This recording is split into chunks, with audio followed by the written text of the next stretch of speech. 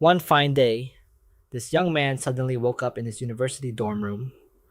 But the crazy thing was, Lam Tulak had already graduated from university 10 years ago. Lam Tulak opened his phone. His wallpaper was his ex-girlfriend, and when he opened the camera, his face was clean, without any scars. That's right. Lam Tulak had been reborn to the very day the apocalypse descended, before his rebirth. Lam Tulak had just recently become the 10th war god of Longguo. Two of the other war gods who founded the camp threw a celebratory party for him. But while they were talking, a zombie king suddenly burst in. At that moment, Lam Tulak was locked in a serious battle with it. But at the most intense moment of the fight, the two bastards behind him stabbed him right in the back. They teamed up with the zombie king to send him to his grave.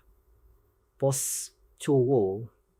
But the most shocking part for Lam Tulak was that the mastermind behind it all was his girlfriend, Yao Jing Han. She was the campus belle, and for some reason, out of all the other talented and privileged guys, she chose Lam Tulak to be her boyfriend.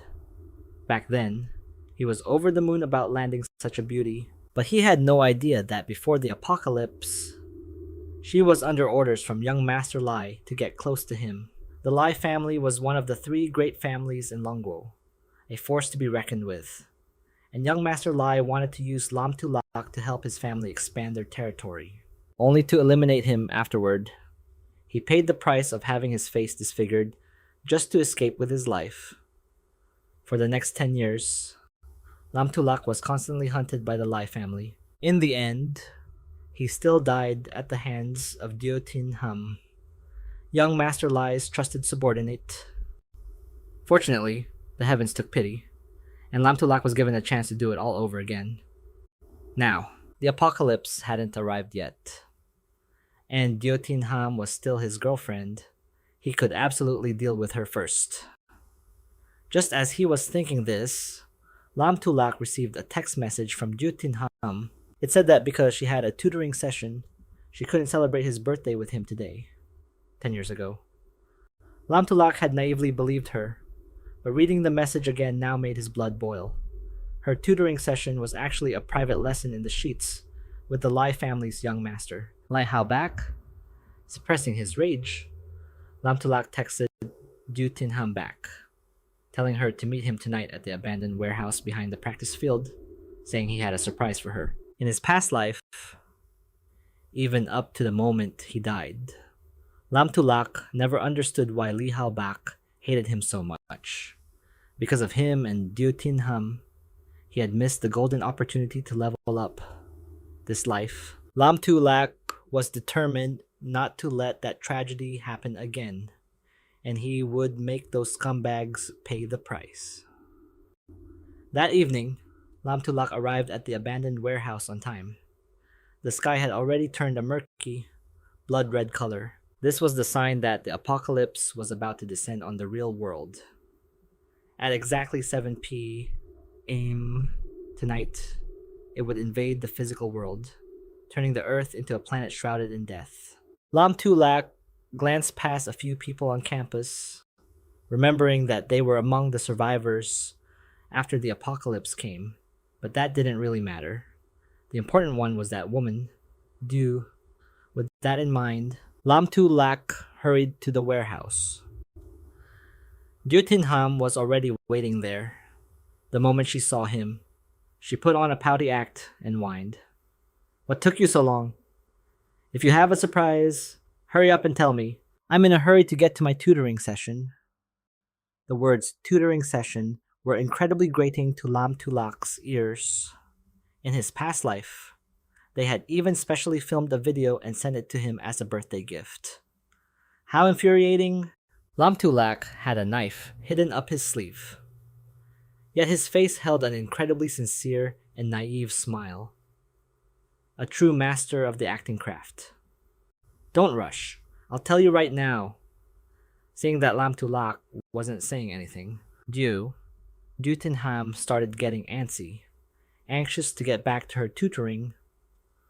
"What do you mean by staying silent if you're not going to say anything? I'm leaving." Seeing her impatience, Lam Tulak became even more infuriated. He stepped forward without a word and violently grabbed her by the throat. The phone in Dutinham's hand clattered to the floor, her expression instantly twisting into panic. "Are you insane? Let me go." "You?" Tinham's voice came out in gasps. She looked utterly pitiful, but it was no longer enough to stir any sympathy in Lam Tulak. Folk. May 16th, year 478. Shanghai Supermodern Hotel. A charge of 53,239 yuan. Lam Tulak's face was grim as he spat out every word. Before Diotinham could even understand what he was talking about, Lam Tulak continued to list off a series of dates, hotel names, and various sums of money.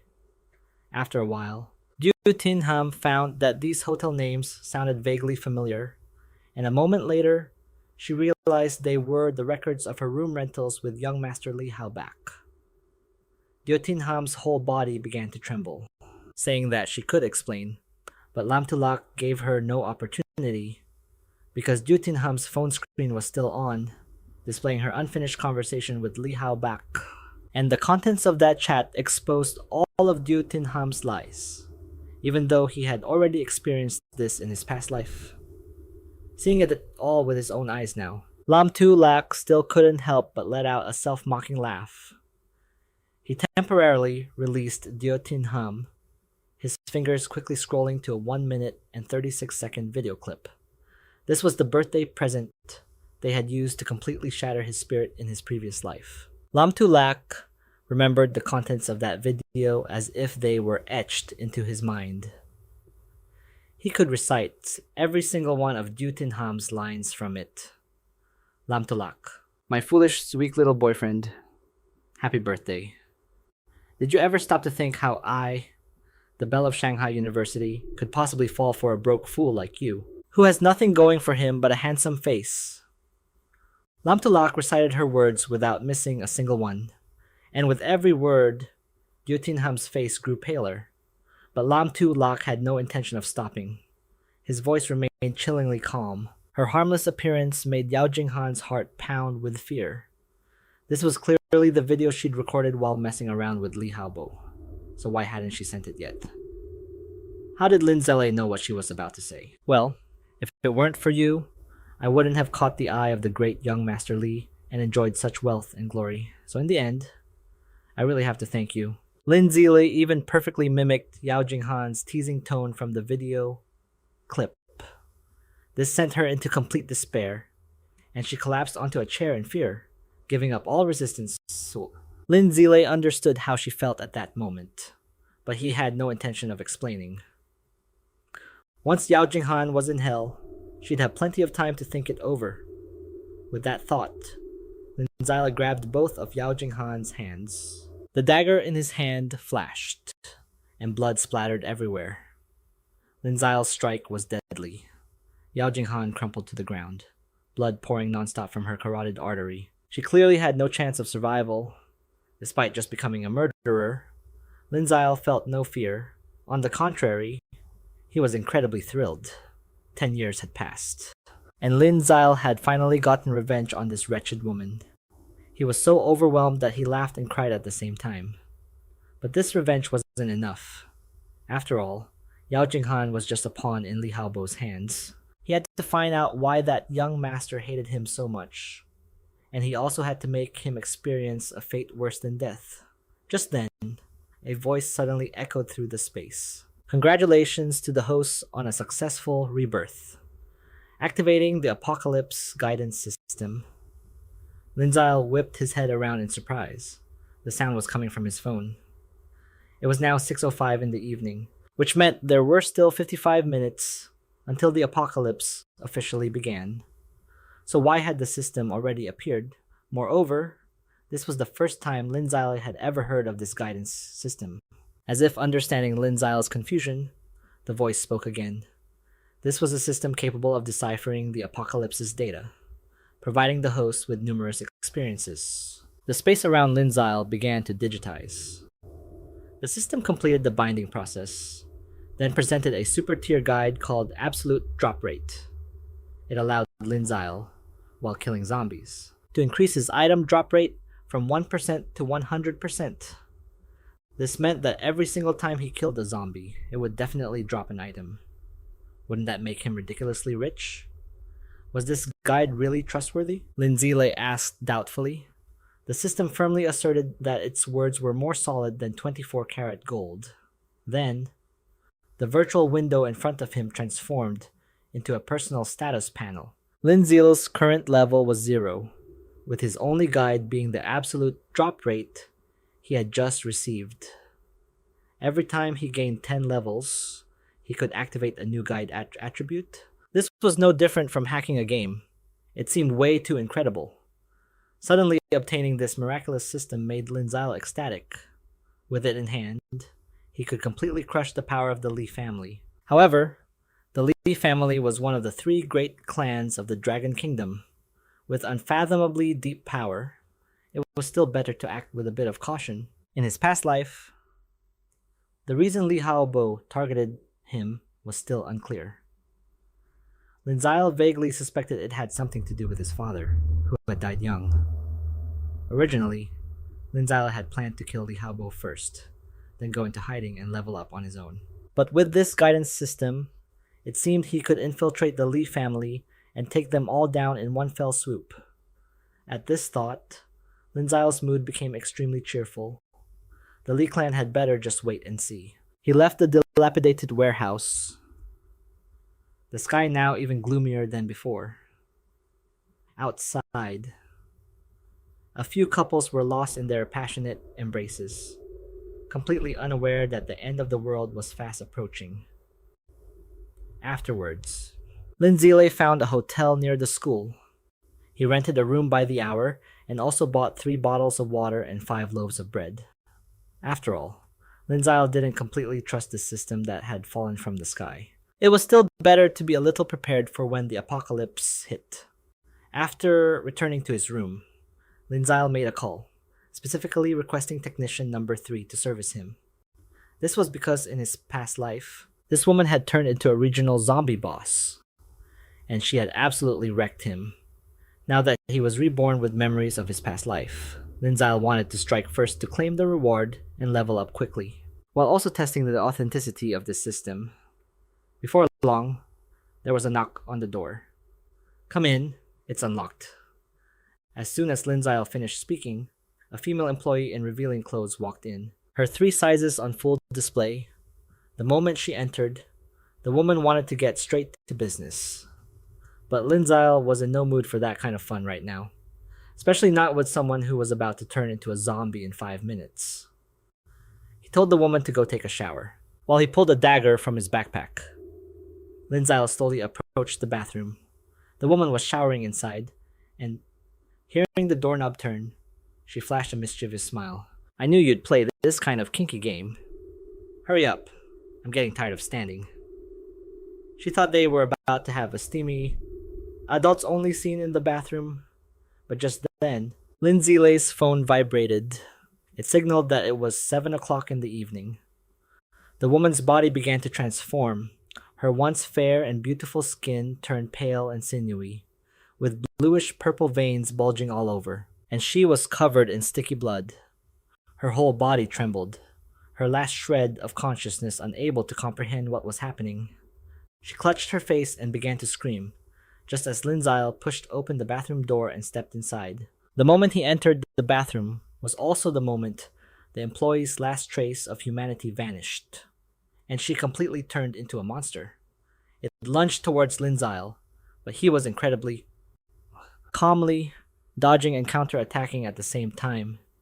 His experience from his past life was more than enough for Lam Tu Lak to handle this zombie. Very quickly, it was taken down. Then, several glowing circles appeared at Lam Tu Lak's feet. The surrounding space was digitized again, just like when the system first appeared. And this time, just like in his previous life, all players like him received the same notification. "Welcome, players, to the apocalypse. The system has been activated and cannot be stopped. Please feel free to grow in this world. The zombies in this world have a very keen hearing. However, their vision is somewhat dull. They can only see moving objects. After the apocalypse descended, only 20% of the world's population was lucky enough to survive. All the rest have turned into zombies. And most importantly, it's a one-life game. Once you die, there's absolutely no chance of revival. After that came a long and convoluted introduction to the game rules. First, killing zombies can raise a player's level, helping them gain new attributes. The game experience is closely tied to your level. Second, killing zombies has a chance to drop equipment, props, and supplies, but the drop rate is very low, relying entirely on luck. Those are the basic rules for low levels. As for high levels, the game system doesn't explain them, because it believes humanity won't be able to crawl to that stage. Lam Tulak was annoyed by this game's condescending attitude toward players. I'll definitely make it to the top. Just you wait and see. In addition, the world also hides many hidden quests with valuable rewards. Players need to search carefully for a chance to discover them. As for humanity's modern weapons and technology, they have all lost their offensive capabilities. They cannot be used to deal with zombies. In the early stages of the apocalypse, all of humanity's communication equipment is also jammed and temporarily unusable. Mobile phones can now only be used to play games or read novels. If a player is bitten by a zombie, the zombification process will begin, and before long, they will also turn into one of them. And when night falls, the basic attributes of zombies will be enhanced, so you must hide very carefully. Furthermore, they also have the ability to evolve and become stronger, so you must be extremely cautious. There are many other reminders that follow, but the prerequisite is that players must first survive the 7-day newbie protection period. After these 7 days, a truly brutal battlefield will open up. During the newbie phase, the zombies are very weak, so you can take advantage of this time to slaughter them freely. The tutorial is over. Next is character naming. Lam Tulak decides to choose a really ugly in-game name, Nai Se. He will use this name in the future to take revenge on all those who have harmed him. Just now, Lam Tulak successfully killed the regional zombie boss, gaining enough experience points to level up directly to level 2. He was also the first person in the world to kill a zombie, so he earned the unique, special grade global achievement First Blood. This achievement will be immediately announced to the entire server. Lam Tulak was a little excited. He finally got the server-wide announcement achievement, something he couldn't obtain in his past life, even after becoming a war god. Immediately, the news that player Nai Si had successfully killed the first zombie was announced to all other players. At this moment, some of them were still panicking, not understanding what was happening, while others hadn't even finished reading the game's announcement, yet he had already acted so quickly. Lam Tulak wasn't afraid of being noticed. Right now, he was engrossed in studying his attribute panel. Currently, Lam Tulak has 1,000 reputation points, 1,000 gold coins, and a 1x1 cubic meter storage space. His basic attributes include 11 points in strength, 15 in spirit, 10 in constitution, and 13 in agility. Most importantly, Lam Tulak also possesses an epic grade talent called Almighty Divine Power. It allows him to understand many combat methods and skillfully utilize various basic abilities. Lam Tulak was quite satisfied. His spirit and agility points were so high, plus he had an epic grade talent. He was 90% sure this was thanks to the various abilities he had learned during the 10 years of the apocalypse in his past life. The rewarded gold coins and reputation points are also very useful, because some equipment and props require a certain level of reputation to be used.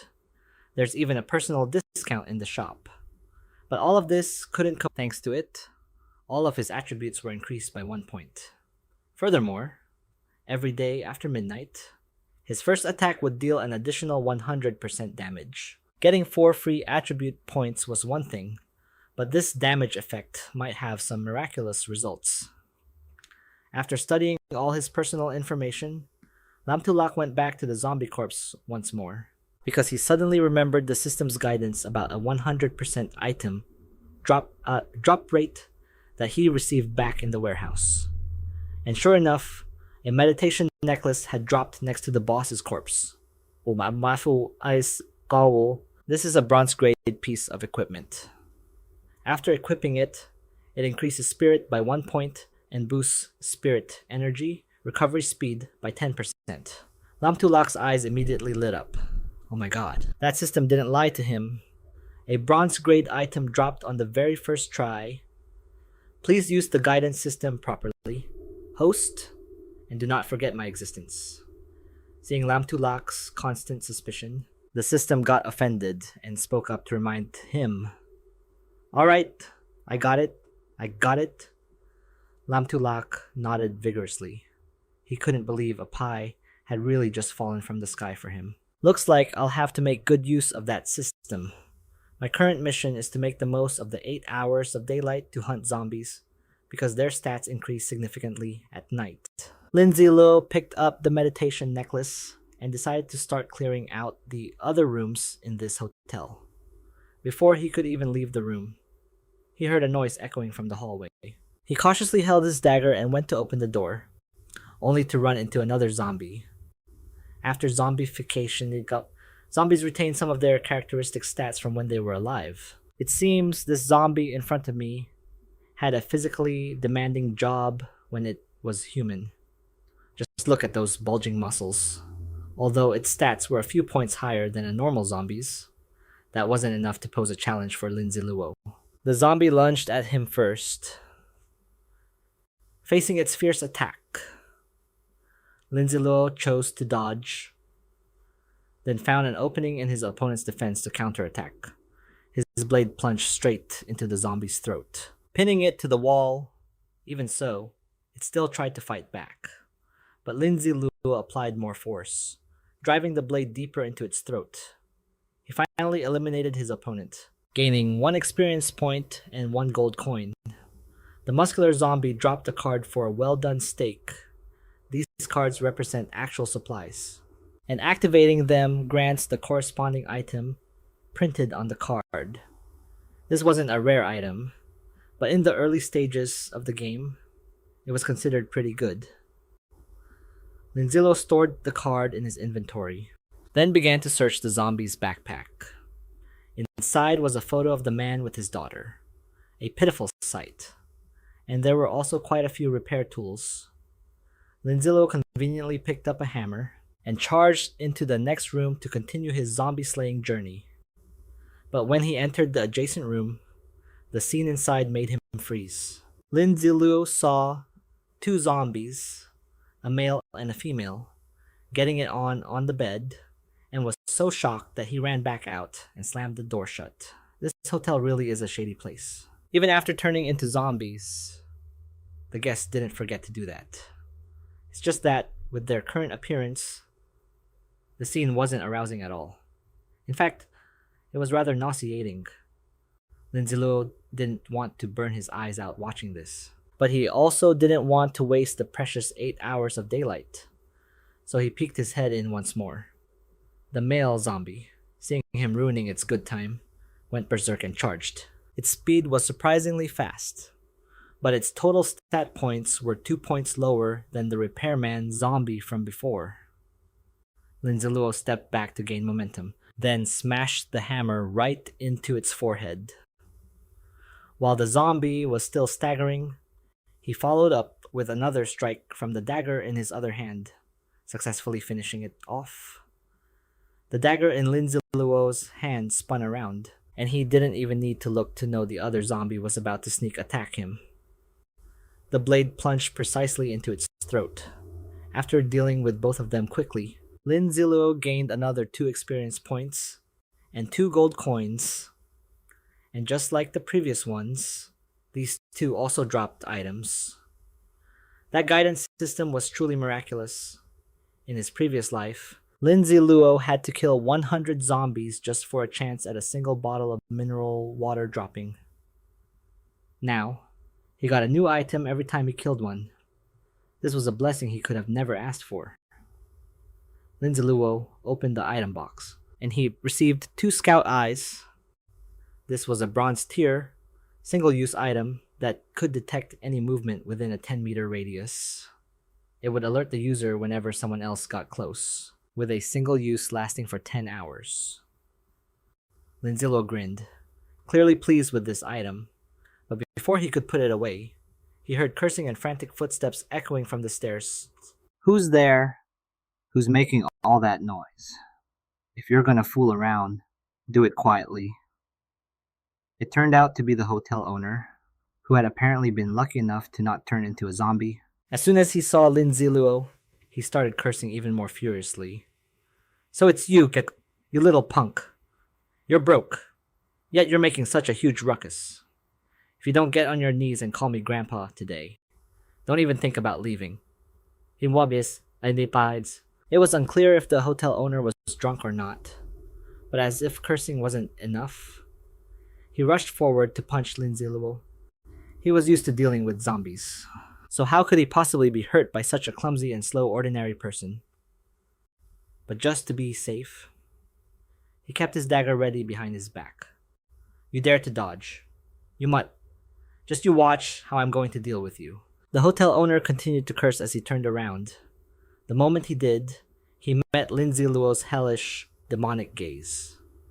He really didn't want to mess with the living. If it wasn't for the trouble, he would have let a zombie bite the man and waited an hour for him to turn before killing him. But unfortunately, he could kill a lot of zombies in that hour and had no time to waste on this guy. And to stop the man from hindering him any further, the dagger in Lin Zi Luo's hand plunged down once again. Survival in this apocalypse was a matter of you die, I live. And he wouldn't let anyone get in his way. After dealing with that noisy pest, Lin Zi Luo went from room to room, knocking on doors, and when he got to a room in the corner, he discovered another zombie. Lin Zi Luo immediately kicked the door in and charged. Inside was a large, zombified man whose speed was not slow at all.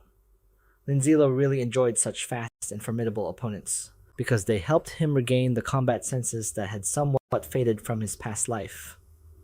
The two clashed for a few intense rounds, and the outcome was quite predictable. Lin Zi Luo once again successfully took down his opponent. A bottle of fine wine dropped from the zombie. He then started searching the room for anything useful. The owner of this room was clearly a wealthy person. So the bedroom was quite luxurious. Night was falling, so Lin Zi Luo decided to rest here to avoid the zombies. He still needed 6 more experience points, which meant killing 6 more zombies to reach level 3. Glancing at the clock, he saw it was only 20 minutes until 8 o'clock. At that time, the zombies' power would skyrocket.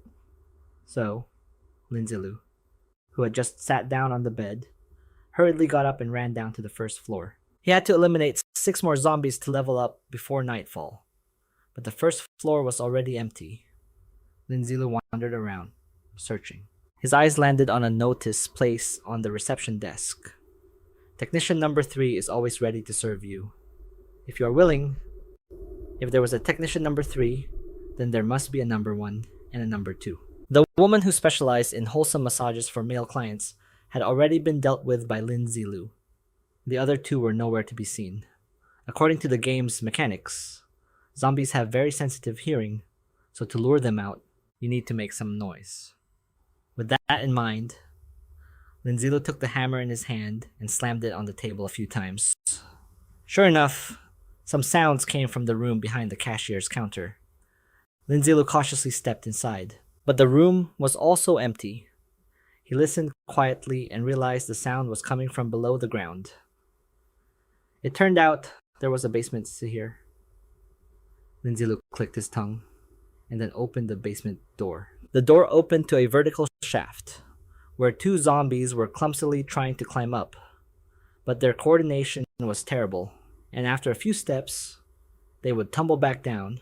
Lin Zi Luo couldn't bear to watch their hopeless efforts any longer, so he decisively jumped down and took them both out in one go. He had eliminated 2 more zombies. but still needed 4 more to meet his quota. And the dagger in his hand was so worn out it was useless. SYNOPSIS. Lin Zi Luo really hoped that one of the 2 items that just dropped would be a decent weapon for him. Just casually wishing, but he didn't expect his wish to come true so perfectly. The equipment that dropped was a Tang horizontal blade, a standard issue bronze grade sword from the Dragon country's army, about 70 centimeters long, very durable, and with a strong armor piercing effect. Equipping it increased 1 attribute point and ignored 10% of the enemy's defense after a battle. Any damage to the blade would also slowly recover. Although standard weapons like the Tang horizontal blade could be bought with gold coins later on, in the early stages of the game, getting it was like giving a tiger wings. He glanced at the clock. Only 10 minutes until 8. It looked like he needed to finish this quickly. Lin Zi Luo climbed out of the basement to the first floor and then went outside. Finding zombies outside wasn't hard. He stood in front of the hotel, and a single snap of his fingers attracted a group. It's just that the zombies' AI on the first day was incredibly low, so without Lin Zi Luo even needing to act, they tripped over each other and fell in a heap. In his past life, when Lin Zi Luo groggily woke up in his bedroom, it was already the second day of the apocalypse.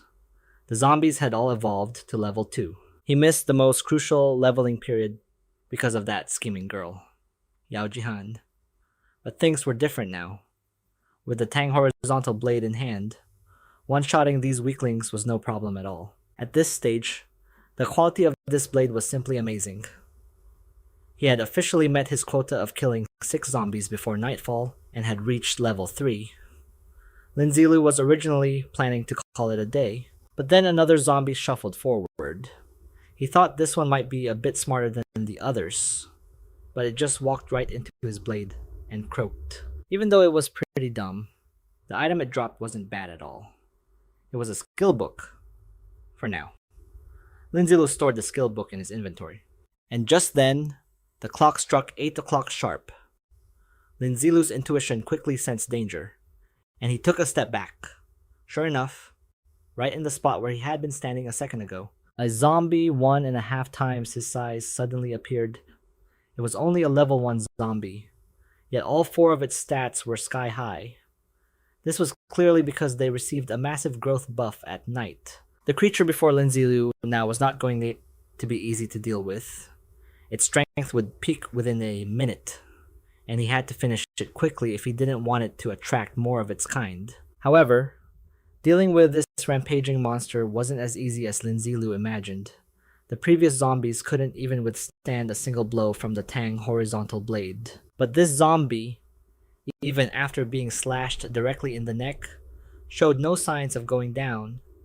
In fact, its hide was so tough that Lin Zi Luo's blade got stuck. He tried to pull the blade out with all his might, but it was nearly impossible. Facing the zombie with its cloudy, dead eyes, Lin Zi Luo had to temporarily retreat. He took the hammer out of his inventory, wound up, and threw it hard at his opponent. The head of the hammer smashed into the zombie's forehead. Seizing the opportunity, Lin Zi Luo pulled his blade free. He thought 2 consecutive attacks would be enough to put the enemy in a world of hurt, but it seemed to only enrage the zombie further. It lunged forward to grab Lin Zi Luo, forcing him back a few steps. However, this didn't mean Lin Zi Luo was at a disadvantage. He gripped the hammer firmly in his hand, while using the Tang horizontal blade in his other hand to slash powerfully at the opponent's neck once more. This strike was extremely strong and left a deep gash. With 3 consecutive, powerful attacks like that, a level 1 zombie like that finally couldn't hold on any longer. Lin Zi Luo let out a sigh of relief. This monster's stats were already at the peak level. If he hadn't handled it calmly using his experience from his past life, he clearly wouldn't have been able to win. Lin Zi Luo picked up the remaining item boxes that had dropped on the ground, then started to clean up the scene. It was now past 8 o'clock. Wait. The stats of the zombies outside had increased by at least 50%. The commotion from his fight with that last zombie was very loud, and if he didn't deal with the aftermath quickly, he was afraid it would attract many other zombies. See. And so, Lin Zi Luo dragged the zombie corpses to block all the hotel entrances. After that, he returned to the luxury suite on the second floor and used that Scout's Eye item. From now on, if a person or zombie got close to Lin Zi Luo, the Scout's Eye's shield would immediately turn red to mentally alert him. At that point, no matter what state he was in, even if he was fast asleep, he would instantly wake up. After activating the Scout's Eye, he could finally relax and take a shower. He'd been busy all day and reeked terribly. After cleaning up, Lin Zi Luo was finally in the mood to check out the 5 unopened item boxes that had dropped. Inside were a night veil ring, a 1-liter bottle of Tri-Spring mineral water, 2 more Scout's Eyes, and a pre-carved Peking duck. Food and drinks were plentiful. He already had a weapon, and he'd even looted a total of 4 Scout's Eyes. Lin Zi Luo was incredibly excited. The valuable items from his past life were now easily coming into his possessions. This was truly the greatest blessing heaven had bestowed upon him, besides the 2 additional Scout's Eyes he just got. The Night Veil Ring was also a great item. It was a bronze-grade piece of equipment that conceals 30% of the wearer's presence when night falls. Wait, it also increases the agility stat by 1 point. Lin Zi Luo didn't hesitate and immediately put it on. Then, he remembered something else. It was the skill book he hadn't opened yet. The drop rate for skill books was infinitely low. He only remembered from his past life that a typical player from level 10 to level 80 only had a total of 3 chances to obtain a random skill, with no guarantee that those skills would even be suitable for them. In Lin Zi Luo's previous life, there was one person revered as the skill god for possessing a total of 25 skills, more than any other player in the world. As for him, he had a total of 10 skills, which already put him above 99% of all players globally.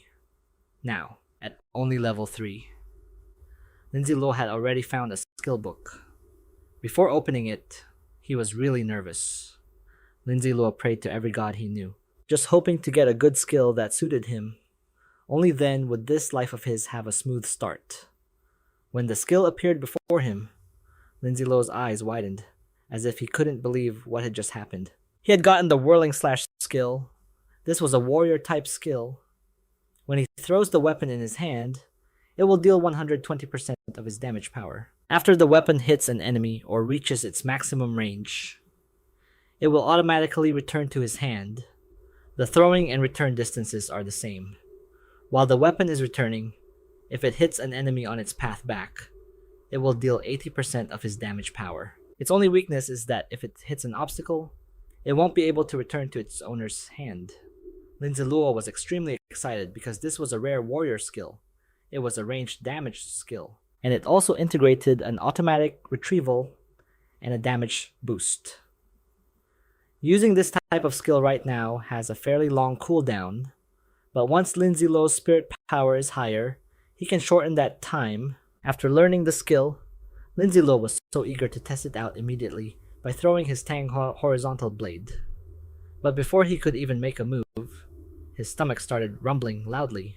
It made sense. He'd been busy all day and hadn't had a chance to eat anything. He opened his inventory, took out the food from the supply card he'd gotten today, and began to eat ravenously, as if he had just been transported from a famine. The aroma and taste of the food could rival that of a 5-star restaurant's chef. No joke.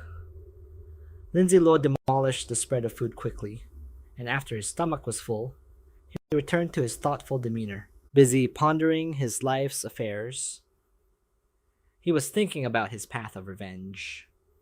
If he wanted that path to be successful, Lin Zi Luo couldn't just follow the pre-established route set by the game like he did in his past life. Otherwise, he would just be repeating his past mistakes. Thinking this, Lin Zi Luo started to take out a pen and paper to jot down notes, planning out the path he was about to take. Players had to reach level 10 to unlock the class system and choose a path that suited them. In reality, the two best classes were still warrior and mage. If he chose warrior every time he leveled up, Lin Zi Luo would get a fixed bonus of 1 point to both his strength and constitution stats. Additionally, he would receive 2 free attribute points to distribute as he wished. If he chose to be a damage-soaking tank, he would pour points into constitution. If he chose to be a berserker, he would add points to strength. And if he chose to be an assassin, he would pump points into agility. As for the mage class, each level up would grant a fixed point to both the agility and spirit stats. They would also receive 2 free attribute points to distribute as they wished. Most players would focus on the spirit stat. If one wanted to add points to constitution or strength, they could become a melee mage. But what Lin Zi Luo was waiting for wasn't something so ordinary. He had obtained it in his past life. So he was even more hopeful of getting it in this one. It was a hidden class. A high tier class, different from the common ones. Players can unlock hidden classes, which only 1% of all players worldwide can access. Although each hidden class quest is extremely dangerous, the rewards are also extraordinary. Lin Zi Luo's hidden class in his past life was the Illusionist, a legendary top-tier assassin in the Apocalypse game. When the agility stat was maxed out, its pure burst damage was explosive. Before the second class change, each level up granted 1 point in agility, 1 point in strength, and an additional 3 free attribute points in his past life. If it weren't for the luck of unlocking this top-tier hidden class, Lin Zi Luo wouldn't have been able to escape the Li family's pursuit for a whole 10 years. Lin Zi Luo then continued to write down a list of other hidden classes, including the Bright Holy Knight, Necromancer, Asura Titan, and Life Reaper. The players who possess these classes in the future will all become war gods, who might be useful to him later on. After that, Lin Zi Luo began to study his own stats. He currently had 5 free attribute points to distribute. His strength was now at 13 points, spirit at 17 points, constitution at 11 points, and agility at 15 points. After some consideration, Lin Zi Luo decided to add 3 points to strength and 2 points to agility. Once that was done, Lin Zi Luo once again immersed himself in thought, wondering where he could meet those future war gods, and the specific locations where the ancient grade items from his past life were hidden. In the blink of an eye, dawn had arrived. While Lin Zi Luo was relatively calm at the Li family's estate, the young master, Li Haobo, had already lost his mind. After hearing that Yao Jing Han had kicked the bucket, Li Haobo couldn't remain calm anymore, constantly smashing things in the house. And of course, his anger wasn't out of any fondness for Yao Jing Han, but only regret that his entire plan had been ruined by her. That damn Yao Jing Han. Where did she go off and die? She caused me to not even finish preparing the resources to send to that loser Lin Zi Luo. Besides that, the Apocalypse game bleeding into reality had also thrown all of Li Haobo's plans into chaos. He kept smashing things to vent his fury, while Butler Zhao just stood to the side without intervening, only offering a few perfunctory reminders. Sucked.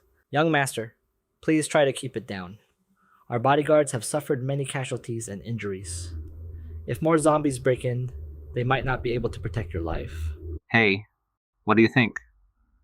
If I just piss that Lin Zi Luo off until he dies, wouldn't that send him to meet his disgusting old man? Li Haobo seemed completely unconcerned with Butler Zhao's warning.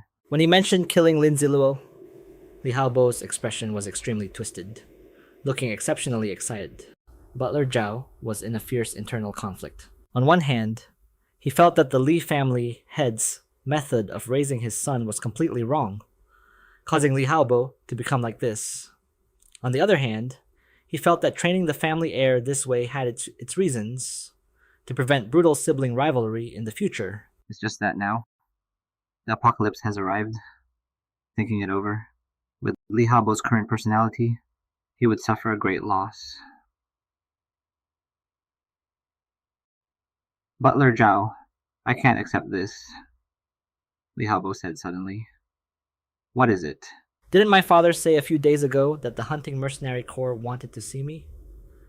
They should have arrived in Shanghai by now, right? Tell them to go find those two.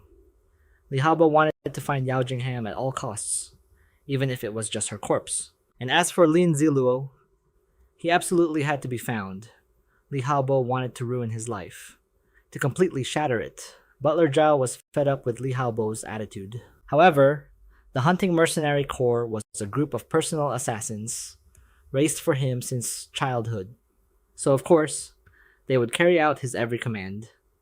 At this moment, Lin Zi Luo, who was minding his own business, suddenly sneezed. He didn't know who was cursing him, but whatever, it wasn't important. After a night's rest in the hotel's VIP room, Lin Zi Luo had prepared everything he needed, and then hopped out the window in a flash. The streets were now teeming with wandering zombies. Since the night had passed, their stats had returned to normal. Lin Zi Luo drew his blade and began a bloody feast. He continuously cut down one after another. Lin Zi Luo was now level 3. So these low-level zombies were no match for him at all.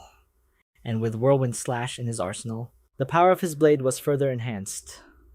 The only problem now was that his spirit power was too low.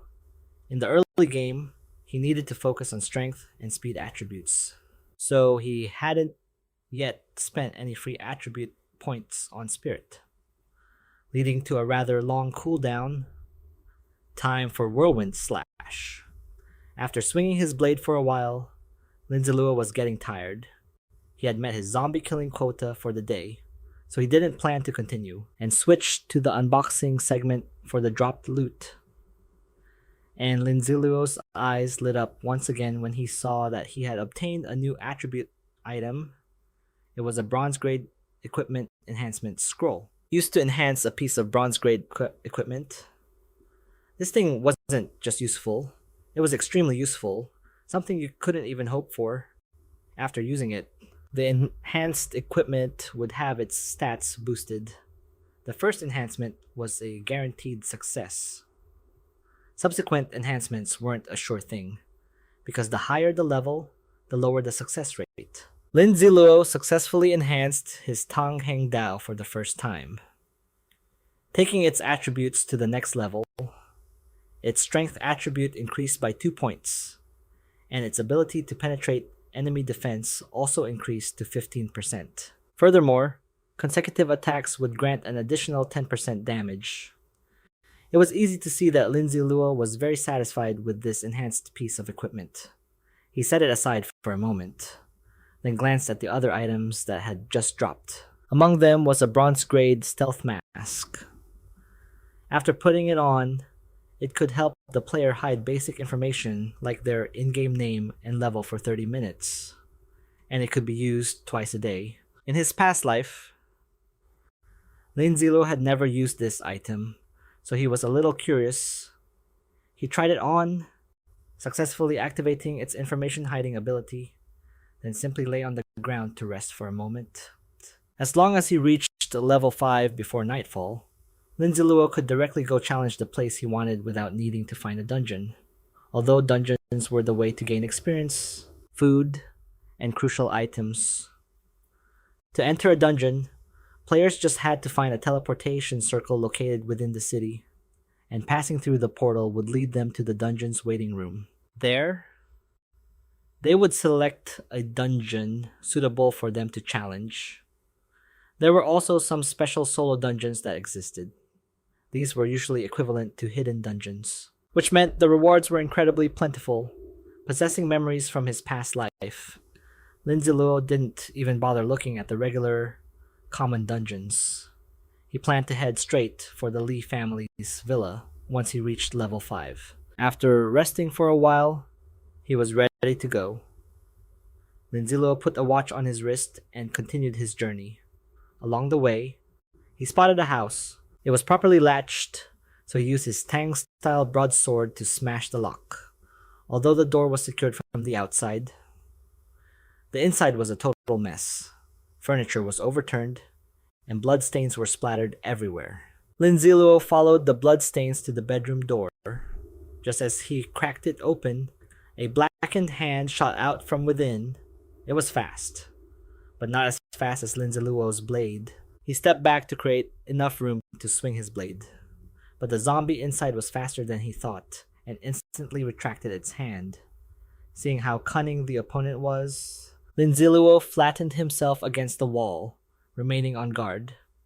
Just as he expected, the creature inside grew impatient when it sensed no more movement. The zombie's two sharp-clawed hands burst through the wooden door, and then it used its strength to smash the door and charge out. Lin Zi Luo was already waiting beside the door, ready to strike the moment it appeared. His Tang-style broadsword sent that zombie to its grave. Lin Zi Luo went into the bedroom to investigate. He saw a picture frame sitting neatly on a desk. The ferocious zombie he just killed turned out to be a single father of 2 high school students. Lin Zi Luo's mood faltered for a moment, but he quickly recovered his cold composure. Whatever. So many people had turned into zombies. Who could possibly feel sorry for every single one of them? Lin Zi Luo took advantage of the house to rest and eat. After taking down so many zombies, his food inventory was quite stocked. He casually picked out 4 items and enjoyed a good meal to recover his strength from a busy morning dealing with zombies. Afterwards, he stretched out on the sofa to digest, pulling out his phone to check the map. Lin Zi Luo's current location was on Binsun Street, and if he headed east, he should be able to reach his destination by the afternoon. He was still a few experience points short of level 5. But he figured he could make it up by slaying zombies on the way. Just as Lin Zi Luo got up to leave, he heard a faint noise from outside. He'd been so focused on filling his stomach earlier that he hadn't noticed these 3 little rats. What's this? The noise came from outside the front door. It was the son and daughter of the zombie he had just slain, along with a blonde-haired guy lying in wait. They had seen Lin Zi Luo go inside the house, and had also smelled the food wafting from their home.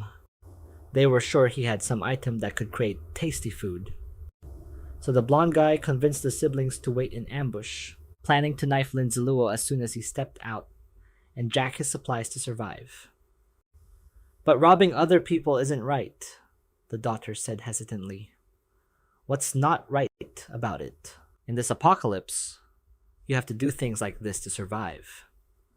The blonde guy shot her down, but the 3 of them had no idea that while they were busy scheming, Lin Zi Luo had already slipped out of the house through a window. He then circled around, stealthily approaching the 3 rats from behind. The brother, Chikaize, said, "That's right, sis. We have a good reason. He broke down our door. We can just treat him like a burglar." Xijiao didn't feel any better. I guess that's not wrong. The more she thought, the more anxious she became. Plus her stomach was practically stuck to her spine from hunger, and she thought about her father suddenly turning into a zombie. She had to run out with her brother without grabbing anything. She hadn't eaten a thing since noon yesterday.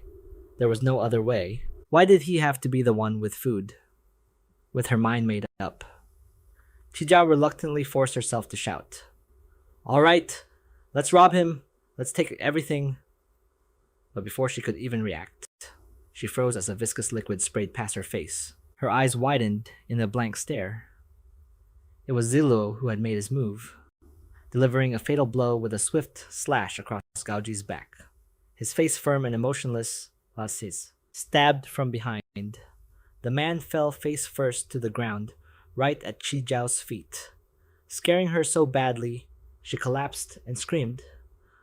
Zi Luo drew his sword back and said coldly, "I wanted to conserve my mental energy, but I can't have you luring zombies over here." Then he threw his sword, sending it spinning like a boomerang. Ziluo's face was as cold as ice as he stood perfectly still. His blade whipped around Chijiao, slicing off her two pigtails. Already terrified, she was now in a full-blown panic, the color completely draining from her face. Seeing the dire situation, the brother who was sacrificed ran for his life, his collar speckled with dark red blood, absolutely terrified, after the blade made a single, clean cut and finished its job. Zilo calmly raised his hand to recall his treasured weapon. Instantly, the sword rested snugly in his palm. His stance not shifting even a millimeter, Chijiao lay at his feet, her upper body completely soaked in blood. Zila turned to give them one last judgmental look before leaving. He gazed with utter contempt at the lifeless body of the sacrificed brother. Someone who'd abandoned his own sister was just a waste of resources. Those two siblings were just like Si Shi, failing their robbery and getting themselves killed instead. Serves them right. You should thank me for not torturing you and giving you such a quick death, sparing you the endless suffering of the apocalypse. Zela finally left, his eyes glancing around as he let out a frustrated sigh. Humph. Doing good deeds again. The government should give me a good citizen award for this. Looking back at that house, only splotchy bloodstains remained on the window. On the wooden table inside was a family photo of 3 happy people, now shattered with a diagonal crack. Dust began to settle over the street. Zombies roamed freely with strange, puppet-like movements. They stood in different corners, one even climbing a wall with its pant leg torn at the calf. A woman in a high-rise building looked down, and upon seeing the scene, she hastily called out, "Honey, come look at this superhero." Her husband, though busy, answered confusedly, "What superhero? I'm busy barricading the door to keep the zombies out." Her eyes glued to the scene below. She pointed. "Down there. Look." It was Zile, wiping out zombies. In just a moment, he had effortlessly taken down 3 of them. She exclaimed, "Oh my god, he's a master." Zila was wearing a mask at the time, so his identity was a complete mystery. The woman wondered. Huh, that's weird. Why can't I see his info? She glanced at her husband and suggested, "Forget that. Let's hurry and ask the superhero to save us." Her husband held his phone tightly, frowning in disapproval. "Don't even think about it. That would just reveal our location and lead the zombies right to us. Then we'd be finished." He retorted, "Besides, the superhero has hidden his information, which means he doesn't want to be identified. So why would he agree to save anyone?" Her eyes lit up as if she had a revelation. "You're the smart one, honey." In another apartment, a hot girl was live streaming in a skimpy red outfit. Seeing Zile, she didn't hesitate to open her window and call out, "Hey there, handsome." She shamelessly made her request in a flirty tone. "Come save me, handsome." He ignored her invitation, simply smiling and continuing his work, which left her stunned. Zila knelt on one knee to sort through the loot, which included options like steamed pork with vegetables, 666 cold medicine, and white man toothpaste. The girl was obviously furious, slamming her window shut while seething with anger. "Are you blind? I have over 30,000 fans online." She stomped back inside, but continued her venomous rant. "I even have a rich patron who drives over to pick me up every single day. How dare an ugly guy in a mask like you ignore me? I'll definitely make you pay." As she spoke, she grabbed a flower pot. She used all her strength to carry the pot over to the window. And just as you'd expect, she dropped it right where Zile was standing. He was busy examining a card in his hand, but with his 6th sense, it wasn't hard for Zile to detect the approaching danger. Slightly startled, he calmly took one step forward, and the flower pot crashed to the ground right beside his feet. He reflexively glanced back to see, in sharp contrast to her earlier anger, after successfully getting his attention, the hot girl called out enthusiastically, "I'm up here. Handsome, come and rescue me. There are a few zombies in here. It's so scary. Even though Zile wore a mask, it wasn't hard to imagine his deadpan expression. The girl pursed her lips coquettishly, thinking smugly to herself, "If you rescue me, I'll let you hold my hand." He's definitely fallen for my charms. This pervert, trying to play hard to get with me. He has no idea who he's messing with. Without a word, Zile simply raised his hand, and it was a piece of raw meat soaked in zombie virus. In this apocalyptic world, players call this item a divine zombie luring artifact. Once it's out, any zombie within a 100-meter radius will relentlessly chase after the raw meat. This raw item was covered in a slimy substance. A second later, the piece of meat flew into the hot girl's room. She stumbled to the side, her eyes wide and jaw dropped, completely baffled by what was happening. She flew into a rage at Zile, not realizing she had just messed with the wrong person. "I don't want food. I want you to take me to safety. Can't you understand me?" She wondered to herself. What is wrong with this guy? She didn't have to wait long for her answer. Hearing a noise from outside her room, she whipped her head around, her face twisting in horror. A horde of zombies had somehow opened her door and were now crawling inside. There were too many to count, like a starving mob ready to devour any prey. The hot girl stood frozen, pale with fear, as blood splattered everywhere and another life was extinguished. The red liquid spread further and further. The phone she had been using to live stream clattered to the floor, its screen cracking. In the live chat, things were chaotic, with many viewers leaving critical comments. What kind of person is in the mood to live stream at a time like this? You're pretty relaxed, aren't you? And here I am watching a live stream. Boo-hoo. What level is everyone? Where's the instance dungeon? I want to live. Damn it. Are all zombies this terrifying? Having dealt with the nuisance, Zila casually strolled away with his hands in his pockets, thinking to himself, "This is just the first lesson of the apocalypse."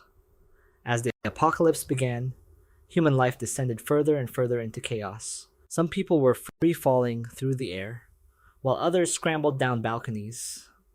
Zile was like the only normal person in this place. And the first lesson of the day was to know your own limits and not carelessly ask strangers for help. That was about the hot girl from the other day. He walked as casually as if he were strolling through a park, with a horde of hungry zombies rushing towards him in the distance. After walking for a while, he arrived just as the sun was setting. Before Zile was the Shanghai Sports Center, which looked massive and sturdy from the outside. He tilted his head slightly, scanning the area. "That's right. This is the place." Zile raised his wrist to check his watch and calculate. There were still 2 hours until late night, which was enough time. He simply walked closer, reaching the entrance. The Shanghai Sports Center should have a silver-grade wild treasure chest. According to the Apocalypse Games settings, special situations would appear in the city's iconic buildings. For example, dungeons, hidden robot merchants, and wild treasure chests. The one he was after was a wild treasure chest, which were scattered in various places and could be opened by anyone. Boss treasure chests, on the other hand, only dropped after killing a boss. And while they were more valuable, they were much harder to obtain. A silver-grade treasure chest was guaranteed to contain one piece of silver-grade equipment or an item. As Zile stepped inside, he used the system to scan the area, which quickly returned a result. Ding. Verifying the host is about to enter the Shanghai. Ding. The environment of the Shanghai Sports Center meets the mission requirements. Dingy. Hereby announcing the mission 1 against 100. He looked up at the system's prompt. An excellent host needs to demonstrate their own strength. Please kill 100 zombies within the Shanghai Sports Center, with no level restrictions.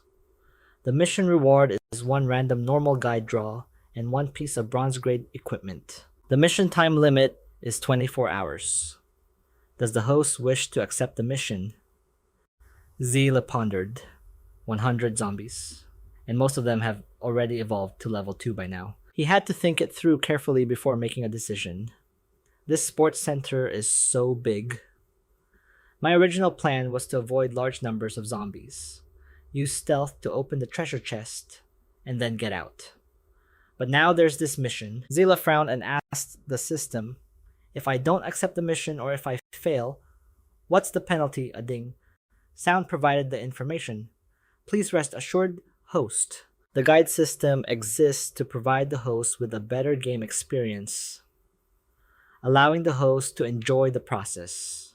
So there are no penalties for not accepting or failing a mission. On the contrary, the host will receive 100 gold coins as a consolation prize. Hearing this, his face relaxed into a delighted smile. Wow, is it really that good? Without any further hesitation, Zile accepted the mission, thinking, either way, there's no loss whether I succeed or fail. He began to take his first exploratory steps inside the sports center.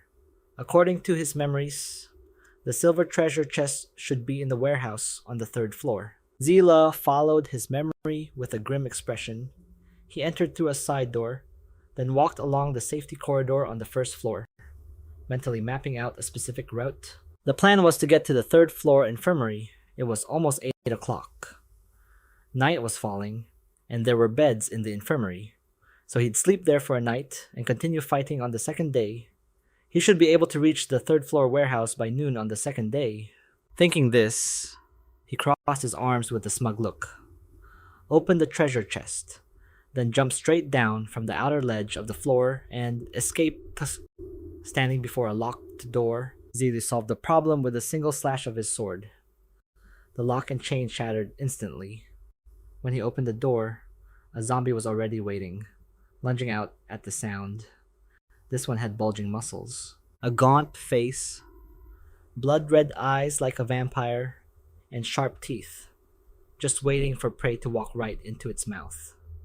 A good start, Zila thought as he leaped into the room.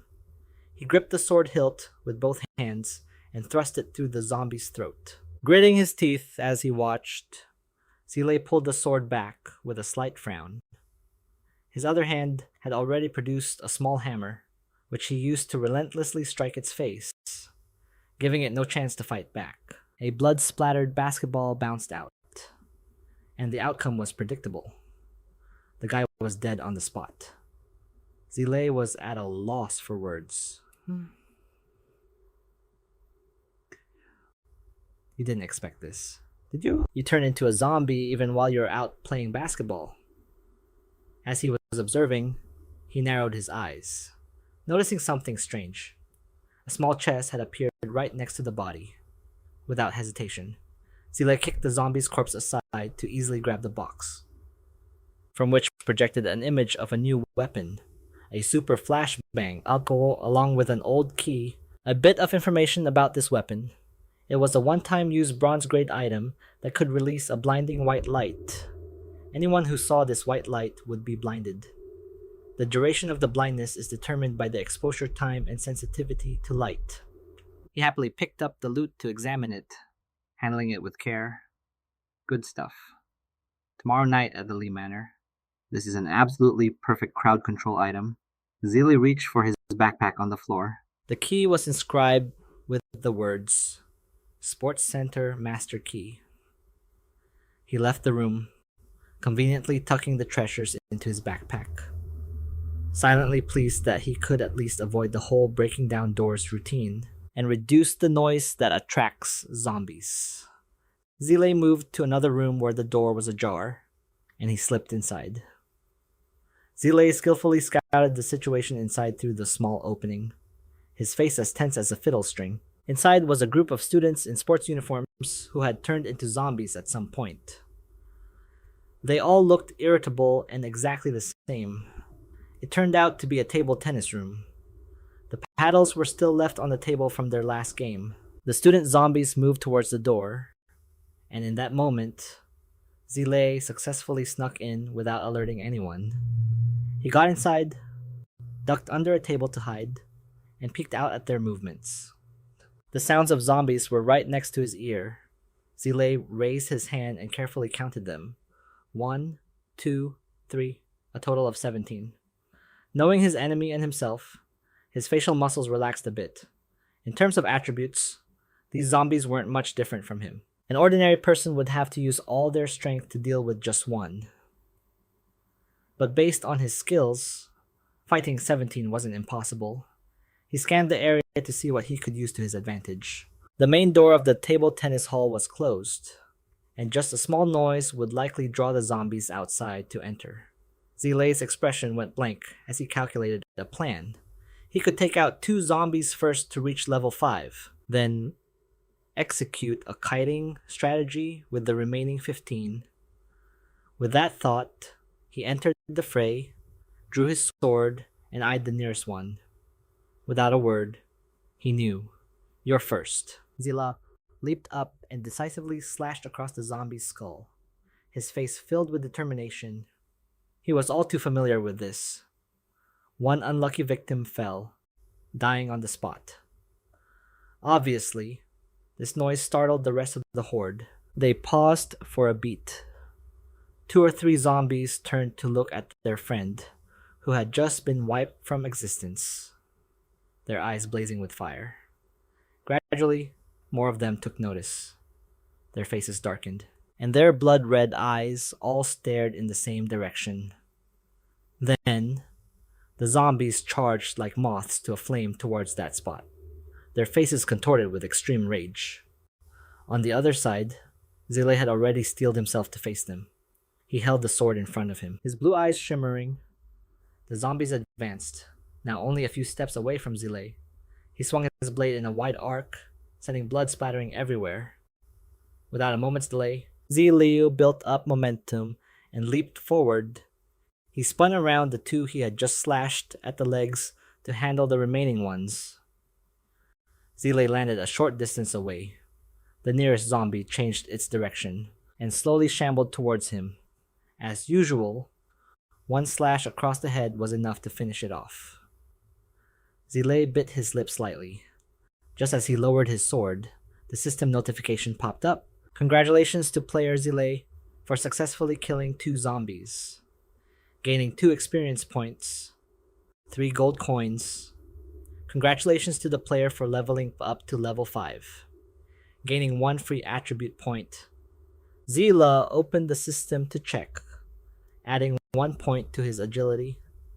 With that done, he leaped over the corpse on the ground onto a table, closing his eyes slightly to sense his surroundings. Zilei now stood straight on the ping-pong table, surrounded by the remaining zombies. He noticed one roaring threateningly behind him and slightly leaned to the side. The blade lightly swept across the zombie's neck, and it fell backward. Zilei clenched his fist. Another zombie saw this and got scared, intending to flee. At the same time, the door behind him creaked open slightly, an eye peeking inside before the door was fully opened. After witnessing the events in that hellish room, he was horrified and stepped back. Hiss. He frowned, his face contorted with annoyance. What rotten luck. Loud thudding noises came from inside. The silhouettes of 2 or 3 figures piling up were visible even from the outside. The guy rubbed his chin with a cunning smile, thinking to himself, judging by these shapes, those must be zombies getting beaten. The player inside must have supplies on him. A long time passed. He waited and waited until his stomach was growling, his face gaunt, and mushrooms were practically growing on his head. But there was still no movement. He whispered, "If I just wait for him to die, I can score big and get his supplies." The guy lost all patience, brushing off the imaginary mushrooms, and frowned helplessly. Mustering all his courage and curiosity, he crept closer to the room for a better look, telling himself, "If you can't make it, then I'll be merciful and send you on your way." Inside, Zilei was still fighting the zombies. The guy bared his teeth in a sinister grin, his eyes gleaming. "I have to find a way to lure more zombies here." Inside the room, a ceiling tile had come loose, letting in a sliver of outside light. Just as he finished fighting the horde, another zombie crawled in. He He was so exhausted he was trembling and could barely stand. Zile gritted his teeth, beads of sweat dotting his cheeks. Damn it. The zombies' cries are attracting the attention of the ones outside. A loud noise from the doorway made Zila jump and turn to look. After the physical impact, large cracks appeared on the door, spreading to the surrounding wall. After that impact, everything went back to normal. Dead silent. Zile was exhausted by now. He knew he couldn't wait any longer, and he didn't know how long the door would hold. He had to kill these zombies and get out of here. He gripped his sword tightly, turning 90 degrees towards the remaining zombies that were gathering. Not one, but 3 of them rushed him at once. They crowded together as if wanting to tear him into 100 pieces. Of course, Zile didn't just stand there and take it. He jumped up and did a flip. The 3 of them were dealt with in an instant, sent flying a good distance away. Zilla landed, placing a hand gently in front of him to brace against the momentum. His eyes were full of determination. He had been fighting for a while, but there were still many zombies roaming the room. They milled about aimlessly. A few of them advanced towards him, roaring, their mouths full of drool. Zila used his sword to pierce through several of them at once.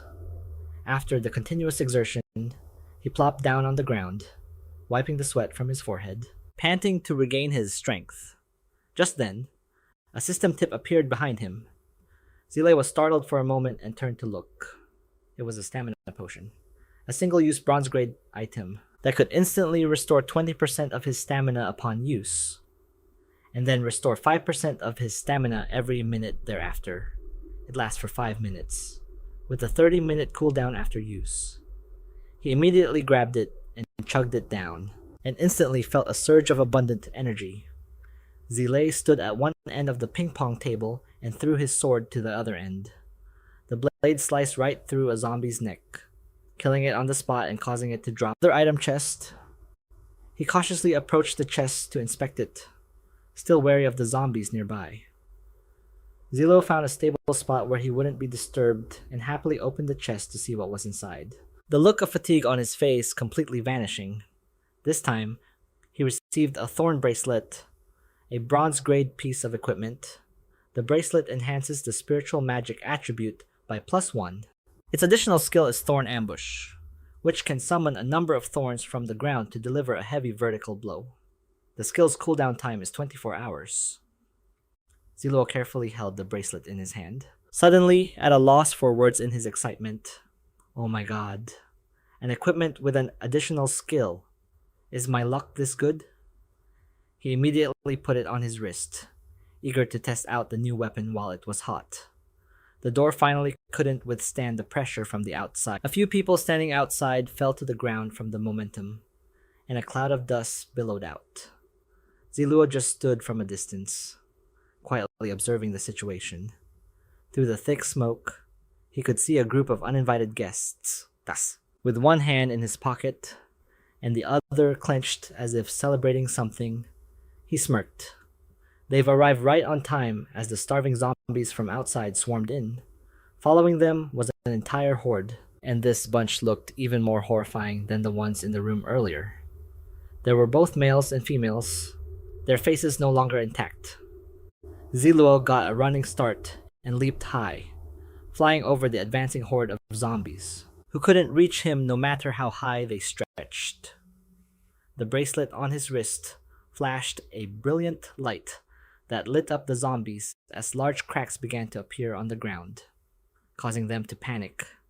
Of course, the only one smiling here was Ziluo. He was thrilled to witness the effect of his new toy. This was just the beginning. From the cracks in the floor, massive thorns shot up.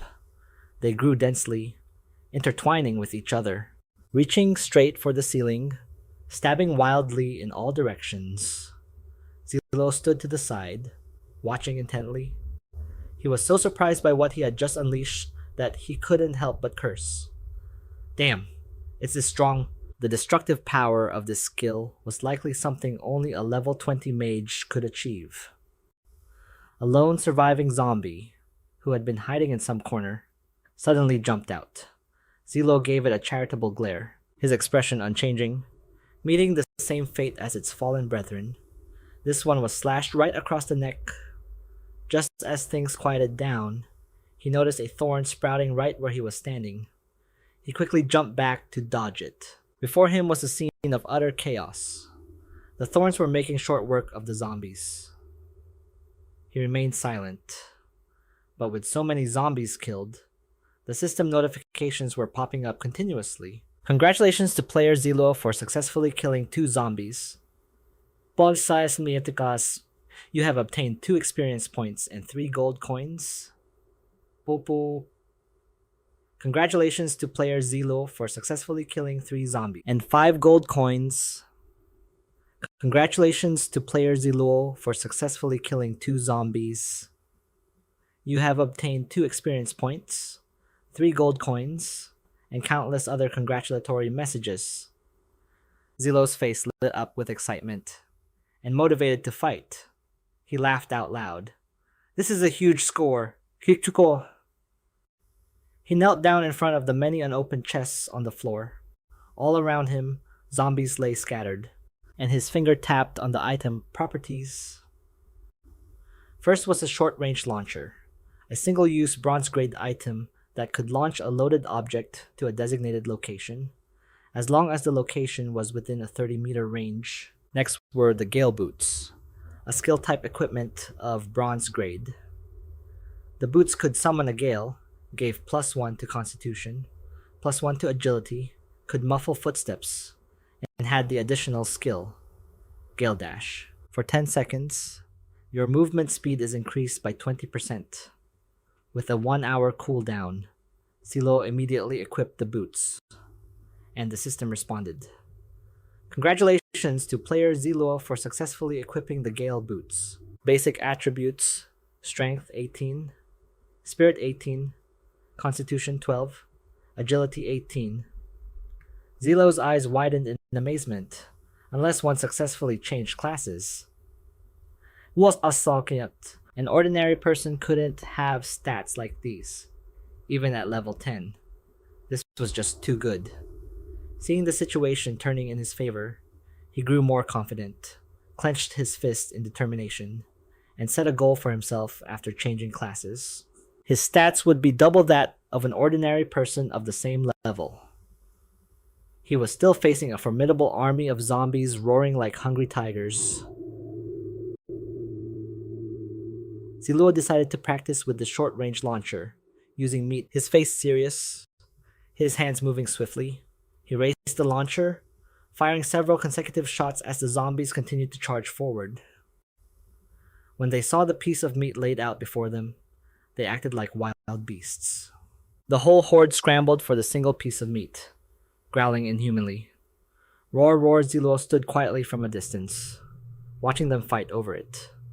He opened the system, selected the Gale Boots superpower, the Gale Dash skill, and activated it. His feet moving nimbly. Inside the chaotic room, the zombies, having seen the meat, were too busy fighting over it to notice anything else. Zi Luo seized the opportunity and dashed out of the room. After finding a relatively safe spot by the stairs, he stopped, panting and out of breath. The time was exactly 7 p.m. With 1 hour to go until 8 o'clock, after nightfall, the zombie's attributes would be greatly enhanced. He dragged his heavy feet up the stairs, his mind racing with calculations. Dealing with zombies like this isn't beneficial. I should find a place to rest and wait until morning. Entering a room, he shut the door tightly. Zi Luo looked visibly drained after the long series of actions. Fumbling around in his pocket for something, he took out the key he had found earlier and tried to open the door. The two didn't fit. Zi Luo grew more confused, realizing something was wrong. Why is the door locked? Zi Luo used his knowledge to deduce the apocalypse struck at 7 o'clock. So the sports complex hadn't closed yet, but the infirmary staff usually leaves and locks the door after closing time. This door must have been locked after the apocalypse began.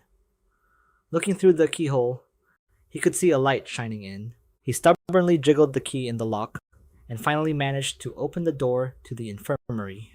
Zile stepped inside, hoping the people inside would be cooperative. The room was one half pitch black, while the other half had just enough faint light to make out faces. He entered with a scowl, taking slow, deliberate steps to avoid making any loud noises. Suddenly, before he could do anything, the door slammed shut right in front of him. Someone from behind pressed a knife to Zile's throat and asked in a stern voice, "Who are you? How do you have the key to the infirmary?" He didn't rush to answer, waiting for the person to finish. Zile allowed a slight smirk to form on his lips. You're very cautious. That's not a bad thing." His hand shot out and grabbed the man's knife-wielding hand, overpowering him. It was the same guy who had been peeking from outside earlier. Zile didn't hesitate to squeeze his hand tightly, causing the knife to fall automatically. His expression grim. "But you've picked a fight with someone you can't afford to mess with." His foot moved in perfect coordination, kicking the knife back up as one hand twisted the guy's shoulder back, while the other caught the knife, making the man scream his head off, almost bursting into tears. Zile clamped a hand over his mouth and nose. The guy struggled, but it was futile, and he was quickly subdued. Zile searched his system inventory and pulled out an unused apocalypse item he had lying around. A piece of polka dot fabric, his boredom clear on his face. Zile stretched the fabric to cover the surrounding areas of the room. Seeing this, the nurse said, "If you turn on the lights, it'll attract zombies," he commanded. "Can't you see I've already covered all the places where light could get through? Turn on the lights." The guy knelt on the ground, trembling, hesitating, but still forced to do as Zile ordered. The nurse switched on the room's light. There were now a total of 6 people in the room, including him, and everyone was trembling, watching Zile with fear. The man in the red shirt gritted his teeth, furious but not daring to speak. It's him. So many zombies came, yet he didn't die. I was even planning to wait for him to die so I could loot his stuff. Zile seemed to read his thoughts right off his face, looking at him with utter contempt. "I've seen that look in your eyes plenty of times. Why do you have to pretend to be so crazy?" He squatted down in front of the man, taunting him. "Let me teach you something. In the apocalypse, never, ever look at someone with hatred in your eyes." While the man was still confused about what was happening. A second later, Zile made his move, treating this guy no differently than a zombie, exuding an unpredictable aura. "You'll die." The others in the room witnessed this and huddled together, their faces pale with fear. Only the brown-haired female doctor showed no reaction. He glanced over, and just then, another small knife slipped out from the man's sleeve. It seems this guy was well prepared. If he hadn't dealt with him earlier, he'd probably be the one who got dealt with. Zile noticed the atmosphere growing heavy, so he scratched his head and offered a sheepish explanation. "Everyone, don't get the wrong idea. I'm a good guy." The group couldn't have looked more awkward, their minds replaying the scene of screaming. "If you're a good guy, then we must be the greatest saints in the world." A strange atmosphere filled the room. He continued to justify his actions, pointing and saying, "You all saw it. He provoked me first, so I was forced to fight back. I'm a very reasonable person. As long as we all get along, nothing bad will happen." The sound of heels clicked on the floor as the doctor approached, looking a bit uncomfortable, as if she had a lot to say. Unexpectedly, her first words were in his defense. "That man got what he deserved. We all saw it." Although she was also terrified, she still had to ask the others in the room, "Don't you all agree?" Startled at being addressed, they nervously scratched their heads and replied in unison, "We think so too." Only then did Zile finally relax and smile with relief. "Good." As he walked past, the group fell silent, standing rigidly, seemingly holding their breath. He paid them no mind and focused on his own plans. The fight in the table tennis room today was a bit sloppy. If I'm in top condition tomorrow morning, I can definitely do better and complete the mission faster. Zila found a spot and sat down and let out a long yawn before ordering, "You guys dispose of the body and clean up the blood." Hearing this, the group turned pale with fear, breaking out in a cold sweat, but they still had to obey him. Yes, they split into pairs to handle the body carefully. Some covered him with a cloth and carried him away, while others wiped up the bloodstains. Zile watched the doctor's silhouette, a thought suddenly popping into his head. This doctor. Why do I feel like I've met her somewhere before? He pulled up her information nickname Zhongye Shui, temporary title none, level 0. She pouted reluctantly as she cleaned up the blood, and that's when it dawned on him, stunned. Zhongye Shui, so it's her. In his past life, he had met her in the later stages of the apocalypse, at which time she already possessed the hidden class of divine healer. A brief flashback to the past. When Zile was injured, he had sought out Ye Shui for help. "I know your hidden class is divine healer. Help me heal this wound, and I'll do anything you ask." Ye Shui at that time was wearing the same clothes as now, the only difference being her hair was tied up high. She glanced at him briefly before turning her head away coldly. "This wound of yours is soul-related. It's fundamentally unhealable. After that, I suffered several serious injuries and still sought her out for treatment, although the divine healer class was respected and safe in the late apocalypse. To put it bluntly, she was just a tool, lacking sufficient strength of her own, and could even be killed by others at any moment." Zile rested his chin on his hand, lost in thought. Back then, she had yet to be ravaged by the apocalypse. She looked so different from how she is now. Fate is truly a one in this life.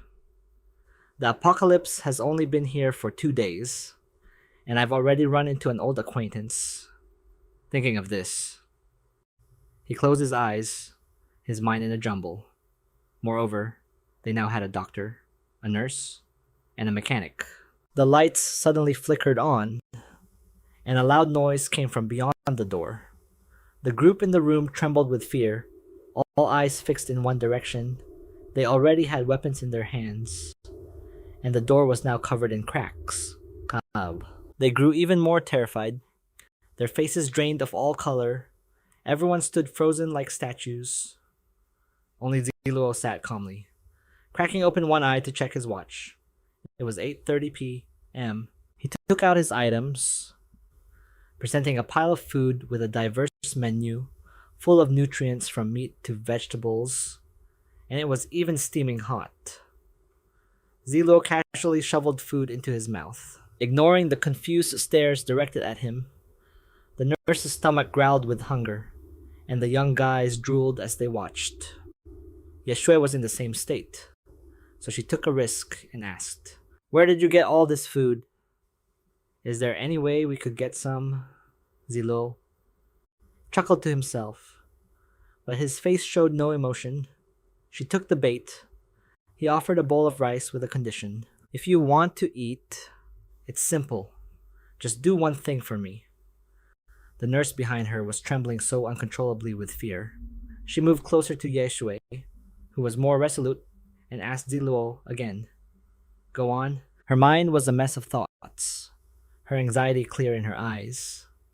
Could he possibly want? He was suddenly standing right in front of her, holding out a piece of paper with a smile. "On this paper are some medical supplies that I need. You and that nurse find them for me, then pack them all up for me." Yeshua stared at him, stunned and unblinking, then clarified what he meant. "You need us to help you find medical supplies." Zi Luo pretended to look away, feigning innocence. What else? Long Yeshua was confused. This guy is so strange. But on the outside, she still had to take his paper with a cheerful and eager smile. It's nothing. It's nothing. We'll help you find it right away." The nurse next to her also peeked at the list. Zi Luo then went over to the 2 technicians to give them instructions. "These are the things I need." "You two work hard tonight to craft these things. I'm leaving at 6 a.m. tomorrow. Before I go, I'll give you food based on how much you've crafted." They accepted the offer. "Okay, Our tool bags are all here. Zilu fanned out some rare material cards. You can use all of these. After assigning the tasks, he left. He waved his hand and instructed, "Since that's settled, you guys pull an all-nighter and get to work. I'm going to sleep first. Remember to find me at 6 tomorrow morning to get your food." He thought to himself. That place earlier was too close to the ground. The zombies running around would disturb my rest. Ziluo found a place to rest and activated a protective barrier around himself. It's better to be a little cautious. He carefully reviewed the treasures he had acquired and smiled with satisfaction. I'm not lacking anything. Information appeared on his screen. 22 experience points away from level 6. 1 against 100. The elite host needs to demonstrate his strength. Please kill 100 zombies in the Shanghai Sports Center. No level restrictions. Mission progress is 45 out of 100. The mission reward is 1 random normal guide and 1 piece of bronze grade equipment. The mission time limit is 24 hours. Zilo's eyes were getting heavy, and he yawned continuously. I'll have a total of 6 hours tomorrow morning. That's enough time. He lay down on the soft bed, closed his eyes, and went to sleep. The next morning arrived, and after getting enough rest, Ziluo returned to the IV room to check on the situation.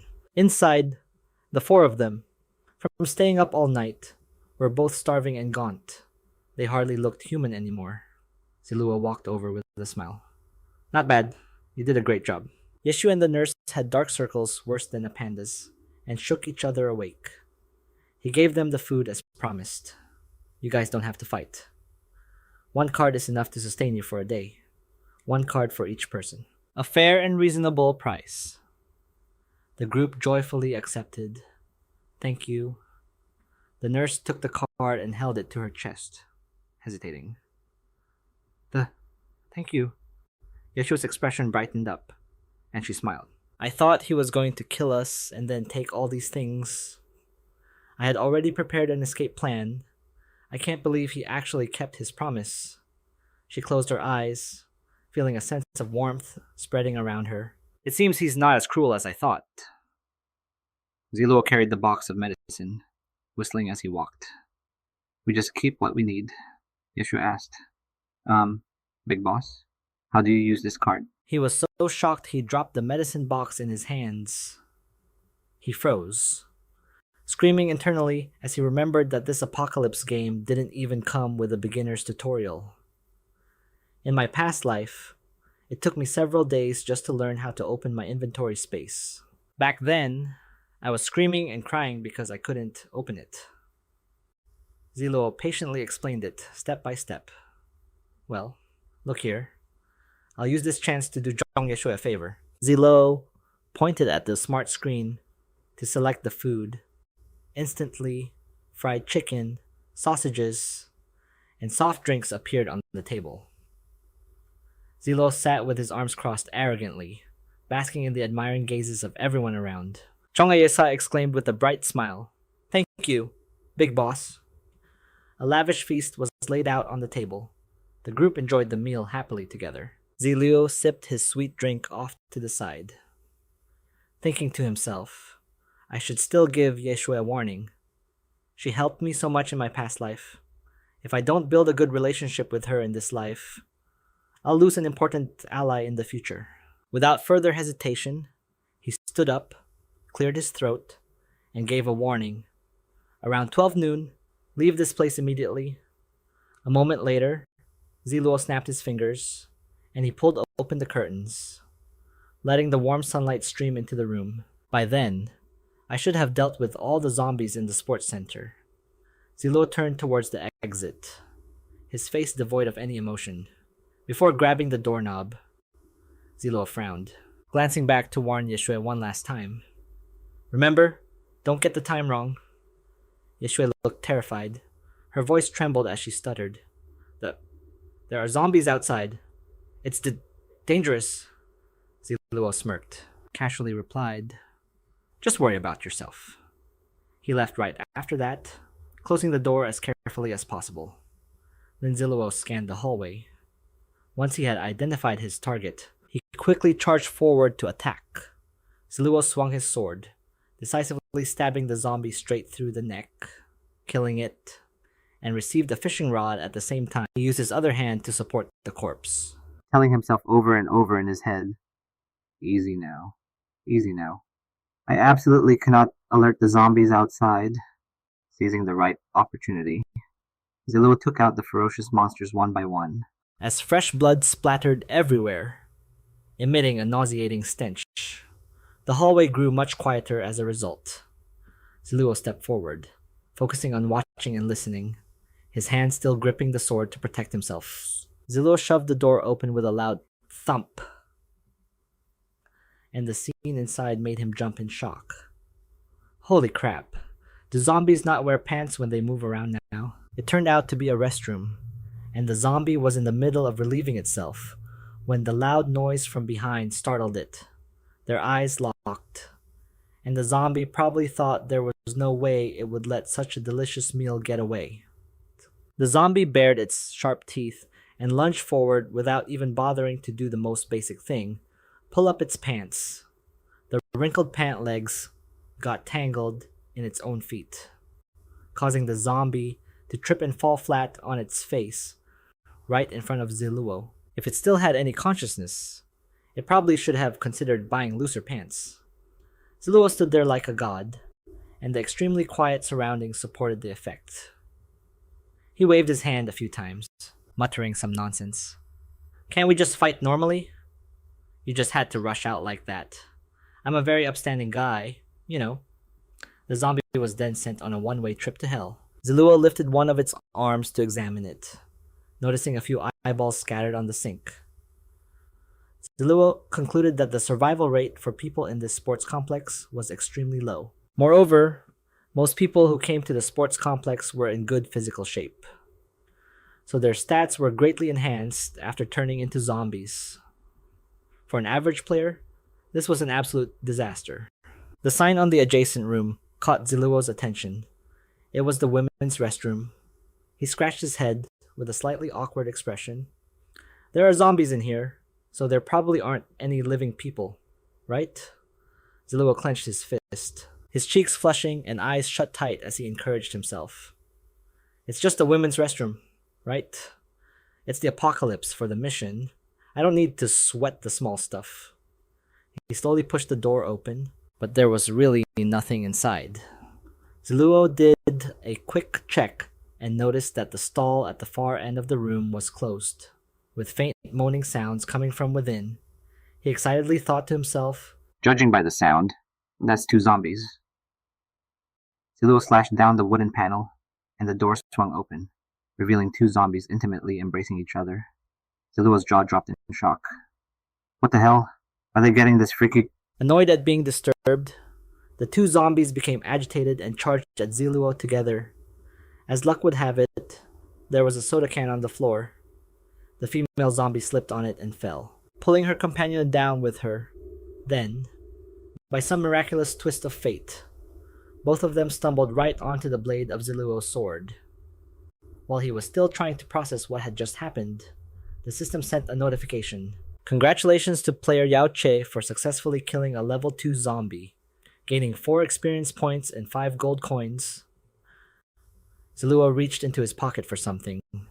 He pulled out his phone and started snapping pictures, casually remarking, just as I thought. Zombies are basically humans without brains. They're not that different in other ways, like with these weird hobbies." He zoomed in on the photo and realized something wasn't right. "Shanghai, sports complex, 2 zombies, the male zombie's height, the female zombie's height." A thought suddenly flashed through his mind, and Zi Luo exclaimed in surprise. Isn't this the legendary zombie couple? He recalled from his past life that the zombie couple was first discovered in the Shanghai sports complex. They were inseparable, had incredible synergy, and were basically zombie royalty in terms of power. If they teamed up, they could go toe-to-toe with a war god or a zombie king. Zi Luo grimaced and lamented. "I can't believe they met such a pathetic end in this life." Taken out by me on just the third day of the apocalypse, the box opened to reveal something called a fusion stone. According to the system, it was a bronze grade, single-use item that could fuse two bronze grade items of the same type to create a new piece of equipment. Moreover, there was a high chance it would upgrade the item's rank to silver grade. Hearing this, Zi Luo smiled with great satisfaction and turned to leave the women's restroom. He had only taken a few steps when a strange sound made him stop. Zi Luo pointed his sword forward and carefully approached the stall that was emitting light. He calmly peeked inside. A sparkling box made Zi Luo uncontrollably excited. Holy cow! It's my lucky day. I actually found a wild bronze treasure chest. A notification showed that player Yao Che had discovered a wild bronze treasure chest, rewarding him with +10 reputation. Does player Yao Che wish to open the wild bronze treasure chest? This will take 30 minutes. Lin Zi Luo didn't hesitate and immediately gave the command to open it. The system began to count down 25, 20, 19, 18, 5, 4, 3, 2, 1. A smart card slowly floated up. Zi Luo grabbed it, his heart pounding, hoping it would be a strength or agility boost. Bronze grade constitution. Fruit. A single-use item also known as an immortal fruit. Attribute after consumption permanently increases constitution by 2. This was a rare type of item, one of the few that could permanently boost stats. For the level 6 player, Yao Che, eating the fruit could increase his constitution by a maximum of 2 points. The stat increase for players of other levels was unknown. If a party of 2 or less used the attribute fruit to increase his stats. Lin Zi Luo smiled, although it was a constitution fruit. A permanent 2-point increase wasn't bad. He quickly washed the treasure under the faucet, then brought it to his mouth and took a big bite. The delicious flavor spread through his throat, making Zi Luo feel refreshed. Suddenly, his eyes widened, and Zi Luo shouted with joy. So delicious, what a delicacy. What a delicacy! To think there's so much delicious food even in the apocalypse. At the same time, another notification appeared. Player Nauer has used a constitution attribute fruit, permanently increasing the stat by 2 points. Base stats: strength 18, spirit 18, constitution 14, agility 18. Not only that, but he also received a thick and heavy carpet. Zi Luo walked while whistling, seeming very happy. The surprises this sports complex has given me are really too much. I'm looking forward to the zombies ahead even more. Outside the main hall, the number of zombies was many times greater. They immediately noticed Zi Luo standing in the distance. As the zombies swarmed in, growing more numerous by the second, Zi Luo waved his hand and summoned the carpet he had just received. The monster's footsteps became much lighter as they stepped onto the carpet. Zi Luo grinned with satisfaction. This way, he wouldn't alert zombies in other areas. He swung his sword, slashing mercilessly, and the system notifications popped up continuously. Congratulations! Player Nauer has successfully killed a level 2 zombie, gaining 2 experience points and 3 gold coins. Congratulations. The player has leveled up to level 6, gaining 1 free attribute point. Player Nauer is 200 experience points away from the next level up. Congratulations. Player Nauer has obtained a supply card and a super bronze tier equipment. Flashbang. At the same time, Zi Luo lowered his sword. He gently touched the system screen. Congratulations. Player Nauer has unlocked a new bronze tier equipment. Player Nauer's strength attribute has increased by 1 point, 19 points, 1 against 100. An outstanding host needs to demonstrate their own strength. Please kill 100 zombies in the Shanghai Sports Complex. Level unlimited. Mission completion 62 out of 100. Zi Luo reached out and took the treasure chest floating in front of him. Lion's Wrist Guard, a bronze tier equipment enhanced with the lion's power, has a suppressive effect on others. Attributes strength plus 1, constitution plus a 1. Attacks have a 10% chance to create a suppression effect, reduces the target's body coordination ability. If a skill is used to break free from the status, the skill will be immediately interrupted. Zi Luo looked at his own image in the information panel. For the head, you can only wear a helmet and a mask. Wearing both will only grant the effect of one. For the neck, you can only wear jewelry. For the upper body, chest armor and a coat. For the lower body, you wear pants. On your feet, you wear shoes. On your arms, you can wear arm guards, gloves, bracelets, and rings. Each equipment type can only have the effect of one item active. The equipment is too rare, so it won't increase attributes. Each piece of equipment has a different effect, and the player can choose what to wear based on their needs. His current strength attribute is 18 plus 2. Zi Luo walked to another dark corridor. In his hand was a refreshing drink. Zi Luo glanced around. The long corridor was filled with corpses lying everywhere. Zi Luo tensed up, thinking to himself that a normal zombie doesn't have this ability. At most, they only know how to bite humans and turn them into their own kind. He speculated that only in a state of extreme frenzy would they choose to eat humans and suck out their brains. Akhatats. Only two types could create a scene like this. One is a boss among the zombies. A boss is much stronger than a normal zombie of the same level, and they prefer to treat humans as food, even eating their own kind when no humans are available to satisfy their hunger. Zi Luo considered the possibilities. The second type is a zombified animal. The probability is quite small. The stronger the animal, the easier it is for it to become a zombie, while weaker groups have a much smaller chance. For example, only 1 in a million, or even 10 million or a billion, will successfully zombify. Zombified animals have a particular fondness for humans. Their favorite thing is to eat human brain marrow, but they won't pass up on other zombies either. Something caught his eye, causing Zi Luo's face to turn pale. He was shocked to realize, is this a zombie cat? Zi Luo looked at the marks left on the corridor ceiling. The most troublesome enemy for him would be a zombie cat. Zombie cats have keen hearing and sensory abilities. It definitely knows he's here. His footsteps became more cautious. Lin Zi Luo used his scouting ability now to see if the zombie cat plans to ambush him or attack him head on. Where is it? I have to sense its location first and seize the initiative. And it seemed he had found it. Zi Luo's eyes widened in shock.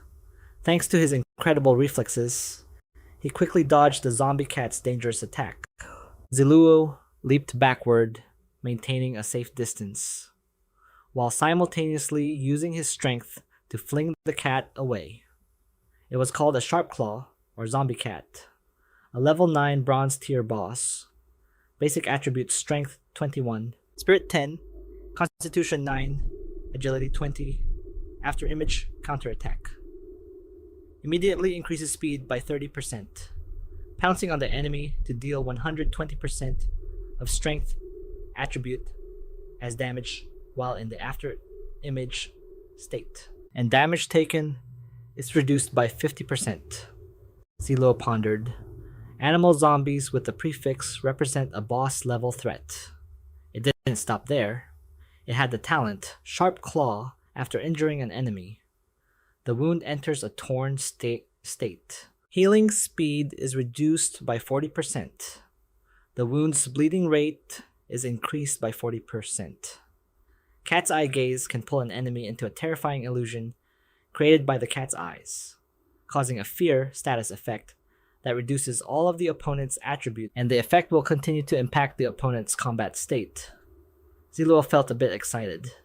This type of boss was naturally of a very high caliber. In terms of strength and agility, it surpasses me.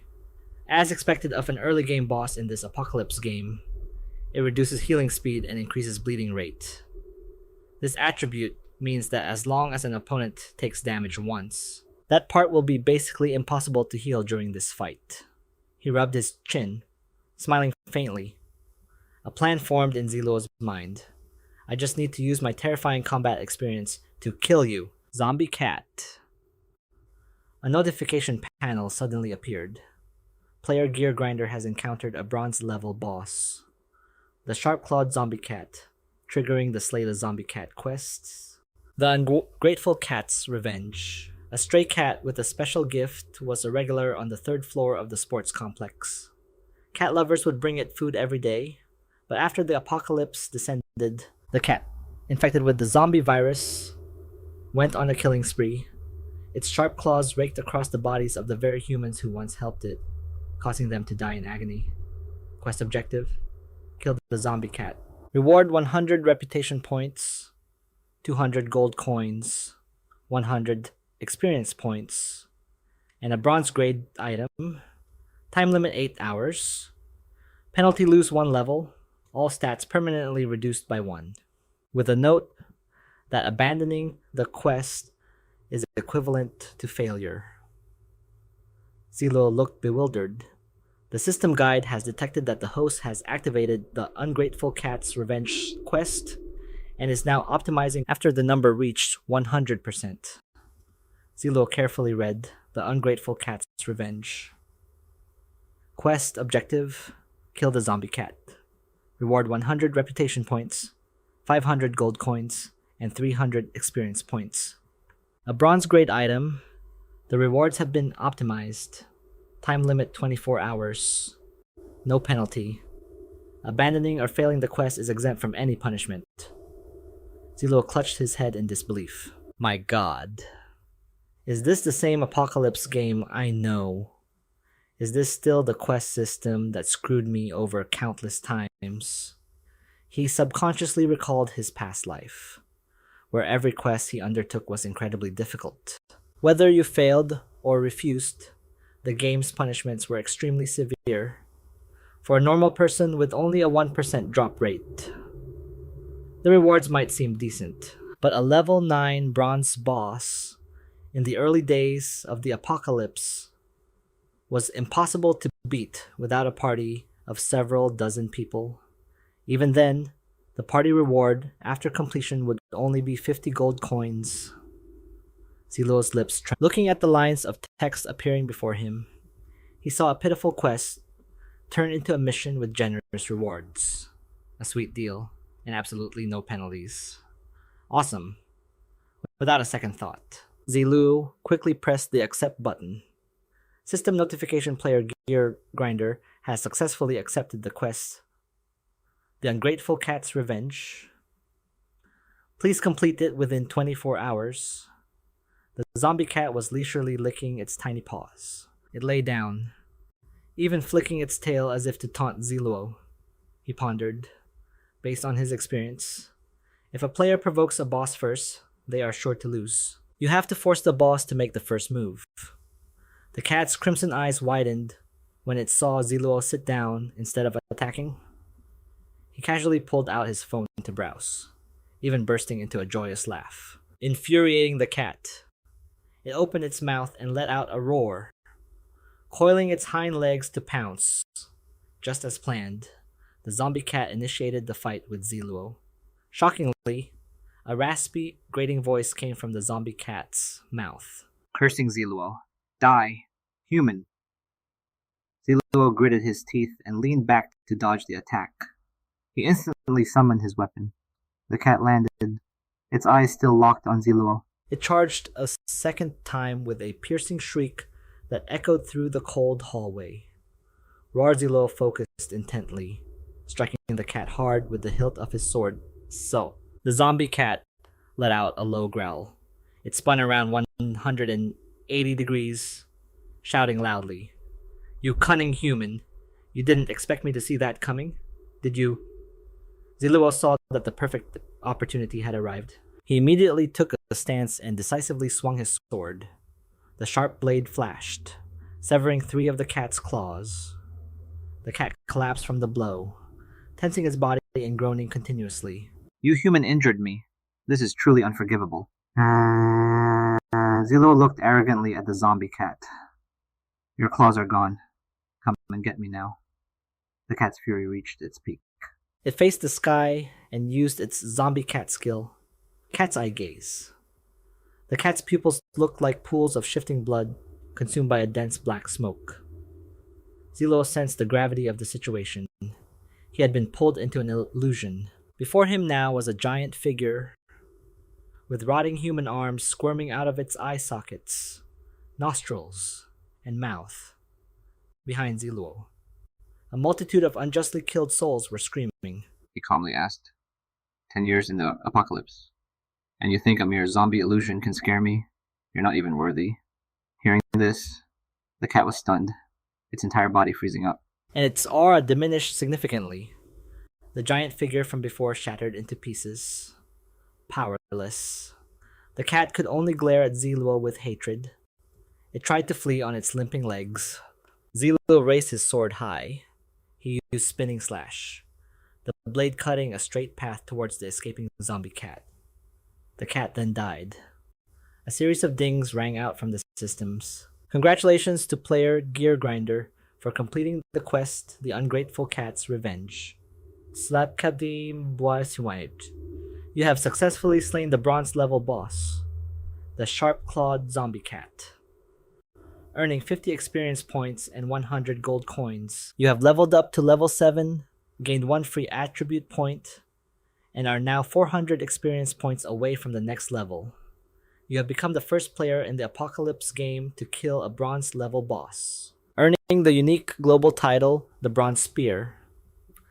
A server-wide announcement is now in progress. A blue-haired guy was leaning against the bathroom door, a look of annoyance on his face. Gear Grinder? It's Gear Grinder again. Who is this guy? Why are all the world announcements about him? The other orange-haired girl looked extremely excited. Wow, Big Brother Yazi is so cool. When will he ride a 5-colored cloud to come marry this princess? The bald guy, having just killed 2 zombies, got annoyed seeing this. Ugh, what a show-off. I despise this announcement. In the quiet night, a figure sat by a large window, a glass of red wine swirling in his hand, his tone filled with emotion. This name, full of the dragon country's mythology, must be one of our people. The luxurious apartment building lay quietly in an area quite far from the city center. The red-haired man leisurely took a sip of wine, then spoke. A powerhouse like that. If he were willing to join us, our strength would increase immensely. The subordinate understood and immediately replied obediently, Yes. Master. Over on this side. Zila smiled with satisfaction upon receiving the announcement. All server announcement player Yazi has defeated the... He rubbed his chin and casually remarked, The shockwave this time was a bit big. Looks like I'll have to be careful to hide my handsome face from now on. Zile tapped on the selection bar, pulling a small stool out of his inventory. Zile sat down, a bit tired. The zombie cat's stats were higher than his, although it took a lot of mana and mental energy to defeat it this time. But clearing a bronze tier boss without getting hurt is a breakthrough in itself. Suddenly, a thought crossed his mind. What if next time I encounter a higher level zombie cat boss? What? 2 information panels suddenly appeared, surprising Zile. Congratulations to player Yazi for receiving the global announcement, Bronze Achievement. The reward is 1,000 reputation points, 1,000 gold coins, 3 free attribute points, and inventory space increased by 1 cubic meter. Zile clicked on the game's control panel. Inside was information about the rewards he had won. Reputation 2,000 points. Gold coins 5,000. Free attribute points 4. Inventory space. Backpack expanded to 2.4 cubic meters.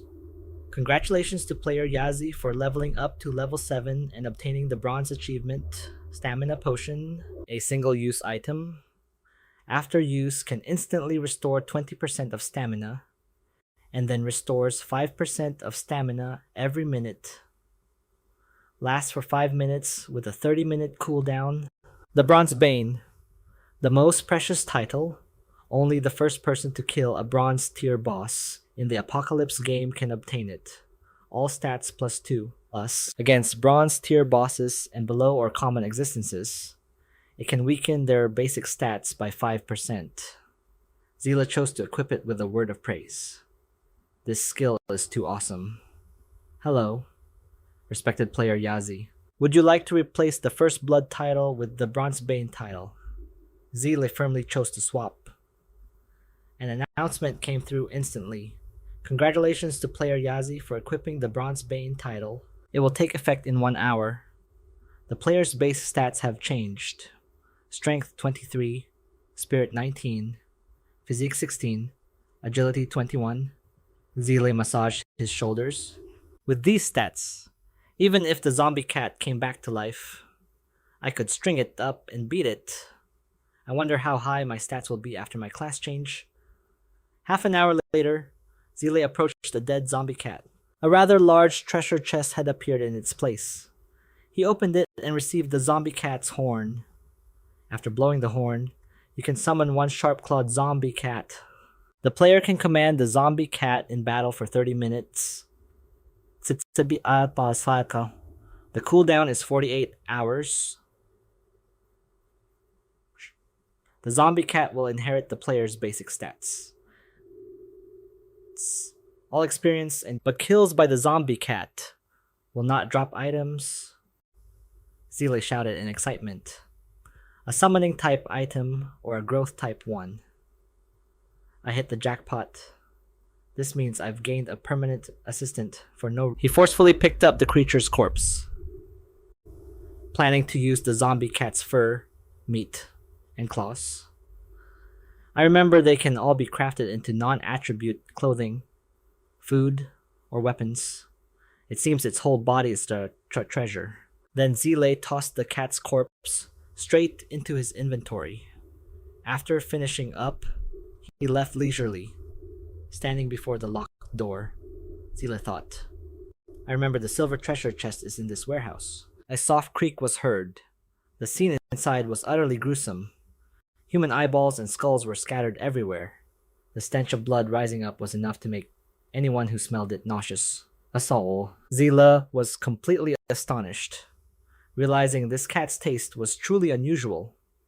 Zila drew his sword, silently marveling.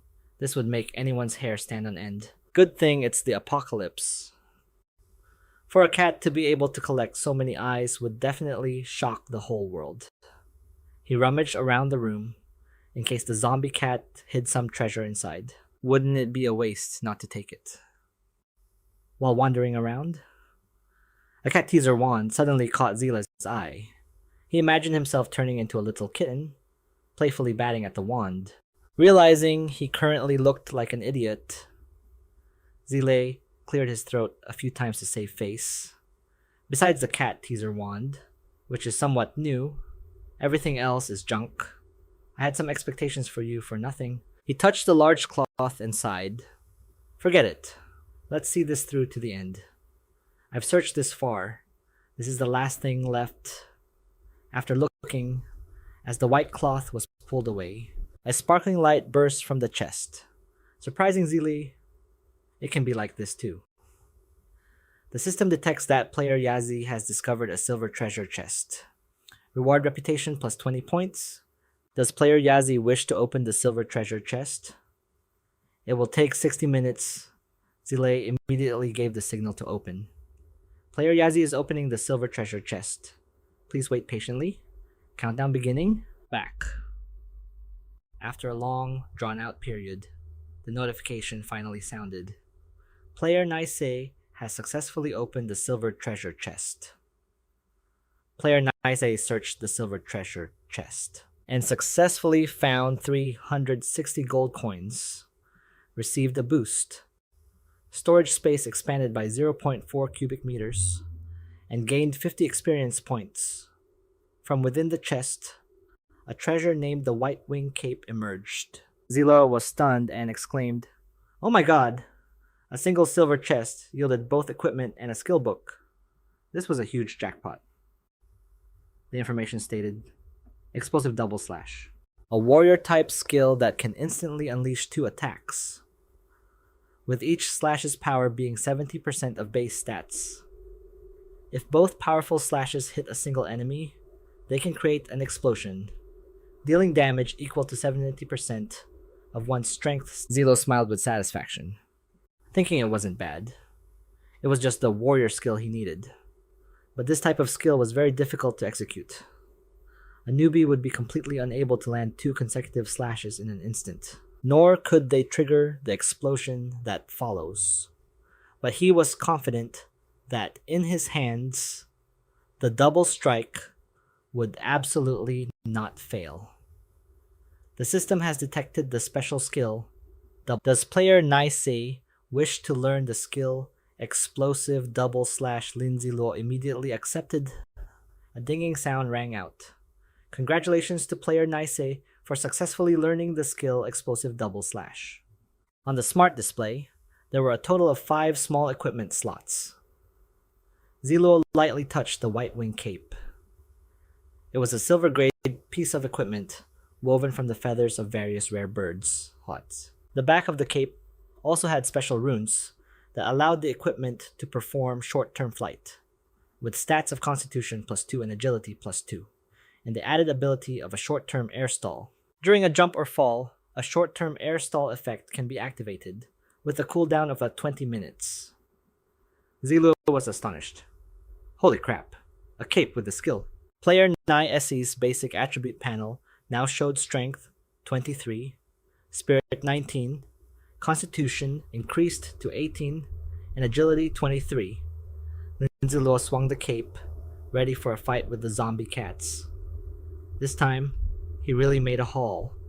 He added, I originally just planned on sending Li Haobo off tonight, but it seems that goal is a bit too small. Zilo glanced behind him and suddenly asked, How about I send your whole family off instead? Lin Zi Luo slowly walked down the stairs, thinking to himself, now all that's left is the final mission, to complete the 1 versus 100 quests assigned by the system. Up ahead, a male zombie was lumbering along. Zilo smirked, tapping his hand on the door twice. Knock knock, the echoing sound attracting all the zombies inside the room. Feathers fell gently from Ziluo's cape. He got into position and shouted excitedly, This time, I want to take the initiative. Quote.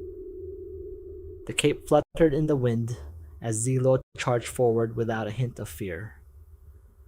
The zombies had been starved for a long time and became extremely ferocious upon seeing fresh prey. Zilo summoned his holy sword, leaping high into the air before the ravenous gazes of the zombies. He gripped the hilt with both hands and began to channel his strength downward. The first stab pierced through the zombie's head. Zilo retracted the attack, and pulling the blade out sent blood spraying from the monster's body as he moved to a safer position. Thanks to the magic from the cape, Ziluo's entire body hovered in midair like a bird. The second target was gradually approaching. Ziluo said calmly, Help me test the effect of Explosive double slash. You're a pretty suitable candidate. He pointed the sword forward and then quickly swung it at a 90-degree angle to build momentum. The force erupting from the blade was so powerful that even Ziluo himself was surprised. What the hell is Explosive double slash? This insane. The old zombie died, and a dazzling blue light shot out from the wound on its neck. At the same time, a massive flame erupted, creating a terrifying explosion. Lin Zi Luo's eyes widened. The unexpected event caught him off guard, and the result was being thrown far away with a desperate scream.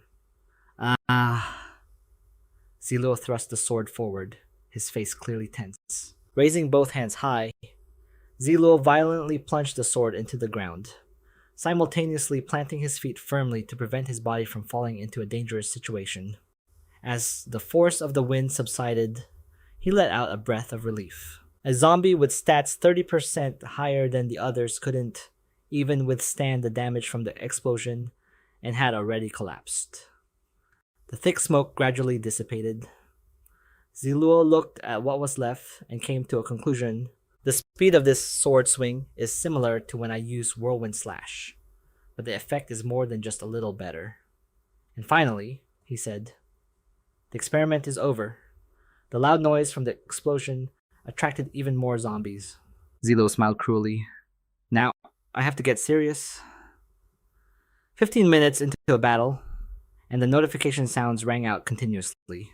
Congratulations to player Nice C for successfully killing a level 2 zombie, gained 2 experience points and 3 gold coins. Congratulations to player Nice C for successfully killing a level 3 zombie, gained 3 experience points. The host has successfully killed 100 zombies at the Shanghai Sports Palace. Completing the 1 versus 100 mission. Reward a random common clue, draw, and a piece of bronze grade equipment. Does the host wish to claim the mission rewards now? Zi Luo sat silently amidst the corpses. He didn't answer right away, but instead retracted his sword. Looking at the desolate scene before him, Zi Luo was startled and asked himself, "It's over this quickly." He pulled out the cards from inside the wooden box, counted them again and again, and the result truly disappointed him. Sigh. Could it be that I got too many good drops before and used up all my luck for today? Why are these all supply cards? He stretched his muscles to relieve the fatigue and said wearily, "Since they're all supply cards, there's no rush. I'll rest a bit then pick them up." Zi Luo sat down on a chair. He stared intently at the offer the system had just sent. He thought for a moment, then decided to draw for equipment first. Get the equipment first, then save his luck for the directive draw. Save the important, good stuff for last. That order would yield the best results. Zi Luo pressed the draw button. The system indicated it was drawing for bronze grade equipment. Congratulations to the player for obtaining the bronze grade equipment. The Life Steal Ring.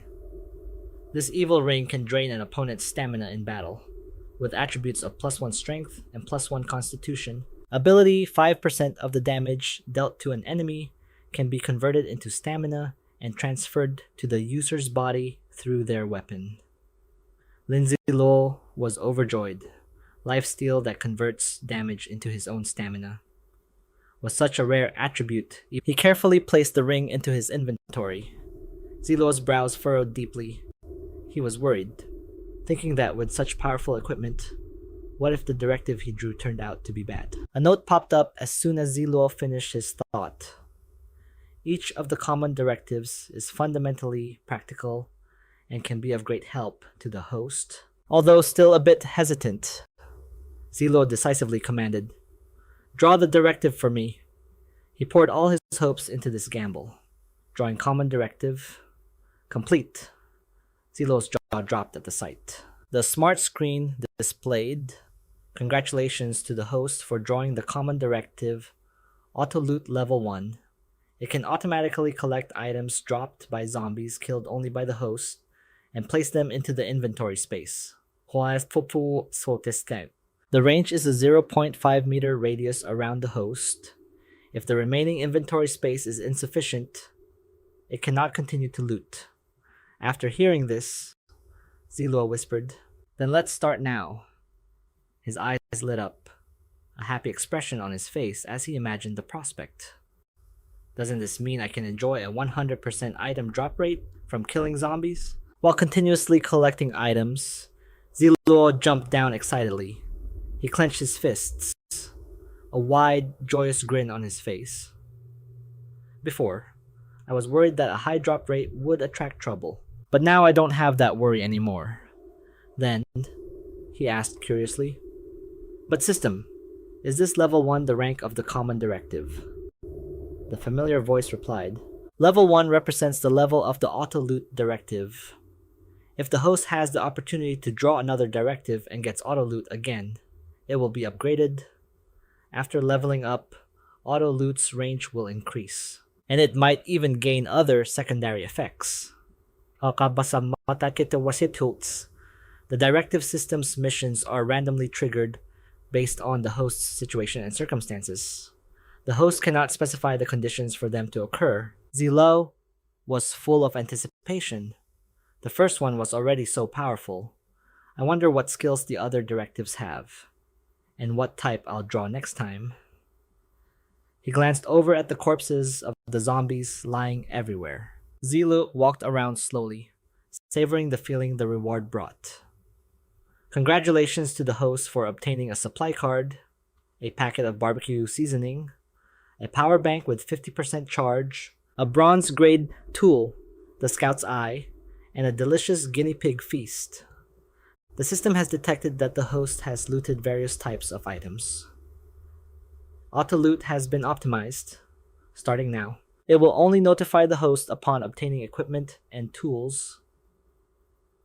Supply cards will be automatically sorted into categories within the host's inventory space.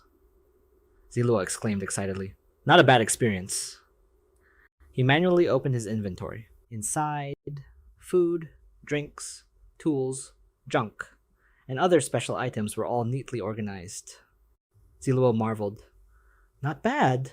This sorting is very detailed, very thoughtful. He suddenly remembered fighting the zombie cat and then getting the collection directive, which wasted a lot of time.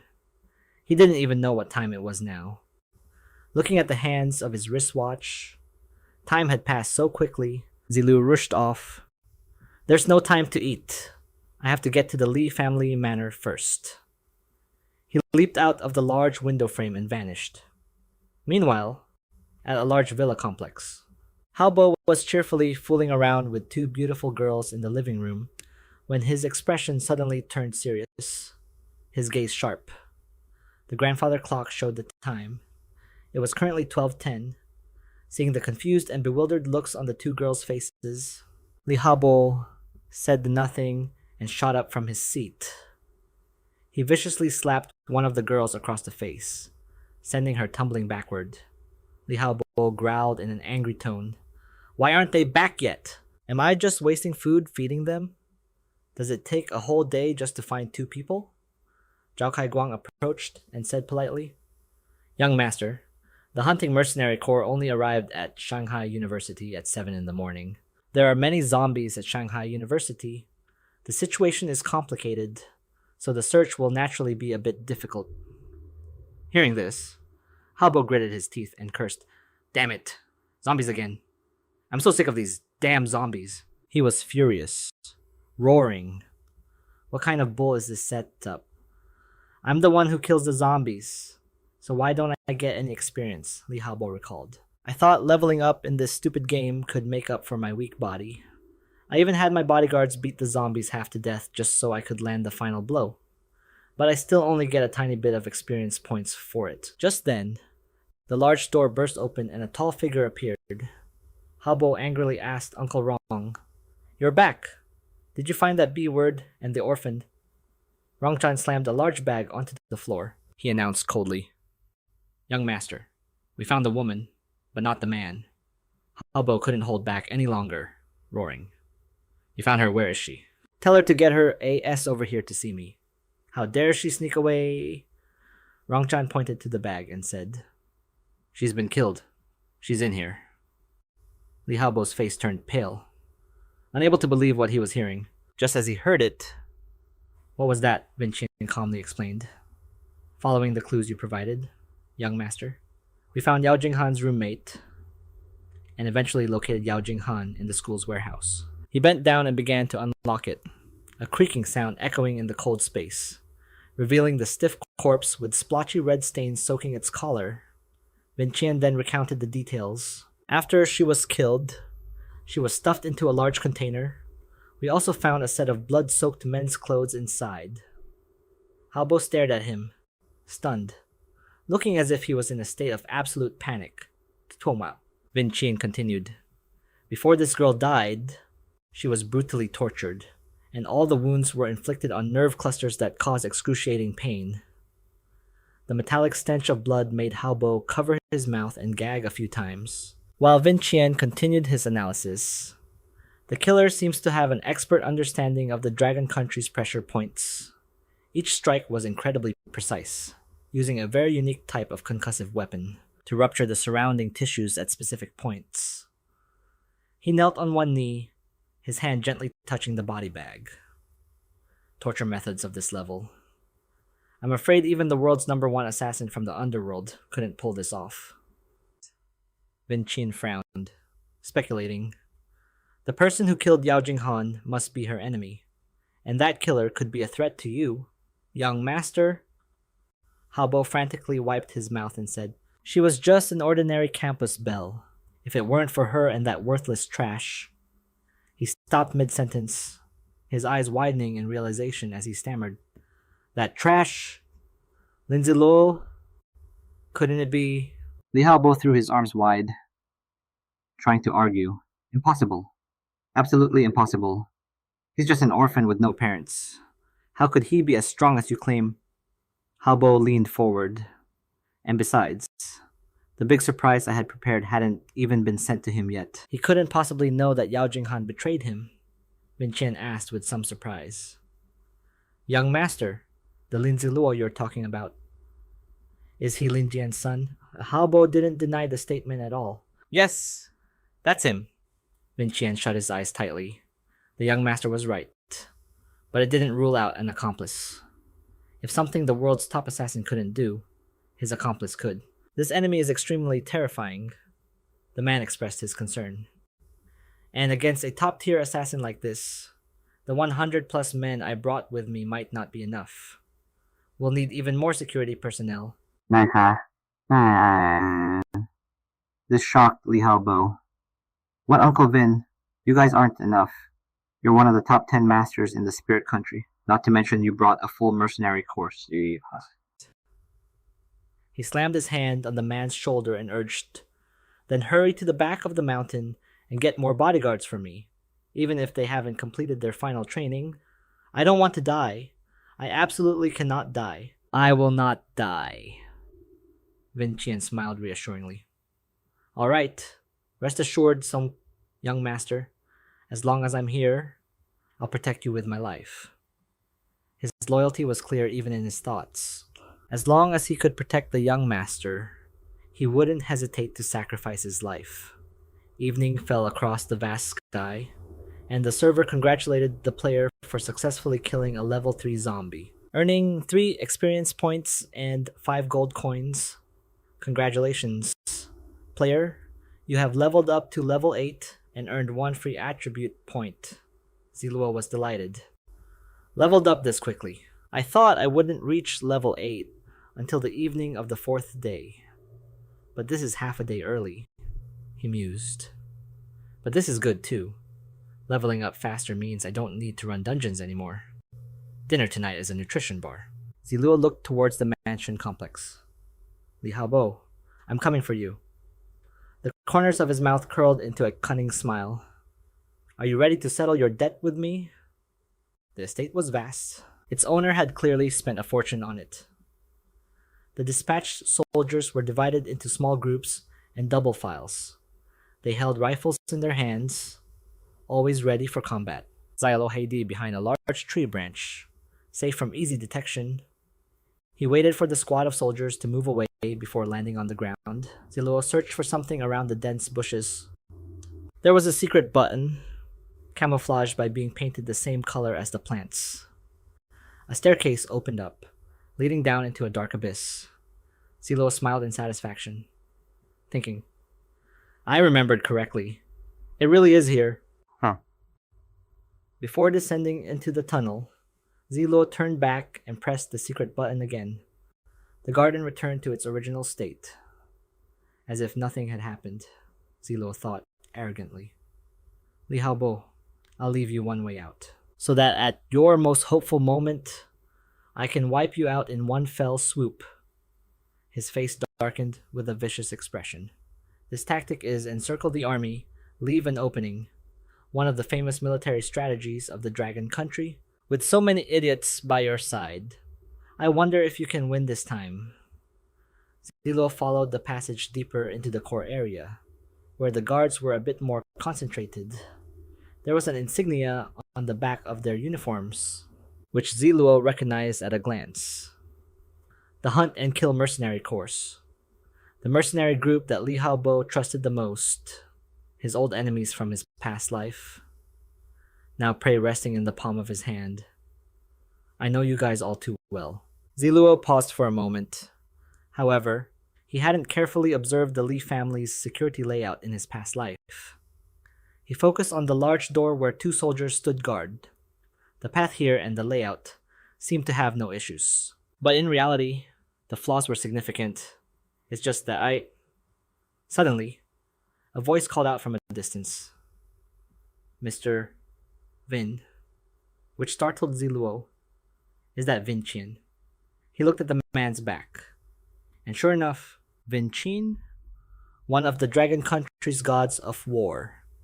The Hunt and Kill god of war, was the commander of the Hunt and Kill mercenary corps before the apocalypse, often fighting in war zones under the Li family's control. He excelled at various forms of close quarters combat, and in leading his corps to hunt down targets.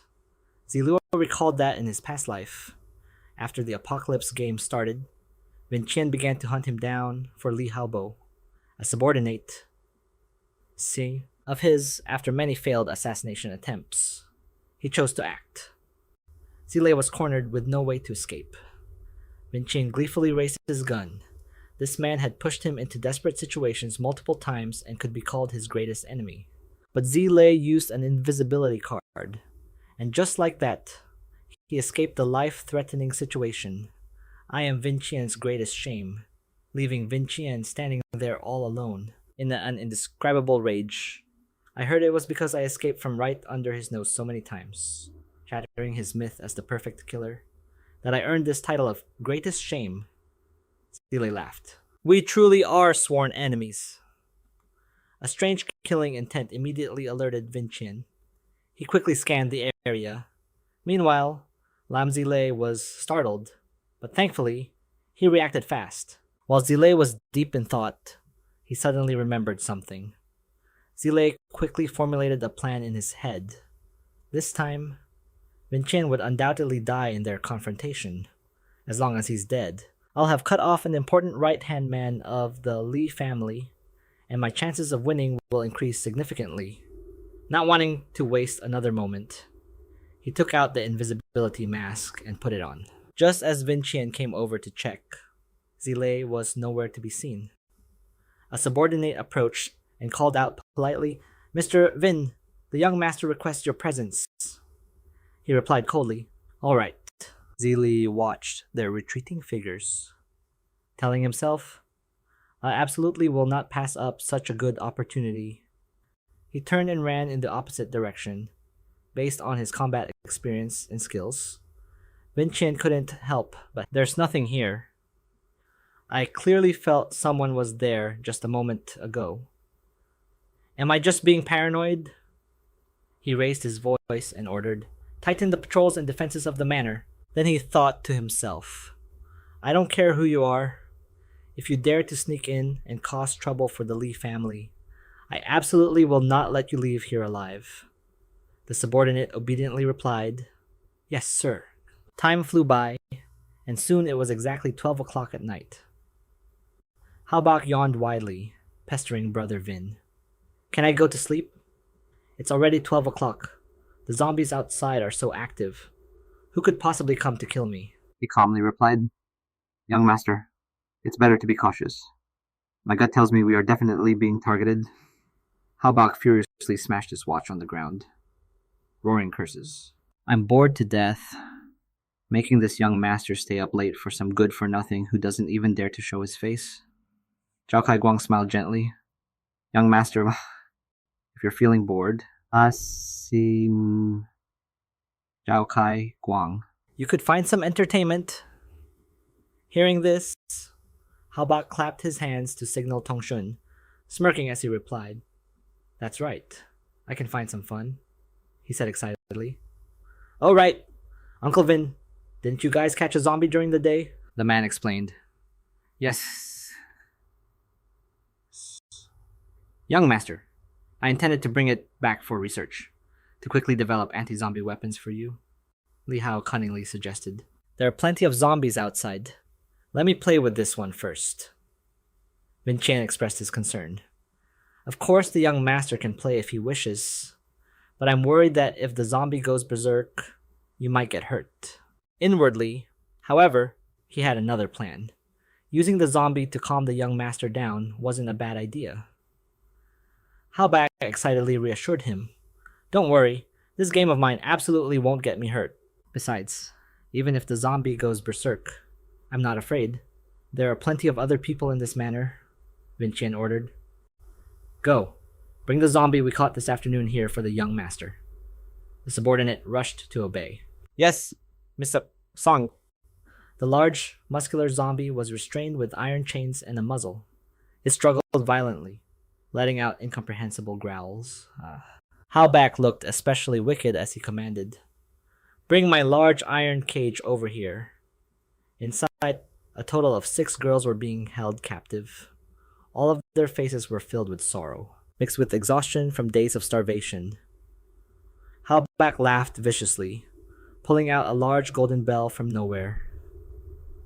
When it rang, all 6 of the girls jolted awake. They suddenly went crazy, rushing towards the iron bars of the cage, flailing their hands around frantically. Li Haobak leaned back on the sofa and nonchalantly tossed the bell aside.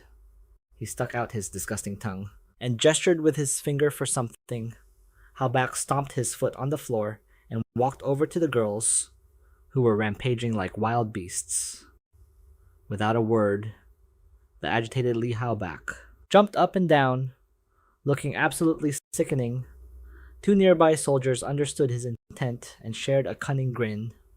The skinny one stepped forward, brought Haobak a key, and received his command. "Hurry and open it!" A rattling sound echoed, heralding a horrific scene to come. The zombie, stimulated by the delicious scent of fresh meat, grew even more aggressive.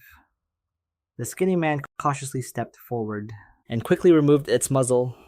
The ferocious zombie bared its sharp teeth at him.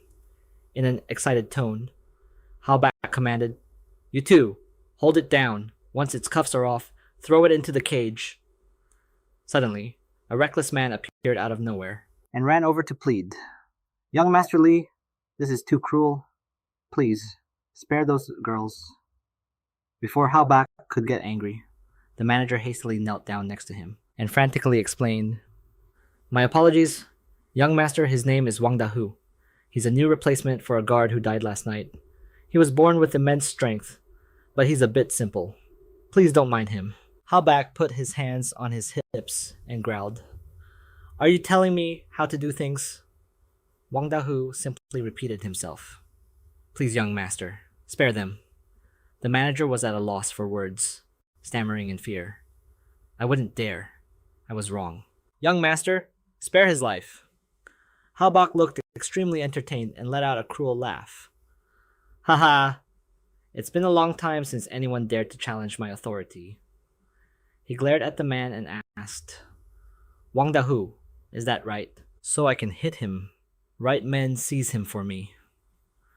The young man's arm was twisted behind his back.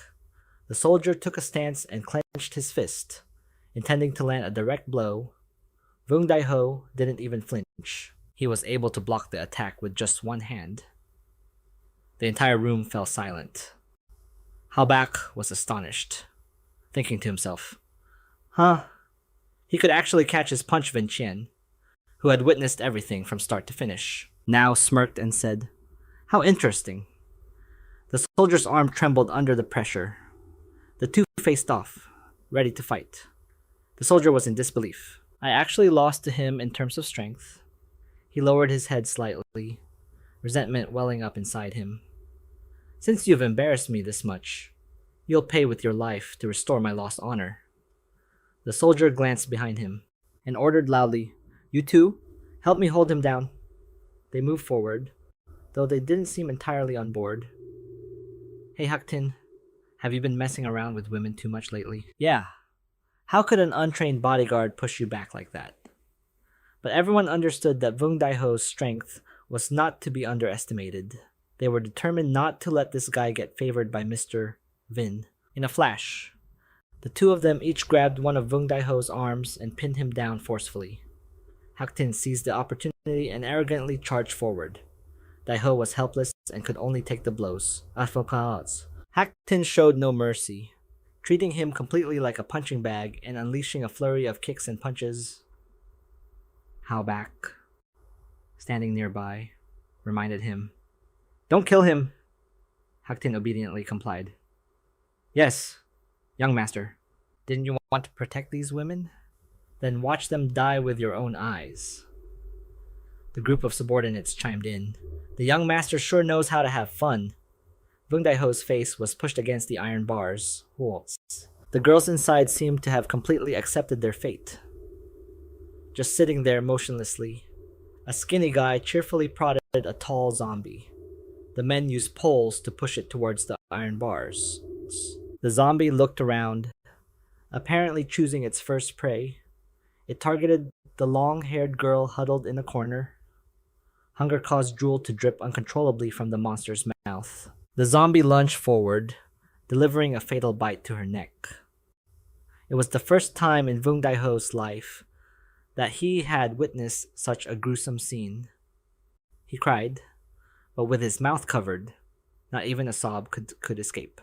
Vung Daiho struggled to break free, but all his efforts were in vain. He despaired, his body going limp. At the same time, the soldiers let go of him. Vung Daiho fell to his knees on the cold tile floor. Hao Bak was even more cruel, ordering, "Throw this Vung Daiho into the cage. Doesn't he have great strength? I want to see who's stronger, him or the zombie." The soldiers roared in support. Young Master Li is really something else. He knows how to have fun way better than us uncultured thugs.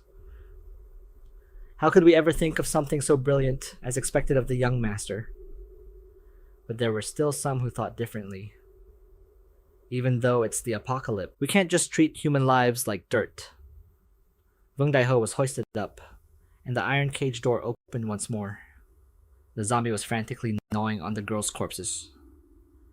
Vung Daiho was thrown inside. The zombie paused for a beat. It smirked, realizing it had fresh prey. The zombie slowly shambled closer. A woman's voice echoed in the young man's mind. Daiho, be safe. I'm waiting for you at home. He sobbed for his mother. I won't be able to come back and take care of you now. Suddenly, Vung Daiho's eyes flew open, and he fiercely pulled himself together. "No, I can't die. Mom is waiting for me at home." Vung Daiho planted one hand on the ground, assuming a fighting stance. The zombie roared and dragged its heavy body forward in a charge. Vung Daiho threw a punch straight at its head, successfully knocking the monster backward. He seized the opportunity, wrapping his arms around the zombie's torso to break its guard. Vung Daiho screamed, "Ah!" and used all his strength to slam the monster against the iron bars. Ignoring its constant struggling, the impact created a loud bang that echoed throughout the villa. Vung Daiho suddenly coughed up blood. The zombie's hand, armed with sharp claws, had already pierced his abdomen. Vung Daiho still refused to let go, struggling to hold on as more and more fresh blood poured from his body. Hao Bak watched as if it were an exciting play, exclaiming, "Thrilling!" Vung Daiho braced himself and took a few steps back. He decided to use one final fatal attack, and afterward, Vung Daiho clutched his grievous wound. He collapsed from exhaustion.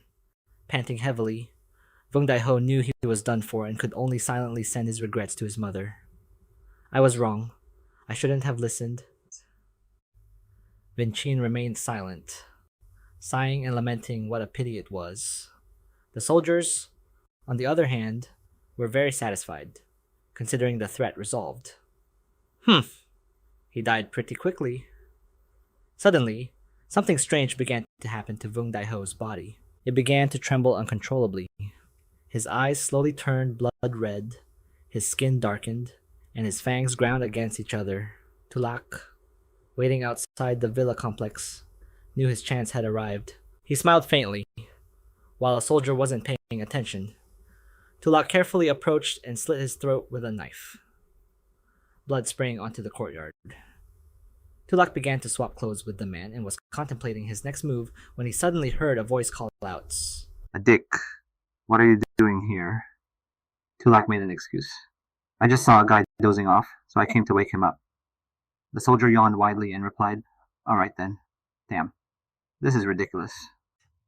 The captains and the commander are in the main hall having fun, while we're stuck out here busting our asses on guard duty. Two other guys appeared and chimed in. Yeah, we spent all last night dealing with the losses, and we don't get any rest during the day either. They really don't treat us like humans. You've got it easy. I haven't slept in almost 24 hours. I'm beat. If they really wanted to ensure security, why don't we guard it ourselves? Zi Luo pointed out bluntly that, to be frank, they don't see us as people, just as meat shields.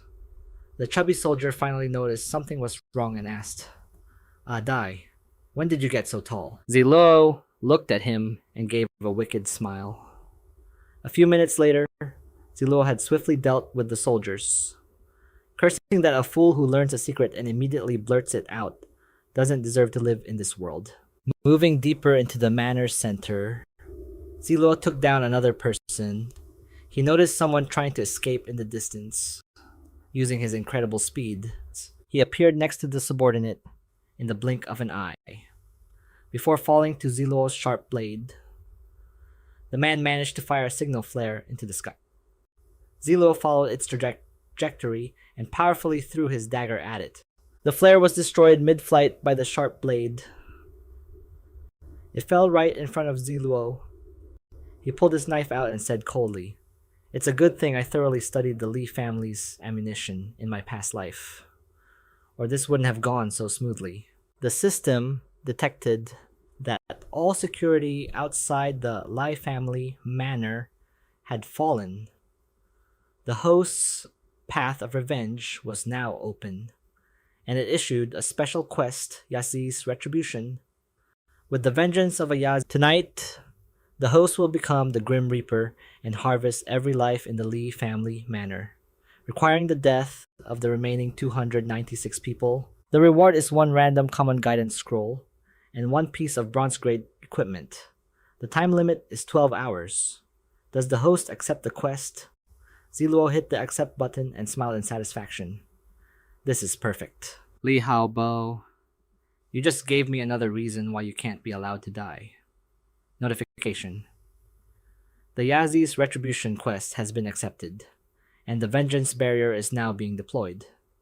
If any of the 296 people inside the Li family manor escapes, the host can track the fugitive's location via the search function. We wish the host success in completing the mission. Zi Luo was intrigued. A vengeance barrier. This thing mentally tortures people to death. I remember it first appeared in my past life, during the war between the Dragon Kingdom and the Woe Kingdom. He recalled that after the Dragon Kingdom cast the vengeance barrier on the Woe Kingdom's capital, its people hunted down escapees for days. The barrier for that mission lasted at least 1 month. Zi Luo stroked his chin, recalling how they beat the entire Woe Kingdom into submission. He looked excitedly toward the building. Today, I have to make the most of this opportunity and see just how powerful this item is. Before he could take more than a few steps, another system notification surprised Zi Luo. Congratulations to the host for successfully starting the mission and for your swift progress. Moreover, the kill count was rising. Wow. 7, wow. 8. Zi Luo was bewildered. What's going on? People are already dying, and I haven't even done anything yet. He rushed off, thinking he had to see what was going on, just to be safe. Inside the building, people were chatting away. Hey, Crocodile, what did you do? You finally went and broke the last woman. How embarrassing. I guess I was too rough and snapped her spine. Now the boys have lost their toy. Now that the last one is gone, what are we supposed to do now? Suddenly, a sinister voice echoed through the air. How about you play with me instead? Rongjan frowned, listening intently. That voice kept repeating the same 3 words. Play with me. Rongchan shot to his feet, his expression unreadable, but his tension was palpable. He'd never seen anyone who could project such a dense killing intent without even revealing themselves. In this atmosphere, compared to him, I'm just a small-time sorcerer facing a grand magus. Halbo collapsed to the floor in fear, whimpering constantly. He's here! He's really here. Someone is actually trying to kill me. Chao Kai Guang rushed over to comfort him. Young master, stay calm. The mercenaries and Mr. Rong are here. You'll be fine, Halbo stammered. Right, Uncle Rong. Kill him. Rongchan stood tall and called out. I don't know what business brings you to the Li family, friend, but can we perhaps sit down and talk? A thought flashed through his mind. To get this far, he must have already dealt with everyone I had stationed outside. The strange voice replied, I may be human, but tonight I am the Grim Reaper come to collect your souls. Rongjian immediately signaled his allies. 3 of his thugs began searching the area, trying to pinpoint the source of the voice. Suddenly, a grenade dropped from above, making them jump in fear. The object clattered for a moment before a blinding light erupted, throwing everyone into a panic. Ah, my eyes are burning. Am I blind? What is this thing? Am I about to die? Help me! Somebody help! A pair of legs crackling with power slowly stepped into view. The 3 thugs were too disoriented to even notice. Zilo summoned sharp spikes from the ground. Earth spike ambush. The thugs were impaled straight through their bodies. Zilo then used his whirlwind slash to sever their necks. Just as Rongchan caught sight of him, Zilo vanished into thin air. He left another grenade behind as a little welcome gift. A huge fireball erupted instantly, and Ziluo was gone. Rongjian was barely affected, but he gritted his teeth in fury.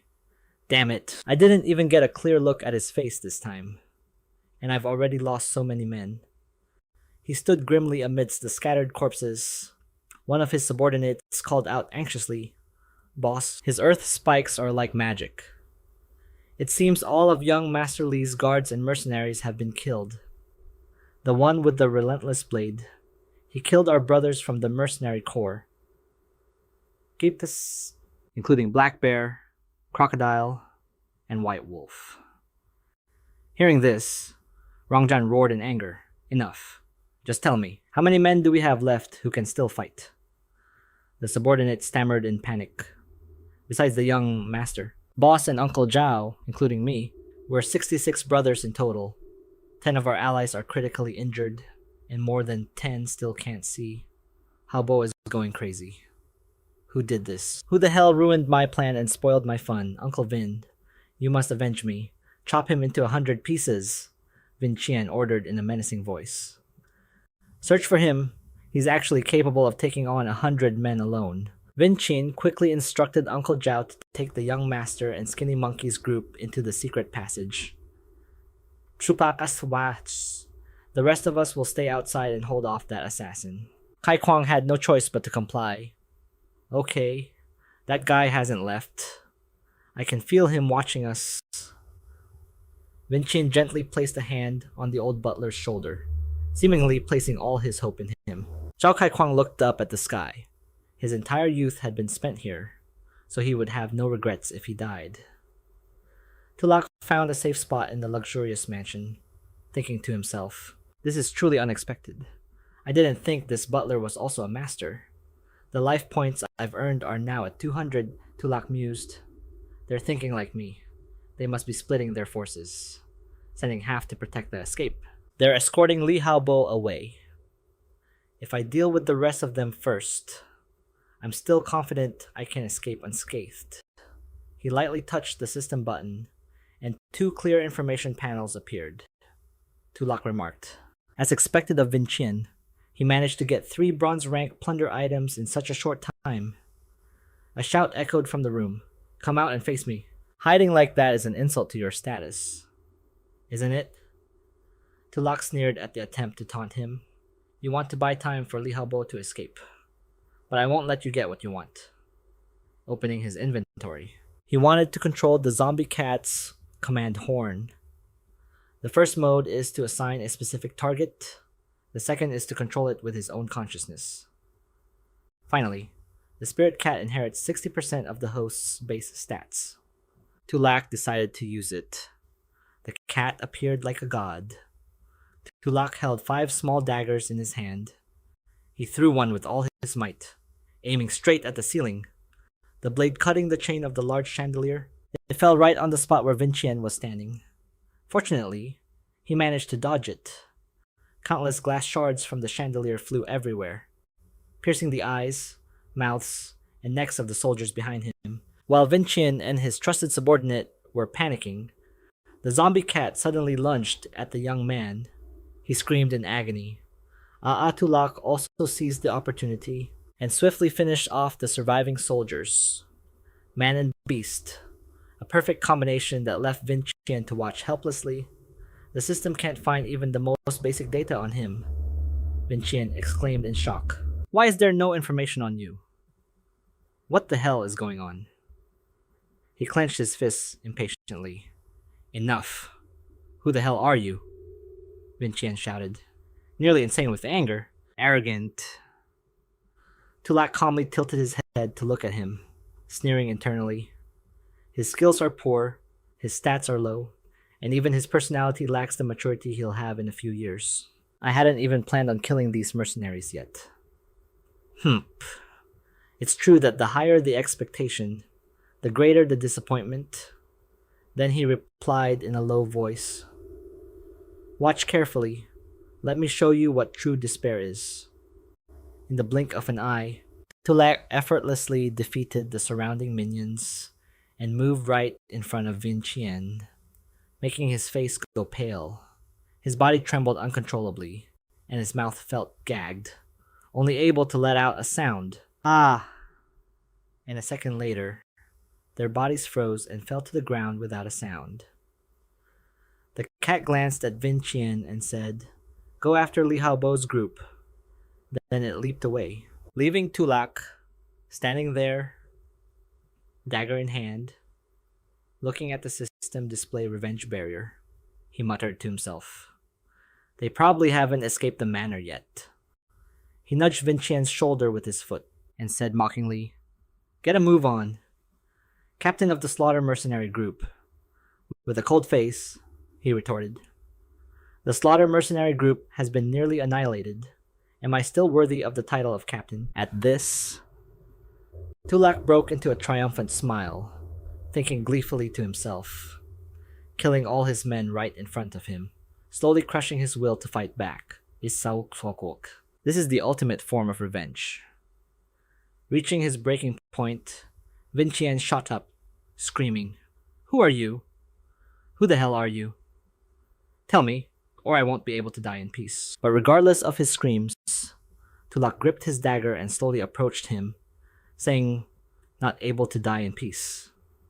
Is there really such a thing? Panicked, Vincian trembled and retreated until his back was against the wall, with no escape, with a single knife to the neck. Tulak gently sent him off, but his eyes remained wide open in a stare. Even then, Tulak wasn't finished. He repeatedly stomped on his chest, unleashing the deep hatred he held inside. I still remember your face that day. You kicked me to the ground, called me a worthless pipsqueak, an orphan, a piece of trash, and questioned how I had the audacity to challenge the authority of the Li family. But thanks to you, I also learned a valuable lesson, which is to not waste words before killing someone. If you're going to strike, then strike. Look at you, lying there talking to me. Isn't it nice? This is the real reason you won't be able to die in peace. Satisfied, Tulak took a deep breath and turned to leave. Already calculating how to deal with the next people, Vincian is dead. I've now cut off one of the Li family's most useful arms, which will make dealing with them much easier. He pushed the doors open, put his hands in his pockets, and casually walked out of the carnage-filled room. This corpse. In the Li family's secret room, Li Haobo stood next to Zhao Guangkai, his face pale, anxiously running his hands through his hair and saying, "Uncle Zhao, they won't chase us here, will they?" He quickly tried to calm him down. "Of course not. Mr. Wrong will take care of those people." But before he could finish, a loud noise from outside cut him off. Light. He quickly looked towards the door and saw the silhouette of a person imprinted right on it. Fear swelled in Haobo's heart, and he screamed relentlessly. "It's definitely Lin Zi Luo's people. He killed Yao Jing Han first, and now he's come to kill me." Seeing him going crazy like this, Butler Zhao could only try to comfort him, saying, "Young master, don't panic just yet. We've sent the others to the secret passage. He won't think to look for us here." Hearing that, he felt a bit more at ease, but he couldn't help the anger that boiled inside him, cursing through gritted teeth. I have no idea how he found out about my connection to Yao Jing Han, or where he found such a powerful assassin. Suddenly, the butler seemed to realize something and said, "Could it be that Lin Jian guy left some resources for Lin Zi Luo?" As soon as the words were out, Haobo jumped up and quickly refuted. "Impossible. When we killed Lin Jian, our Li family practically wiped out the Lin family, root and stem. There's no way he could have left any resources behind. If that chief hadn't insisted that we spare one bloodline of the Lin family, that punk Lin Zi Luo would have died long ago." At that very moment, Hua, Zi Luo, standing just outside the door, had heard the whole story. A cold aura radiated from his body as he muttered, "So that's how it was. Inside how it..." Haobo seemed to recognize the voice, and fear began to take over as he shrieked, "Lin Zi Luo. That's right. It's Lin Zi Luo's voice. How did he get here? How did he find this place?" Zi Luo let out a deep sigh, leaned his back against the wall, and looked up, saying, "So you've been targeting me from the start. So this is what was happening behind the scenes." School. Suddenly, from the other side of the door, Haobo shouted through the door with a twisted smile, "Lin Zi Luo, let me tell you, you will die by my hands. I should have just arranged to have you killed from the very beginning." Zi Luo reacted in time, turning and raising his knife, staying on guard as he asked, "I'm really curious. Who is Lin Jian? And what's this about the Li family wiping out the Lin family?" Hearing this, Haobo burst into laughter and replied mockingly, "You little orphan. You don't even know your own father's name. You got what you deserved. Back when my father was on the verge of a promotion, Lin Jian reported him.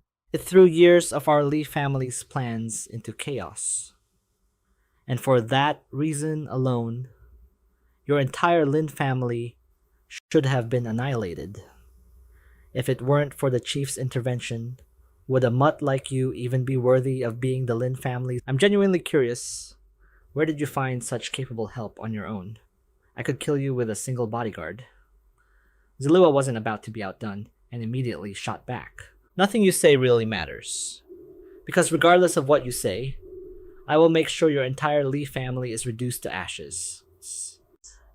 As he spoke, he slammed his fist on the door, prompting Butler Zhao to quickly shield his young master. Haobo, seemingly oblivious to the danger posed by Zi Luo, continued to boast, "You think you can destroy the Li family? You're delusional." Before he could finish, Zi Luo kicked the door clean off its hinges.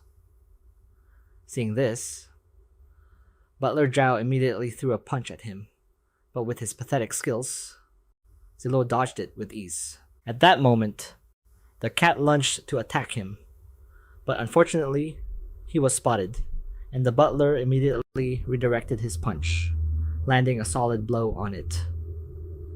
Suddenly, a system notification popped up. The 30-minute summon time had ended. The cat vanished into thin air. Seeing this, he thought to himself, "Exactly 30 minutes. Huh. How did I time that so perfectly, without any hesitation?" He directly removed his mask, revealing his true face. Butler Zhao stared at him and said, "You're Lin Zi Luo, so the assassin was you. It's been you all along." Over on the side, Habo was drenched in a cold sweat, crying out, Lin Zi Luo, it's really you. Even the butler seemed unable to believe his own eyes, muttering in disbelief. Impossible! The power to kill Rongjun, the power to break into the manor, is definitely not something a snot-nosed kid like you could possibly have.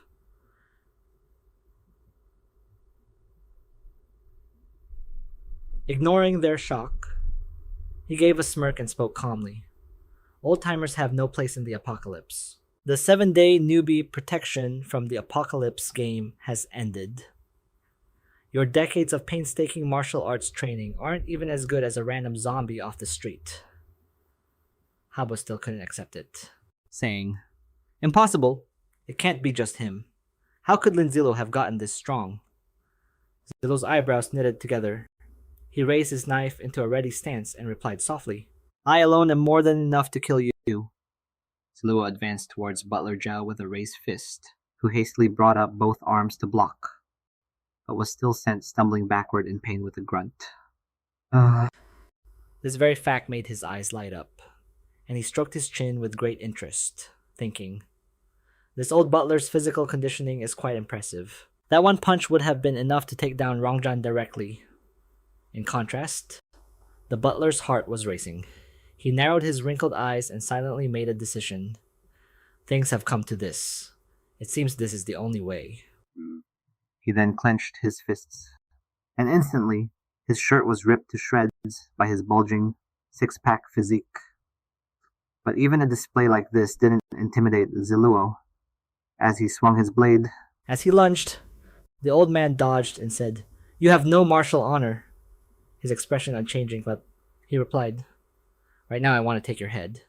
Do I need your permission for that? Or do all 18 generations of your ancestors need to agree without waiting for a response? He immediately threw his knife and unleashed his skill. Explosive double slash. The knife sliced across the old man's arm, and it didn't just stop there. It suddenly reversed course to strike again, making Butler Zhao cry out in pain.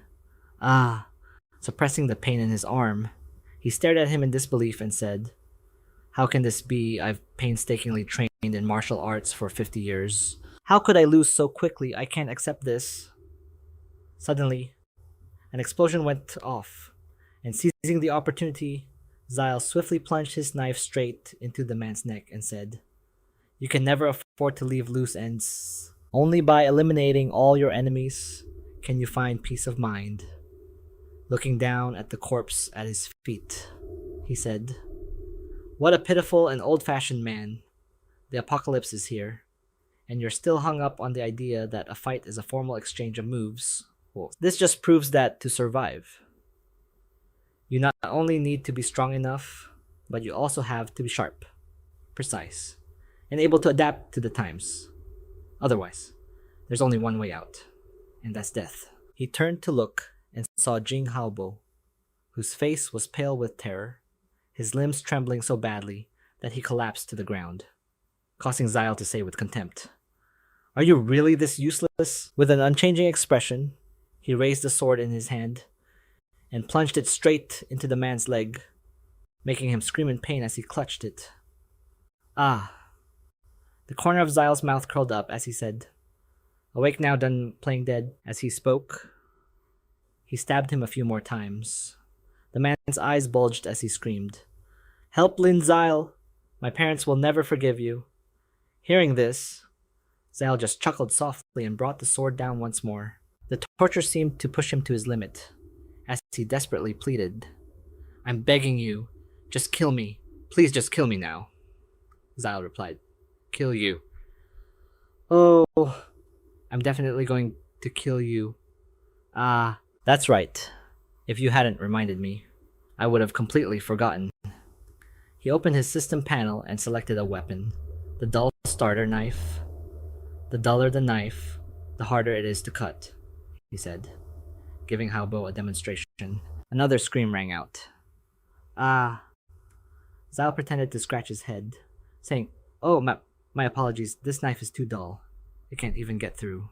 My bad. But a moment later, his attitude shifted, and he said in a cold voice, This stab is for me. As he spoke, He forcefully plunged the knife into him, making him turn pale and scream. Ah, ha. And it doesn't just stop there. Zyle continued. The path this blade carves represents the 10 years I spent on the run, with my life hanging by a thread. Too bad the pain you're feeling isn't even 1% of what I went through. Hearing this, the man asked blankly. 10 years? What 10 years? Halbo retorted with a confused expression. I only found out about it 3 years ago and started thinking of torturing you then. Zyle's face darkened, and a sarcastic smile spread across his lips as he stabbed him again, saying, This stab is for me, and this stab is because I enjoy it. The overwhelming pain made him beg. Stop! Stop it! Ah! Ignoring his pleas, Zyle aimed for the left side of his chest this time, stabbing down with all his strength and saying, This stab is for my Lin family. Even though I've never met them, it's only right for a son to avenge his parents. As for the rest of the stabs, it doesn't matter who they're for, as long as I'm enjoying myself. A moment later, he opened the system panel again and activated the well-made metal tongs. Tuwatimdatais. Watching Zyle approach with the tongs and a grotesque smile on his face, Halbo was terrified, his body trembling uncontrollably as he stuttered. What do you want to do? He replied without hesitation. I should be thanking you. This is a punishment I invented myself. I have no idea how many people you've tortured to death with those hands. I have to give you credit. When it comes to torture, you really do have a talent for it. Hearing this, realization seemed to dawn on him, and his eyes rolled back as he screamed nonstop. This is one of my methods. Don't tell me. Before he could finish his sentence, Zyle sliced off a piece of his flesh and swiftly stuffed it into his mouth but with the tongs, ignoring his muffled screams of, No, no. After the struggle, Halbo was covered in wounds. He lay slumped against the wall, his eyes vacant, looking at his wretched state. Zyle scoffed. Is that all you've got in your past life? You devised so many cruel tortures and hurt countless people. Yet, this is not even 1% of what you did to them. Suddenly, he rubbed his chin and said cheerfully, Whatever. Seeing you begging for death like this, torturing you anymore isn't fun. It's a shame I can't try out all those methods you researched on you. Despite saying that, Zyle had no intention of letting Halbo off the hook. He repeatedly stabbed at his neck while muttering, He's not just faking it. Is he fine? I guess I overestimated him. With his acting skills, there's no way he could fake this condition. Oh well, completely shattering his spirit until his body gave out is enough. Explosive double slash. With that, he waved his hand and turned to walk away. Suddenly, a strange light flashed from Halbo's body, followed by a shocking explosion. But it seemed Zyle had anticipated this. As he calmly opened an umbrella to shield himself, night had fallen outside. Zyle gazed into the distance and couldn't help but remark, The night view from the Li family's villa really isn't bad. Suddenly, a system notification popped up, detected a change in player Lin Zyle's mentality, successfully activating the talent Heart of Vengeance. Seeing this, he was stunned and blurted out, Huh. The system displayed, Heart of Vengeance. Inspect, Zyle said in shock. So I activated a talent. He then clicked to inspect it. The system displayed a prompt. Talents and talent skills in this apocalypse game are two different concepts. Wow. Skills can be learned via skill books, whereas talents can only be unlocked after the player meets various conditions related to their personal attributes, mindset, mental state, experience, abilities, and so on. Is reached, it can be activated autonomously. Skills can be activated through skill books, but activating a talent relies entirely on luck and power. Talent skill, Heart of Vengeance. The resentment of Lin Zyle, who always repays a grudge.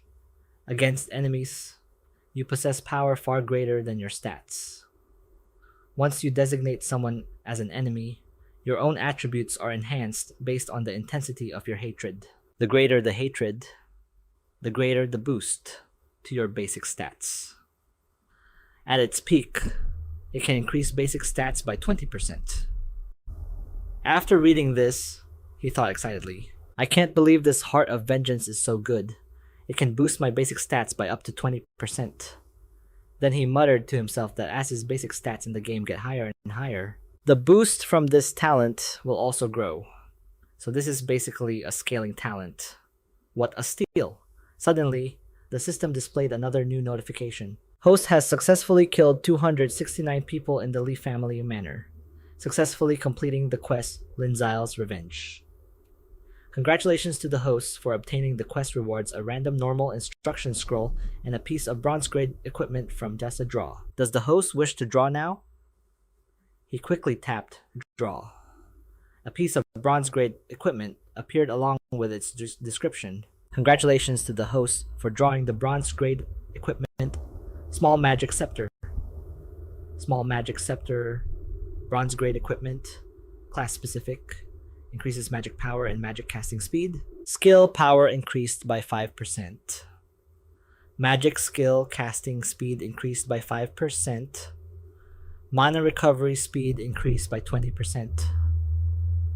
Staring at the stats for a long moment, Zyle stroked his chin and said in a slightly disappointed tone, I can't use this.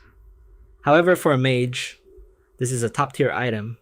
I can sell it at the shop later and make a nice profit. After saying that, he put it into his inventory. Looking at his inventory, he couldn't help but think that the auto-loot scroll was really too good. He didn't have to worry about missing any equipment drops at all. Or rather, I have to say, the player killing mechanic in this game is seriously twisted. Recalling the rules, he couldn't help but feel weary. In the Apocalypse game, once you kill someone, the deceased's inventory space vanishes forever. You can't get the items inside. Players can only loot the corpse to see if there's anything on it. However, you only have a brief window of opportunity to loot the corpse. After some time passes, everyone knows that with this death mechanic, players will often choose to take their enemies down with them. This is likely a measure the Apocalypse game uses to discourage player killing. Suddenly, he noticed an item dropped by Vin Qian. His curiosity piqued. He tapped to inspect it and thought, a purification necklace. Instantly, the system explained purification necklace. Bronze grade equipment, a necklace with the spirit attribute +1, with an attached skill. Purification can instantly dispel one negative status effect you are suffering from. For example, petrification, stun, blindness, and so on. The cooldown is 12 hours. Comparing the two necklaces on the selection screen, the purification necklace and the meditation necklace, he furrowed his brows, silently calculating. Although the stats of this necklace aren't as good, but its attached skill could be a lifesaver in actual combat. Finally, he made his decision. The other two items were useless to him for now, so he tossed them into his storage first. Zil let out a long breath and then said, System, use the draw for the normal instruction scroll. The system received the command and began processing. Drawing normal instruction scroll. Draw complete. Congratulations to the host for drawing the normal instruction. Absolute Enslavement Level 1. Absolute Enslavement Level 1 can enslave one zombie whose power does not exceed the host's, turning it into your personal slave. The enslaved zombie will absolutely obey any of its master's commands. It will regard the host as its master and protect the master's safety even if it means dying. Note: the zombie has a partial player interface, which can develop as the zombie grows, and it can also have some player privileges. Once the bound zombie dies, the function of this instruction scroll will disappear. As he grasped the key point, he was so stunned that he shouted, Holy crap! Enslaving a zombie I never heard of. Enslaving zombies in my past life. Am I dreaming? As he spoke, he pinched his own cheek, and feeling the very real pain, he exclaimed, Ouch. This is freaking insane. If this zombie is truly loyal to me, then... Zale laughed gleefully. Laughed. Muttering to himself, Then I won't have to do all the grunt work myself anymore. Right, Sai? Ever since I found out about Yao Jing Han's betrayal, I've been on guard against everyone. I've basically been alone in this life. As sorts. But what if a zombie that can endure hardship and follow me could somehow heal my wounded heart? A second later, as if he thought of something, he quickly asked the system with a serious expression. This absolute enslavement instruction, what effect does it gain when it's leveled up? He quickly saw the answer for himself. Absolute enslavement, after leveling up, will increase the number of zombies that can be enslaved, increasing the number by 1 with each level. A childhood memory, accompanied by a piercing aha scream, suddenly flashed through his mind, jolting him to his senses. He shook his head repeatedly, muttering to himself, "No way, I'm not doing that. But to reach that level, how high would I need to level up? Absolute enslavement, I'll have to figure that out slowly. Still, what kind of zombie would be best to enslave? Those guys who could become zombie kings later on aren't a bad choice. Although they have a lot of potential, I feel like it's not perfect enough. Most importantly, I still don't know what happens after they're enslaved. Will they still end up like they did in my past life? Forget it. I'll deal with that later.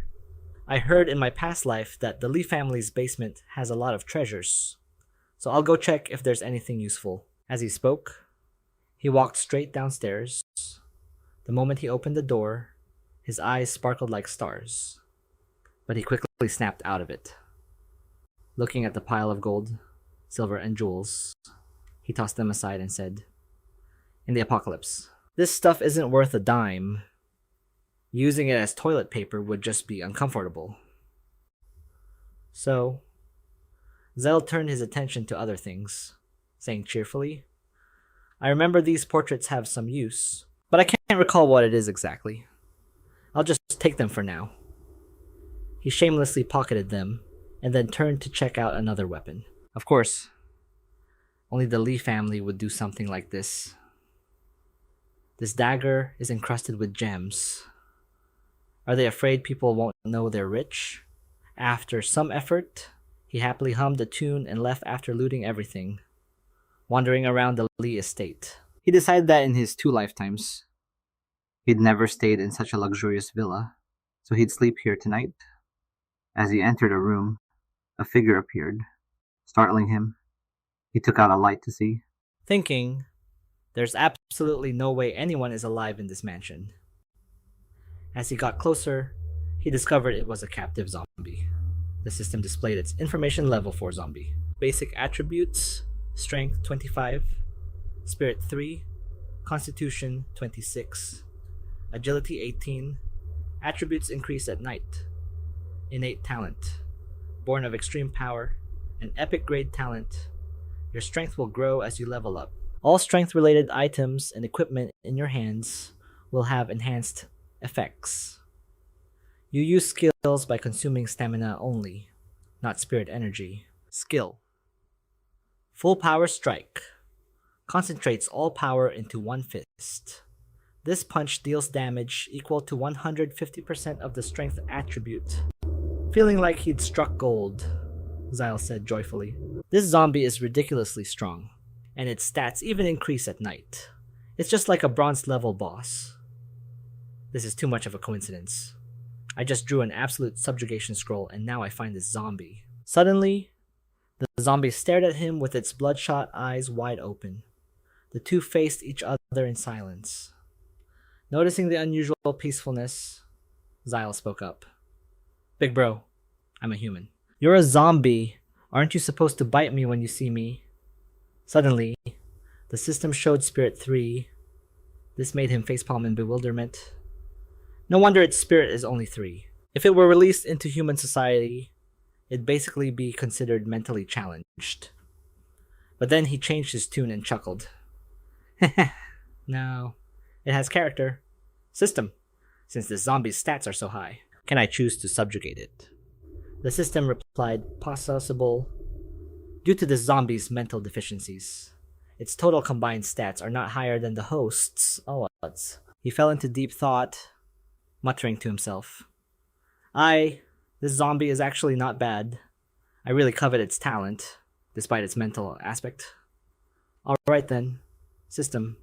I want to subjugate this zombie. He decided internally. Whatever. Being a little dumb is fine. A dumb one is an obedient one. The system confirmed. Is the host sure about using the level 1 absolute subjugation on this zombie? Yes. Without hesitation, he selected yes. A red light emanated from the zombie, which seemed to be resisting with all its might. Styles' eyes widened in surprise as he said, "Is this supposed to be a struggle?" But in the blink of an eye, the zombie's face returned to its original dazed expression. This sudden change left him completely stunned. "You call that a struggle? Is it too late to regret this now?" As soon as he finished speaking, the system announced the successful subjugation of the zombie and invited the host to name his new zombie servant. This gave him another headache. He scratched his head and thought aloud. Since this guy is so tall and mighty, so strong, and has an epic grade talent, born of extreme power, let's call him Big Dummy. The system registered the information and replied. Successfully named the zombie Big Dummy. Congratulations to the host for successfully taming Big Dummy. Big Dummy will absolutely obey any of his master's commands, and will protect his master's safety even unto death. Level 1 Absolute Subjugation has bound Big Dummy, generating a player analysis panel for Big Dummy. Player Big Dummy, Level 4. Experience 32 out of 50. Reputation data lost, cannot be opened. Gold coins, inventory space. Data lost, cannot be opened. Basic attributes, Strength 25, Spirit 3, Constitution 26, Agility 18, Title none, Talent born of extreme power, Skillful power strike, Equipment none. Reminder to the host. Big Dummy's player analysis panel was forcibly implanted by the system, so it cannot inherit reputation or inventory functions, nor can it gain experience from zombie slaying quest rewards. Big Dummy's leveling method and progress are the same as the zombies. Killing zombies can yield gold coins, and there is a 1% chance of dropping items and equipment. Zil looked at it in the iron cage and said excitedly, "Alright, Big Dummy, prove yourself. I don't believe this cage can hold you with your current stats." Just as he predicted, Big Dummy grabbed the 2 iron bars in front of him, forcefully pulled them apart, and slowly walked out towards him. Once out, Big Dummy let out a happy heh laugh, while Zyle could only sigh in frustration. What on earth was I thinking? Expecting him to do anything else? I should just be glad he can understand my commands.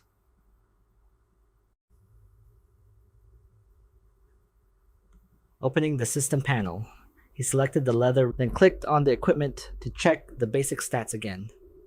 The system displayed Big Dummy's basic attributes. Strength 26, Spirit 3, Agility 18. Reminder, this zombie does not have attribute scaling. At night, it wasn't very surprising. He yawned, turned around, and said, "I guessed right. The attributes are already so heaven-defying. If they also got a boost at night, that would be too insane." He walked away without looking back, but still waved his hand to give an order. "Big Dummy, I'm going to get some sleep. You just stand guard at the door. Don't let anything disturb me." It roared in response. The next morning, after waking up, Zilo stretched and opened the door. Stepping out of his room, the first thing he saw was the tall figure of Big Dummy waiting there. He didn't hold back his praise. "Nice work, buddy. Not bad at all." Hearing that, the zombie grinned with delight. He pointed to the ground, asking curiously, "You're not eating the corpses of other zombies again?" The creature shook its head with all its might. He chuckled and said, "You really are a one-of-a-kind zombie." With that said, he turned and walked towards the dining room, using a small talisman to conjure a table full of delicious food. But just as he picked up his chopsticks, the sound of constant dripping caught his attention. Zi Luo turned to look and saw Big Dummy, his eyes gleaming, drooling nonstop, wanting to eat. Seeing this, he invited him. Why don't you come have a bite too? Come on in. Hearing this, the zombie nodded eagerly. He continued, Come in. Let's eat together. He was stunned, thinking to himself that in his 2 lifetimes, he had never met a zombie as strange as this one. It doesn't eat zombie or human flesh, but prefers hot food. He pointed to a chair and said, Sit down and eat. Big Dummy happily ran over and started devouring the food, ignoring Zi Luo's judgmental gaze. I used to worry about getting so many supply cards and having nowhere to store them. Now, having Big Dummy to share the burden isn't so bad. My original plan was to go after Li Haobo for revenge after reaching level 5 or 6, but now everything has changed. I've already reached level 8, so I don't need to find dungeons to level up anymore. At this thought, he opened the system, took out a map, and continued to plan. Considering his current equipment and the added strength of Big Dummy's help, looking at the map in his hand, he couldn't help but say, Maybe I can directly attempt the Phantom class change. Staring at the Shanghai Museum on the map, he announced his next destination. The Shanghai Museum. To find the class change scroll, Zi Luo thought to himself.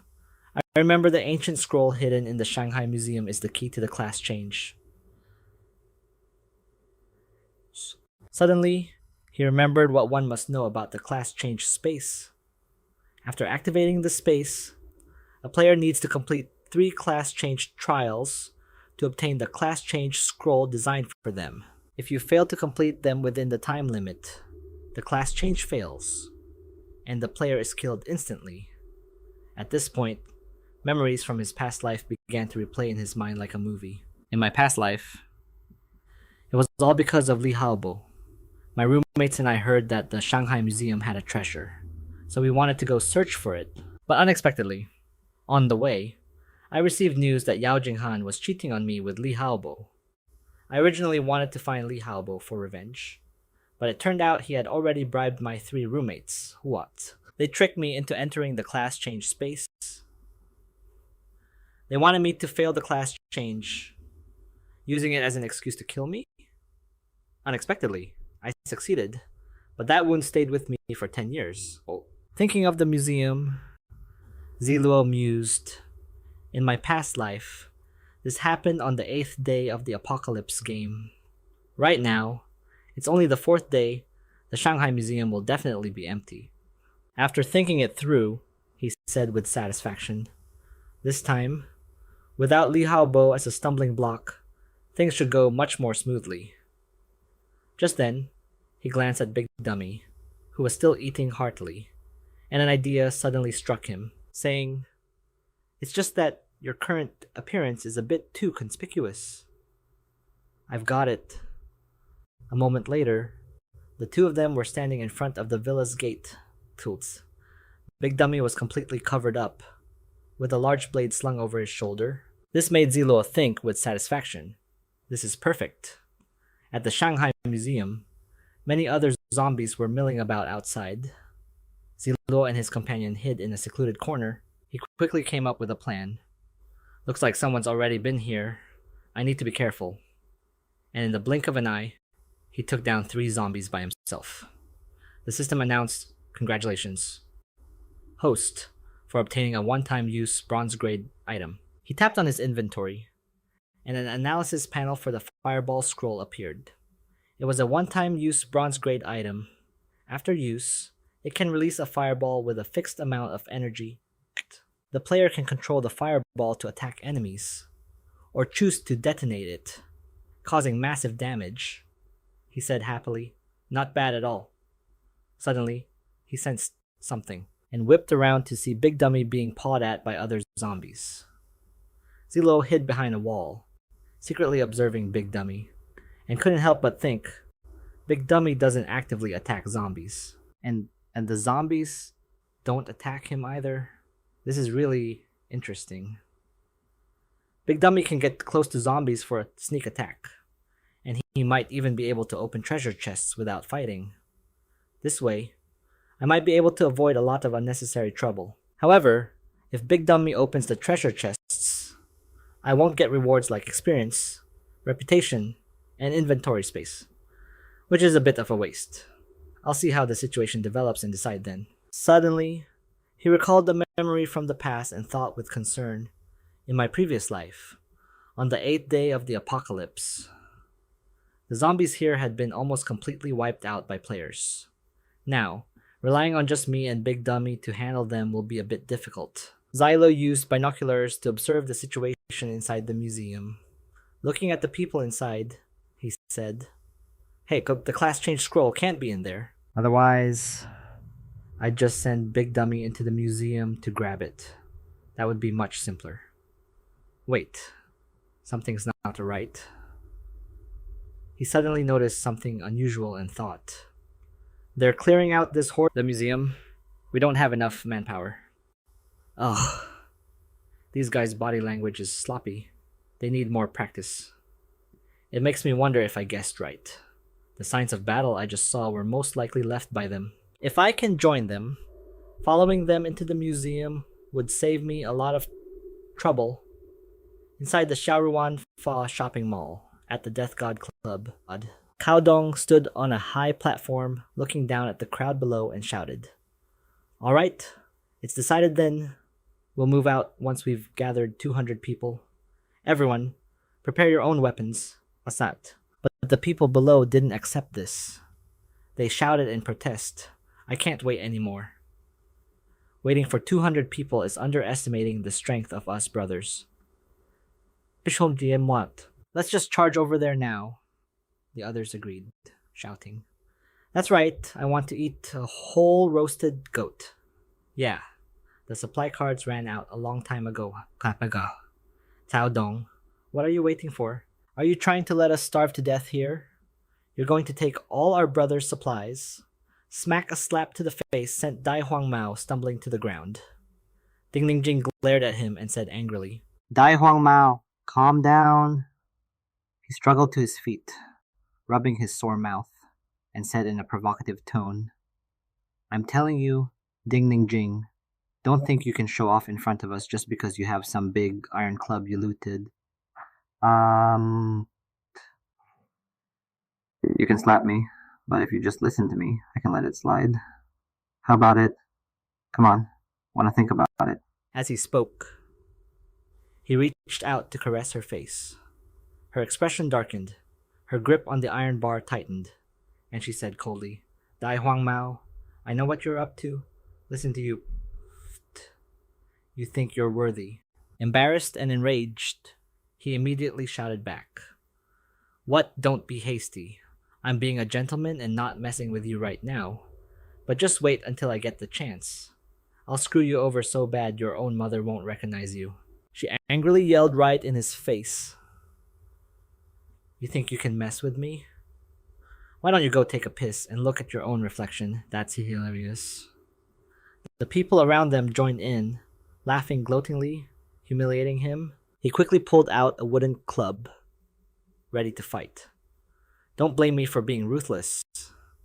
Seeing this, the crowd started to taunt him. "Go on, Huang Mao, don't be scared. Why are you so afraid? Like a girl Ding Niu. Hit him hard for us." "I want to see how that body of yours moves when you fight." Seeing the chaotic situation, Cao Dong quickly stepped in to mediate. "Everyone, quiet down and listen to me." Suddenly, a sound from behind the door caught everyone's attention. A second later, Lin Zi Luo appeared, wearing a mask, with the knock standing protectively behind him. Seeing the people here clearly, Zi Luo was a bit surprised, thinking, "It's him."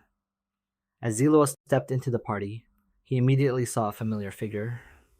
In my past life, on the day I activated the scroll, I think I met him. His name was Cow. Something, right?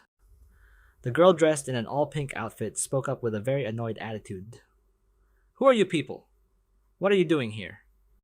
After she spoke, all eyes turned to him in Dangak. Cao Dong walked closer and asked politely, "May I ask your name?" brother. What business do you have with our Death God Club? A young man from afar was staring intently at them. The other person repeated the question. That's right. May we have your name, brother? They tried to scan his information, but nothing came up.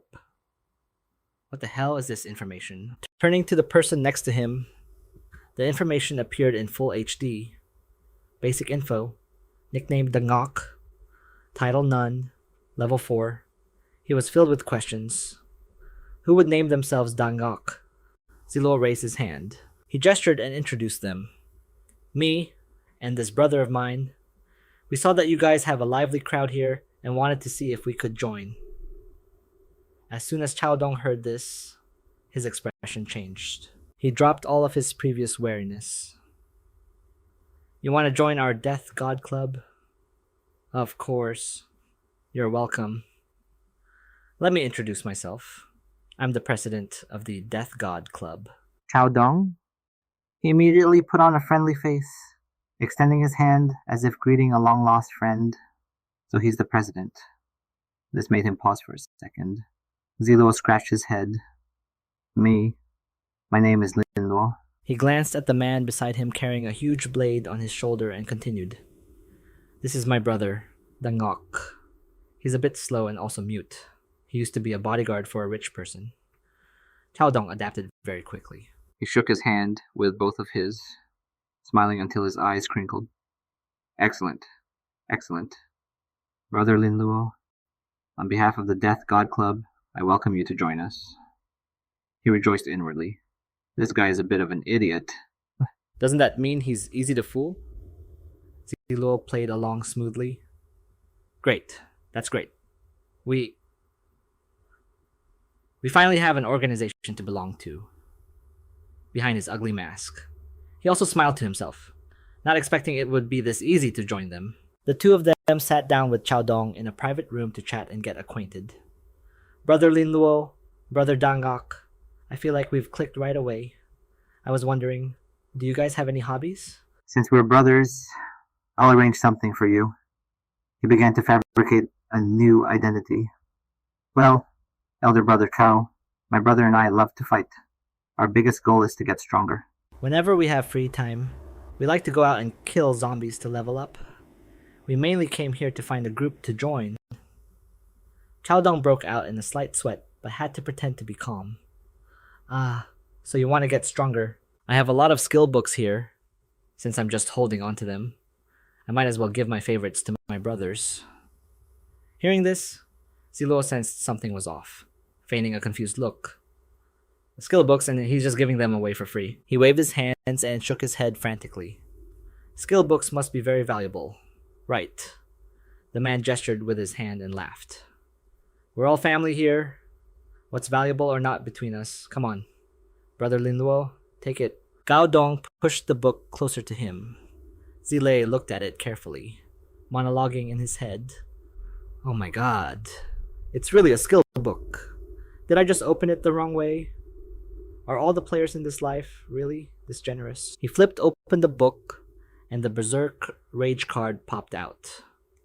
This is a warrior type skill, and after using it, the user will enter an uncontrollable state, losing all consciousness. They become a madman who only knows how to attack living creatures nearby. All stats increase by 20% to 50%, depending on the level of anger. The duration is 2 minutes. After 2 minutes, the user will enter a state of confusion based on the level of the stat increase. The higher the stat boost, the longer the confusion lasts. The side effects of this skill are huge. Use with caution. Use with caution. His face fell. I knew there was no such thing as a free lunch. You completely lose consciousness for 2 minutes.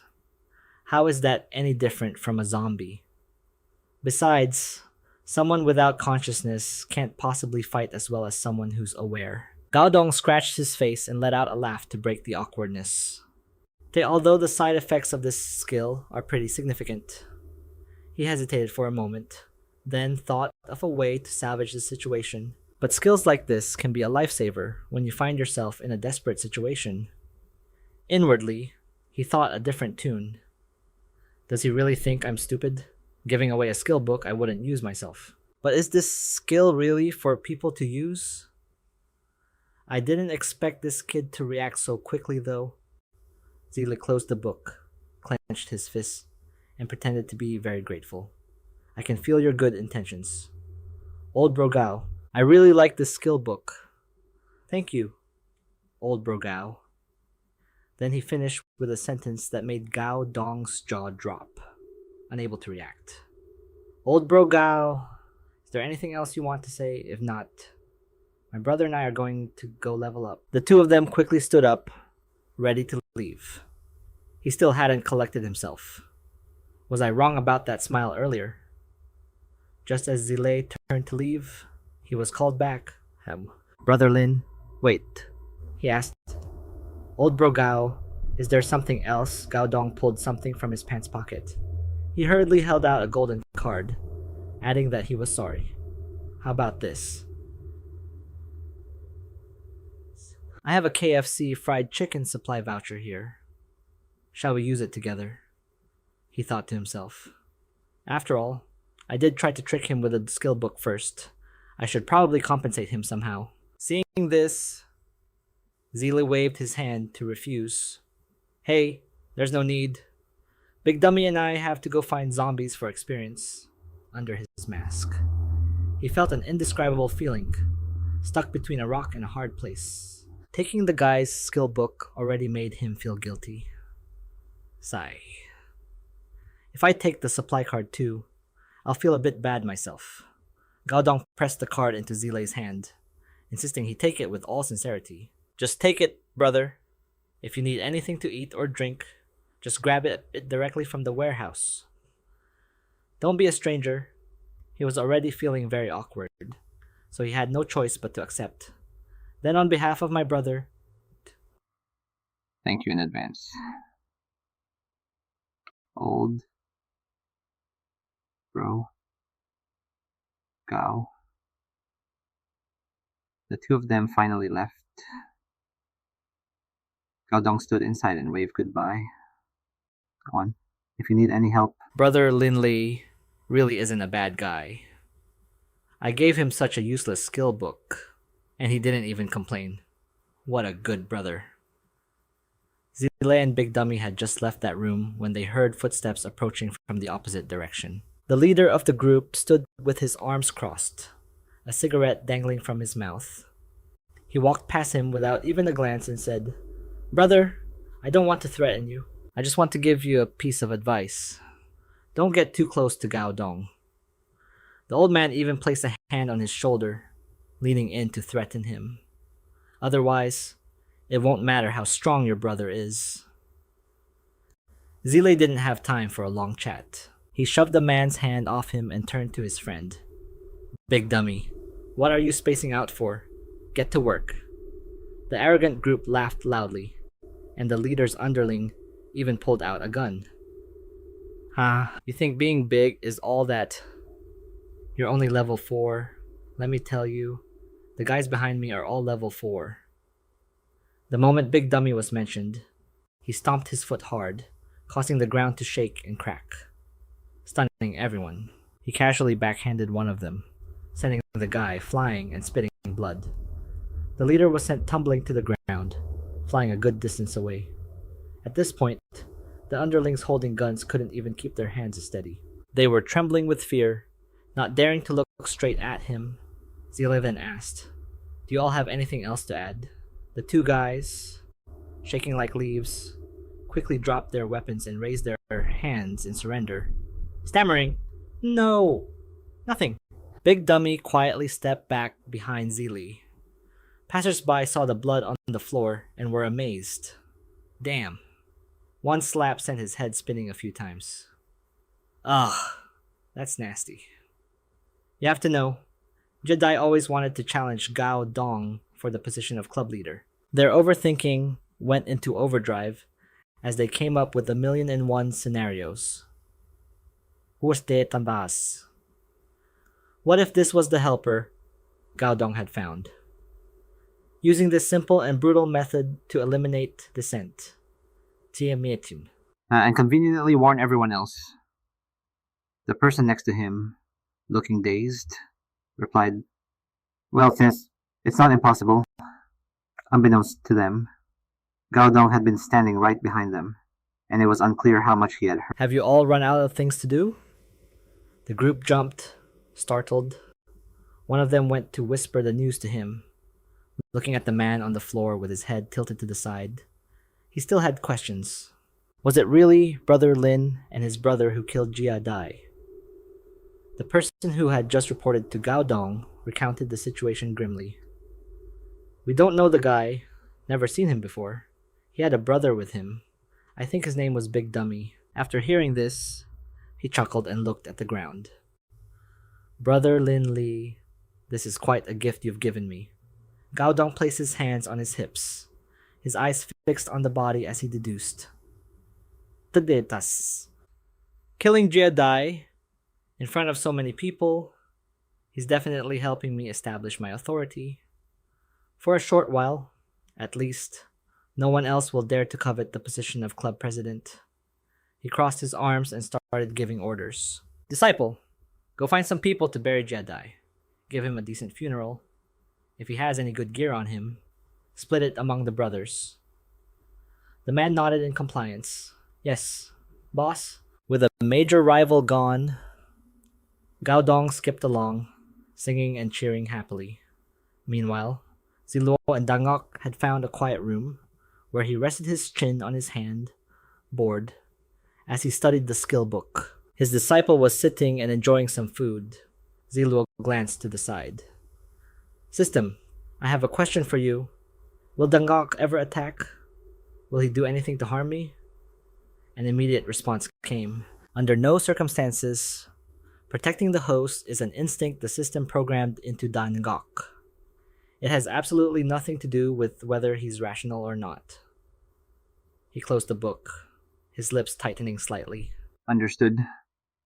Dangok, who was mid-bite, was startled when Zi Luo approached. He held out the book, trying to speak loudly. "This means I can still control Dangok's actions." This means that after Dangok enters his mindless rage, I can get a free stat boost. Sweet. Even though he was in the middle of eating, he still obediently took the book when it was offered. Zi Luo patted his shoulder encouragingly. "Look alive and study hard. Okay. Who would have thought Dangok would let out an unbearable burp right in his face?" Zi Luo reluctantly sat down to supervise him. Dangok began to learn the new skill.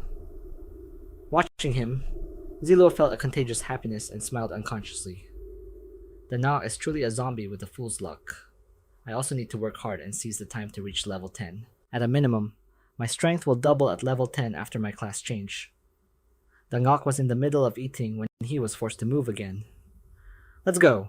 Dangok, we're going to level up, and we'll test out your new skill while we're at it. I remember a good spot at the Shanghai Library, and there's a game shop there too."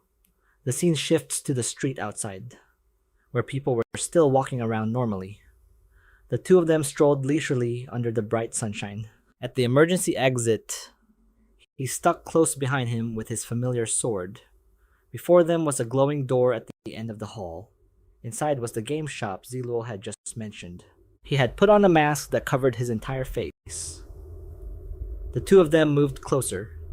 Zi Luo placed his hand on the door panel, and the system displayed a message. "Player Zi Luo, welcome to the game shop. Enjoy your shopping." The door slowly opened, releasing a cloud of smoke. He stepped into a room filled with holographic system screens. Each screen corresponded to a different choice. There were weapon types, accessory types, and mask types. Zi Luo stared intently for a long time, his eyes narrowing slightly. He thought for a while before deciding. "Right now, I still have a deposit of 6,000 gold coins. Figuring 2,000 gold coins for a good quality bronze grade equipment set, I can definitely afford the pants, gloves, and armor I'm missing." Zi Luo was happy to have found the shop he was looking for. While he was happily browsing and shopping, a sound came from one of the screens, and a hand in a black glove reached out. Its sharp claws were getting closer and closer to Zi Luo. He was suddenly taken aback. It was the hand of a zombie. Zi Luo swiftly dodged to the side, luckily escaping. Faced with this situation, even someone as skilled as him broke out in a cold sweat, his face turning pale. That was too close. I almost got hit. Danger lurks everywhere. Zi Luo stood still, calculating. The shop doesn't have any damage, so it seems the zombie is inside. Just now. Only its arm came through. Now, the entire upper body of a female zombie was climbing out of the screen. She let out a terrifying shriek. Zi Luo had no choice but to draw his sword. This zombie actually lives inside the game shop. He grinned and nodded at the thought. I've encountered a zombie like this in my past life. I wonder if this is a special favor from the game. The woman had completely emerged from the game, trying to steady herself. She lunged forward with her arms outstretched, her mouth wide open and drooling. A single basic strike was all it took for Zi Luo to deal with this zombie that didn't know its place. He turned, glanced at his target, and struck swiftly. The woman fell to the ground at his feet, her status changing to deceased. Don't mention it. Zi Luo crossed his arms smugly and commanded, Systems auto-loot, quickly. A large item chest appeared, and Zi Luo's whole being seemed to light up, his face brightening with the hope of getting an explosive attribute weapon or some overpowered gear. He opened the chest, and before seeing anything else, he saw a green light, and the ironic result, a toilet paper card. Congratulations. Host, you have received 1 supply card, a roll of toilet paper. Zi Luo was incredibly disappointed, his face scrunching up slightly. He had a moment of dejection. This shopping trip cost a total of 6,000 gold coins, leaving him with a balance of 0 gold coins. Shopping complete. Preparing to close the game shop, the surrounding scenery changed into a normal place with goods on display, and it took Zi Luo a moment to get his bearings. Around him now was a sparkling clean room. The items were neatly arranged on the shelves. He looked around without much enthusiasm. Zi Luo casually grabbed a bag of items. Whatever, let's go check on Dangok's hall first. When he stepped outside, he saw that Dangok had already taken care of all the zombies, which were lying strewn about in front of the door. Zi Luo immediately gave him a thumbs up in praise. The two exchanged a strange smile. He strode up over to a muscular zombie that was still moving. The floor was covered in long streaks of blood. The system chimed continuously. Ding. Congratulations. Host, you have obtained a one-time use bronze grade prop. The tattered scarecrow. Ding. Congratulations, host. You have obtained the bronze grade equipment combo gloves. Ding. Congratulations, host. You have obtained the bronze grade equipment counterblade. Zi Luo collected them all. Congratulations, player Zi Luo. You have obtained a new prop. The new prop has high compatibility with the Hoan Dao weapon you are currently wielding and can be fused for an upgrade using a fusion stone. He turned to look at something, his brow furrowing. He frowned. The EXP bar appeared, showing he still needed 40% more experience to reach level 9. Zi Luo watched it, stroking his chin with a smile and a satisfied nod. The auto-loot feature is amazing. This way nothing gets left behind. Then he pressed the button to inspect the stats of the newly acquired item. A tattered scarecrow card appeared, a one-time use, bronze tier item. After the player places it on the ground, it can transfer the aggro of hostile creatures from the player to the scarecrow. They will only resume attacking the player after the scarecrow is completely destroyed. Not bad. Not bad. It's a lifesaver. The next item was a bronze tier piece of equipment. After equipping the gauntlets, there is a chance to land a combo attack. The stats are +1 strength and +1 constitution. After each attack, there's a 5% chance to add an extra attack, which made even Zi Luo exclaim in surprise. This skill's attribute is almost like explosive duel slash. It just lacks the explosive effect. And its power isn't higher than explosive duel slash. But it's still not bad. He happily studied his new toy, the counterblade, a bronze tier weapon. It was a long blade crafted from steel that had been repeatedly forged and tempered, with a +3 strength attribute. Zi Luo drew the blade, his eyes gleaming. If he maxed out his strength, ignoring all other additional effects and focusing solely on power, this could be considered a top-tier bronze weapon. He scrolled through his other equipment, making his selection. Combo, gauntlets, equipped. The system chimed in. Player Zi Luo, do you wish to use a fusion stone to fuse the Tang blade and the counterblade? Equipment created through a fusion stone has a certain chance of being 1 tier higher than the original items. Unless you're extremely unlucky, you won't get an item worse than the originals. Zi Luo clutched the material card in his hand, suddenly feeling hesitant, tense, and breaking into a cold sweat. Even though he had a cheat system, it only guaranteed item drop rates. It didn't guarantee other things. He took a deep breath and made his decision. Zi Luo gathered his courage and decisively shouted, "Fuse us!" Thinking the worst that could happen was losing an item, but if it succeeded, the system quickly activated. Player Zi Luo has activated the fusion stone, preparing to fuse the counterblade and the Tang blade.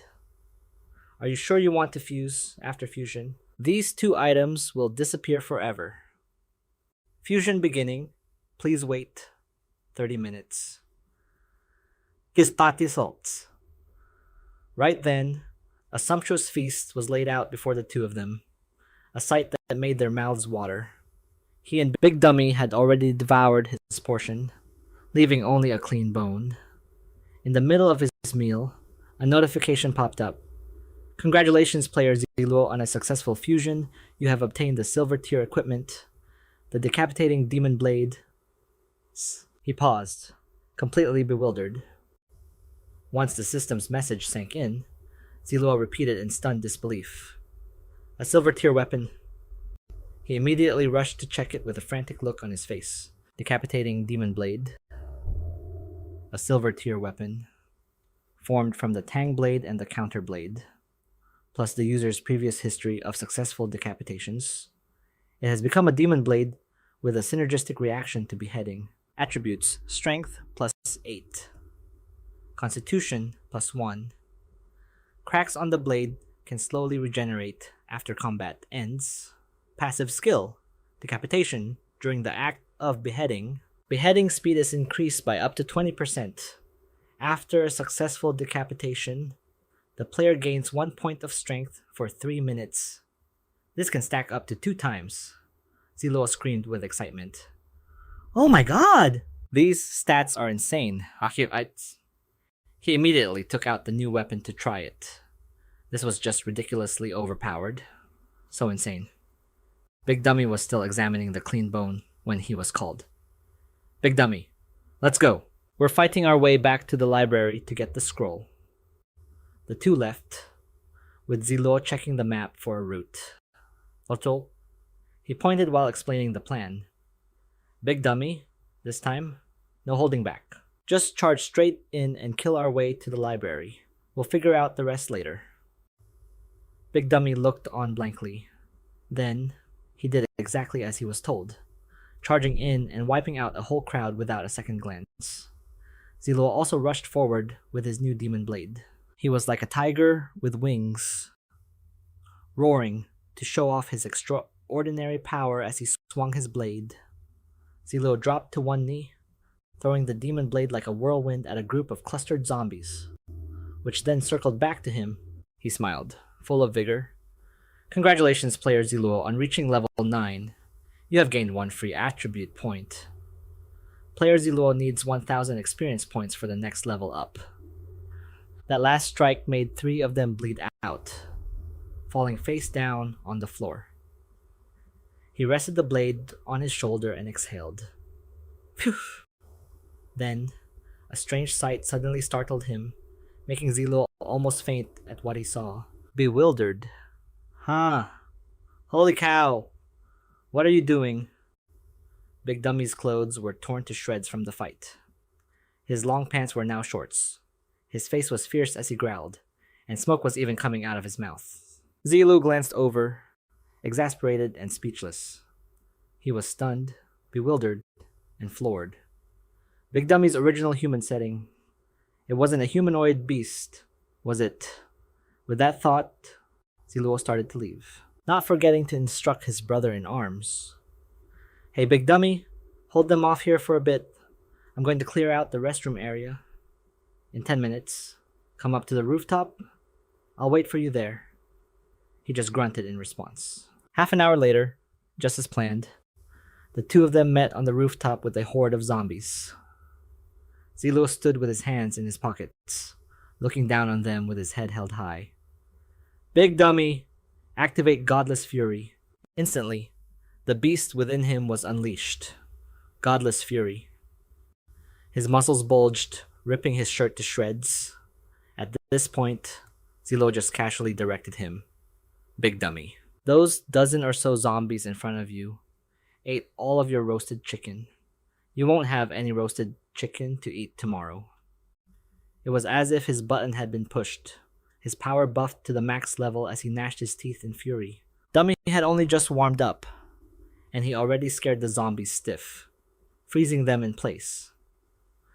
Zell sat leisurely sipping a cup of premium Longjing tea, as if he were chilling at a coffee shop. Who knew a storm was brewing right after he couldn't rest with the fire blazing in front of him? Were the heavens truly in such a violent rage, Dummy unleashed a continuous barrage of punches, taking on the entire horde by himself. Zyle clicked his tongue in approval. Dummy's attributes had increased. They had doubled under the stimulation. He seemed to be enjoying this violent game. Zyle was overjoyed. This combat power was absolutely insane, truly worthy of being a natural-born powerhouse. He let out a loud roar, preparing for the next phase. He was about to enter his cooldown. Dummy's muscles gradually shrank back to their original size. He collapsed to the ground, his entire body covered in a network of bruises and scratches, his face clearly showing his pain. His body was slowly recovering. Hot steam seeped out from his wounds. Zyle was speechless. My god, this apocalypse game even has a twisted skill like this. The system displayed new information. Energy supplement. Speed. Your food and drink consumption has been increased by 30%. While in the eating state, the food you consume will be rapidly converted into energy to heal your wounds and replenish your stamina. Zyle couldn't believe his eyes. This caught my attention. Sigh. Dummy is straying further and further down the path of a glutton. He casually tossed some supplies into Dummy's mouth and gave an order. The system automatically collected the loot, and everything was gathered up. Paying congratulations to the hosts for obtaining the equipment. Equipment Enhancement Scroll. Ping congratulations to the hosts for obtaining the equipment. Stamina Potion. Ping congratulations to the hosts for obtaining the equipment. Protective Armor. Here's some information on these items. Protective Armor. A bronze grade item is a light metal armor with protective power. Physique +1. Agility +1. The protection skill can, based on the user's will, form a transparent shield around the body. The shield lasts for a short moment.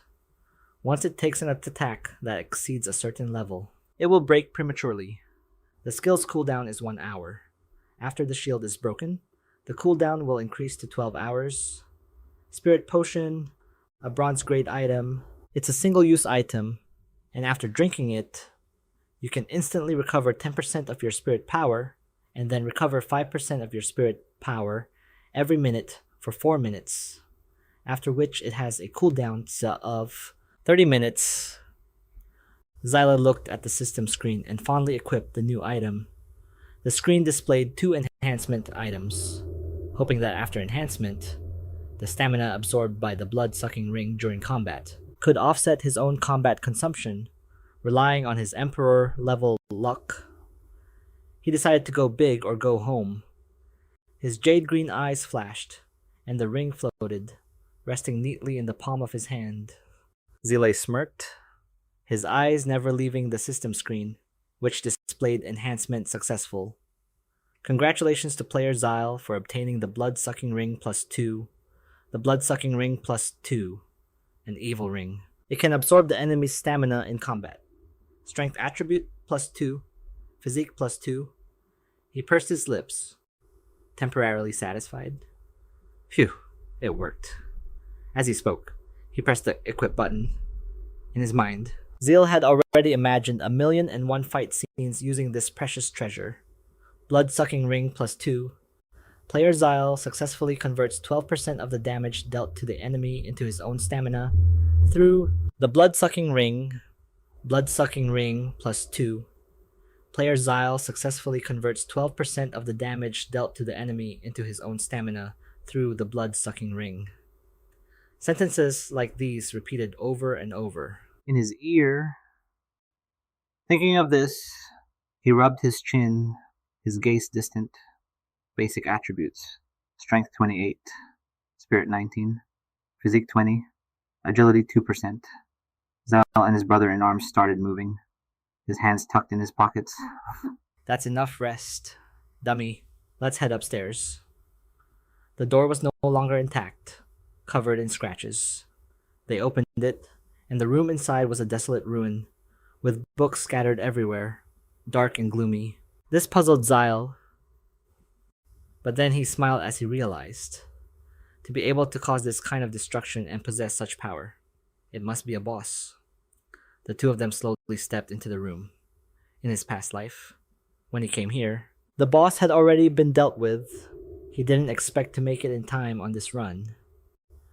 His steps suddenly halted. I really want to see what kind of boss this is. He was now in front of a door with a sign that read Shanghai Store. He reached out and turned the handle, which made a soft click. The room inside was spacious, resembling a game store from the old days. Congratulations to the player for successfully finding the Shanghai Store. You have obtained 10 reputation points. The amount of time each player can stay in the store per day cannot exceed 30 minutes. Once you exceed 30 minutes, you will have to pay a hefty fine. In the corner of the room, there was a cylindrical machine. If you refuse to pay the fine, the game system will directly log you out. He cut in coldly. I know. Dear player Zile, welcome to the store. Shanghai. Since you are the first customer to visit the Shanghai store, you have earned a one-time 50% discount on a purchase. He immediately turned his head to delegate tasks. There's a deal, this good dummy. You cover my back. He let out a growl as a sign of agreement. Zile stepped inside. The machine slowly closed the door, while Dummy stood guard outside. The inside looked quite spacious. System screens were all around. Zile, with both hands in his pockets, scanned the area, his eyes stopping on the words, Shanghai Store welcomes you, before he scoffed. Zile tapped on the text to view the goods, and a screen appeared right in front of him. Things to know when shopping at the Shanghai Store. Physical altercations are not prohibited between customers inside the store, whether it's fists or magic attacks. Hitting the metal on the walls, even though it's metal, will not cause any damage. But you will still have to pay for the repair fees. If a customer gets into a conflict with another customer, causing the walls or floor of the store to get hit, you will also have to pay a cleaning fee. All fees will be calculated based on the actual situation. We hope you can shop here happily and peacefully. Zi Luo pondered to himself. The setup is exactly the same as in my past life. I hope no one shows up while I'm shopping, so I can avoid the cleaning fee. He pressed the item button. 4 screens appeared with 4 options. Superb flash grenade. Price 1,000 gold coins. Stock 100. Short range emitter. Price 500 gold coins. Stock 100. Ice cone scroll. Price 3,000 gold coins. Stock 1. Great strength pill. Price 1,000 gold coins. Stock 1. Zi Luo was a bit awkward, not quite used to this situation. Am I just too rich now? What is all this stuff? In the right corner of the screen, there was a red plus sign. The system's voice rang out. Zin has detected that the host is not satisfied with the items in the Shanghai shop. Now, opening access to purchase hidden items in the Shanghai shop. He didn't take his eyes off the screen. Zin. Every city has a hidden shop exclusive to that city. Ding. These hidden shops are only accessible to players who have made great contributions to the city. Purchase authority is now granted to the hosts. Zi Luo was stunned speechless. He scratched his head, wondering, did I really contribute that much to this city before Zi Luo purred like a happy kitten at the praise? Let's see what great treasures the Shanghai shop has. His eyes widened at whatever he saw. Welcome, esteemed contributor to the city. The words appeared bigger and clearer than anything else. Zi Luo doubted himself and asked in a serious tone, System, are you absolutely sure you didn't make a mistake? The other side immediately replied, Absolutely. Host. You will understand once you enter the shop. Before his eyes were incredibly valuable items. Shanghai Pseudo Honor Badge. Price 200,000 coins. Stock 1. Shanghai Pseudo Order Uniform. Price 12,000 gold coins. Stock 10. Shanghai Pseudo Guardian's Mark. Price 10,000 gold coins.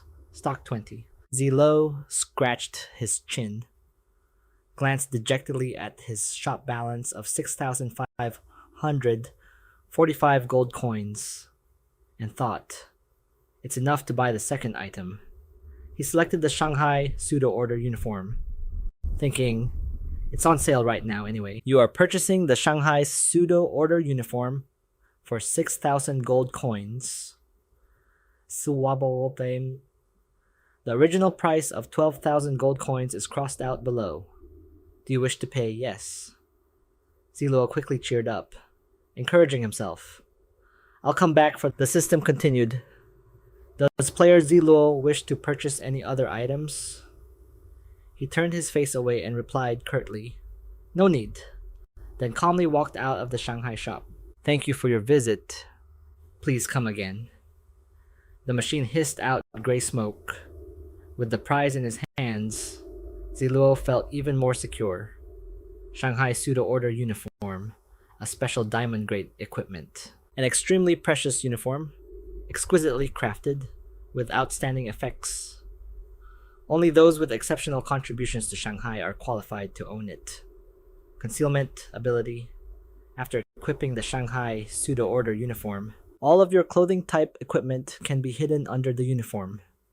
While their effects remain fully active, the uniform also has a self-cleaning function, as well as several other functions like partial temperature regulation, auto repair, and blood repulsion authority. As long as you are in Shanghai, any player with a reputation lower than yours who attacks you will have their stats lasting for 5 minutes. Order, you can establish the Order of Shanghai. Each day, you can issue one system-verified quest to any player other than yourself. The quest's rewards and penalties will be determined by the level of your reputation. The quest's difficulty determines its specific content, and you do not need to provide the reward. As expected of a city-exclusive item, it's not bad at all. Zi Luo unequipped all his gear, revealing his fair, six-packed body. He stood still, waiting. I really want to see how this equipment performs in combat. He activated the Shanghai Pseudo Order Uniform. Instantly, the new outfit materialized on Zi Luo, fitting him perfectly. He looked down at himself, excited to test the concealment attribute. Detecting that you are about to equip protective armor, activate the concealment effect of the Shanghai Pseudo Order Uniform. Zi Luo raised his hand and replied instantly, Activate! The uniform changed color. He squinted slightly, thrilled with his new prize. Zi Luo kept equipping and unequipping his gear, making Big Dumb, who was standing nearby, watch in awe. The system announced, Player Zi Luo. Your time in the shop is approaching 30 minutes. Please be mindful of the time. He smiled, paying no attention to the reminder. The concealment effect is pretty good. From now on, I can just wear the uniform to maximize my agility and stealth to the fullest extent. He grabbed his brother's hand and pulled him along. Big dumb, hurry up. Suddenly, the guy knelt before Zi Luo, not understanding why he did it. He grinned, showing both rows of teeth, and used the order function on Big Dumb. Destroy the entire world. The big guy cowered, waiting. Whether from cold or fear, it was unclear. Quest failed system verification. The two of them stared at each other, very displeased. Zi Luo looked extremely annoyed and kept issuing demands. Go kill a legendary grade boss. Quest failed system verification. Punch the Shanghai Museum with a single fist. Quest failed system verification. Peep on a girl changing her clothes. Quest passed system verification. Do you wish to issue it as soon as it was approved? His eyes lit up, and his cheeks flushed red as he hastily clarified. I was just messing around. It's not for real. Not for real. Big Dumb, who had been sitting there the whole time, still hadn't processed what was happening, as if remembering something. Zi Luo's eyes narrowed slightly, and he repeated the question. Go kill the boss in the Shanghai Museum, just as he expected. The quest passed system verification. Do you wish to issue it? He pressed yes, then looked at the reward screen, quest, and chuckled to himself, thinking he could use this function later to check for nearby bosses. The two started moving again. Big dummy, let's go. We're going to hunt hidden bosses. Night fell. Inside a metal box, a brother and sister were huddled together. The sister, with teary eyes, whispered, It won't find us here, will it? Her brother turned to reassure her, and she tried to sound certain but couldn't hide her anxiety. Probably not. The girl's sixth sense picked up on something ominous, and she glanced to the side. A crimson light flashed through a crack in the box, freezing her in place. Her face turned pale, and tears streamed down her cheeks. She lost control and let out a piercing scream. Ah! Her brother quickly covered her mouth, whispering urgently, Don't make a sound! They pressed close together, but she couldn't stop her muffled, heartbroken sobs. Her brother reflexively looked in the same direction. A humanoid zombie flicked out its terrifyingly long tongue like a lizard, making him shudder. The slimy tip of its tongue licked across his face. Tig. The sister cried even harder, but bit her lip to endure it. The siblings hugged each other as her trembling grew more intense. They decided to escape that hellish place. Her brother yelled, Xiao Mei, run! A door appeared right before their eyes. It brought a glimmer of hope to the pair, but it was too late. The zombie's tongue had already wrapped tightly around the girl's leg. It yanked her back, pulling her from her brother's arms as they both watched in stunned horror. Blood splattered onto the door and the wall, and only a piercing scream echoed in the room. Xiao Mei! The zombie now had a firm grip on her. The brother, trembling and helpless, spotted a broom in the corner. He gritted his teeth, and with all the courage he could muster, he grabbed the broomstick and charged at the monster. You damn beast, I'll end you. The moon was high in the sky, perfectly full and round tonight. Zylo and Big Dummy had just reached the door, ready to deal with the zombie. But unfortunately, the brother and sister were already on the ground, showing no signs of life. The zombie flicked its tongue out, acting as if nothing had happened. Zi Luo was at a loss for words. He said flatly. Forget it. People like them wouldn't have survived long past the newbie protection period anyway. Dying now is a kind of release, he added. If it weren't for those two screams just now, I wouldn't have even known you were hiding here, right? The monster didn't seem to understand why he was being addressed. Congratulations to player Zi Luo on his first encounter with a job-changing zombie. The job-changing process is similar to that of humans, I may add. Zombies are in the process of evolving, and they have their own development paths. The evolution speed of bosses is the fastest. Various mutations can appear even in the early stages of the game.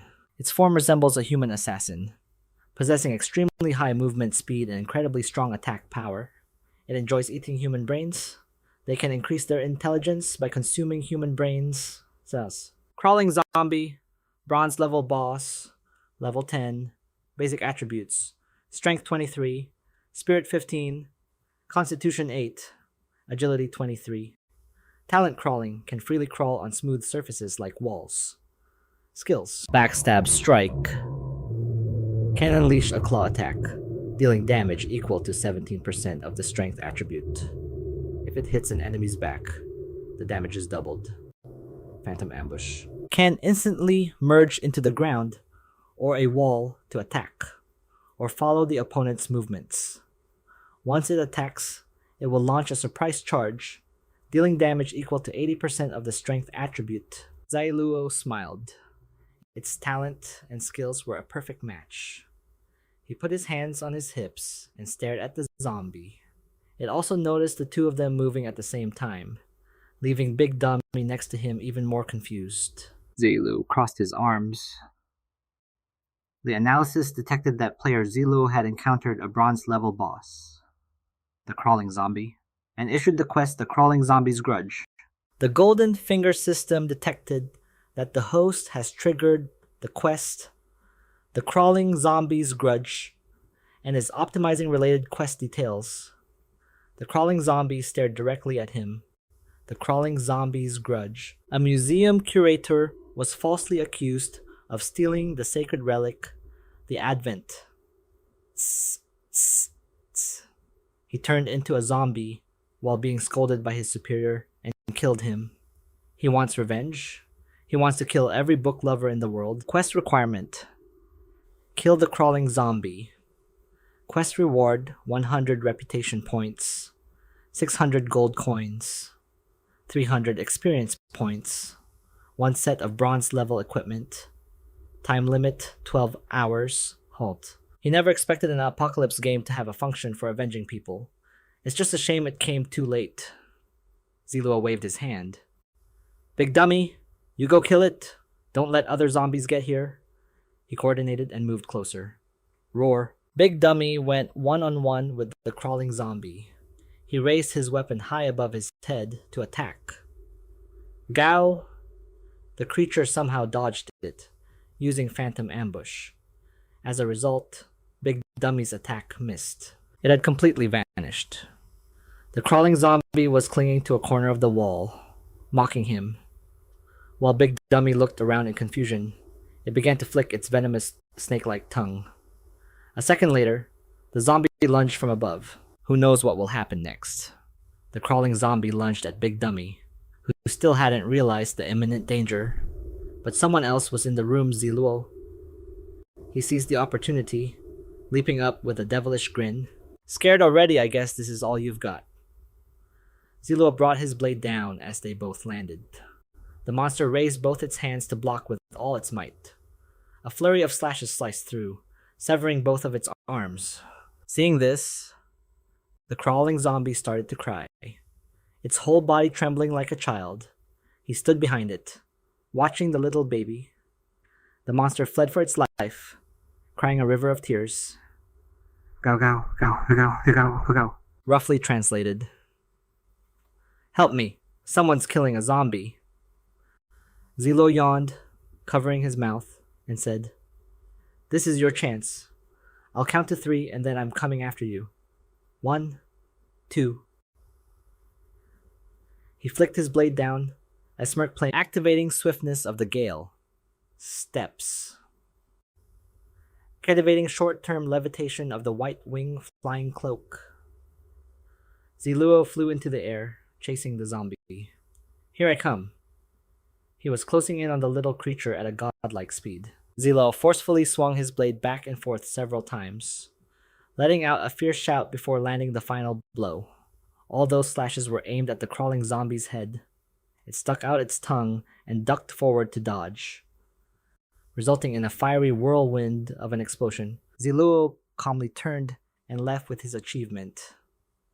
Congratulations to player Zi Luo for successfully killing the level 10 bronze rank crawling zombie boss, obtaining 50 experience points and 100 gold coins.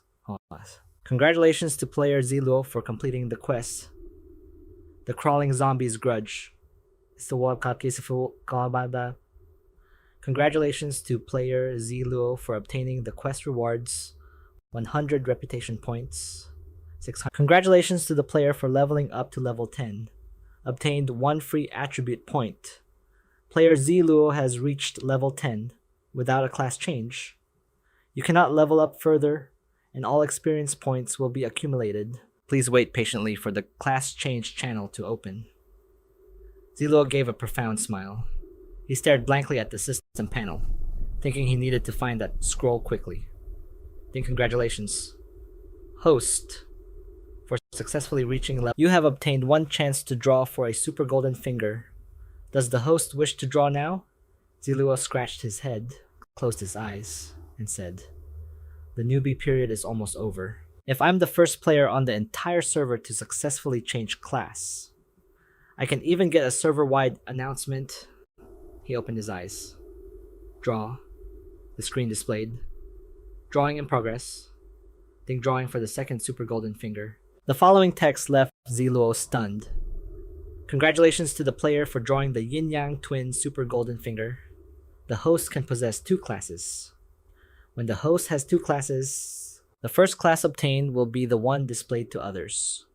The 2 classes have no restrictions, but if the fixed attribute increase is for the same attribute, the higher value will be taken. The free attribute points for the second class will only be 50% effective, rounded up.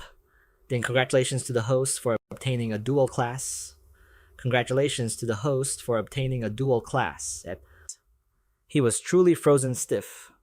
When he regained his confidence, he grinned mischievously. A heaven-defying dual class. In the apocalypse. Are you implying that I will dominate the world in the future? After some thought, Lin Zi Luo burst out laughing foolishly, pointing at his own face. That's not very nice. Wouldn't it be unfair to the other players? Suddenly, at that moment, as if hearing a sound, his ears twitched a few times. Then he angrily raised his fist and clenched it, shouting. Sudden earth spikes boom from the ground. Sharp earthen spikes erupted through the cracks. Piercing through the ceiling, the zombies that couldn't dodge were impaled, while the few that did get away were trapped between the newly formed rock pillars. At that moment, his gaze lowered to the ground as if he saw something. He ignored the zombies and walked towards a glowing silver-white box, knelt down, placed his hand on the lid, then picked it up and immediately started walking. Striding past Dangok, he told Dangok to head straight upstairs.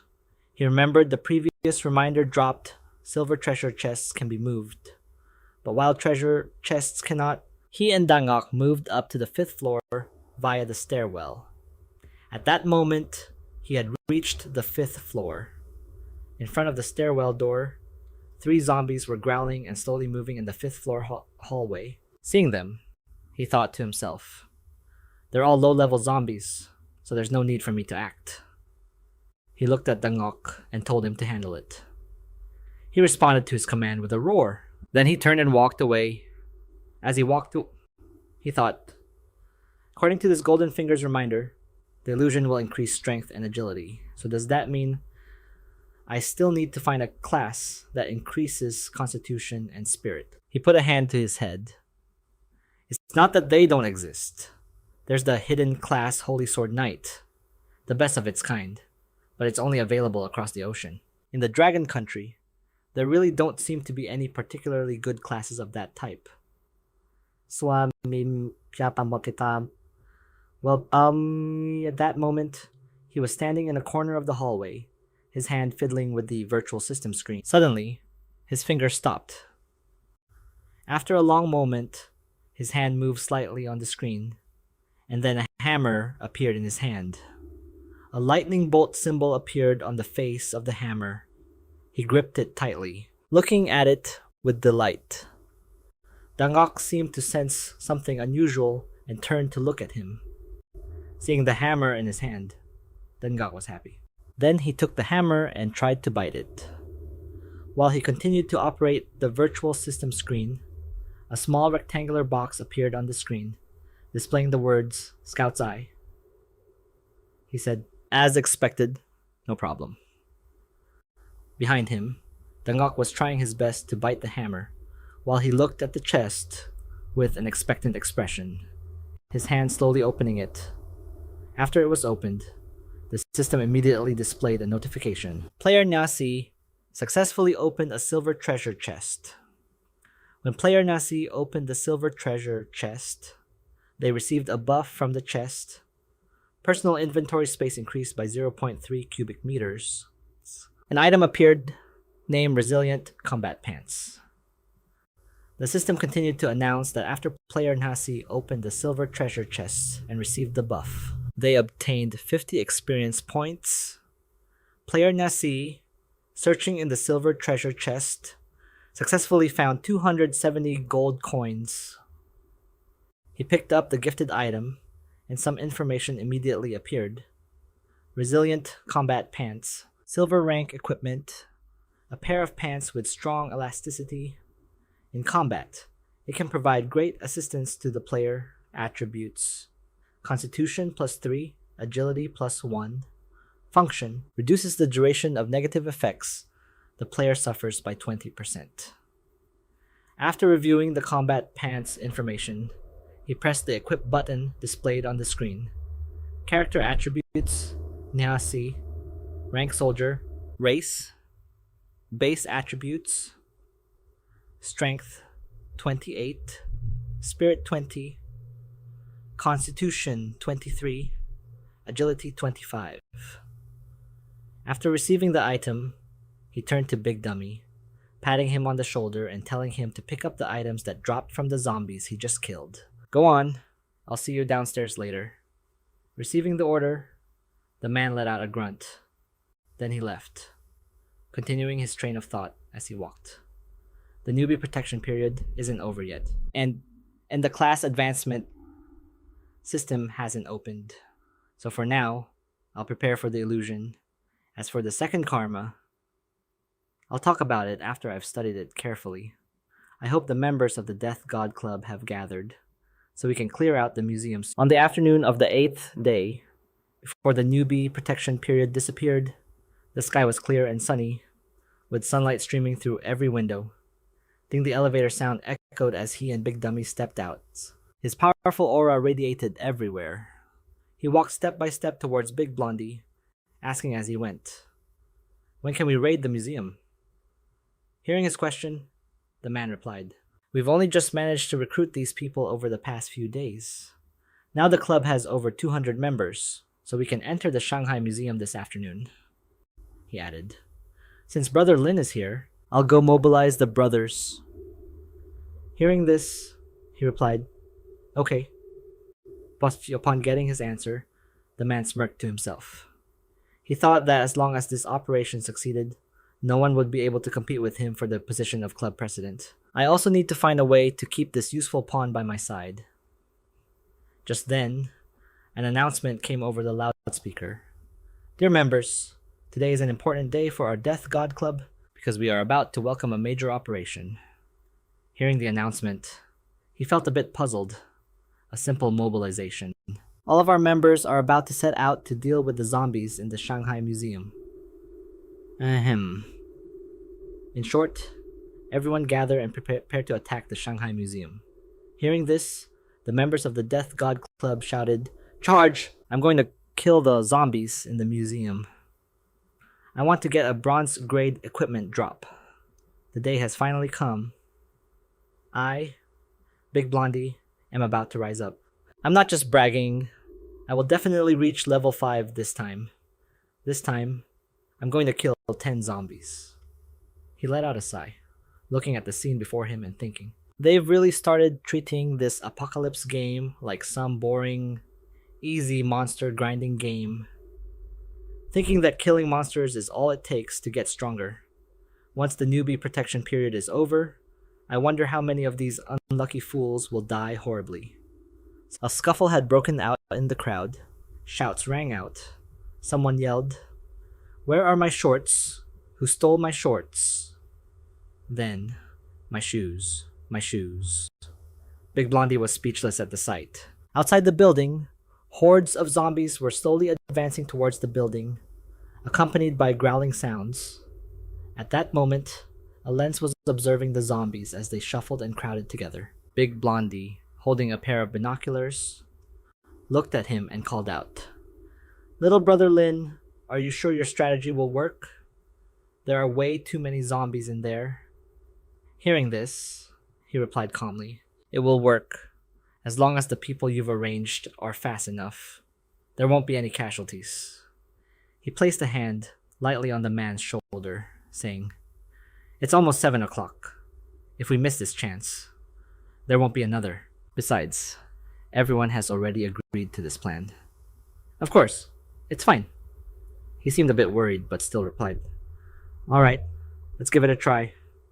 He looked past him, then gave a slight nod to the members of the Death God Club. As if on command, the members of the Death God Club who received the order nodded back at him. However, a piece of meat suddenly materialized, floating from his hand. This was a piece of raw meat soaked in the zombie virus. He said, "My agility is considered high in the club. Just leave luring the first wave of zombies to me." He turned his head and said, "Old brother Cow, I'm leaving Big Dummy with you." The man called Old Cow replied, "You can rest assured." At that moment, Big Dummy was enthusiastically playing with the mace he had given him earlier. He glanced over and thought to himself, why is he playing with that mace everywhere he goes? Is the mace's appeal to him really that strong? Thinking this, he let out a small smile, but he does seem to like this mace quite a bit. The mace seems to suit him pretty well. Then, whoosh! He dashed past Big Blondie like a gust of wind, leaving only an afterimage of his clothes behind. Seeing this, Big Blondie muttered, "He's so fast." The others excitedly said, "The first wave is the most dangerous. This is tough on Brother Lin." Another person said, with his spirit of dedication, no matter how high his status and rewards are in the club later, "I will absolutely not be jealous." At that moment, he and a few others dashed out towards the zombies, the piece of meat in his hand, its scent spreading everywhere. At the same time, the others took the opportunity to move towards another gate. The zombies, drawn by the scent, began to move towards him. Just then, he threw the piece of meat to a member of the Death God Club. With a righteous and heroic look, he said, "You guys take this meat and keep running. I'll help you deal with the zombies." He waved at the two men as he ran towards the zombies. A member of the Death God Club said, "When we get back, tell Old Cow and the club president that the rewards are all yours." The two club members looked at him, one of them catching the meat and staring at it intently. Then both of them put on a teary-eyed expression and gave him a thumbs up in admiration. This Brother Lin is such a good person. As he ran, he laughed to himself. "Too easy to fool. Go kill zombies." "No way. I'm going to find the scroll and avoid having others snatch it away." Tsuchos. The two club members, now outside the encirclement, witnessed the scene of zombie corpses being sent flying one by one. Outside, gaped in astonishment, shouting, "Oh my god, he's a top player for a reason." It turns out he was holding back this whole time. At the entrance to a secret room, his figure appeared from behind the door. "The class change scroll is mine." Just then, a scroll appeared inside a transparent case. Seeing what he was looking for, he whispered in awe.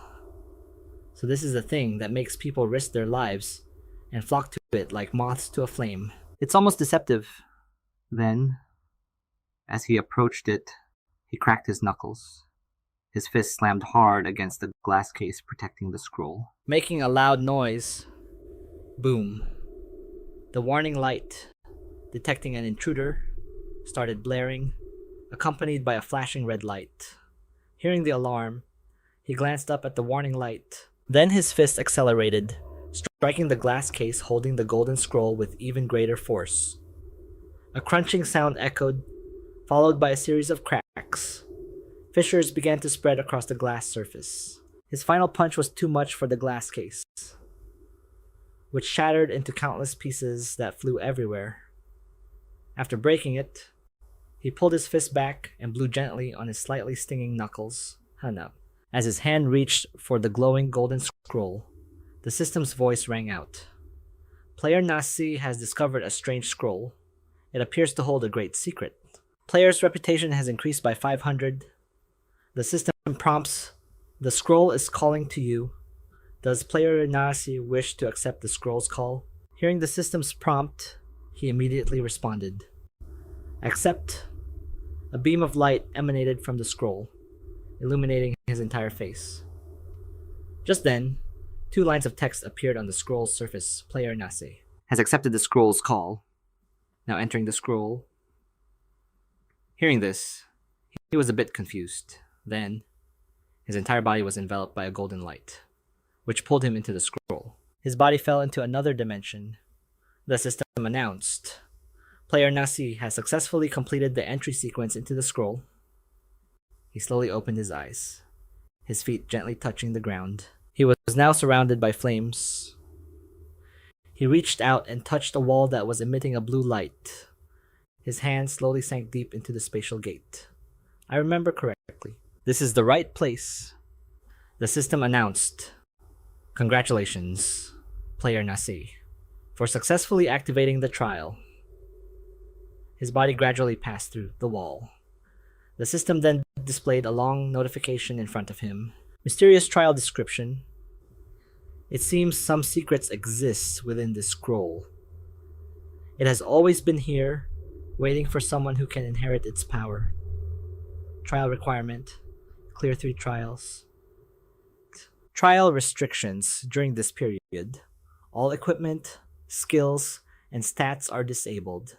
Trial reward, +1 level, special class phantom, trial duration. The flow of time here is different from the outside world, so there is no need to worry about it. Trial penalty. Failure results in the host's immediate death. After reading the series of notifications, he thought that it was just as he expected. It was just as cruel as in his past life. The system chimed in once again.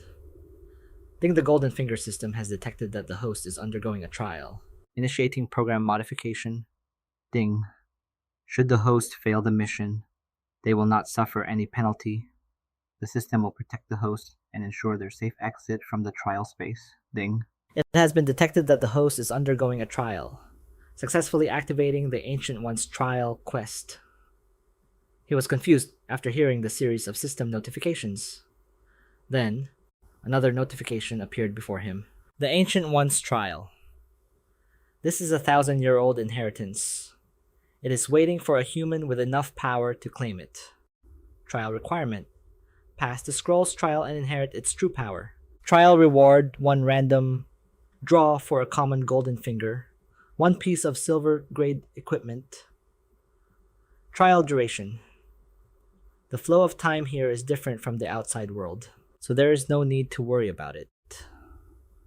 After reading the system's notifications, he stroked his chin thoughtfully. Several thousand years enough power. The Phantom class can be considered top tier, but that description doesn't fit at all.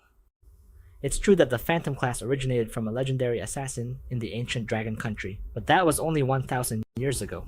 Furthermore, at level 50, a Phantom undergoes its second class change to become a Phantom assassin, and at level 80, its third class change to become a Phantom god.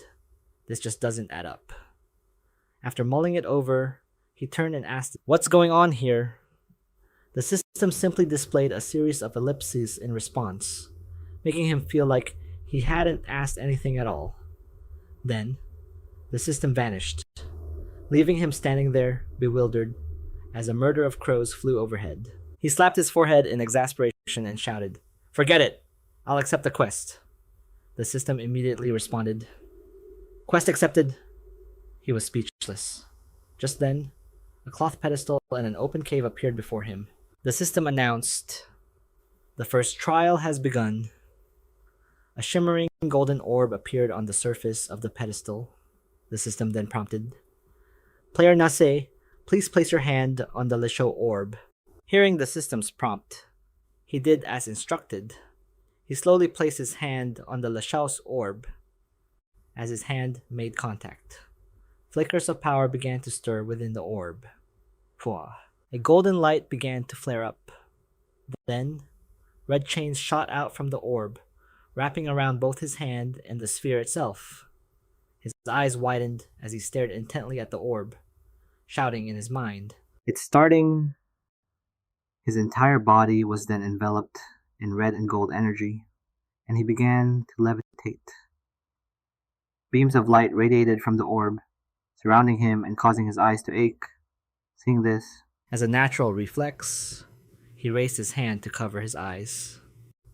After a few minutes passed, he slowly peeked his eyes open, looking around in astonishment. He was now surrounded by a completely red space, with a transparent cushion supporting his body. He then knelt down and scooped up some of the red liquid with his hand. After that, he clenched his fist, letting the liquid drip down. He stood up and gazed into the distance. A vortex appeared above his head. The center of the vortex had a faint pink glow. His body felt as if it were being tormented by pain.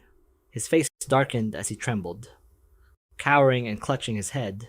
In my past life, I relied on my hatred for Yao Jing Han to get through this stage, and passing it that way was so cowardly. Back then, both of his hands were covered in blood as he gritted his teeth to endure the pain. He silently resolved that in this life, he absolutely would not be so cowardly.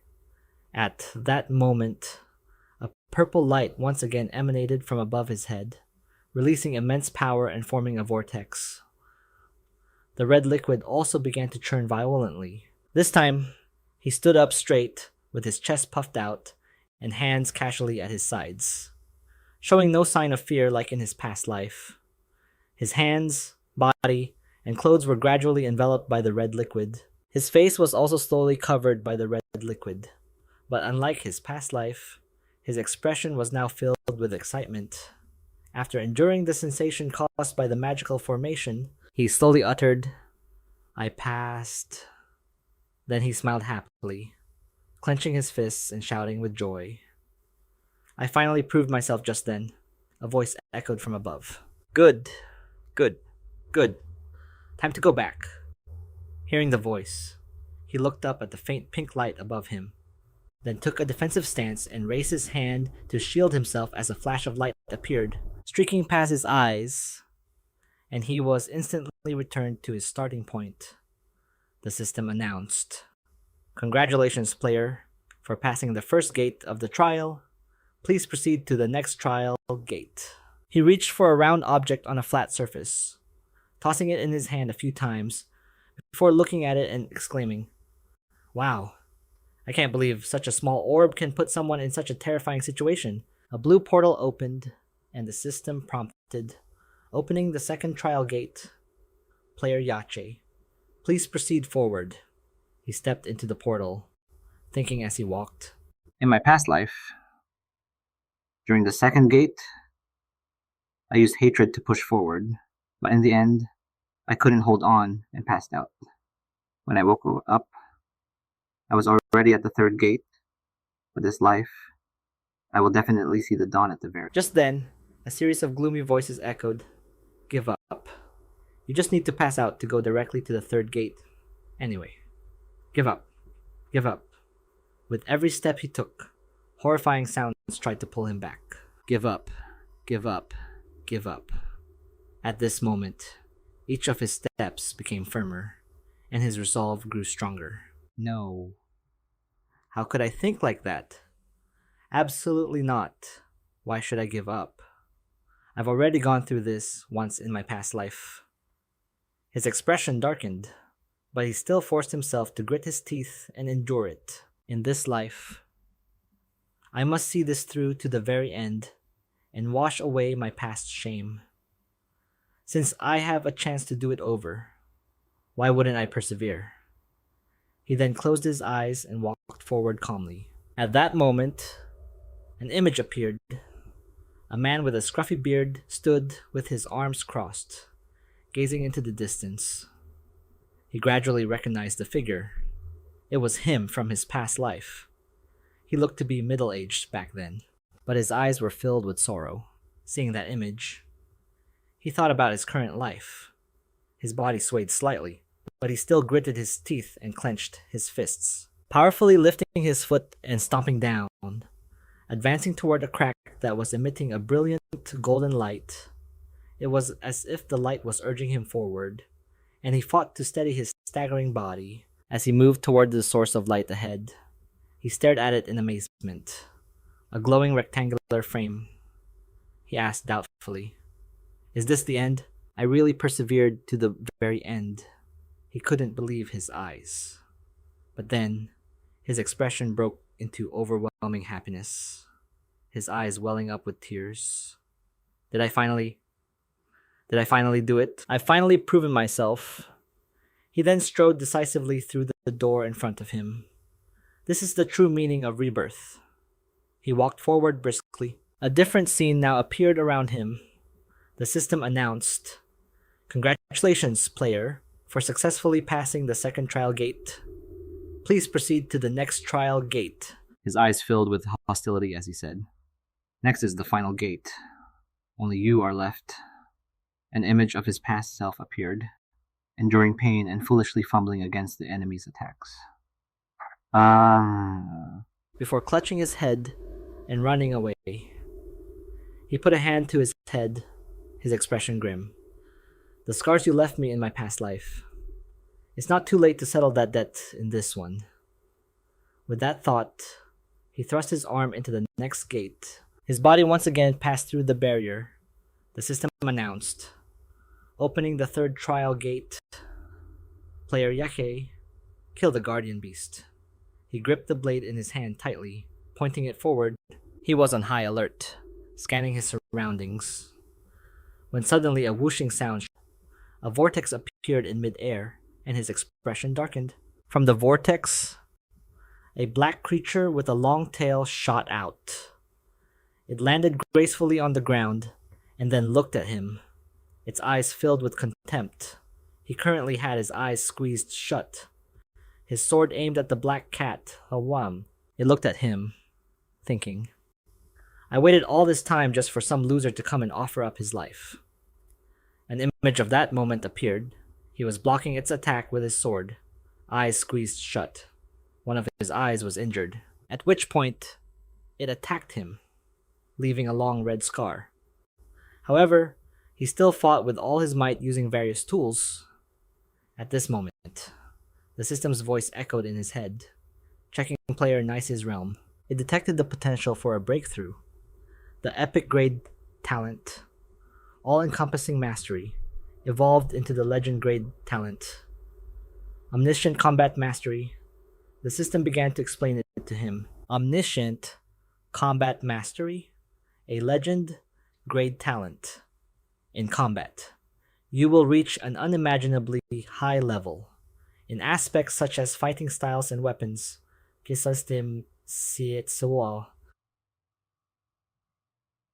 You can master them all with perfect fluency. At that moment, a blue square appeared around him. He shifted his feet into a combat-ready stance. Flash, a golden beam of light shot up in front of him. He just closed his eyes, gripped his blade tightly, and charged forward. His blade collided with the black cat. It struck the cat's face, creating a huge gash, and blood splattered everywhere. The wound he had received in his past life, he now returned to the cat in this one. He then followed up with a few more slashes. The cat slammed hard against the stone wall, blood flying everywhere, before falling to the ground and crying out in pain. The system immediately announced, "Player Nice has successfully killed the guardian beast. Congratulations. Player Nice, for successfully passing the third trial. Congratulations. Player Nice, you have received the trial reward. Your level will increase by 1. and you've received the illusionist class change scroll, the scroll appeared before him, hovering in midair. Because the player has not yet completed the class change, the reward of one level will be applied after the class change is complete. He gave a slight smile and reached out to take the scroll. Then, looking around in confusion, he spoke. I've clearly completed the trial, so why am I still here? He began to analyze the situation. In my past life, I was teleported out of the trial right after killing the cat. Why is there no reaction at all this time? Could I be trapped inside the trial? He approached the stone wall, placing his hand on it to inspect it. Then he wondered, unless the thing keeping me here isn't the apocalypse game, but my golden finger system. Just then, the system displayed a message. Mission requirement, pass the trial from the scroll. Inheriting the true power of the scroll. Incomplete. After reading the notification, he was shocked to realize, so you're telling me I haven't actually inherited the scroll's true power this whole time. He then cried out in frustration, class change, scroll? Could obtaining the scroll just be the first step? For the second step, do I have to activate the scroll to obtain the power within? A bold idea suddenly popped into his head, and he slapped his fist into his palm. Let's give it a try first. The system announced again. Ding detected that the host has successfully passed the trial. Host, please proceed forward to receive the true power of the scroll. He touched his head and sighed in relief. Good thing it wasn't a bug that trapped me in this cave. He clenched his fist, looked up, and asked, how do I proceed? The system gave him no response. He continued to play dead, while he maintained his forced smile, waiting for a reply. Then, his expression turned serious as he thought. What kind of scroll is this that it can make my golden finger system go completely silent? Or could it be that this golden finger system is an old acquaintance of the scroll? Or maybe it already knows what I went through in my past life and is staying quiet on purpose? Whatever. I'll just follow its prompt. I'll just move forward for now. He then tried to push the stone wall, cursing as he did. Damn it! I really didn't expect this crack to be here. If it hadn't told me to go straight, I never would have found this crack. How do I even use this? It feels like the connected cracks form some kind of pattern. He reached out and lightly touched the fissure, which immediately flashed with light. Seeing this, he took a few steps back, watching as the golden light gradually spread. He saw the images of a bull and a bird appear on the rock face and exclaimed in shock. Aren't these the two patterns from the scroll? The two patterns then let out a loud cry, and the surrounding rocks began to crumble away, revealing a gate. After a tremor, a stone door covered in patterns emerged. He reached out and gently pushed the door open. Kriak. The sound of the door opening echoed through the chamber. In front of him was a stone table, and on it laid the scroll and a glowing Lasho pearl. He walked in, observing his surroundings. He put his hands on his hips and walked closer to the stone table. He then picked up the scroll and opened it.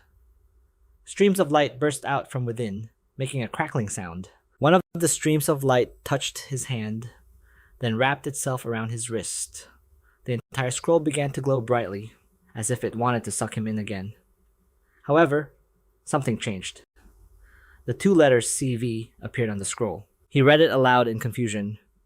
CV. He felt a bit wary. Are they really going this big?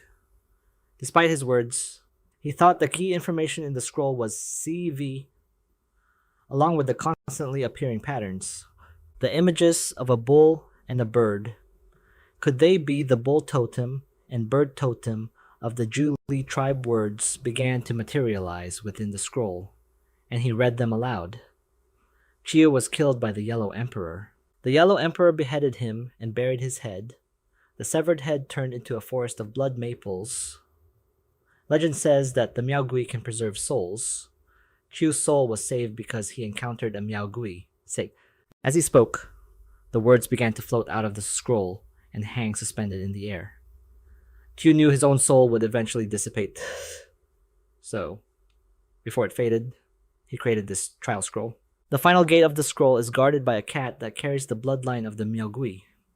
Is what Lord Chiu wanted to test an unyielding will, eternal perseverance, and perfect combat. Your 3 trials have all met the highest requirements. You have earned the right to inherit the greatest power of the Julie tribe. Please place your hand on the totem. After reading those words, his hand unconsciously reached for the scroll, and he finally understood that this was the scroll's true power.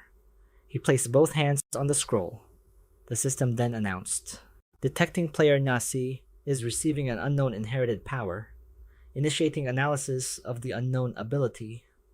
Power radiated from the scroll, enveloping his body. System has successfully analyzed the unknown ability from Blue Star. The Apocalypse game system is now integrating the unknown energy with Blue Star's culture, along with the system's announcement. The radiating power grew stronger and stronger, integration successful, gamification successful. Player Nyase is undergoing a class change. Time passed, and he finally finished absorbing the power. His body staggered back a few steps. The system continued its announcement. Congratulations, Player Nyase. Class change successful. Based on Blue Star's culture, the Apocalypse game has named this class the War Master. Player Nyase, please conclude the trial. The War Master class requires one final data conversion. He exhaustedly slumped to the ground, looking up with a faint smile. I only wanted to get the Illusionist class scroll, but I unexpectedly passed the Julie trial. Isn't this a double blessing, player named Nase? Class War Master? He reached out to touch the virtual system screen. This War Master class is pretty interesting. A line of text appeared that made him exclaim in surprise. Huh. Suddenly, he raised his arm, looking alarmed. A closer look at the back of his hand revealed a golden orb stuck to it, refusing to let go. The system simultaneously announced Julie Orb, bronze grade item, treasure of the Julie tribe. The most important item for a War Master. The Julie Orb is the War Master's weapon. After passing the trial and inheriting the scroll's power, the Julie Orb will bind to the player, existing within their consciousness. Function 1.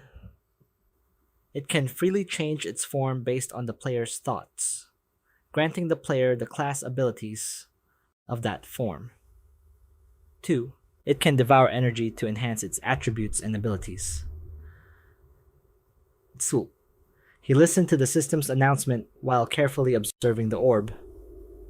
Does that mean this item has infinite growth potential? Suddenly, the orb flew from his hand and shot straight into his forehead. He collapsed in pain, clutching his head with his eyes squeezed shut, his face drenched in sweat. However, when he saw the system's prompt to end the trial, he still reached out to press it. As he did, he thought, as expected of a Julie weapon, its very existence is this special. The space around him completely changed, and a few zombies were now lying face down on the ground. He looked at the broken glass case, where the scroll still lay undisturbed. He walked over and reached for it. The system announced, Player Nase. Trial concluded. The War Master class is continuing data conversion. Player Nase's base attributes, without equipment or title bonuses, are as follows. Strength is 18, Spirit is 16, Constitution is 12, Agility is 19. Class digitization for War Master is complete. Player Nasi. Each level up will grant 3 points of strength, 3 points of Constitution, and 3 free attribute points. Based on all previously gained experience and quest rewards, your level is being increased. Calculation complete. Player has successfully reached level 10. Player Nasi's attribute panel. Base stats. Strength is 49. Spirit is 24. Constitution is 46. Agility is 36. Free attribute points are 9. Hearing the long lists of system notifications, his jaw dropped and he shouted, with these heaven-defying stats, I can just stroll through a horde of zombies now. All about the odds. Congratulations to the player for being the first to successfully complete a class change in the Apocalypse game. earning the unique global achievement, the Pioneer. He reached out and touched the virtual interface of the system. A class analysis will now be broadcast as a server-wide announcement. Class introduction, War Master Mal, the War Master, Lord of all soldiers, God of War, formed by the unimaginable power of the Julie, the treasure of the ancient Julie tribe, creating this terrifyingly powerful class. Those who have not passed the fearsome trial cannot control its attributes. Each level up grants 3 points of strength, 3 points of constitution, and 3 free abilities. 1. Lord of all soldiers. You can manipulate the Julie orb to transform into any warrior type weapon, thereby gaining the abilities and skills of that warrior class. 2. Julie's orb. You can infuse power into the Julie orb to enhance its attributes and rank. As for the third ability, the system did not display any further information, only displaying a message. Specific ability not yet activated. After reading the long list of notifications, he instinctively pinched both of his cheeks hard. He yelped in pain. Ouch! So I'm not dreaming. He stood up, clenched his fists, and yelled, "This isn't just overpowered.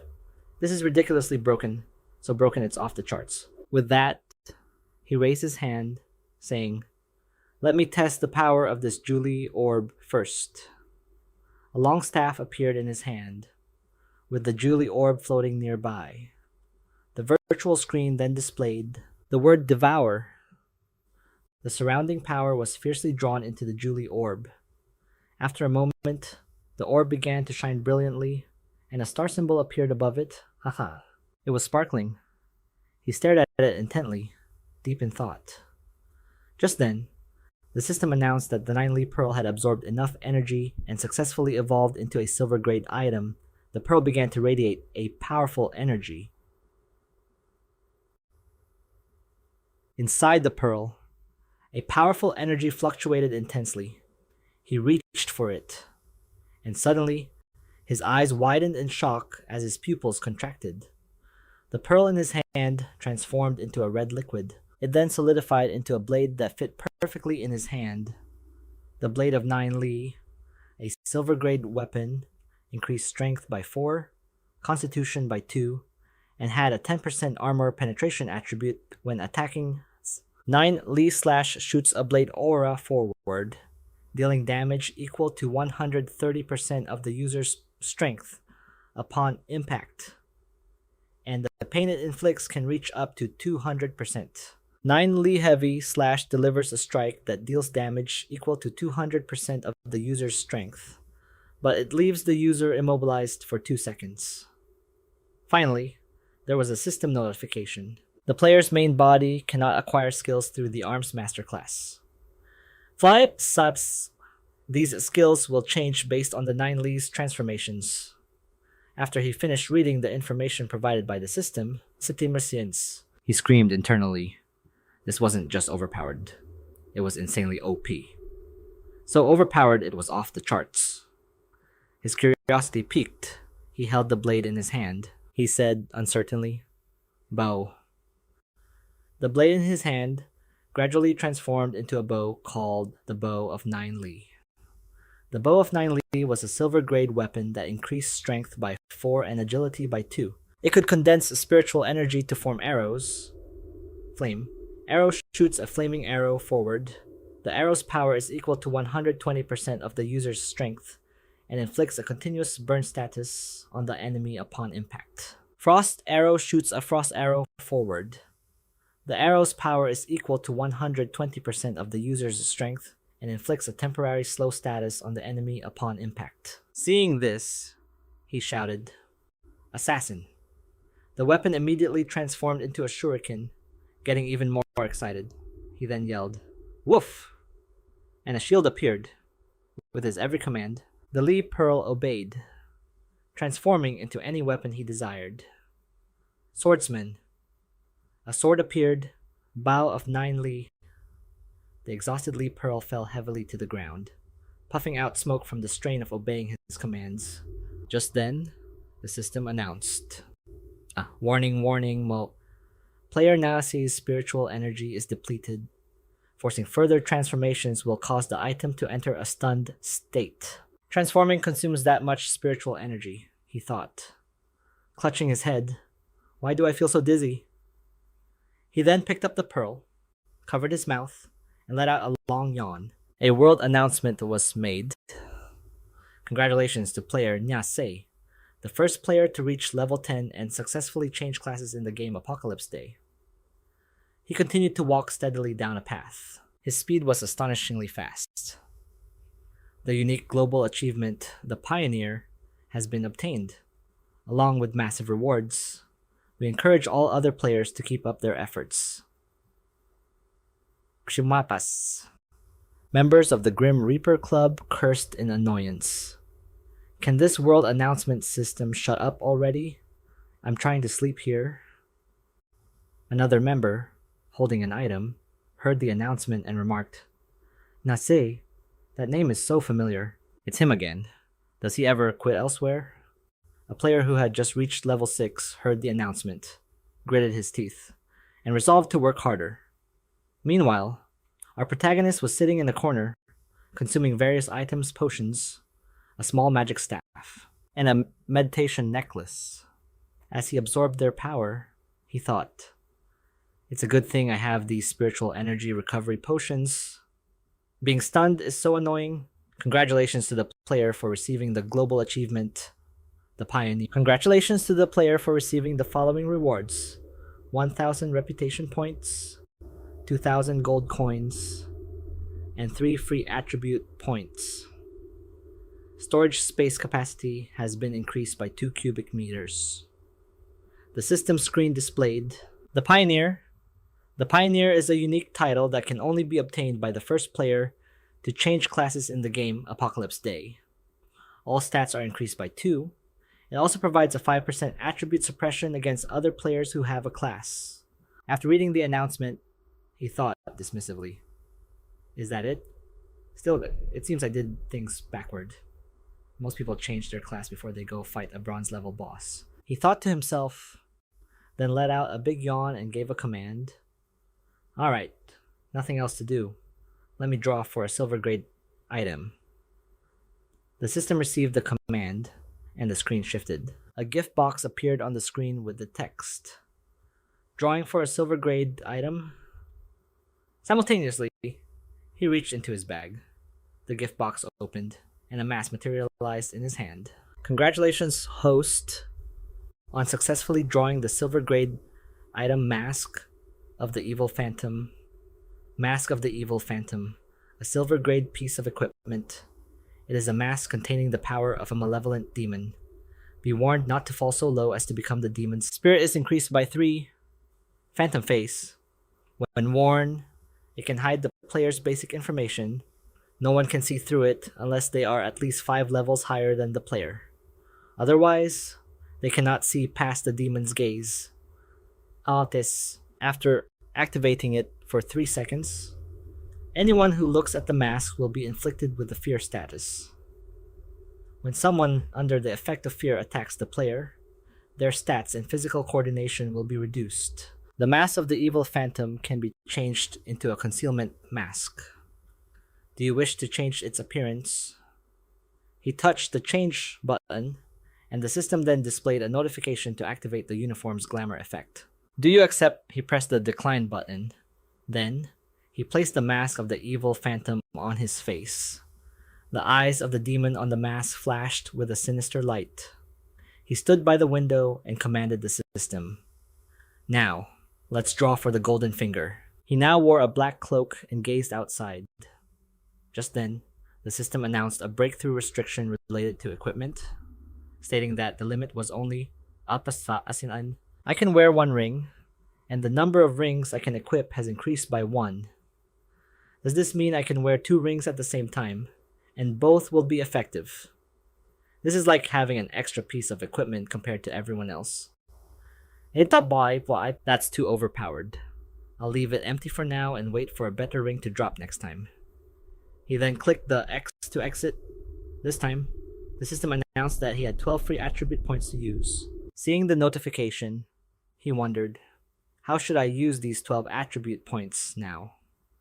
As if an idea struck him, his hands moved swiftly, tapping continuously on the system's virtual screen. The attribute panel showed strength at 52, spirit at 33, constitution at 49, and agility at 36. This will do. I'll head back first. After finishing everything, he calmly walked out of the building. Elsewhere, on a rooftop, people were partying happily, shooting confetti all over a high platform. Chao Dong and Big Dummy walked towards that platform. Seeing this, the crowd cheered joyfully. The Death God Club's operation to clear the Shanghai Museum today will go down in history. I'd like to introduce everyone to our great hero, Big Dummy. After Chao Dong introduced him, an awkward silence fell. There was no reaction from Big Dummy, except for the sight of him drooling greedily while holding a chicken leg. What an adorable look on Big Dummy's face. Seeing this, Chao Dong called out, "Brother Big Dummy!" Big Dummy thought he was trying to take his chicken leg and let out a roar. Then he turned away, glaring at him as if he were an enemy. Seeing this, Chao Dong said, "Chicken legs are Big Dummy's life, aren't they?" Just then, he walked in wearing his mask. Seeing him, Chao Dong called out, "Brother Lin," he said cheerfully, "we finally found you. You might not know, but we were looking for you for half the day. These guys even thought something had happened to you." The members of the Death God Club looked at him with clear adoration.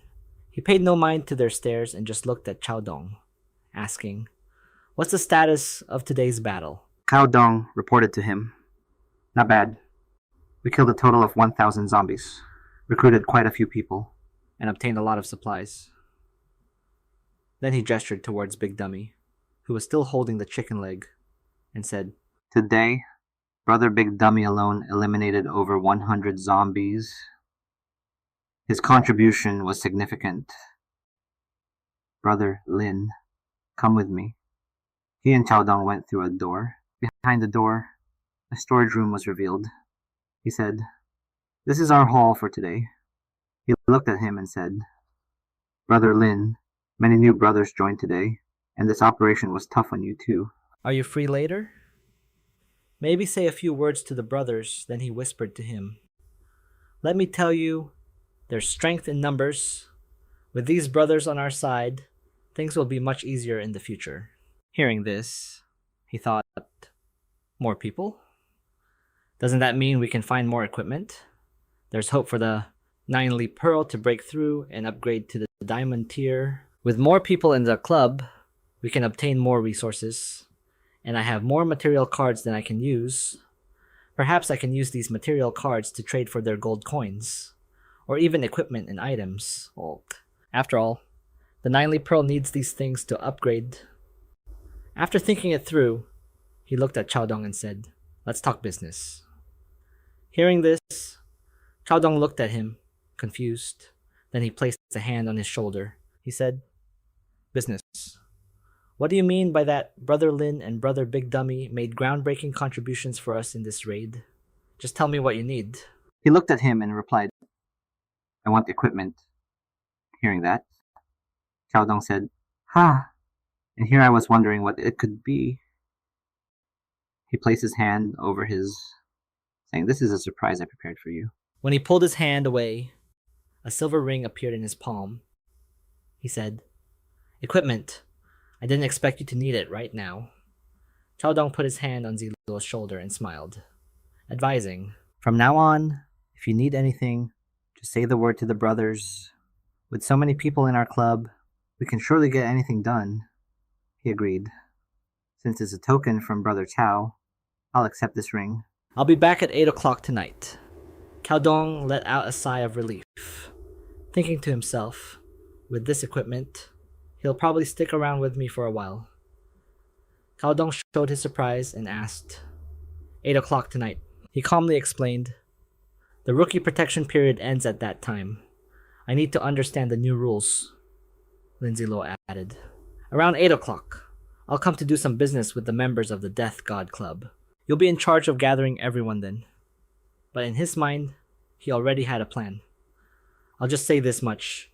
He probably won't go out around that time, so I guess I've saved his life. Consider it thanks for your help at the museum and for giving me this ring. Chao Dong gently ruffled his hair, smirking reassuringly. I'd forgotten about the rookie protection period. But don't worry, Brother Lin. We stopped being rookie players a long time ago. We can handle it. He then put on a curious expression. Besides, don't worry, Brother Lin. I'll definitely have everyone well prepared for what you want. Brother Lin, what are you planning to trade with us? Zi Luo replied in a low voice. Mostly various material cards. You'll see when the time comes. He thought to himself. Forget it. I've said enough. I can't worry about the rest. After hearing this, Chao Dong was bewildered. Material cards. The club isn't short on those. Zi Luo turned towards the door, pulling Big Dummy along behind him.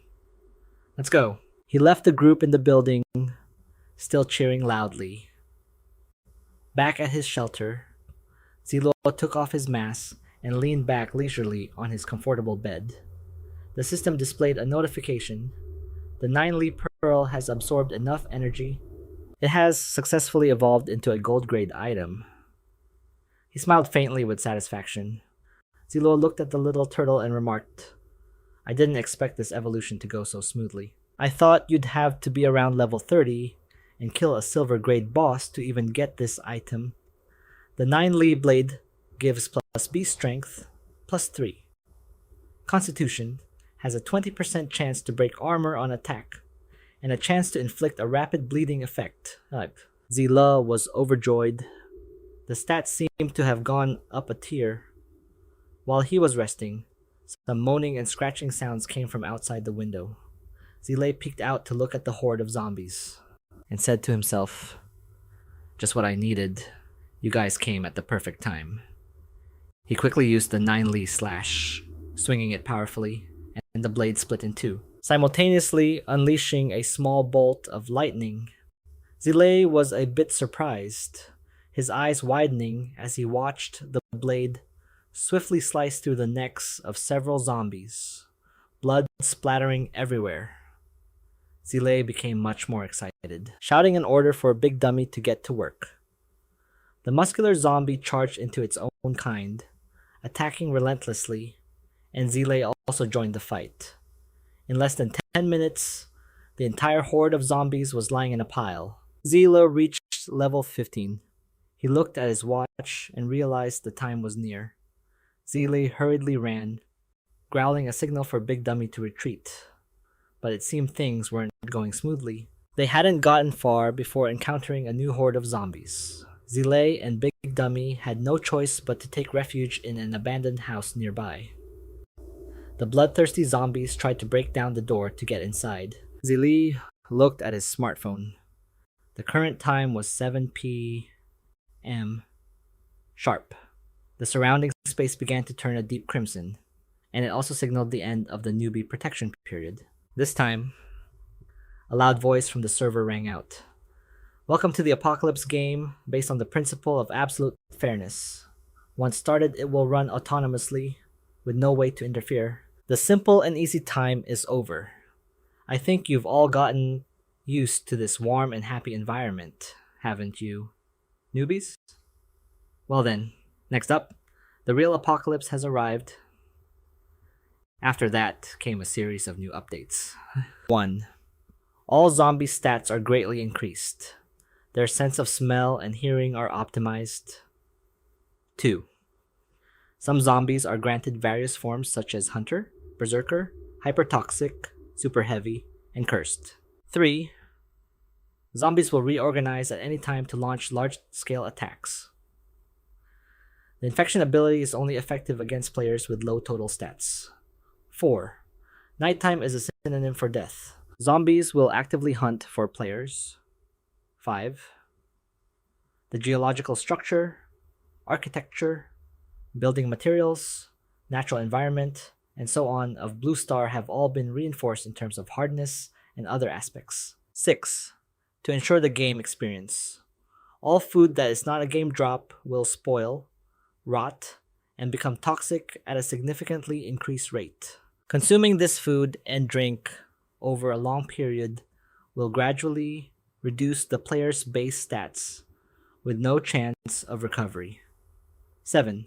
Supply cards have been comprehensively upgraded. The higher the zombie's level, the higher the satiety of the food it drops. 8. The climate will experience widespread degradation. 9. The class change channel is now fully open. 10. The National Ranking Board feature has been launched. First, based on level, reputation, and players will receive great rewards and can participate in the regional supremacy contests that will open later. 11. The dungeon system has been completely overhauled. 12. All cities have been partitioned, making them impossible to cross. 13. Future updates will be unlocked when specific conditions are met. Zila frowned and sighed softly. Sigh. It's exactly like my past life. So cruel. The real apocalypse has finally arrived. The lines of text faded into nothingness one by one. Zile stood motionless, listening to the final words from the server. Please try your best to survive. The zombies outside quickly mutated into different forms. In the world to come, they gathered and lumbered forward. It was either live or die. The chaotic scene completely cut off the player's temporary lifeline, forcing them to go out and fight for their own lives. Stockpiled food began to reek, and this was also a critical issue as it directly affected the survival of humanity. There were a few terrified screams. Help. Don't eat me. Ah. Zila clenched his fists. Live or die. This game truly was one of two extremes. He glanced over and called out to Big Dummy, but then became terrified and cried out. Oh crap! How could I forget that Big Dummy is also a zombie? The mutation process happened rapidly. Big Dummy let out a deafening roar, forcing Zile to take several steps back to avoid it. He panicked and called out to his golden finger system. What is happening? A notification arrived in response. Because the player analysis panel and the zombie evolution on Big Dummy are conflicting, the system is currently repairing its permissions. Through this repair process, Big Dummy will not take on a new form, and its zombie attributes will receive a 50% enhancement effect as compensation. It also won't be subject to the compulsory instincts bestowed by the Apocalypse game, like participating in zombie waves, new talents, and can also undergo a class change. Zila suddenly had an idea. If he can get a class change, I'll set him up with a super cool hidden class. Even better than a 100% inheritance. After scrolling through Big Dummy's talent analysis panel for a long time, Zila's face turned pale. Damn, his tankiness this time is beyond description. The server also sent him a few other notifications, such as reaching the Dragon Country level based on his 3,720 reputation points, 2 Shanghai Order Keeper uniforms, and the 9 Li Blade successfully topping the list. Do you wish to hide your name? Zile refused without a second thought.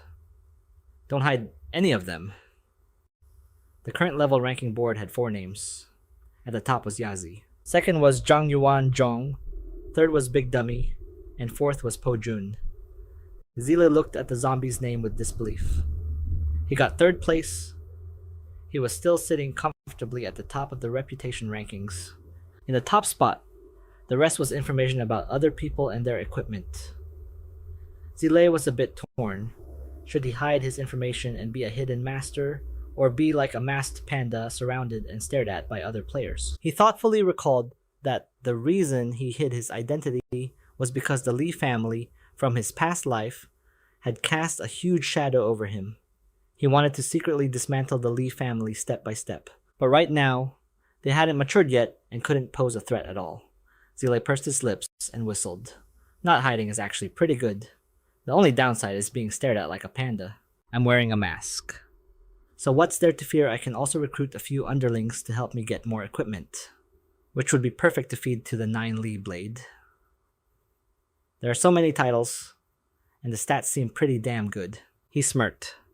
Just with these rewards, he could support a small squad, and the ranking rewards would earn him respect from other players. based on your current level by holding a certain rank for 24 hours. You will receive experience, gold coins, and reputation, and these rewards will increase over time. The next notification stunned him even more, because he was always in the top ranks. Right. Not only that, but Zile also received an epic grade title, Peerless in the World, which increased all stats and rewards by 10%, provided discounts at all shops, and had a cooldown of about 24 hours. Hafult. Danguk was bewildered to see Zilla cheering so loudly. This was truly immeasurably powerful. Oh my god. For this 1 second, even a level 90 god of war couldn't harm a single hair on my head. I must keep this title. I have to maintain a spot in the top 3. He put on an arrogant look, having equipped Peerless in the World, but it would only take effect after 1 hour. Zayla re-examined the information, full of doubt. A 1% increase in drop rate. That's not right.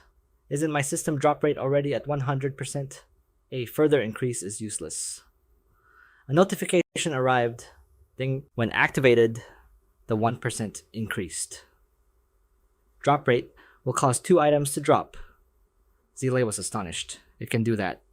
He waved his hand and called to Danguak. Let's go. We're going to collect on our deal with the Death God Club. Let's see if what the system said is true.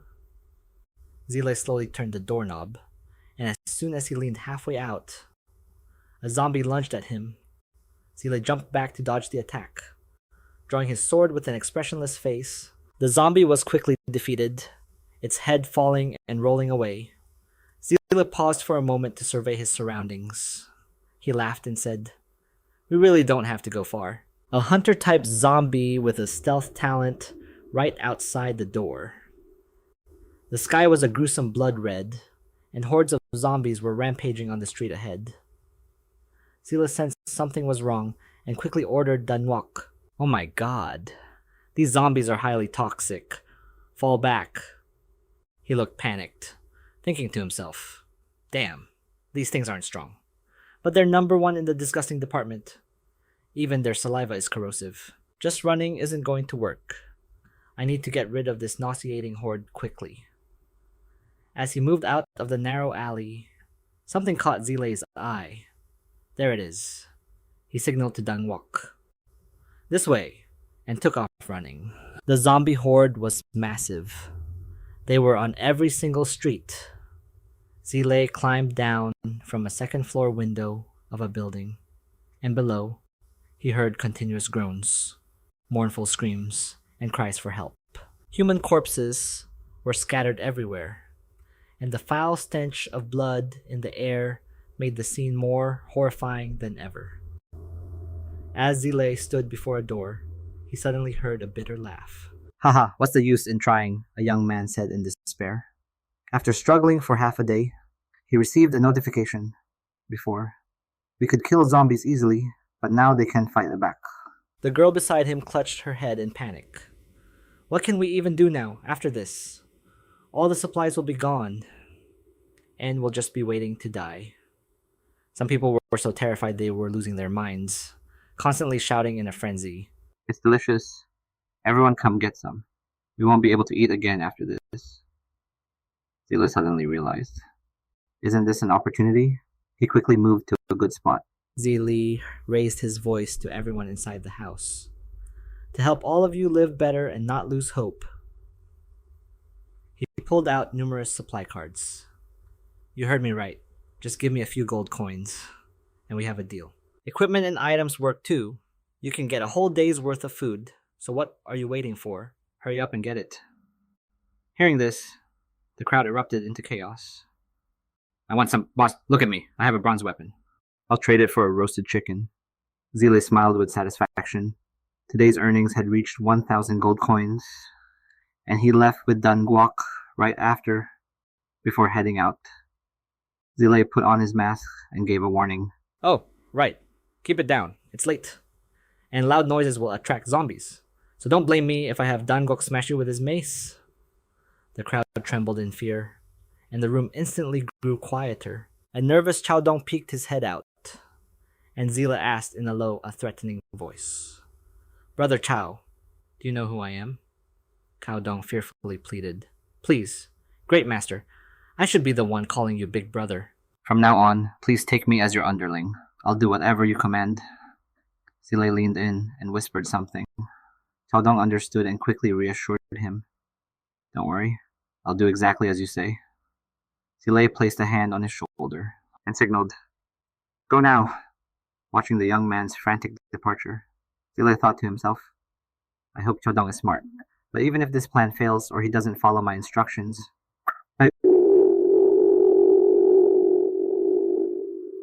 I won't suffer any loss at all. I only stand to gain. He locked the door securely. Zile stared into the distance. The one-day protection period after the tutorial is over just like that.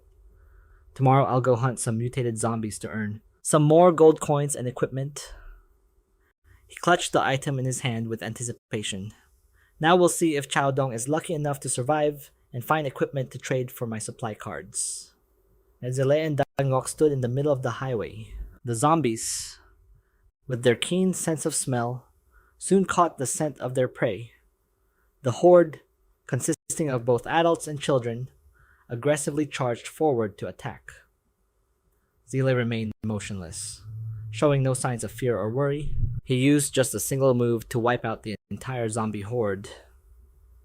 Zile glanced coldly and ordered, Let's go, big dumbass.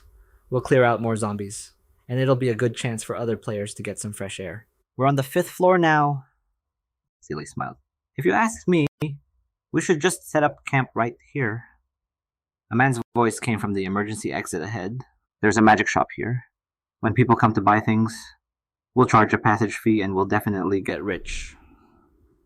No need to worry. That's right. All the zombies are dead, so there are no more safety issues. Boss, if we collect supply cards, we'll be able to eat and drink to our heart's content. Zila cautiously approached while the group continued their discussion. But who killed all the zombies here? They're scattered all over floor 34B. Who could have done this? It must be a very strong team. They couldn't have missed the Shanghai shop. Right. If we take over this place. What if they come looking for trouble one day? The loud, echoing sound immediately caught the bald man's attention.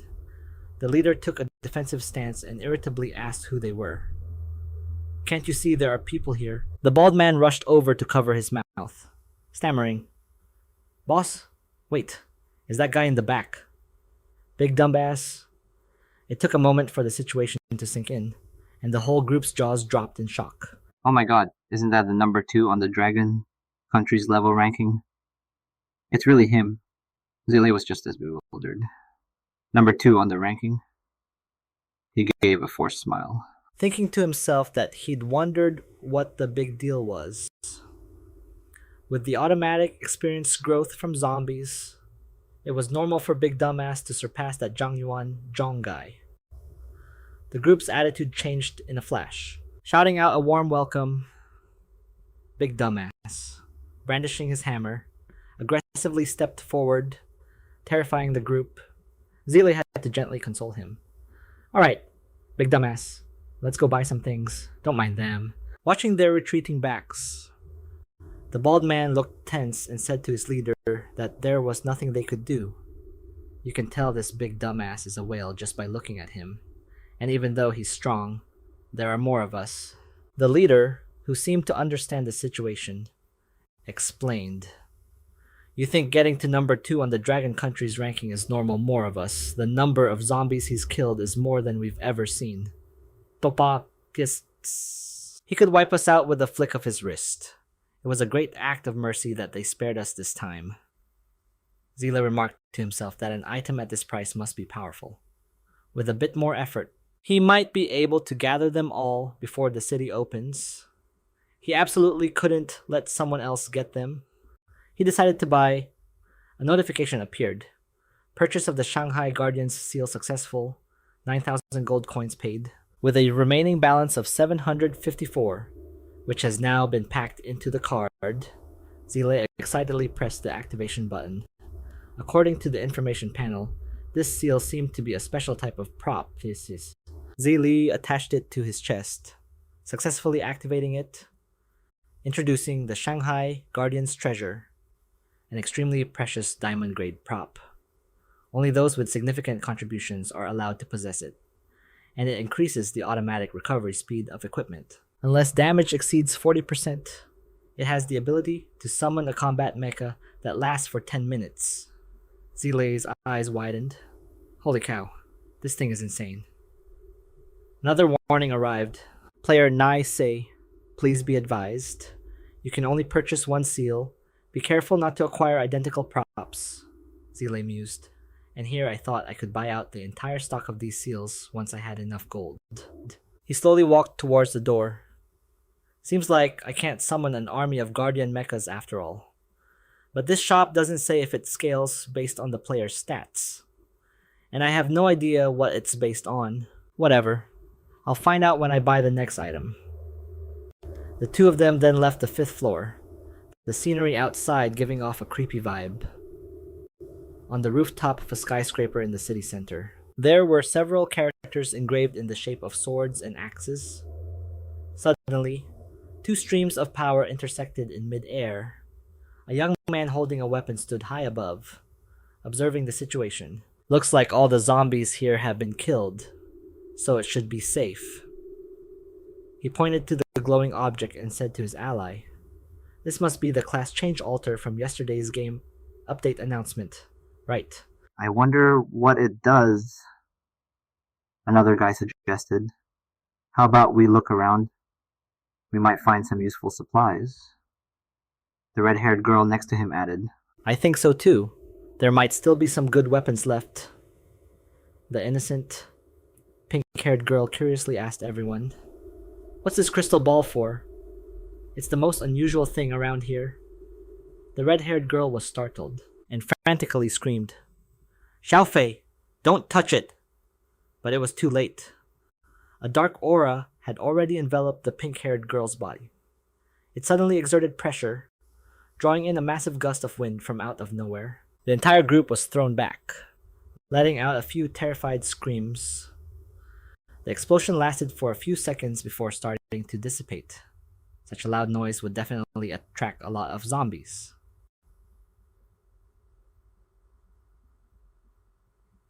The ally scolded in frustration.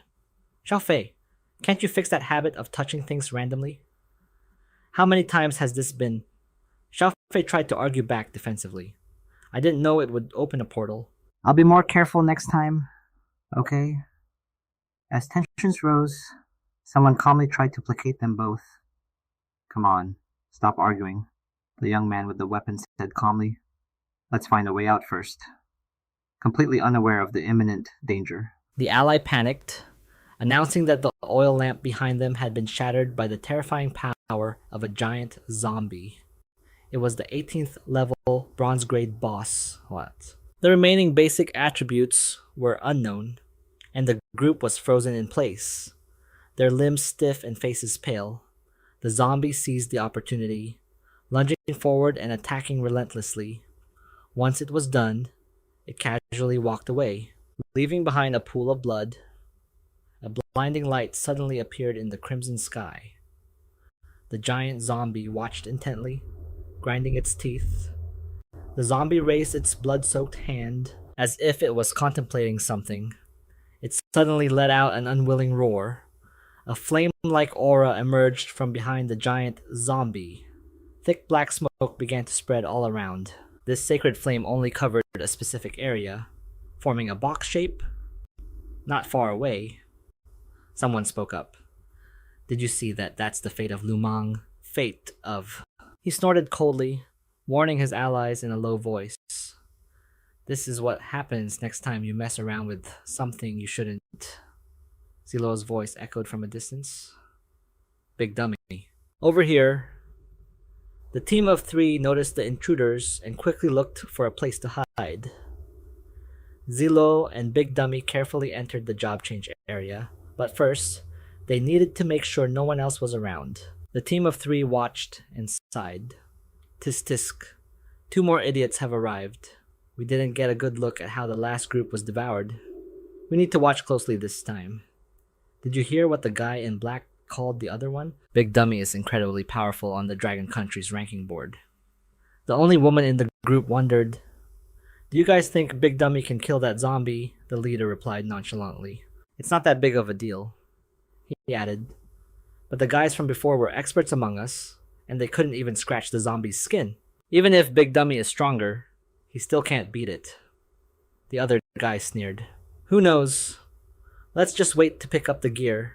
Imagine if all the items on Big Dummy belonged to us." Sucks. He couldn't finish his sentence before the zombies challenging. It smelled fresh meat, but didn't dare to act yet. Zi Luo gave a cold signal.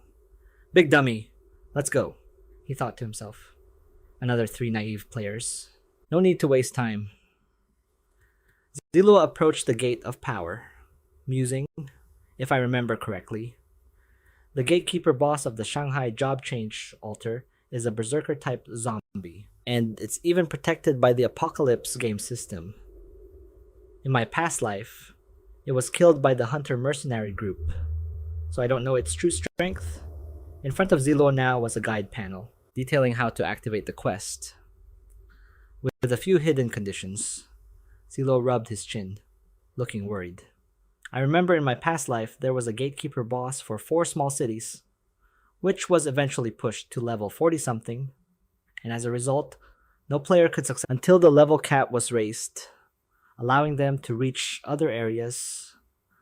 Looking at the blue orb floating in midair, Zi Luo noticed a few supply cards lying nearby. He quickly went over to inspect them.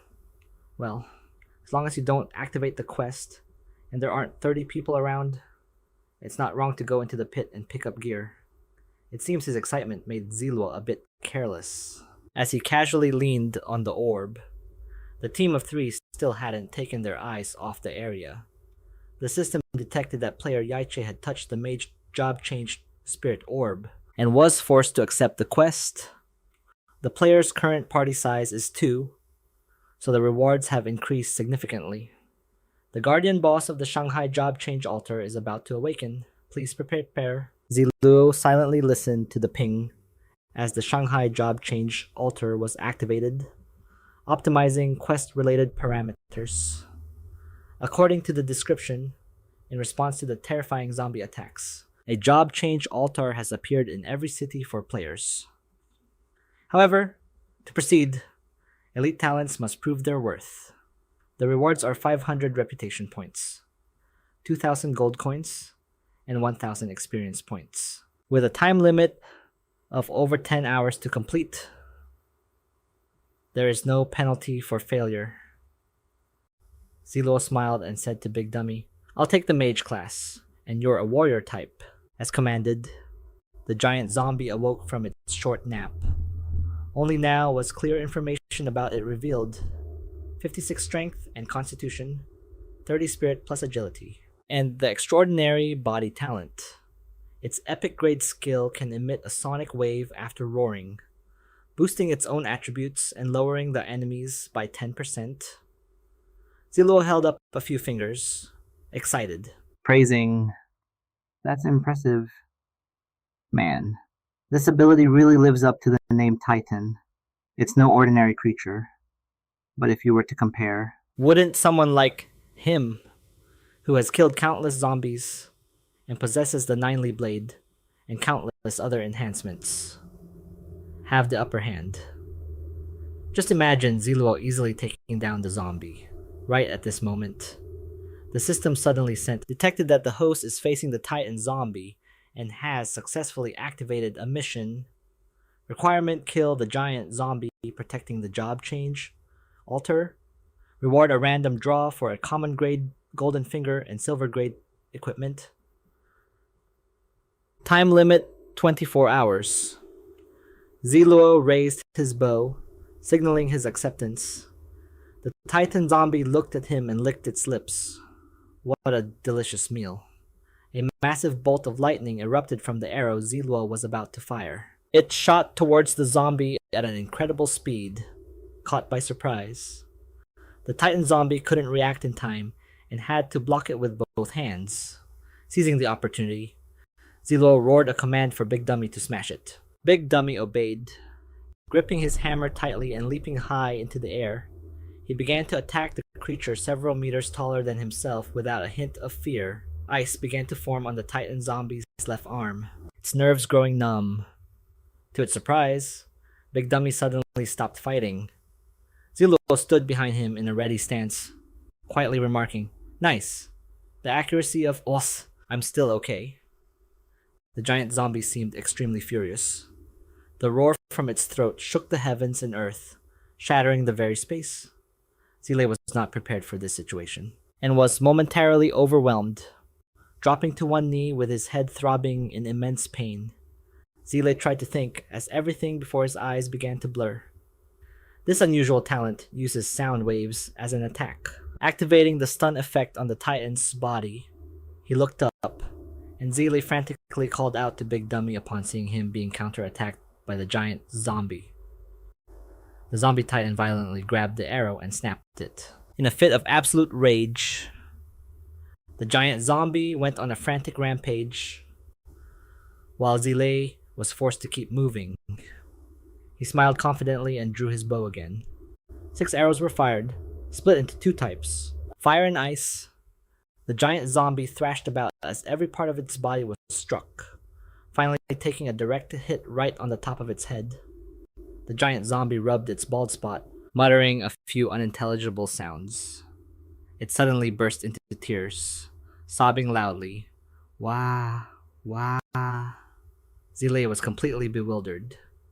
Was this guy a construction worker when he was alive? He can't win a fight, so he's going back to his old job. He aimed, his tone contemptuous, turning his back to the enemy. The outcome of this will be terrifying. The arrow was enveloped in powerful sacred flames. The giant zombie mercilessly used a large boulder to wreak havoc. Zilo was speechless, at a loss for words, with no other choice. He ordered Big Dummy to activate Godless Fury. Zila pointed forward, using a taunt. Just now, while you were unconscious, this big black devil ate 5 of your roasted chickens. Hearing this, Big Dummy became even more enraged. Simultaneously unleashing the full power of Godless Fury, he charged into battle like a bloodthirsty wild beast. Wow. The 2 berserk zombies pummeled each other. Meanwhile, Zile stealthily found a suitable position. Realizing the giant zombie was no longer paying attention to him, Zile began to execute his plan. Right here, the arrow flew in a perfectly straight line, but something seemed a bit off. A sharp pain made the giant zombie shed tears. Zila, his face pale, also unconsciously clutched. The giant zombie went berserk and knocked out Big Dummy first, its body trembling as it bent over at a 90-degree angle. The zombie glared resentfully at Zile. He awkwardly tried to explain. I really didn't do it on purpose. I swear. Of course. The explanation was not accepted. The zombie roared and made Zile its target, determined to protect his master. Big Dummy leaped up and grabbed onto the zombie's head. He used all his strength, trying to wrestle it to the ground. The giant zombie struggled violently, turning and grabbing one of Big Dummy's arms. The tables quickly turned. Zila remained incredibly calm, simply holding his bow and taking aim, and the arrowhead once again lodged itself right in the middle of the giant zombie's butt. Zile despaired, imagining himself as some kind of heaven-sent savior. The zombie gave him an indescribable look. Zile had no choice but to explain. 2 times in the same spot. I really didn't mean to. You believe me, right? The zombie titan roared and angrily pulled the arrow out. It suddenly collapsed from exhaustion. At that moment, Big Dummy's Godless Fury also entered its cooldown phase. Zile pulled out 7 more arrows, hurriedly signaling his ally. Big Dummy, get away. He obediently complied, retreating before his body shrank back to its normal size. The giant zombie was struck again before it could even get up. Zile staggered back slightly from the force of the explosion. A warning notification said, Zile, please be advised, due to your despicable fighting style, which has insulted the zombie titan. Its rage has successfully broken through its limits, fully activating its bloodline and evolving to the silver tier. After hearing this, Zile looked surprised and thought to himself, I knew the boss would transform, but can it get this buff right before it dies? Hoshi. The zombie was now several feet taller than before. Its stats also showed changes. 70 strength, 30 spirit, 65 constitution, significantly increased agility, reduced physical and magical damage taken, increased regeneration ability, and it can generate shockwaves for relentless attacks. Zile's jaw dropped in astonishment. A legendary tier talent heavens. This makes no sense. With stats like these, you're telling me this is a silver tier boss. Even a gold tier boss would have stats like these. I see. The cheat system detected the zombie titan's successful evolution. The quest difficulty increased, and the rewards were being upgraded. Zila sat and pondered, hesitantly. How should I take this thing down? Hit! The giant zombie was losing patience. Zile snapped out of it. Realizing he didn't have time to check the rewards, he would have to rely on his instincts and fight first. His weapon of choice was still the bow and arrow. The giant zombie gritted its teeth under the attack, but the wounds on its body healed instantly. Zile took a stance to use the blade of Julie. He leaped and spun in midair, using the momentum to slash off a piece of the zombie titan's body, but it didn't seem to be affected much. The situation was now much more difficult. Xylope felt a bit tense. It seemed he couldn't rely on Big Dummy anymore. He pulled out a few supply cards. But this isn't all I have. A robot appeared at his command. Zila continued his summons. His other ally, a zombie cat. Zila then pointed his blade to the sky and unleashed Julie's heavy slash. Facing the absolute power of the giant zombie, Zile showed no signs of faltering. He chose a direct attack, swinging his blade in an upward arc. The zombie titan was quickly thrown back several feet. At the same time, the server displayed a red warning. The skill entered its recovery phase. The player entered a state of immobility for 2 seconds. The zombie's heavy body created a large crater as it slammed into the ground.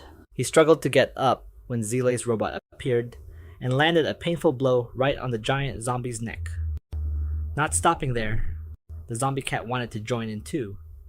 With its small body, it moved with lightning speed, vanishing from sight in a flash. The zombie cat raised its claws and raked them fiercely across the giant zombie's arm. Because of its corrosive attribute, blood gushed out of the wound. Zile broke free from the control. He aimed right for the zombie's shoulder before attacking. The force was so strong that he had to use his sword to brace himself afterward. Zile looked at the zombie walking soullessly and said, "Controlling these two with my consciousness is a bit tiring." Now was the time for the Titan zombie to truly unleash its power. Zile was heavily affected, temporarily frozen in place, while the big oaf's body returned to normal. He was startled to realize something was approaching, and was ultimately knocked unconscious. Zile knelt on one knee, calmly assessing the situation. It's giving up its life, activating the Titan's Wrath skill under these circumstances. Zile began to calculate how to counter its attribute. According to the skill description, the power of its fists will only grow stronger, and I won't be able to hold out for long. The difficulty of escaping is also high, with its pursuit speed increased by 50%. But one of the zombie's arms is severely injured, so its attack speed can't reach its peak state. Therefore, Zila's countermeasure is to dance on the edge of a blade. As the giant zombie's fist closed in, Zile successfully dodged, channeling all his strength into one arm and following the Titan zombie's movement. He severed its arm with a single slash. 4 identical notifications arrived. He checked and saw that another person had joined the player team, and the mission completion reward had been lowered. Zile was bewildered, not understanding what was happening. Not wanting to delay any longer, he quickly left the area. When he reached a higher position to observe, He heard voices from afar. Get down there!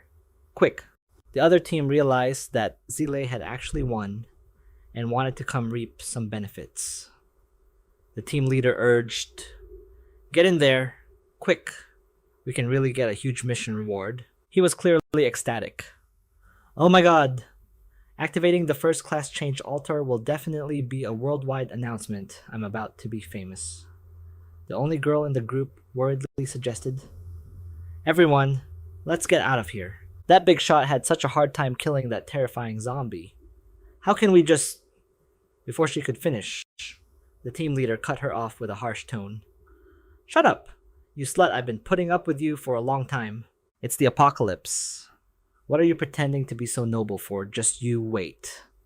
I'll mess you up good when we get out of here.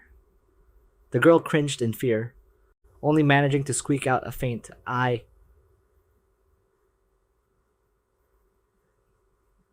Zile's tall silhouette was cast against. His entire body was enveloped in an extremely rich aura. The team leader put on a fawning tone.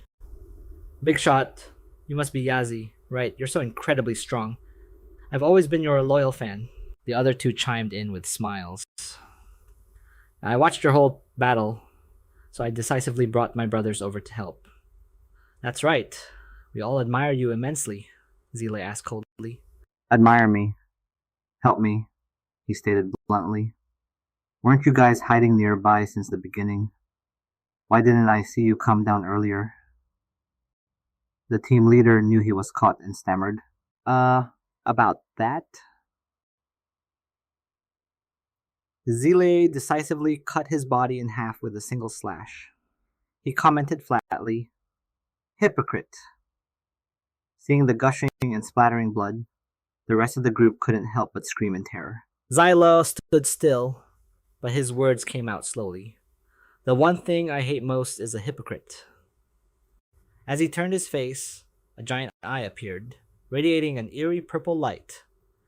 The other team members felt their minds being sucked deep inside that strange object, and they began to change. They started tearing into each other. It's all mine, zombies! Stay away,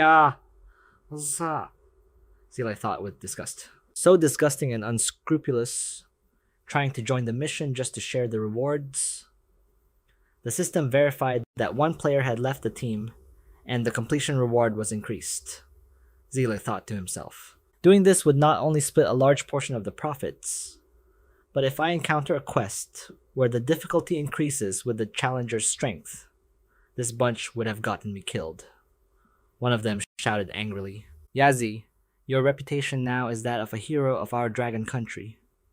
He believed that, as a hero, helping people was a given.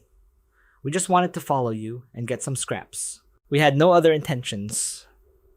The man standing next to him quickly interjected, You need to think clearly. If you kill us, people won't think you're a... The words great hero were never uttered, as his chance to exist was cut short. The reward increased again.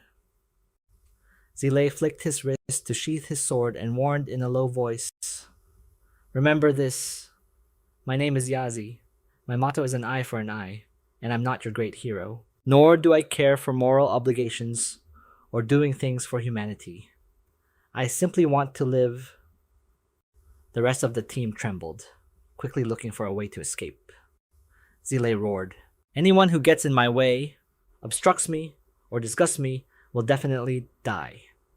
The server announced, This mission can currently accept an additional 25 participants.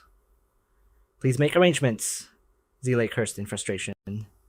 Useless trash. Trying to bind me with morals without even looking at whether you're worthy. He swung his sword in resentment. Back when the Lee family was hunting me down, why didn't anyone advise them to think of all humanity? They're nothing but a bunch of sanctimonious hypocrites who kiss up and kick down.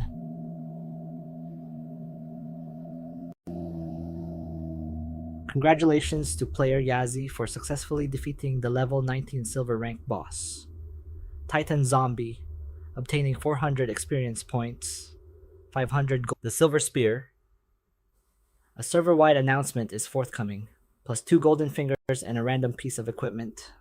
Zila was thrilled. A doubled reward? Is there really something this good? A large chest suddenly appeared. Zile flew over to claim it immediately, and a black pedestal rose from the ground, bearing 2 sparkling treasures. The first item was a scroll. It stated that after the city's class advancement altar was activated, the player Yache would receive the following benefits. 1. A statue of Lin Zi Luo would be erected to commemorate his outstanding contribution, forever to be admired. 2. Zombies would not have a higher difficulty level. 3. Commissions could be earned simply by paying a fee. Zile quickly signed his name. The blood-red signature standing out on the paper, a system notification popped up, congratulating him. Player, Yache has completed the mission to activate the Shanghai class advancement altar, gaining 500 experience points, 3,000 gold coins, 100 experience points, and the Overlord Scroll, leveling up Constitution, and free attribute points.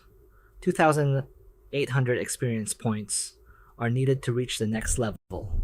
As the first player to activate an altar in a Blue Star City, you have obtained the unique global title, and an announcement will now be made. Zile was overjoyed.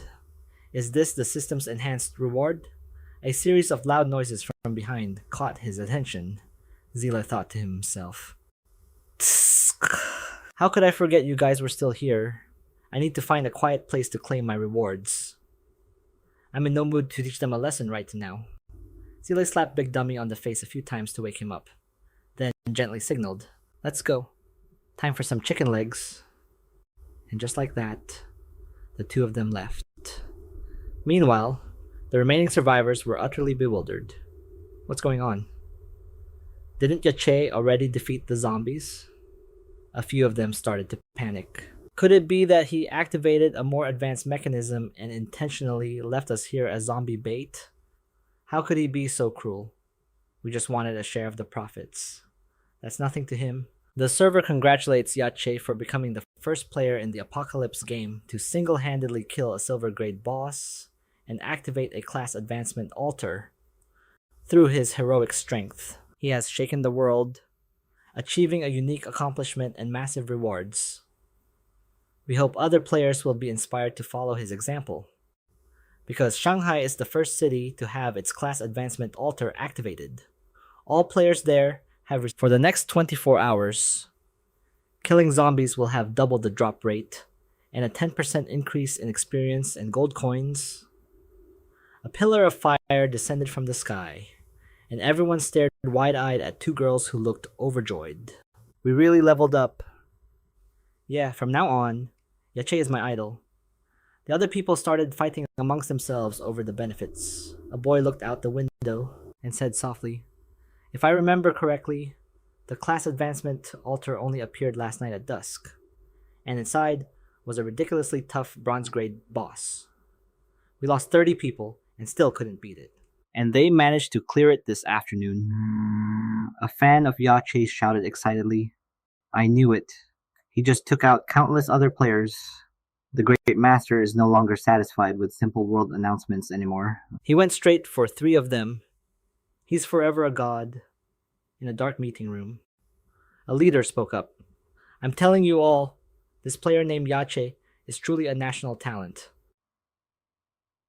However, before the apocalypse, Zhang Lin went to Shanghai for a visit and got trapped there. He smirked, but his heart still belongs to this land. Sooner or later, he will have to return to the embrace of the motherland. The night was quiet. Big Dummy sat alone in the outer room, working. Zile carefully examined the rewards he had received today. He now had over 12,000 gold coins plus 7 cubic meters of storage space. Zile put on an arrogant expression. Tisk. Level 16 already. This speed is even faster than during the newbie protection period. It's impossible to be modest anymore. Same old rule. Claim the game rewards first. There were a total of 3 scrolls in his inventory, Zila calculated. Career growth. That increases automatically with level ups. So the free attribute points. I can allocate them to spirit and agility. This is equivalent to a disguise boost in my own strength. He finally folded the scroll slowly. Since Zile already had the level 1 golden hand of auto loot, receiving another one would enhance it. He suddenly chuckled. These two aren't bad at all. Fighting zombies and bosses will be much more convenient from now on. Zile suddenly remembered something. Alright, what's this about the double drop rate? The world announcement mentioned. Does everyone get a 1% increase? He looked visibly confused, which is to say, Zile clutched his head and screamed, I have a 2011 drop rate. The system congratulates the host on drawing a silver grade equipment set. The phantom armor and trousers. He was genuinely happy. It's an outfit. It seems that my superstitions actually work. Each treasure gave Zile different effects like resistance or counters. He tapped the equip button with his finger. After a quick review, Zile made a decision. My agility and spirit power have fallen behind a bit, so I'll just put my points into those. He rested his chin on his hand and assessed himself. Not bad. Zile happily requested to draw from the 2 golden hand systems. Right. He pulled a supply card from his bag. This thing looks ordinary, but in reality, at a critical moment, it can decide the outcome of any battle. Zile leisurely stroked his hair. But overall, the 2 items from this chest aren't that impactful. It must be because I'm just too rich. Next up, the titles. Zile frowned in consideration. None of them are as good as Unrivaled in the World. Could it be that unlocking the Overlord class used up all my luck? These rewards are all mediocre. Luckily, that agreement can soothe my wounded heart. Thinking too much gives me a headache. Zile had to make a decision right now. Golden hand system. Draw a silver grade item for me. He squeezed his eyes shut and began to pray. Oh, Heavenly Lord, Amitabha Buddha, may the Lord Buddha protect me. Amen. Introducing the Butcher class, inheriting the trade from his father. He specializes in butchering pigs and cattle for a living. Attributes plus 2 strength and 1 constitution for each level up. Tulak pursed his lips. This was a bit too ordinary and wouldn't be very useful for him or Daingok. He decided to keep it for now, just in case it proved beneficial later. With some free time, Tulak organized his inventory and then opened the golden chest, receiving a blessing and countless experience points. Very bottom, an item with a pretty cool sounding name, the roadside watermelon slicer. It activated a threat effect for 2 minutes, lowering the opponent's stats by 10%. Tulak was baffled. The blade was good, but its name sounded incredibly goofy for combat. He decided to just give it to Kulecho anyway. He swallowed his reservations. Tulak stepped into the outer room and clenched his fists, showing his firm resolve. What the hell was he resting for with only 24 hours? He had to seize this chance. In his hand, he held a stamina potion. Tulak downed the potion in one gulp. Daingok jumped when he realized his master was standing right behind him. He just smiled and winked a signal. Time to work. Today, you just injure all the zombies and leave them to me. Tulak beckoned with his fingers. For every 20 zombies, I'll give you an extra roasted chicken tonight. Hearing this, Daingok immediately grew much more excited and trotted after him. Tulak swung his hand, summoning the holy sword. A zombie had been waiting outside, and the sound it made caught Tulak by surprise. He scanned the monster from head to toe, silently sizing it up. Good heavens! How many power-ups did this thing take? Tulak slashed without hesitation, repeatedly praying for it to drop 2 items. No, 3 pieces of gear, the system announced. Congratulations to player Naisei for successfully defeating a level 6 heavy zombie. Encouraged by his success, Tulak yelled to his ally. Quick, lure some zombies over here. Smash your hammer on the ground to make a racket. Daingok obediently complied as the horde of zombies was drawn in by the sound. They swarmed in, growing more numerous by the second. Notifications from the server chimed non-stop, signaling that his profits for the day were nothing to scoff at.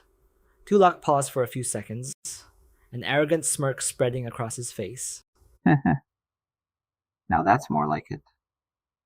Meanwhile, in another part of the city center, a large screen displayed a ranking list of essential items. A man with glasses from the Yun family spoke slowly. It seems the new gear appeared because Naisei took down a silver-grade boss. The much younger man sitting beside him added, "Do you even need to ask?" It's obvious. I'm just curious who this person really is. Li Haobo's father spoke up coldly. You brat from the An family.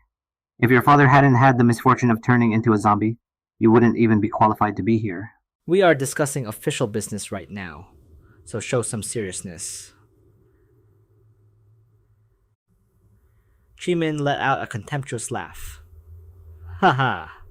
Patriarch Li, are you trying to boss me around thinking I'm like those two worthless sons of yours? He added nonchalantly. I recall that Li Haobo is in Shanghai, right, see? Being that far away, he's of no use. And given his personality, I doubt he'll last more than a few more days. Lipapab item, as the tension mounted, the man in glasses had to step in to smooth things over. Brother Li, let's not forget our topic today is Naisei, not personal family matters. Patriarch An, if you have no further questions, please hold your tongue, he recalled. I've never heard of this individual back in Dragon Country. It's unbelievable that an ordinary, quiet person could become so powerful in just a matter of days. Li Haobo's father reached a conclusion. We absolutely must find him. With his reputation and influence, if he joins our alliance, it would be a massive boost to the plans of our three families. Etapo saltas. Chimin showed no interest but didn't object either. That's right. The apocalypse is a once-in-a-lifetime opportunity. It seemed a plan was already forming in his head. The entire world is in chaos. So why shouldn't we break away and become the masters of this new world? The man in glasses appeared pensive. If we can't make Naisei work for us, then we just need to take his gear. Then, Chimin drew a hand across his throat, signaling to kill him. The two men exchanged a look of understanding and said no more. And outside, the scene remained utterly chaotic, with a certain player reviewing his rewards. Today's haul is amazing. I have to kill more zombies. He was completely unaware that he had become a target. Back at the hotel where Tulak was staying, he stood alone in his room. He was diligently casting a spell. Through the window, he could see a fierce battle unfolding below. Tulak recognized Trong Win Trung as the player who was ranked just below him on the leaderboard earlier, and now he's trying really hard. Tulak stroked his chin, lost in thought. I remember in my past life, Trong Win Trung was still level 8 around this time, and would only hit level 9 tomorrow. The day after that, he completed his hidden class advancement in this life. Without those world announcement rewards, his leveling progress will be much slower. He let out a big yawn. But considering the current situation, it's clear my rebirth has already had a significant impact on the world. Tulak chuckled to himself. But no matter how far things stray from the original path, as long as I'm strong enough, I can face anything. He fumbled around for something as the system signaled that he was leveling up. As Tulak pulled his hand back, he caught a strange scent wafting through the air. He curiously asked Daingok, "Is that smelly odor coming from you?" The zombie growled in reply, but pointed a hand towards Tulak. It was only then that he realized what the problem was. Tulak hurriedly grabbed a fresh set of clothes. He complained that he was dying from the smell. Yuck! I used to only shower once a month. Daingok watched the steam rise from the bathroom, scratching his head in confusion. After enjoying a good scrub, Tulak stepped out, only to see Daingok about to strip down for a bath himself. Zi Luo threw the towel right in his face and said, "Time to sleep." Sinking into the soft mattress, Zi Luo gradually drifted into a deep sleep. In his previous life, Everyone eventually got used to these conditions. Oh, They had long forgotten what it was like to take a bath. The moon reigned over the vast sky as Zi Luo's soft snores filled the air. Suddenly, something strange occurred in the bathroom as water began gushing out. A pitch black hole revealed a large, hateful eye and a foul, mutated rat slowly crawled out from it. Zi Luo was abruptly jolted from his slumber. The mutated rat was standing right beside him. It glared at him with furious eyes. Its speed was astonishing, 10 times faster than a normal one. Zi Luo calmly observed, thinking to himself, interesting. So all zombified rats are this big. He spun around and sliced the monster's body into 2 halves with his sword. Just as Zi Luo was contemplating his next move, the ground suddenly began to tremble. Rats swarmed into the city from out of nowhere, their numbers so vast that no one could have imagined it. They gathered into a massive wave, invading every nook and cranny. The terrified screams of people echoed through the night. They were completely helpless against the attack of the mutated rats and fell one after another. Very quickly, the horde swept past the hotel where Zi Luo was staying. He and Big Dummy took a defensive stance in the room. They were ready for a fight. Zi Luo looked at the large monster's corpse and guessed the noise was either a zombie wave or a gathering of mutated creatures. However, the game system hadn't sent any notification. Combined with the creature that had suddenly attacked him, it seemed to be just a simple horde of zombie rats. He carefully checked the hallway outside, wondering if his rebirth had triggered a butterfly effect that affected the entire zombie world. It would be better to investigate the surrounding situation, just in case something unexpected happened. From the window frame, a continuous squeaking sound could be heard. Zi Luo frowned and concluded that there didn't seem to be that many zombie rats. Could he be overthinking things? His initial plan was to go and assess the situation first. A loud noise echoed nearby. Zi Luo was bewildered. That's not right. A few zombie rats wouldn't cause such a huge commotion. He felt a bit scared. For the sound to be that loud, the zombie rats must have gathered into a massive horde. And the commotion was immense. They had to be close, perhaps even on the floor below him already. Could they be targeting him? An even greater number of monsters crawled up from the sewers. They moved in a single horizontal line. It was very organized. Zi Luo judged from their orderly formation that there was definitely a talented, boss-level zombie rat commanding them. It looked like a fierce battle was about to break out tonight. This place was no longer safe. He coldly ordered Big Dummy, "We're going to the rooftop." Breaking the lock on the door, Zi Luo stepped out confidently. He and Big Dummy quickly reached the edge of the rooftop. Zi Luo put on his mask and silently observed the events unfolding through the iron bars. Something unintentionally caught his eye. Zi Luo couldn't help but be amazed. There were so many of them. But luckily, they weren't targeting him. A surge of excitement rose within him. If he could kill all these rats, wouldn't he make a fortune? But Zi Luo then sighed in frustration. Forget it. There are too many of them. Staying alive is more important. And he still didn't know the purpose for which the zombie rat boss had gathered its minions, so it was best not to act rashly. He quietly warned Big Dummy to stay here and protect himself. He was forbidden from running around. Zi Luo opened his system panel, which showed he had the Nightcloak ring equipped, and he leaped over to the adjacent building to find a better vantage point. It seemed there were slightly fewer rats on this side. Suddenly, the mournful scream of a person rang out. Zi Luo scoffed. The apocalypse has been here for 7 or 8 days now. Just how naive can you be? Do you really think you can survive? Just by hiding? He slowly looked back toward his original hotel. He could use the combination of swift run and delayed leap to get to the opposite rooftop. But using 2 such useful survival skills here felt like a bit of a waste, Zi Luo told himself. Let's just observe first and see what happens. About 1 hour passed, and Zi Luo still sat motionless. He thought worriedly. I can't hear anything at all. They disappeared without a trace. Could it be that a hidden dungeon has appeared, Just like the class change altar that had a protective barrier separating it from the outside world, Zilo rubbed his chin. He never expected to have such an unexpected gain today. This is great. My luck isn't half bad. He used a mental command to call Big Dummy. Get over here. It's time to work. The zombie obeyed his command and appeared instantly. Big Dummy was right behind Zi Luo. He quickly realized something was amiss. Countless black feathers were falling from the night sky. It was a murder of crows, circling over a specific spot for some unknown reason. Zilo whispered a reminder. Big Dummy. Don't startle those animal zombies.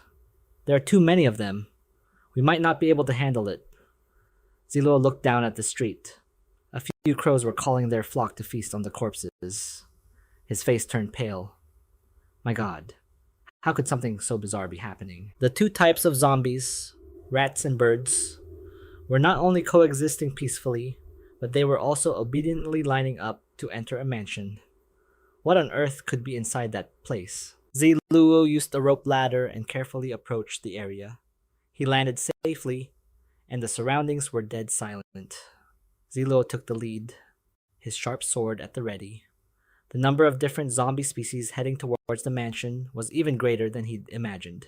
Zelos was terrified, whether in his past life or now. The destructive power of this bear could not be underestimated. There was an intermediate gate right in front of the main hall. The zombies were passing through it to get inside. They formed a long, unbroken line with no end in sight. The sun began to rise with the light of dawn, and Zilo collapsed on the spot from exhaustion. So I guess that's it. It's all over. After waiting for the zombies to disperse, he began to search the area. They've all run off. Huh? Nothing here either. Ziluo looked relieved. There was really nothing left. He was sure of it. He loudly signaled for the big oaf who was hiding. An intermediate portal appeared right in front of him. The system asked if Ziluo wanted to enter, and he wondered, why aren't there any hints for an unknown dungeon? For context, instances in this apocalypse game are divided into two types. The first is a player versus player duel format, where combat is the main focus. The setting and difficulty are mostly fixed, but they adjust based on the character's level. The second type delivers quests with appropriate reminders. Ziluo recalled having encountered quite a few dungeons in his past life, so his experience was quite extensive, matching his current strength, not to mention he possessed a golden finger. Clearing something like this probably wouldn't be a problem. He wondered if, after entering an instance in the Apocalypse game, there would be a protection mechanism like in the Mystical Trial. A ding sound rang out in response. The system's core function is to provide the best experience for the character. If you are unsatisfied with the content, you can end the mission at any time. Zilo got excited. Doesn't this mean I can retreat anytime, anywhere, without taking any losses? What's there to hesitate about? Let's do it. I accept. Zilo pressed the button to accept the dungeon, and the server announced its successful activation. Zilo turned to look at his ally. After all, he had a golden finger. But the big oaf doesn't. He pointed at the zombie, signaling, just stay here and wait for my orders. Zilo noticed how decisively it squatted down, and for some reason, he felt a little displeased. The dungeon quickly opened. Zilo gripped his sword tightly, taking a deep breath to gather his courage. The space inside was surrounded by 4 walls, with a few flames floating in the air. Zilo tapped it a few times with his hand to check. He channeled strength into his precious blade and swung decisively, creating a long gash. The system congratulated player Yazi for activating the special dungeon, the Labyrinth of Despair. On the screen was a stream of data for a legendary grade labyrinth. For over 1,000 years, no one has ever left this place alive. Will you become one of them? Requirement: find the exit. Reminder: kill animal zombies, hide, and avoid traps. Inventory space is sealed. Time limit: 3,650 days. Warning: it has been detected that player Yazi used a special method to enter an opening dungeon. parameters need to be readjusted. Zilu worriedly wondered, it hasn't even opened yet. Is this so-called special method the teleportation gate from before? He pursed his lips, speculating. Don't tell me this labyrinth was using that gate to restock on animal zombies. It finished restocking and closed, but I just happened to see it and jumped in with the horde of zombies. Ugh. Zi Luo imagined himself willingly jumping into a fiery pit and was left speechless. He dismissed that ridiculous thought. Zi Luo mused. The fact that the labyrinth hasn't officially opened yet proves its danger level is extremely high and unsuitable for normal players. But that doesn't necessarily apply to me. Besides, most of the animal zombies were probably just added, making them completely useless. He looked at his weapon. The mission restriction said items would lose their effects. But he still had the Blade of Julie to unleash his skills. Oafi Kisatsu. Looks like it's another glitch. But I can't rule out the possibility that it's because I'm soul-bound to the sword. That doesn't really matter. As long as I have it in my hand, it's enough. The server successfully adjusted the parameters. The conditions in the dungeon have been appropriately scaled based on the player's strength. The space quickly turned blood red. Zi Luo was delighted. This apocalypse game is actually getting more humane. It even knows how to lower the difficulty for me. Due to player Yazi entering the dungeon ahead of schedule and disrupting the normal order, the difficulty will be increased by 50%. Zi Luo panicked and screamed. Pretend I didn't say anything. This trash game really can't be trusted. Modifying penalty for mission failure. If the host wishes to stop, teleportation is available at any time. This labyrinth has witnessed much despair. Successful completion will be rewarded with 2 random, normal grade golden fingers. Zi Luo accepted. He slowly advanced into the area, surrounded on all sides by stone walls. So, suddenly, an arrow shot out from a small hole in the wall. Zi Luo wasn't ready, but luckily he managed to raise his blade to block it. The force pushed him back several meters as the arrow clattered to the ground. Zi Luo thought nervously, no wonder this dungeon hasn't opened yet. He estimated the arrow's attack power was roughly equivalent to a player with about 30 strength points. Hardly anyone could block that. While Zi Luo was distracted, countless more arrows were suddenly launched, their sharp tips whizzing through the air. Zi Luo hastily leaped aside to dodge them. The path ahead widened, but there was absolutely no sign of life. Zi Luo let out a tense sigh. Phew, that scared me. I was even thinking I could pick some of them up to use. He waved his sword around to test the air. And nothing happened. Zi Luo felt a bit relieved, thinking it was really over. He carefully scouted the surroundings. The area ahead split into a fork, and Zi Luo told himself, From here on out, I'm relying completely on intuition and memory. Why was he suddenly feeling a little excited? He smirked. The right path looks promising. Let's go check it out. With his sword, Zi Luo suddenly stepped on something, much to his surprise. Human bones. He bent down to examine them, calmly concluding that they held no clues and served no purpose, other than to scare people. The heat from within the tunnel left Zi Luo drenched in sweat. There was a door nearby. Zi Luo knocked on it a few times, but there was no response. He had no choice but to crack the door open. The mutated rat sensed a stranger and screeched. It lunged to attack Zi Luo, and he decisively swung his blade in an arc. The system congratulated player Yaisei for successfully killing the zombie rat. He obtained 6 experience points and 8 gold coins. Zi Luo accepted them and excitedly shouted, Beef fried rice? Hong-as! He shoveled spoonfuls into his mouth, showing he was starving. The bowl was empty in no time. Zi Luo leisurely dusted off his hands, wiped the rice grains from the corner of his mouth, and sighed. This is ridiculous. They're just exploiting a loophole. They could at least give me a napkin to wipe my mouth. Zi Luo continued his journey, thinking it was a good thing he'd gone through the warlord class change trial. Otherwise, he wasn't sure he could have persevered. He chuckled softly. The old rule about the second turn to the right finally appeared. Zilo tapped the stone wall with his treasured blade, carefully observing everything behind him. Now standing between two different paths, Ziluo quickly escaped the poison acid trap. He cursed in frustration. Such bad luck! Zilo opened the second door, encountered a zombie dog and dealt with it instantly, then tried to find a few more rooms. Zilo snorted dismissively. 10 wooden doors for one zombie rat boss. He mercilessly cut it down and pulled a royal-grade Julie pearl from its body. Zilua decided to stop and rest for a moment. The forks in the path ahead all looked the same, so he started marking them with blood symbols.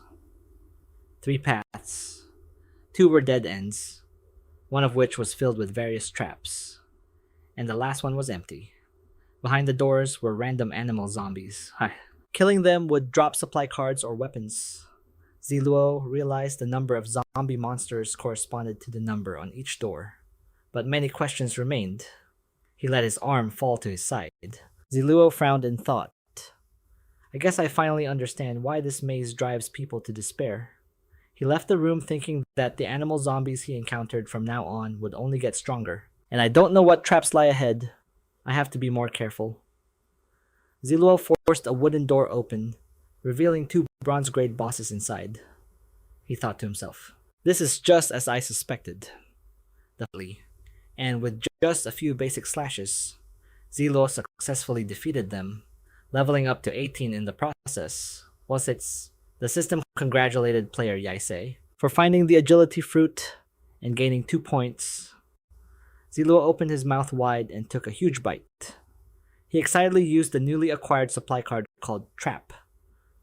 Any animal zombies that invaded were taken care of instantly. Ziluo didn't even have to lift a finger.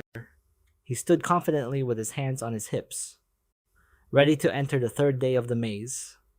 By the next day, his treasured blade's power was fully enhanced, reaching diamond grade, adding 10 strength points, 4 constitution, and a 25% armor-piercing attribute. The damage from its attached skills was transformed, and its lethality increased significantly. Ziluo couldn't help but be amazed. It was unbelievably powerful. This was a true transformation. He stared intently at his weapon, thinking that his movements would be even faster when cutting down low-level animal zombies from now on. From that point on, Ziluo went on a relentless killing spree. Mid-tier bronze grades were now nothing to him. The maze was no longer as fearsome as the rumors claimed. Meanwhile, in Shanghai City, a girl was immersed in happiness. Mom, I reached level 10, while the server congratulated the player on a successful class change. A group of young people whispered among themselves. Do you guys have any news about our idol, Yaisei? Nothing at all. It's like he's vanished off the face of the earth. I think Yaisei found a good place and retired early, with no intention of killing zombies to level up anymore. Or maybe he's already been assassinated. Actually, I bet Yaisei was found by some organization and locked up to be studied like a guinea pig. The next piece of information that appeared shattered their baseless rumors. This can't be. He's still on the leaderboard. Aren't you supposed to disappear from it when you die? That big idiot hasn't made any moves either. He's stuck at level 10. Ziluo executed the Julie slashing strike. Us Tugtat. In front of him were 3 zombies with different forms. Ziluo moved so fast that he vanished in the blink of an eye. The bull zombie stood still in bewilderment. Ziluo sneered, You guys have a little something. Too bad I'm a level above you. He pulled his blade out of the corpse, and a strange phenomenon occurred instantly. Under the immense pressure, Lin Zi Luo had to shield himself with both arms. Pawed. The server congratulated player Yaisei for successfully killing the level 9 boss, the gluttonous zombie rat, and obtaining 50 experience points and 100 gold coins. A treasure chest appeared from behind, containing a bronze-grade treasure. 2 beasts charged forward at the same time. Ziluo spun lightly on his heel, watching impassively as they tore each other apart. The stench of blood filled the room. Luo violently finished off the last zombie. The reward skyrocketed with no signs of stopping. Luo also got a chance at the Golden Hand lottery draw, which he naturally accepted. This time, the item was called the Eye of Insight. It allowed Luo to look up all information on creatures he was unfamiliar with. Luo seemed hesitant. He tried clicking on the monitor, and the wealth of information it provided made him ecstatic. As the host could now check on zombie-related creatures to learn their weaknesses, he suddenly grew pensive. But the second point is really vague. To what extent can it really reveal strengths and weaknesses? I'll have to wait until I encounter another animal zombie to see its specific effects. Luo rummaged through his inventory, took out a composite pill, and consumed it. Luo calmly walked out of the dark room. He approached the next door, number 41. A foul stench wafted out from the dungeon inside, making Lin Zi Luo extremely uncomfortable. He quickly activated his Eye of Insight. Oh, using the fire attribute will counter the zombie birds, Tulak thought to himself. So this is what they call a weakness. It seems pretty useful. He stood before thousands of blood-red eyes and quickly unleashed the Ninely Slash. Tulak single-handedly decimated the flock of zombie birds. He sheathed his precious blade and drew a Bagua diagram on a piece of paper. Tulak coldly realized there are still 14 doors left. He changed direction, leaving the foul-smelling remains behind him. As his footsteps moved slowly, Tulak discovered a strange object blocking his path. It was a large boulder, and his face showed bewilderment. This path had no wooden door. Tulak used his sword to etch a few lines on it for inspection, referencing the diagram he had drawn earlier, trying to find a way through. A creeping sense of dread invaded his mind, and Tulak began to doubt whether his calculations were correct. He grew worried. The path he just took was far too easy, and he had a bad feeling. He was about to get out. He needed to be more careful. A light shone from up ahead. That's the way. Tulak sped up, then suddenly froze. This area was completely different. With a large dragon emblazoned on the door, Tulak's expression showed his determination, but that aura was truly captivating, beckoning him deeper inside step by step. After standing before the wooden door for a long while, Tulak sighed in frustration and pushed with all his might. A surge of power materialized in mid-air. Tulak's eyes widened in surprise. Is this a round heaven, square earth formation? The system congratulated player Nai Se on finding the exit of the Maze of Despair, successfully completing the legendary dungeon. The rewards he received this time were unique products and cultural artifacts from Lamtin. With the status currently undergoing integration, a few seconds later, another notification arrived, offering a random draw for 2 common golden fingers. But Tulak wanted to delay it and did not accept. The remaining gifts included the boundary breaking key, the Li, and the Khan symbol origin. Tulak took the key, a special single-use item, capable of opening a barrier for 10 seconds. He assessed it seriously. It didn't look difficult, but he shouldn't let his guard down. Tulak subconsciously recalled that in the Bagua, Li represents fire, so it seemed this reward was related to flames. Finally, the Khan symbol origin, which was naturally connected to water. The server congratulated player Nai Se on completing the dungeon challenge. Now his weapons and inventory space could be used normally. Tulak fell silent in thought. The rewards from this dungeon were a bit strange, and the 2 orbs had no specific description. It seemed there was still something else he needed to find in this room. Wouldn't missing out on the benefits be a great loss? He moved to another area of the chamber, where a treasure appeared, making Tulak a bit suspicious. It was a scroll. He opened it. Fuxi, the dawn of civilization for the Dragon Country, one of the 3 sovereigns from ancient texts. Known as the Creator God, this maze was created by Fuxi himself, located at the foot of the Kunlun Mountains. Those who enter through the door will have a chance to inherit the power of the Bagua left behind by Fuxi, Kotz. Since the day the maze appeared, no one had ever reached the end. The others had all turned to dried bones. Tulak exclaimed in fear. So this place could also be a class change station, and one could even obtain the attributes of the Bagua. How could a power passed down from Fuxi be weak? This surprise came way too suddenly. He happily mused.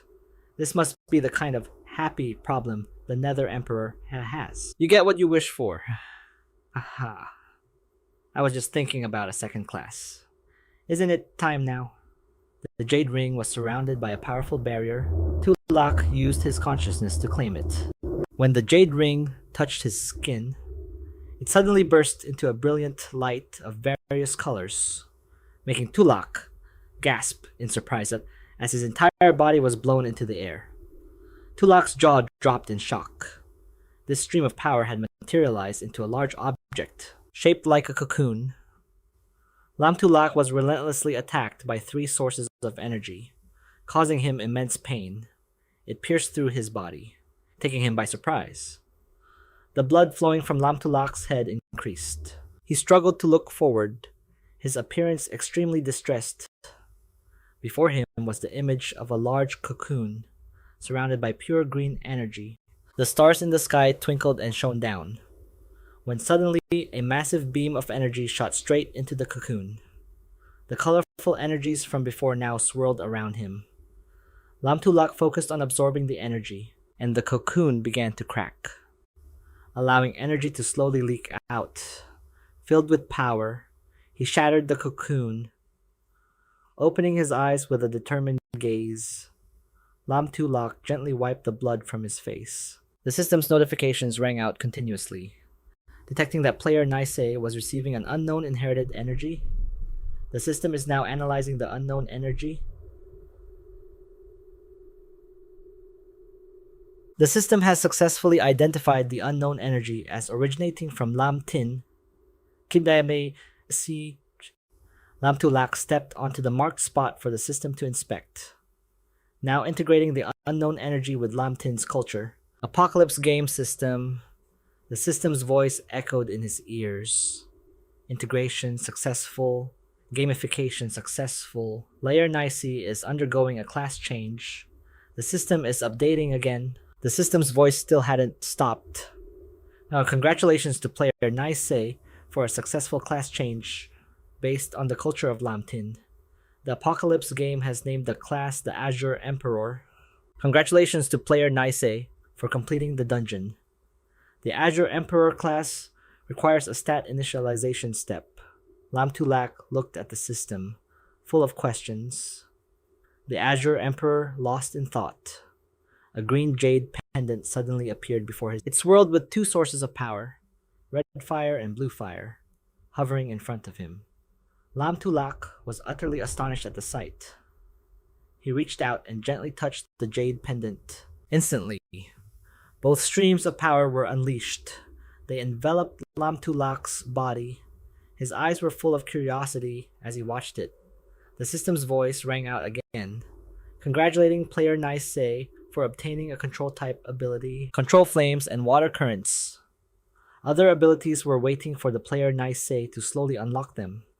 Lin Zi Luo then formed a spell with his hands, condensing both a water current and a flame and holding them tightly. He smiled with pride. Just these 2 abilities alone were already so overpowered.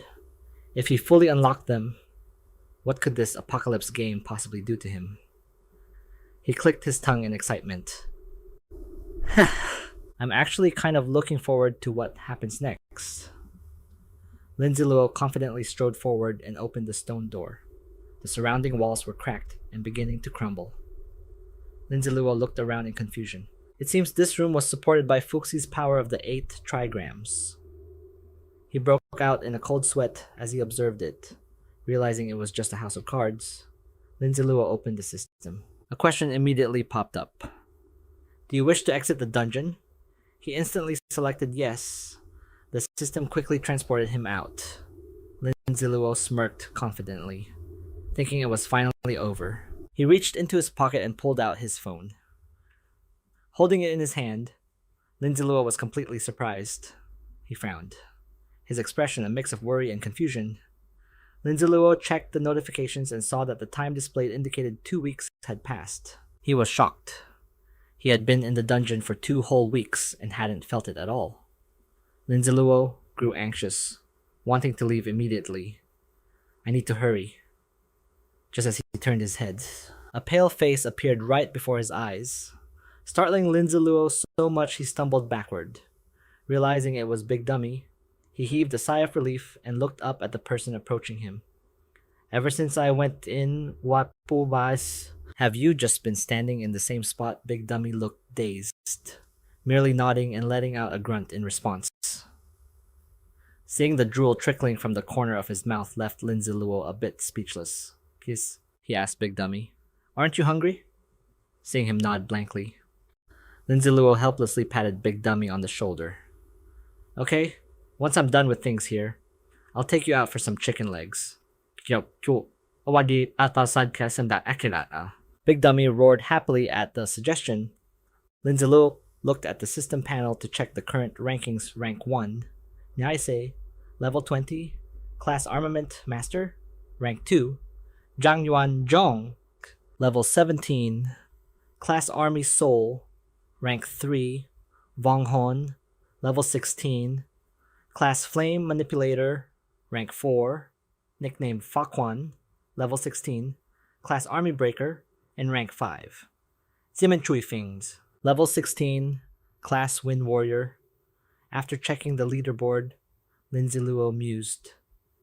It's been 2 weeks, and you all have made almost no progress. Ekis Suma Asin that he showed the notification to Big Dummy. Let's go, Big Dummy. It's time for us to make our presence known again. He let out a roar and checked his system's character panel. At the same time, elsewhere, a familiar system notification rang out. Congratulations to player Zhang Yuan Zhong for successfully reaching level 18. He had just finished a battle and stood majestically amidst the aftermath, casually resting his large blade on his shoulder. Zhang Yuan Zhong wiped the sweat from his face. Finally surpassed Niaise by 1 level. I've saved some face for our military. With that said, he opened the system. Zhang Yuanzhong's face turned ashen when he saw the results. Damn it! Is this guy hacking? How did he shoot up to level 20 in the blink of an eye? In stark contrast to Zhang Yuanzhong's discontent, 2 girls in another location cheered with joy when they saw the leaderboard. Niaise, he's back. He's finally back. Our hero has returned, up on a rooftop. A white-haired young man also checked the results, scratching his head. Big Dummy was never on the leaderboard before, and now he suddenly jumped to rank 5. What in the world happened these past few days? Many people who were in the middle of a meal. Oh my god! The leaderboard changed so drastically in just 1 minute. Heavens! How did that top player hit level 20 in the blink of an eye? While everyone was in an uproar, the man himself was casually sitting in a corner eating. He shoveled food into his mouth while looking at the continuous notifications on his system panel. Player Niaise has completed the Despair Labyrinth dungeon. Now, processing digitalization for player Niaise's Azure Emperor class. Now optimizing the player's base attributes according to the armament master. Then, it displayed player Niaise's current level 10 base attributes are strength, spirit, constitution, and agility are all 40, unassigned attribute points 50. Azure Emperor class digitalization complete. Each time player Niaise levels up, all attributes will increase by 3, and he will gain 5 unassigned attribute points. He checked his base attributes. Again, strength 90, spirit 80, constitution 80, agility 80.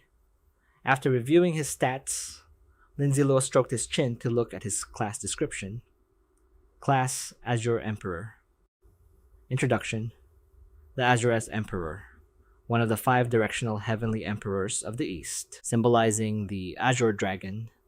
It is the most mysterious class, created from the combination of Taihao Fuxi's 2 poles, Heaven and Earth star formation, and the 8 trigrams pendant, which contain attributes.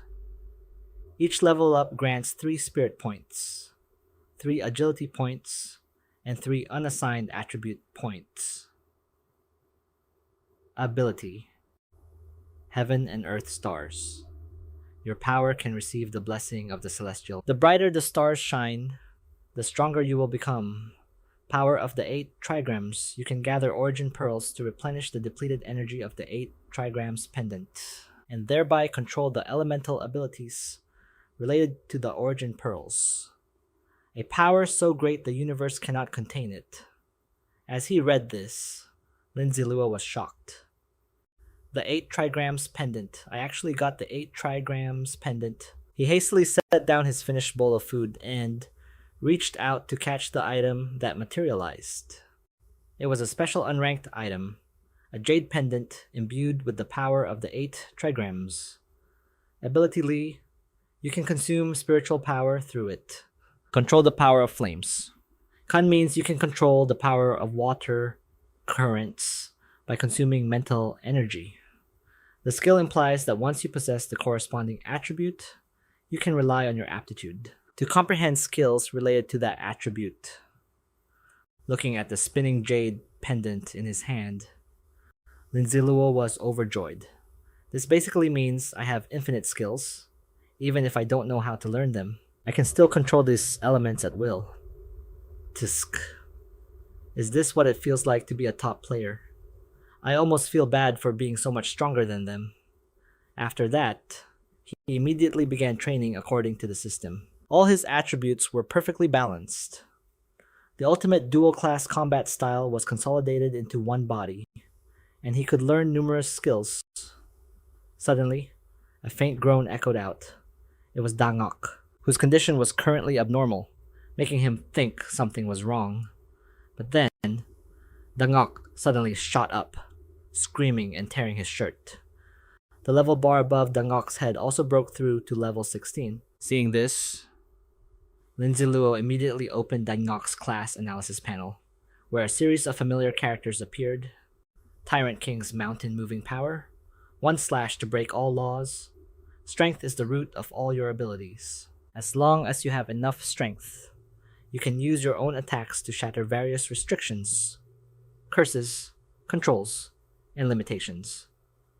He was stunned as he read it. There was absolutely no change at all. Lin Zi Luo suddenly had an idea and turned to Dangok. Try using that 1 slash breaks all laws ability. He dazedly complied, and Dangok lowered his body, touching the floor. His power shook the earth, causing the ground to shatter, and rock fragments were drawn to Dangok's hand. Seeing this, Lin Zi Luo smiled. Not bad. Being able to do this with your current strength attribute is already very good, he thought to himself. Considering this, the Tyrant King class's conversion rate for the strength attribute is pretty decent. Suddenly remembering something, he crossed his arms. System, draw 2 common golden fingers for me now. The system immediately began to draw. Ding. Drawing a common golden finger. Ding. Congratulations, host. You have successfully drawn Absolute Enslavement level 1 and Breakthrough Rate level 1. Since the host already possesses the level 1 Absolute Enslavement Golden Finger, the level of Absolute Enslavement has increased to level 2, Lin Zi Luo exclaimed happily. This buff really stacks to the max. Who could possibly stand against this? It seems there's a pattern to drawing golden fingers. If I draw 2 at once, I can get 1 new one and 1 old one. I'll just follow this rule from now on.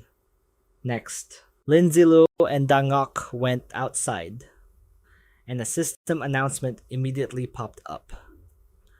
Attention Shanghai players! Attention Shanghai players! The Shanghai Individual Combat Power Tournament has now officially concluded. The player who took first place in the Shanghai Individual Combat Power Rankings is Mo Yun. As a reward, he received 2 random pieces of excellent silver grade equipment, a large amount of gold coins, experience, reputation, and free attribute points. The player who took second place in the Shanghai Individual Combat Power Rankings is Zhong'er Xiaonian. The player who took third place in the Shanghai Individual Combat Power Rankings is Dadaoke.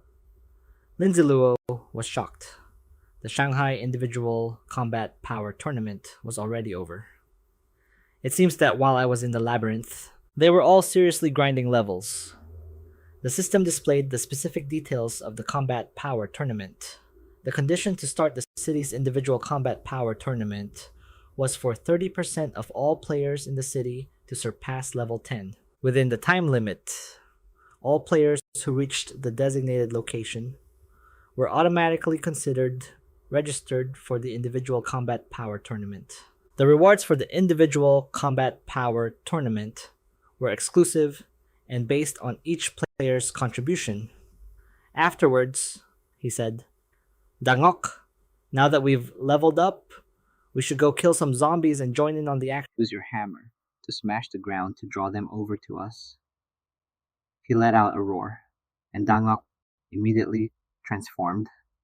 Wielding a giant sledgehammer and clad in armor, smashing it powerfully onto the ground, a horde of zombies rushed towards them. And Lin Zi Luo immediately attacked with the Julie slashing strike.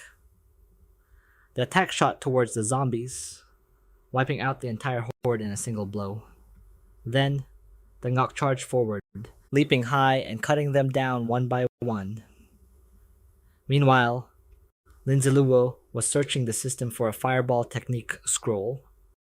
A scroll for the fireball technique materialized from fire. A large flame erupted in the palm of Lin Zi Luo's hand. Good thing I didn't sell it to Julie Zhou. I never expected it would actually be useful now. His expression grew incredibly serious as he condensed fire in both his palms. Lin Zi Luo closed his eyes to concentrate, focusing with all his might. Flames erupted around him, enveloping his entire body. Lin Zi Luo smiled happily as he watched the flames radiating from his hands. Suddenly, a ball of fire came flying from out of nowhere, almost smashing right into his face. Lin Zi Luo quickly threw his head back, dodging the incoming flame, which caused a terrifying explosion where it landed. Wiping sweat from his face, Lin Zi Luo said, "Again." He practiced until nightfall, with thick smoke billowing all around. Lin Zi Luo panted heavily, his face covered in cuts and bruises, yet large flames still flickered in his hands. There was an unusual seriousness in Lin Zi Luo's eyes as Lin Zi Luo continued to condense fire in his palm. A system notification suddenly appeared. "Congratulations, host.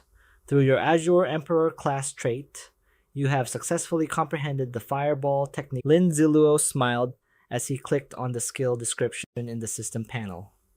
"I did it." The system displayed the detailed information. Fireball technique, a mage-type skill. Consumes a certain amount of mental energy to condense a fireball. After the fireball hits its designated target, it will create an explosion. The power of the explosion is equal to 170% of the mental energy consumed. That's because the nature of spiritual power consumption is different from that of physical attacks.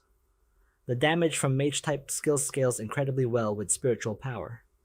Lin Zi Luo retracted the fire in his hand. Watching the system panel slowly disappear, he was satisfied. A skill exchange scroll. Worth it. Lin Zi Luo slowly stood up.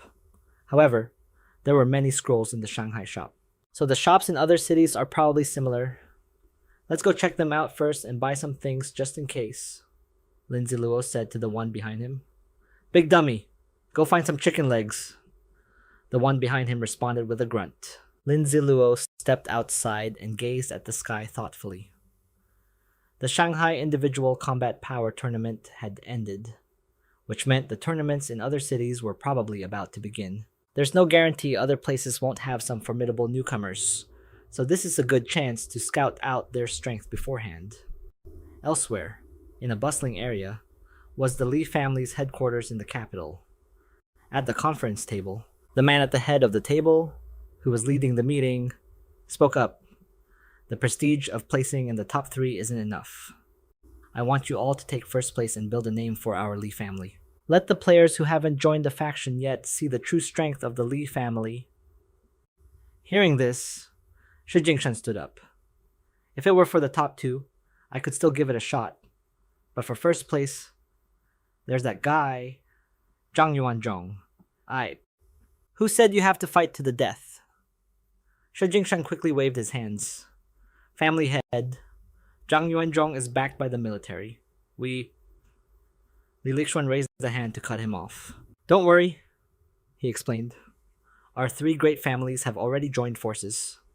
If the other side knows what's good for them, they won't turn on us.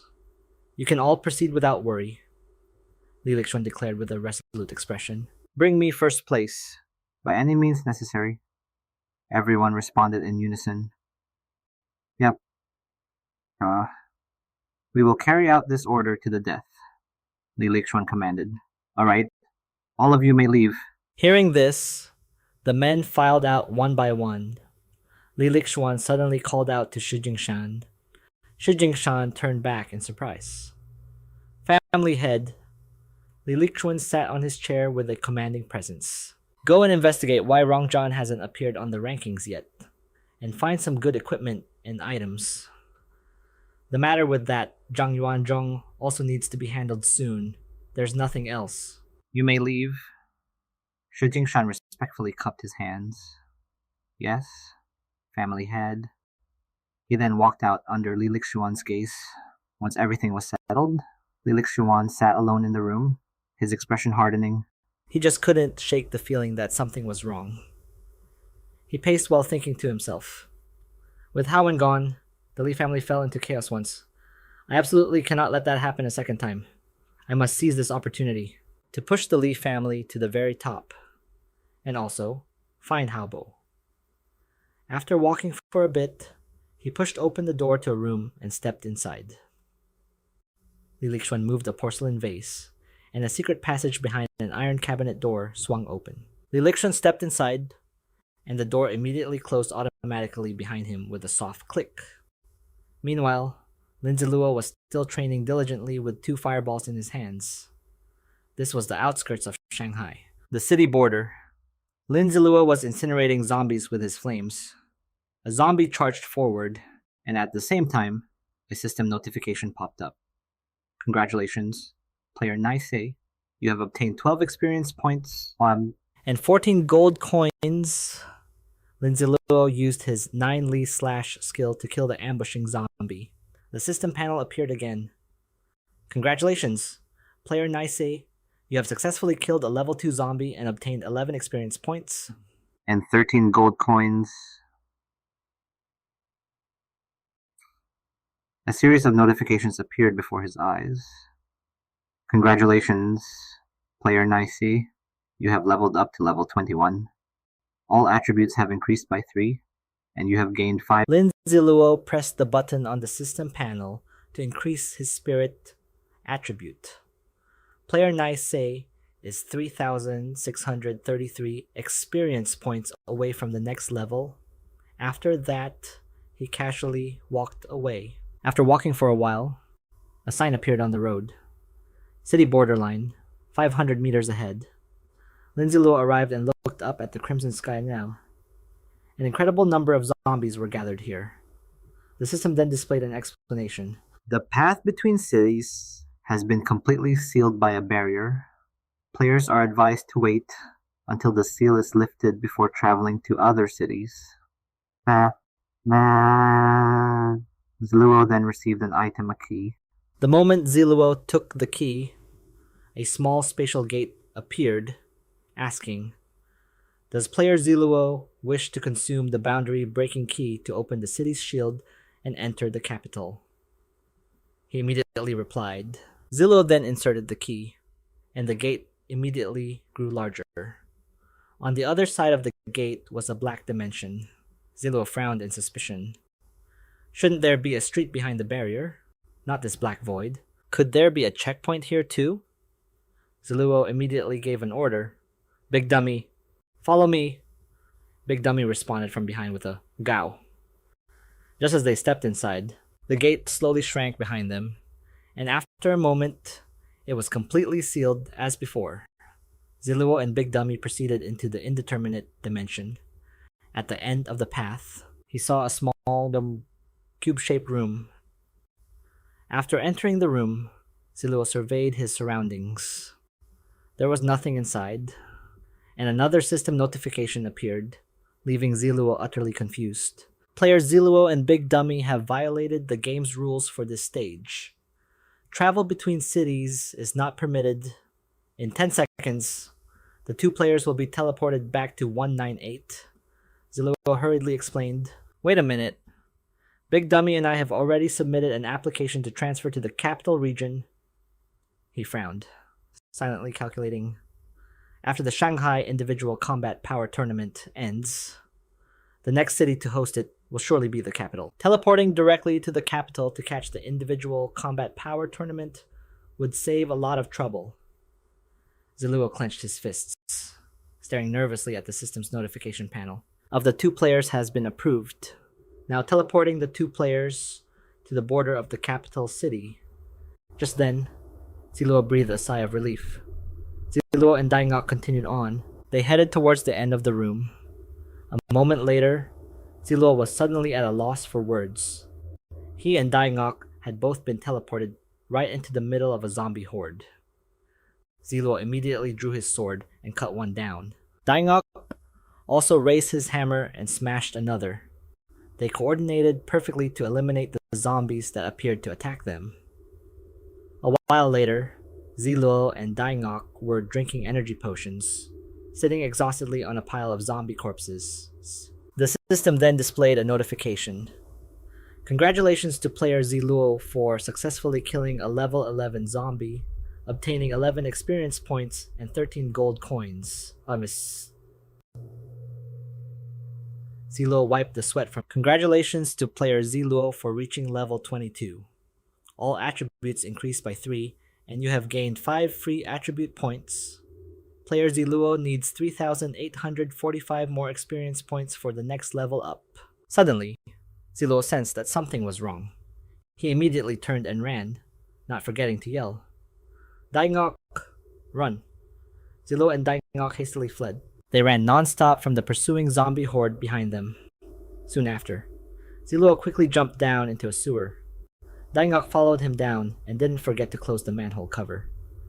Ziluo landed swiftly on the ground. He didn't realize he had startled Daingok, causing him to hit his head on the manhole cover, which made him fall to the ground and pass out right in front of Ziluo. Ziluo bent down, looking helplessly at the unconscious Daingok, who now had a lump on his head. It was probably a good time for him to rest for a bit before they moved on. Ziluo then helped Daingok sit up against the wall and opened his system panel to check it. Teleporting players into a zombie horde. It's clearly a power play against me and Daingok. It seems this trip to the capital will be fraught with difficulties. Ziluo smirked as he looked at the displayed system panel. Player Ziluo's basic attributes: Strength 96, Spirit 96, Constitution 86, Agility 86. Looks like I've gained a bit more confidence in myself. Right after, he clicked on his inventory. Inside, items were displayed one by one with illustrations, including the Wolf Fang bracers, a silver-grade wrist guard equipment created using 4 cursed wolf fangs. Attribute Strength +2, Constitution +2, Skill. Cursed Strength after activation. For 1 minute, each of your attacks has a 10% chance to unleash a cursed power, randomly inflicting status effects on the opponent, such as fear, terror, or disgust. Cooldown 24 hours. The stats aren't bad. I'll take the Bloodthirsty Ring too. Bloodthirsty Ring, a bronze-grade lifesteal ring equipment. Blood is the source that ensures its normal function. No attributes. Passive skill: Bloodsucking. After killing an enemy, strength attribute increases. It can stack up to a maximum of 5 layers. The attributes can be considered maxed out. Although the conditions are a bit harsh, it might not be the case for me. The Spiked Claw Bracelet. Spike Claw Bracelet. A bronze grade equipment can quickly make the opponent pay the price. Attribute Strength plus 2. Skill Spike Claw suddenly shoots out a spike to attack the enemy. The Spike Claw's damage is equal to 150% of the Strength attribute. Cooldown of 12 hours. It seems pretty good for now. I'll use it first. With that said, Zi Luo took out another ring and looked intently as the system panel displayed its information. Small spatial ring. A bronze grade equipment. The ring contains a small storage space. Attribute Strength plus 1. Storage space of 0.5 cubic meters. Not bad at all. Finally, Daingok can have his own storage space. Zi Luo smiled as he looked at the still unconscious Daingok. Although the space is a bit small, it's enough to hold some food and supply cards for Daingok. They sat there silently next to each other, leaning against the sewer wall for a long time. A while later, they left the sewer and strolled onto the main street. Suddenly, someone called out loudly, catching Zi Luo's attention. Great Master Daingok. Excuse me, are you Great Master Daingok up ahead? A person with yellow hair walked over and asked again uncertainly, Is that you, Great Master Daingok? Zi Luo replied, Yes. What is it? Hearing this, the person began to inquire, Are you Great Masters also heading to the Capital Sports Palace for the individual combat power tournament? Zi Luo smiled without denying it. Yes, he thought to himself. What a timely coincidence. I was just looking for this information. Zi Luo immediately understood and said, Then let's go together. The person was overjoyed. Really? But Great Master Daingok, he... Zi Luo put an arm around Daingok's shoulder and said, Daingok doesn't talk. If he doesn't object, it means he agrees. Zi Luo glanced at Daingok and... We were asleep and didn't hear the system announcement. It was the perfect time to find someone who knew more about the individual combat power tournament. The yellow-haired person immediately waved for Zi Luo to come closer. That person glanced around furtively, then leaned in toward Zi Luo and whispered, I heard this individual combat power tournament is a decisive battle for the capital's power structure. Zi Luo asked in surprise. Huh. What does that mean? Who said that? The person just shrugged. My younger brother, he's a guard for the An family, one of the 3 great families. Yesterday, when he came back to pick up our sister, he told me, and he even told us to do our best. Zi Luo frowned in thought. The rankings can determine one's influence. Could it be that the government, the 3 great families, and other organized forces have reached a peaceful understanding? He remembered himself in the capital in his previous life, listening to someone give a speech. The capital was the first city to be stabilized in Longguo. He recalled the areas outside the capital, where the people were plagued by hordes, while players in other cities were fighting for their lives against zombie attacks. The players in the capital were already strategizing on how to hunt zombies. Zi Luo thought about the cooperative relationship between the 3 great military families and the government. And this ranking method, which determined who had a say, was the negotiating chip for the 3 great families and other organizations allied with the government and the army. Zi Luo stood with his arms crossed, deep in thought. The time was approaching. It seemed the situation in the capital was temporarily the same as in his past life. If so, there were many things that needed to be done, seeing Zi Luo still lost in thought. The other person found it strange.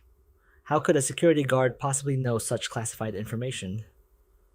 There was definitely something fishy going on, and his words couldn't be fully trusted. He then said to the man, This information of yours is quite useful to me, so I should reward you. Zi Luo immediately took out a card. You know what a supply card is? Right, I'll give them to you for 90 gold coins each, as many as you want. How about it? The man was instantly overjoyed. Really? Are you serious? Big shot? He answered confidently. Yes.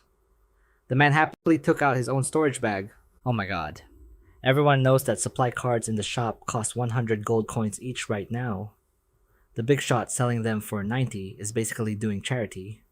Then the man took out all the money from his bag. Big shot, I trust you.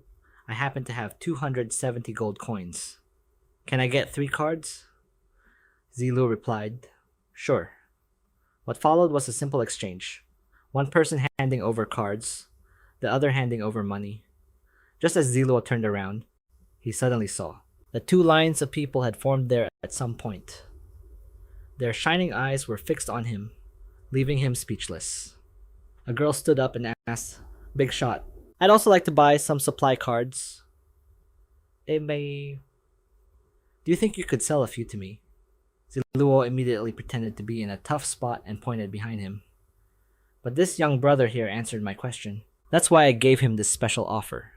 As for the rest of you, hearing this, everyone there looked disappointed, thinking they weren't worthy. Seeing their reaction, Zi Luo gritted his teeth and made a decision. He pointed at the man and announced loudly, How about this? As long as this young brother agrees, I can sell supply cards to everyone for 95 gold coins each. That way, you can all avoid wasting half a day going to the capital's shop to buy them. Instantly, all eyes turned to the man, making him stammer in confusion. I agree. Immediately after, a basket full of supply cards appeared before them. Zi Luo squatted nearby and stated his terms. For 1 hour, I'll be selling supply cards for 95 gold coins each, with no purchase limit. Right away, everyone lined up to buy. Watching the scene before him, the man couldn't help but feel impressed. He never expected the big shot he randomly met to be such a good person. He's using the supply cards to help me connect with other players. I won't have to fight alone in the capital anymore. But in reality, Zi Luo was calculating. In Shanghai, he missed out on the Shanghai Tournament Medal of Honor because he didn't have enough gold coins. This time, he was determined to get the Capital Tournament Medal of Honor. Zi Luo and Dang Ok continued on their way. The young lady holding the supply card web reported, Boss, it looks like that guy selling supply cards is in trouble. Watching their backs, another person asked, Trouble. The guy next to him is in the top 5 on the Longguo rankings. Who would want to cause trouble for him? The young lady also looked towards them and said, Just now, about to send people to find those 2. And with the 3 of them combined, they can gather at least 20 to 30 superclass experts who have completed their class change. Then, the young lady cheerfully turned to speak with a hooded figure. Even if that Dang Ok is strong, 2 fists can't fight 4 hands. Let's make a move too. We might be able to get a piece of the pie. But as soon as she finished speaking, a knife appeared. Just like that. The hooded figure plunged the knife into the young lady's body. Miss, you've really disappointed me. And just like that, the young lady collapsed onto the ground. The puddle of blood beside her reflected the image of him wiping the bloody knife. I really want to see how many fools will follow Baotu onto his pirate ship this time. He smiled as he saw the knife was completely clean. However, I'm also very curious. In the knife's reflection, Zi Luo was seen laughing and talking happily. Just who in the world are you to make Dang Ok willingly follow you in the distance? Someone suddenly appeared, running after the 2 of them, calling out as he ran, catching Zi Luo's attention. Big shot! Big shot! Wait up! As soon as he reached them, he asked, Big shot, are you planning to go to the city center at night? Zi Luo crossed his arms, looked at him, and asked, What's up? The man looked back cautiously. Although the zombies on this road have been dealt with, there are still quite a few left. Then, the man tugged on the corner of Zi Luo's shirt, urging him, I know a resting spot on the outskirts of the city. You guys should come with me. Big shot. Suddenly, a group of people appeared behind them. Zi Luo glanced over indifferently. What's meant to come can't be avoided. The man looked nervously at Dang Ok, who was in a defensive stance, while Zi Luo casually stretched. Come on out. If you're going to make a move, Do it quickly. Don't delay my journey. Instantly, a group of people walked up to them, surprising the man, while Zi Luo calmly counted 1, 2, 3, 4. Then he looked towards two people, a bald guy and a man with glasses. 32 players who have completed their class change. You guys really went all out. The bald guy asked angrily, "You think you can just do business out here because he's boss? You have Dangok as a bodyguard? Have you forgotten something?" The man with glasses added, "To be able to get so many supply cards. I know you must have a powerful force backing you, but this is our turf. Doing business without giving us a heads up is going too far." Zi Luo cleaned his ear and asked back, "So, the bald guy is relying on the fact that we have the numbers, so let's set the terms. How about this? We won't make things difficult for you. Leave behind 1/2 of the gold coins you earned today, and split the remaining supply cards evenly among my brothers." If you do that, I'll act like nothing ever happened. The group immediately raised their weapons with sinister grins. Don't even think about resisting. We're doing this for your own good. Big Dummy can't protect you all by himself. That's right, kid. Our boss is being merciful by letting you leave alive. Hand over all the gold coins now, kiddo, or you might accidentally lose your life. Zi Luo pulled the knife from his inventory. Like nothing ever happened, holding the knife, he stated flatly. "But you've already delayed my departure." The system panel popped up. It introduced the rotten dagger, a bronze-tier bandit's weapon. A dagger worn down from long-term use. Its blade was jagged and covered in rust. Its attribute: the pain inflicted by this dagger is increased by 200%. Any wound caused by this dagger, if left untreated, will gradually begin to rot. Then, Zi Luo sent a mental command to Big Dummy, enraging him completely. With a roar, he charged at the group with his axe. Instantly, one of the thugs took an axe straight to the face. The man with glasses quickly grabbed the bald leader, who was furious seeing his underling hit the ground. "Damn it. You don't know what's good for you," he roared furiously. "Get them! Don't kill them! Just cripple them! I want to teach him the true meaning of suffering." His men charged forward on command. "Yes, boss." Big Dummy held them off with his axe at the front, while Zi Luo stood calmly behind him. "Humph. Even though you're all top 10 players who have changed classes, you might have had a chance of survival against zombies, was." Gripping the dagger tightly, he smiled. "Too bad for you. You ran into me today." Without a moment's hesitation, Zi Luo swung his arm and cut down one man. From the sky, a barrage of weapons materialized. They were all aimed to strike him down. A water orb quickly formed in Zi Luo's hand. With a wave, he effortlessly collected all the enemy's weapons, then let the orb containing them float above the group's heads. Seeing this, Zi Luo clenched his fist. Instantly, the water orb above their heads exploded, splashing water everywhere. They were soaked to the bone, unable to believe their eyes. This Zi Luo stood opposite them, crossing his arms arrogantly. "Do you want to continue?" he asked. The bald leader was absolutely livid. "Damn it. Kill them both. I gave you a chance and you spit on it. Get them." His underlings immediately obeyed. Yes, boss. The group once again moved forward to confront Zi Luo's party. Zi Luo condensed power, enveloping his dagger in energy. Then, he spun it and threw the dagger. Wherever the dagger went, it mowed down anyone in its path. Zi Luo watched everything with indifference. On the other side, the two leaders watched in horror as their men fell one by one. The man with glasses paled and screamed. "One throw. Just one throw. He's too strong. Way too strong." How is this possible in a flash? The man with glasses turned and fled. The bald leader looked back and also panicked, seeing his companion had been struck by the dagger as well. The dagger spun through the air and returned to Zi Luo's hand, terrifying the bald leader even more. Zi Luo gripped the hilt of the dagger, a frightening smile on his face as he asked, "Why the scared face?" "Come on, keep fighting." Immediately, the remaining underlings grabbed his legs, crying and begging in fear. "We were wrong. We were so wrong. Please, sir, be the bigger person and spare us." "Yes." Yes, please spare us. We were blind not to recognize a master. Big shot. I have elders to support and children to feed.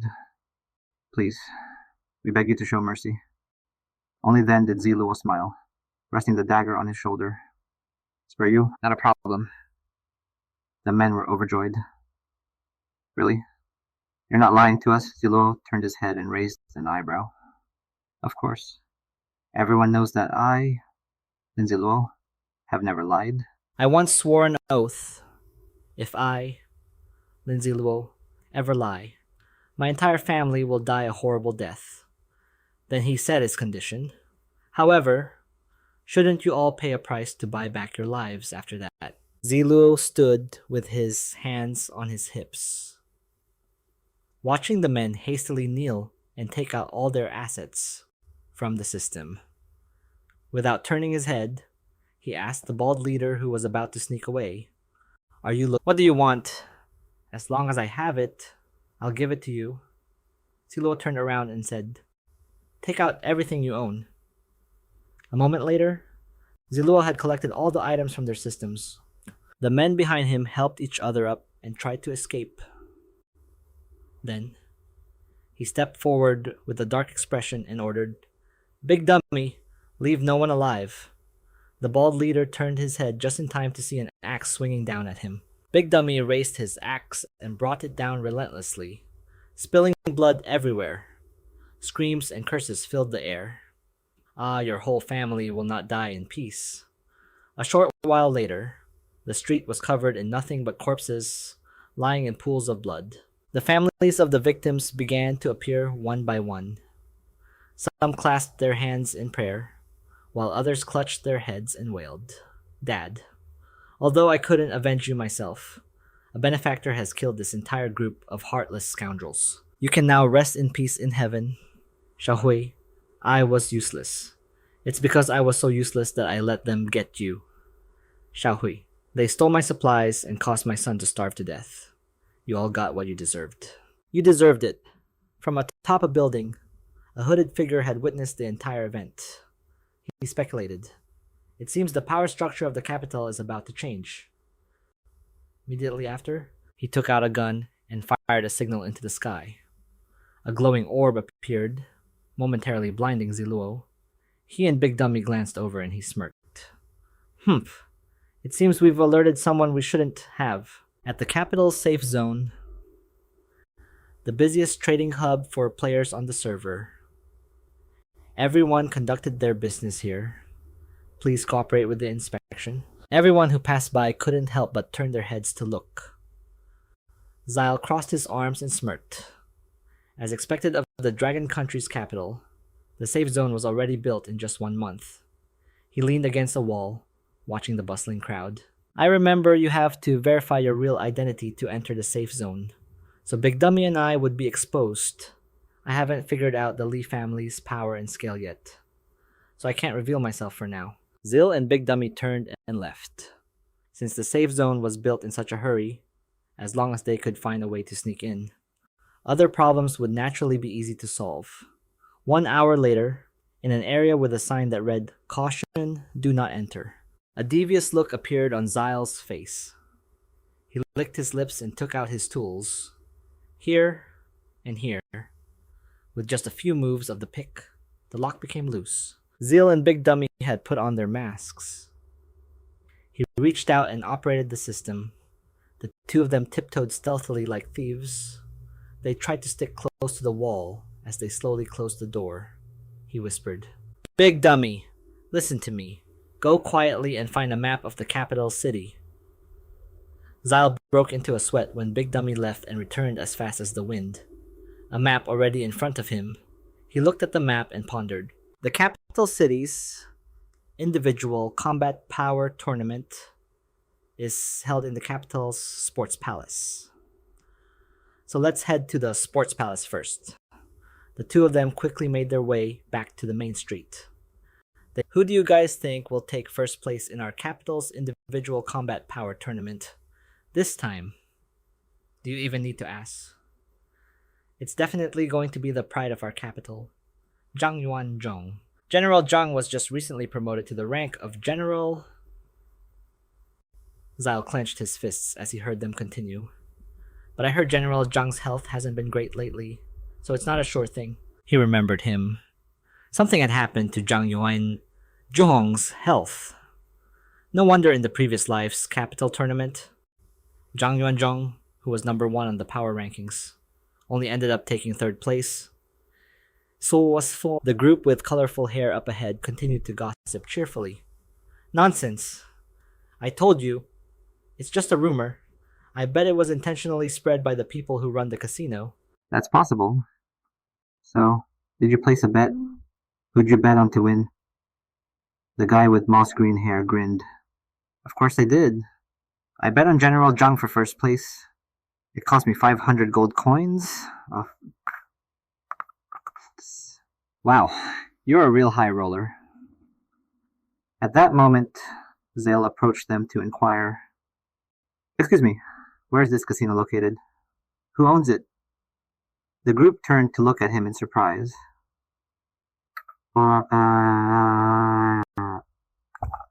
Huh. Young man, you want to place a bet too? The guy with moss green hair pointed. It's inside that red building up ahead. This casino is run by the 3 great families. Though, of course, it might not be just them. So it's considered a relatively official channel. After getting the information, Zale turned and waved. Thanks. In a flash, he and Big Dummy dashed off like the wind, leaving the group far behind. Before them stood a tall building with somewhat ancient architecture. Zale rubbed his chin and decided, there are still 3 hours until the individual combat power tournament. Let's place a bet. When Zyle and Big Dummy entered, they saw a huge crowd standing in front of a gate with a sign that read, Big Dummy moved forward like a machine.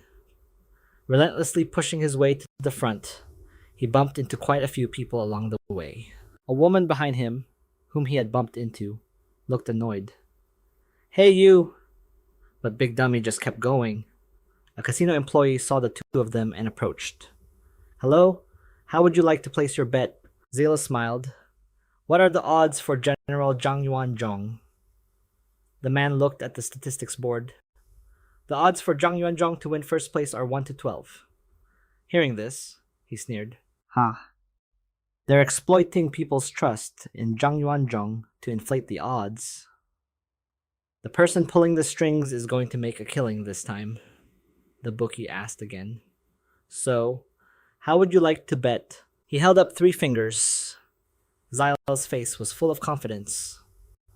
I want to bet on Zhang Yuanzhong for 3rd place. He took out his money pouch, but the bookie seemed to be in disbelief.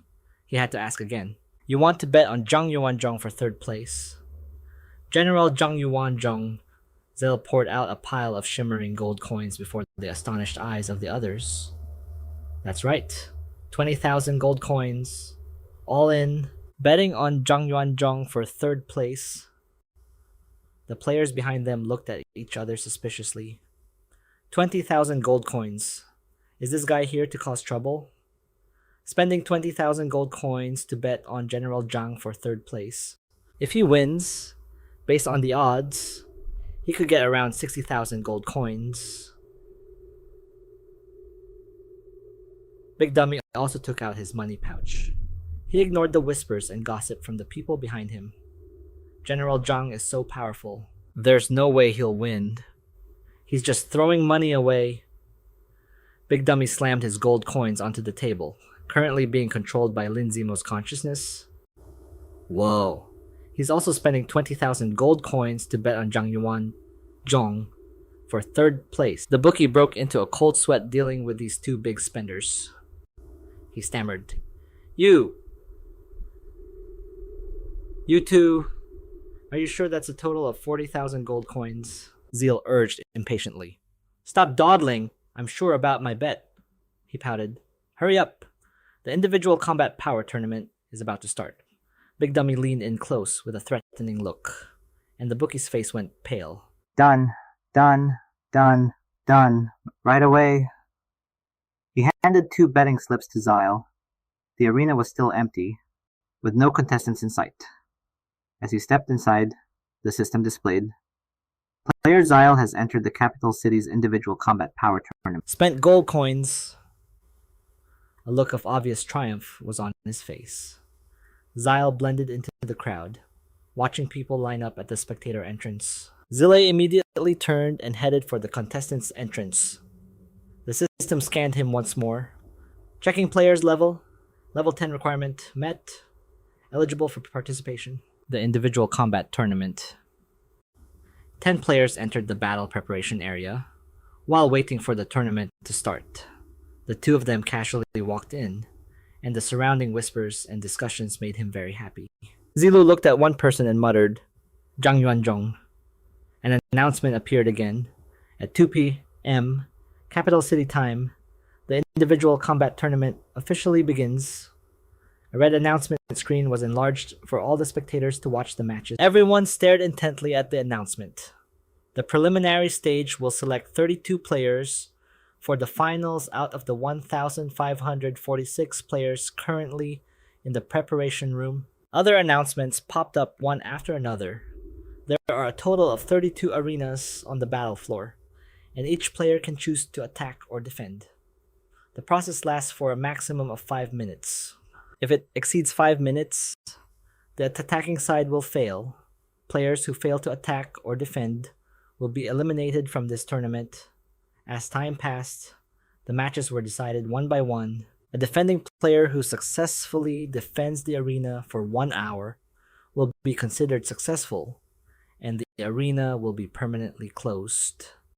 The successful player will advance to the finals. Cult. If no player meets the conditions for a successful defense on an arena, then after 4 hours, the last player remaining on that arena will receive the spot to advance.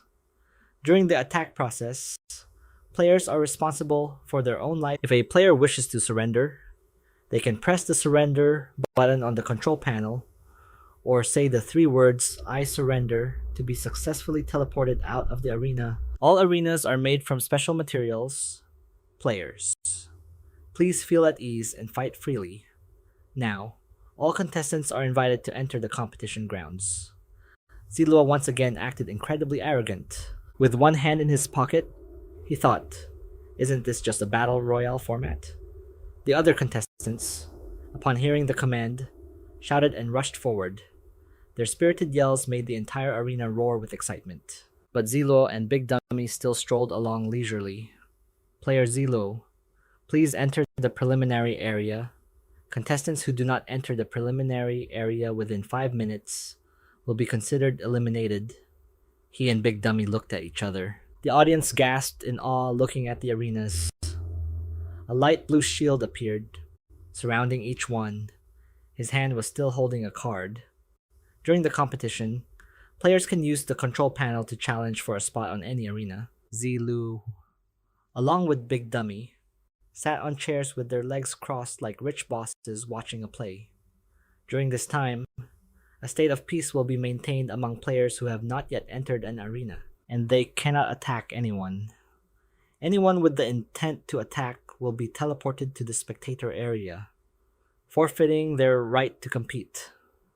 Despite Big Dummy's massive size, he sat with his hands on his knees like a child. While he looked like a rebellious teenager, now the competition officially begins. Please select the arena you wish to attack. He smiled smugly, looking at the system panel, making a random selection. Ding. When a fight is in progress on an arena, the button will turn red, and the remaining time will be displayed in white. Ziluo looked up at the fighting stage, a bit surprised. That fast. On the stage, a man was carrying a very long broadsword on his shoulder, looking worlds apart from everyone else. As expected, he was the only one who could choose the first arena. Zhang Yuanzhong looked down, seeing the others as mere ants in his eyes. He's the first one up. Who would dare to challenge him? Going up there to challenge him is suicide. That's Zhang Yuan Zhong. Looks like there won't be a good show to watch today. The female players were swooning uncontrollably, their eyes turning into heart shapes. You must be Shi Jingshan, Mr. Shi, right? After this is over, could you teach me a move or two? Zi Luo glanced at Shi Jingshan, the Asura war god, one of the three great war gods of the Li family in his past life. He pressed his lips together, not expecting to meet him here. It wasn't a wasted trip. Just then, someone else went up to an arena. Oh my god, so many top players are here. He rushed up, thinking that just making an appearance was good enough. Since I can't pass the preliminaries anyway, just showing my face is enough. I'll go first. The crowd below cheered relentlessly. Fight! Fight! Why are there only 2 people? It's not enough to watch. Go General Zhang. Kill him. Go on. Get up there. Did all those people from before run home to their mommies? Useless trash. Zhang Yuanzhong swung his blade once, and the other guy was instantly left gasping for air. To be able to exchange blows with General Zhang, I admit my defeat completely. The crowd below erupted in another round of loud cheers. General Zhang is amazing. General Zhang is amazing. Seeing this, the other contestants also began to choose their opponents. At this moment, mysterious figures in black appeared on the stages. A look of annoyance crossed Zi Luo's face. The Li family's Reaper squad. Zi Luo clutched his rapidly beating heart. On arena number 18, 2 contestants were facing each other. On one side was Shan Bao of the Special Combat Team, and on the other was Li 76B. The Reaper squad that the Li family cultivated is also the core strength of the Li family, because he is ranked 76 in the Reaper squad rankings. The B in his name is a designation, as there are multiple members with the same number. He maintained his leisurely posture while watching the match. The equipment on Li 76 was clearly much better than Shan Bao's. It looked like he had gathered gear from quite a few people before getting on stage. He came prepared. Just as the thought finished, Shan Bao landed a punch on Li 76. He immediately retreated. Zi Luo, who had put on a mask at some point, observed the fight. Shan Bao will definitely lose, although he's a very by-the-book. Li 76 is just too vicious on the stage. Li 76's face darkened. He wiped away the blood with his hand, a knife already hidden behind his back. His face revealed a cunning and treacherous expression. Brushed past the Special Ops team member, catching him off guard, he stabbed him, but the Special Ops member was no pushover, immediately landing a kick on Li Shiqi. He used the momentum to retreat backward. Li Shiqi started to attack again, but at that moment, the Special Ops member teleported behind him. Covering his wound with one hand, he threw a punch with the other, but what he never expected was a gash appeared on his neck, and fresh blood immediately sprayed everywhere. Li Shiqi had spun around and slashed his throat. He kicked the Special Ops member straight off the arena floor. The others immediately turned pale, protesting relentlessly. The Li family clearly doesn't treat people like humans. This is a blatant disregard for the government and the military. Daring to kill someone at a personal combat tournament organized by the government itself. If we don't protest today, we'll be the ones killed tomorrow. Everyone roared in anger. Li family get down, Li family get down. Protest, protest. A government official watching from above, Chief C, darkened his expression. What on earth is the Li family up to? He frowned. Chief, are they planning to completely sever all ties? Chief C was furious. I've shown them enough respect. Every day I hear those old men talk about maintaining the bigger picture. Looking at them now, what bigger picture is there to maintain? As soon as the tournament ends today, immediately start executing the plan, targeting the three great families. He Mu bowed. Yes. Chief. He received his orders and left at once. In a meeting room, a chair went flying, and Jimming roared with anger. Do you have any idea what you're doing? You've pushed them past their limit. After hearing this, Li Lixuan just smiled calmly. Haha. He raised his glass. And so what if I have... Do you think you can still hide it, or that you can escape? Facing his opponent's rage, Shiki calmly said, So sorry about that. My hand slipped and I killed your teammate. My bad. I forfeit.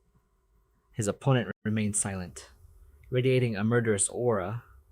He was Chen Shuo, leader of the Mountain Leopard team. Shijing, standing behind, quickly tried to stop him. Team leader Chen, don't be rash. He put his hand forward, his expression resolute. I will be your opponent. Xiaole and Dang Ok were thrilled by Shujing's challenge. He leaned back in his chair and said, Nope, he's mine to kill. He glanced over at Dang Ok, thinking to himself that aside from roasted chicken and pork knuckles, only the allure of that hammer could make Dang Ok's IQ spike like this. He then reassured Dang Ok, Don't worry, that hammer will definitely be yours. Sucks. He looked down at the bracket for match number 18. Once they finished, it would be his turn. In the arena, the crowd was cheering excitedly again. That's team leader Chen of the Mountain Leopard team. I've heard of him. The other one is Shujing Shan from the Li family, also a strong fighter. Oh, Chen Shuo is definitely going to lose this one. He's not even in the same league as Shujing Shan Chuod. At this point, everyone in the arena was cheering. Fight! Just fight already. Get on with it. Why is that guy being such a coward? He looked up at the shouting crowd, feeling helpless. Just as I thought, the audience is so quick to move on to the next shiny thing. This bloodlust is getting out of hand. The two fighters faced each other, their gear vastly different. Chen Shuo gritted his teeth, then charged at Shijing with all his strength. Shijing's eyes narrowed, and he lifted his hammer for a devastating blow. He slammed the hammer down, creating a massive ring of fire that sent Chen Shuo flying backward. The power was so overwhelming that he couldn't even react. Shijing scoffed that he was too weak, then lifted off the ground, raising his hammer high with a cold look on his face. Purple smoke billowed from Shujing's mouth, followed by a system announcement. War Demon Body, an epic grade talent. Once you enter a combat state, you become bloodthirsty and cruel. The more intense your emotions, the greater the boost to your stats. Extended combat will cause you to slowly lose your sanity. He immediately brought his hammer crashing down on the spot where he stood. When he lifted the hammer, he was gone. He stood there stunned for a moment. While Shujing wasn't looking, Chen Shuo snuck up behind him, somersaulting in midair to drive his sword into his back. But Shujing was completely unharmed. He stared in disbelief. Not a single scratch on him. In a flash, Shujing's eyes turned red, and he slammed the hammer straight into his face. He coughed up a mouthful of blood, which splattered everywhere as he was knocked flat on the ground. He trembled, trying to get up. Shujing had no intention of letting him go, raising his hammer for another strike.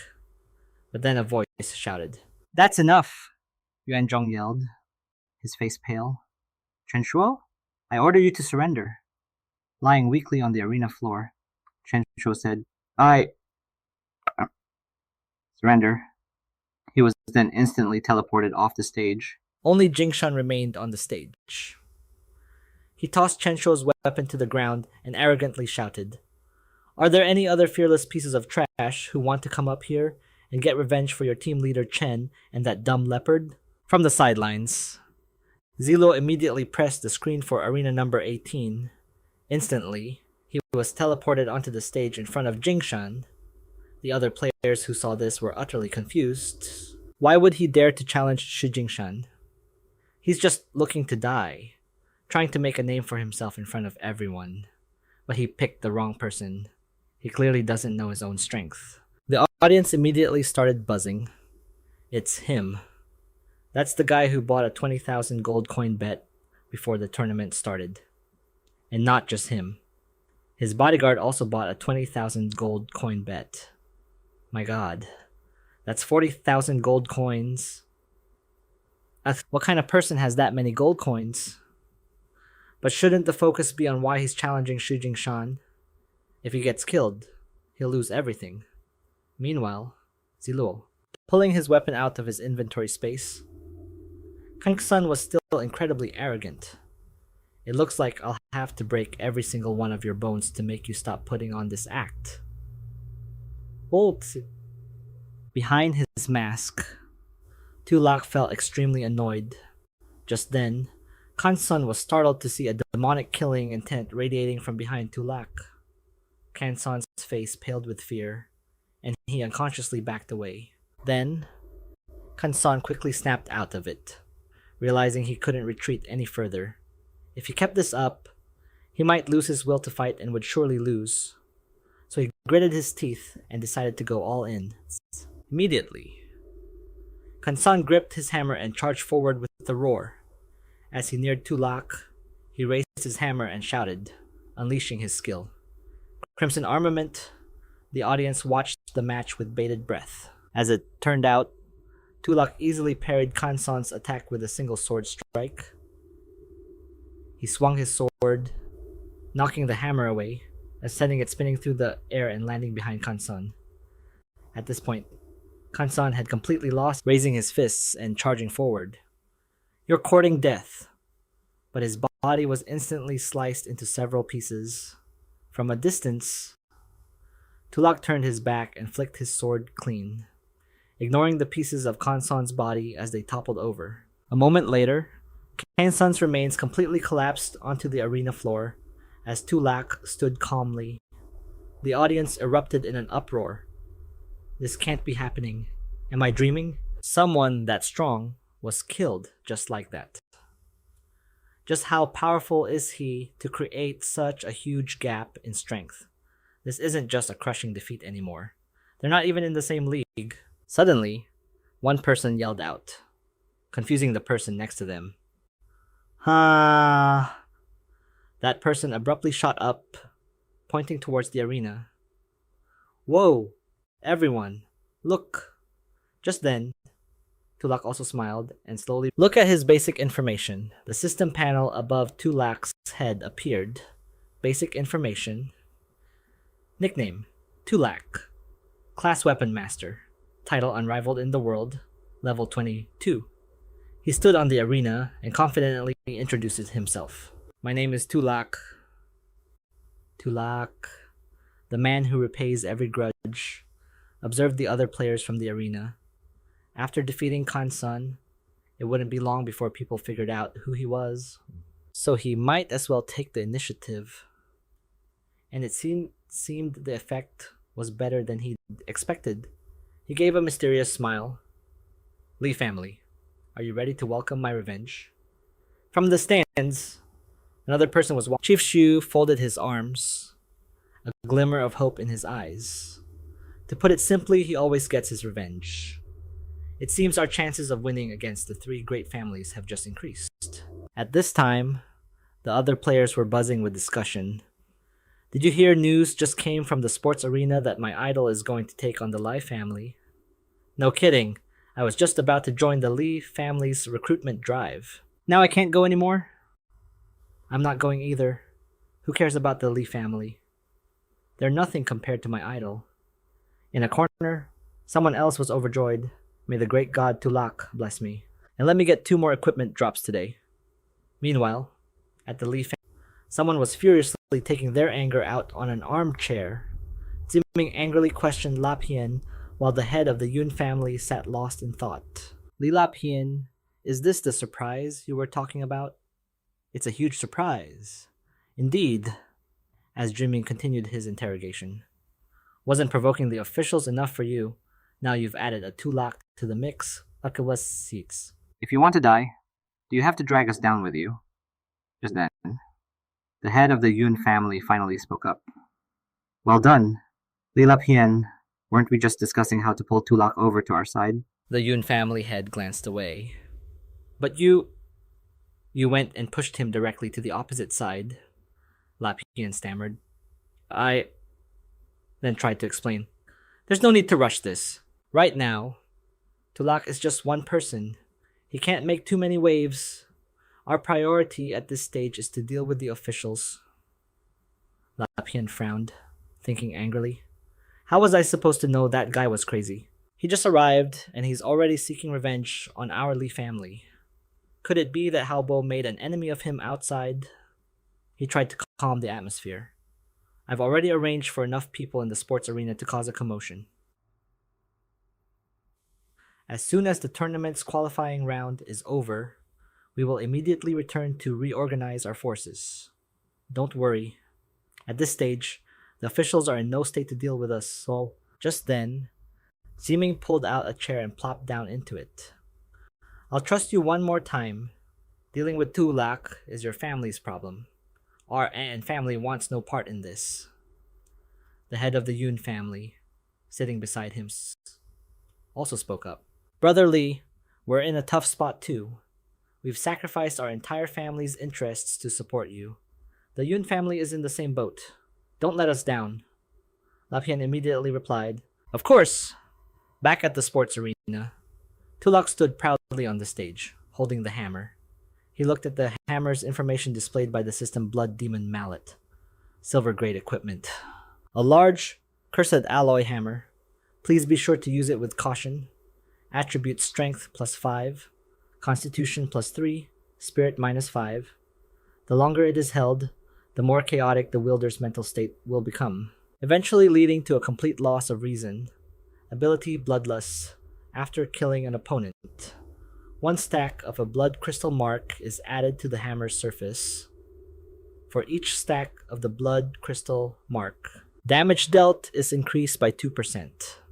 A maximum of 15 stacks of blood crystal marks can be accumulated. Conduit. The power of skills cast using this hammer is increased by 20%. Tulak thought with satisfaction. This is perfect for that big oaf. Then, he read the information on a bracelet, mana bracelet, silver-grade equipment. The hand can continuously replenish energy, timely restoring mana. Attribute Spirit +3. Current mana contained 20 out of 100. Equipment type, mana system equipment. Tulak was instantly pleased. It was an extremely common but useful piece of equipment. Right after that, Zi Luo pulled a chair out of his spatial inventory. Then he just sat down right in the middle of the arena, in full view of everyone. Immediately after, Zi Luo glanced over at the fight in the neighboring arena. A person's status window immediately appeared. Basic information: nickname, Li a warrior of the Li family. Class Beast Tamer, who can summon beasts to aid in combat. Title currently none. Level 16, second in command of the Li family's death squad. A warrior trained by the Li family since childhood, and also one of the Li family's powerhouses in the capital region. His strength is ranked just below Shijingshan, and he excels at close combat. Beast Tamer, a summoner type class, can summon beasts to assist in battle, with the type of beast summoned depending on the player's spirit power. In the early game, this class is relatively weak when spirit power. In the late game, it can rely on high spirit power to summon a large number of beasts for a swarm attack. Zi Luo observed the fight from a distance. Li. This is the Li family's classic strategy, using their strong fighters to pick off the military faction's weaker members. Zi Luo rested his chin on his hand, wondering what on earth the Li family was up to. As the man from the military faction charged forward, Li immediately summoned a spirit beast. Just as his opponent was about to bring his sword down, Li pulled a sword from his inventory. Right after that, he managed to parry the opponent's attack in the nick of time. Li was pushed back a bit, but he still wore a cunning smirk as he saw his spirit beast appear from behind to attack the military's man. Li Er's spirit beast attacked the military man, who instantly turned and swatted the beast away with his sword. Waiting for just that moment, Li Er immediately cast a spell, creating streams of black mist that shot toward him. It immediately flew over and completely enveloped the man's face, blinding him. Lethal black fog, a skill that releases a cloud of black mist to cover the nearest opponent's head, causing the opponents to lose their vision for a short time. This skill can be learned from a skill book. The man from the military faction started swinging his sword wildly in the air. As the fog started to dissipate.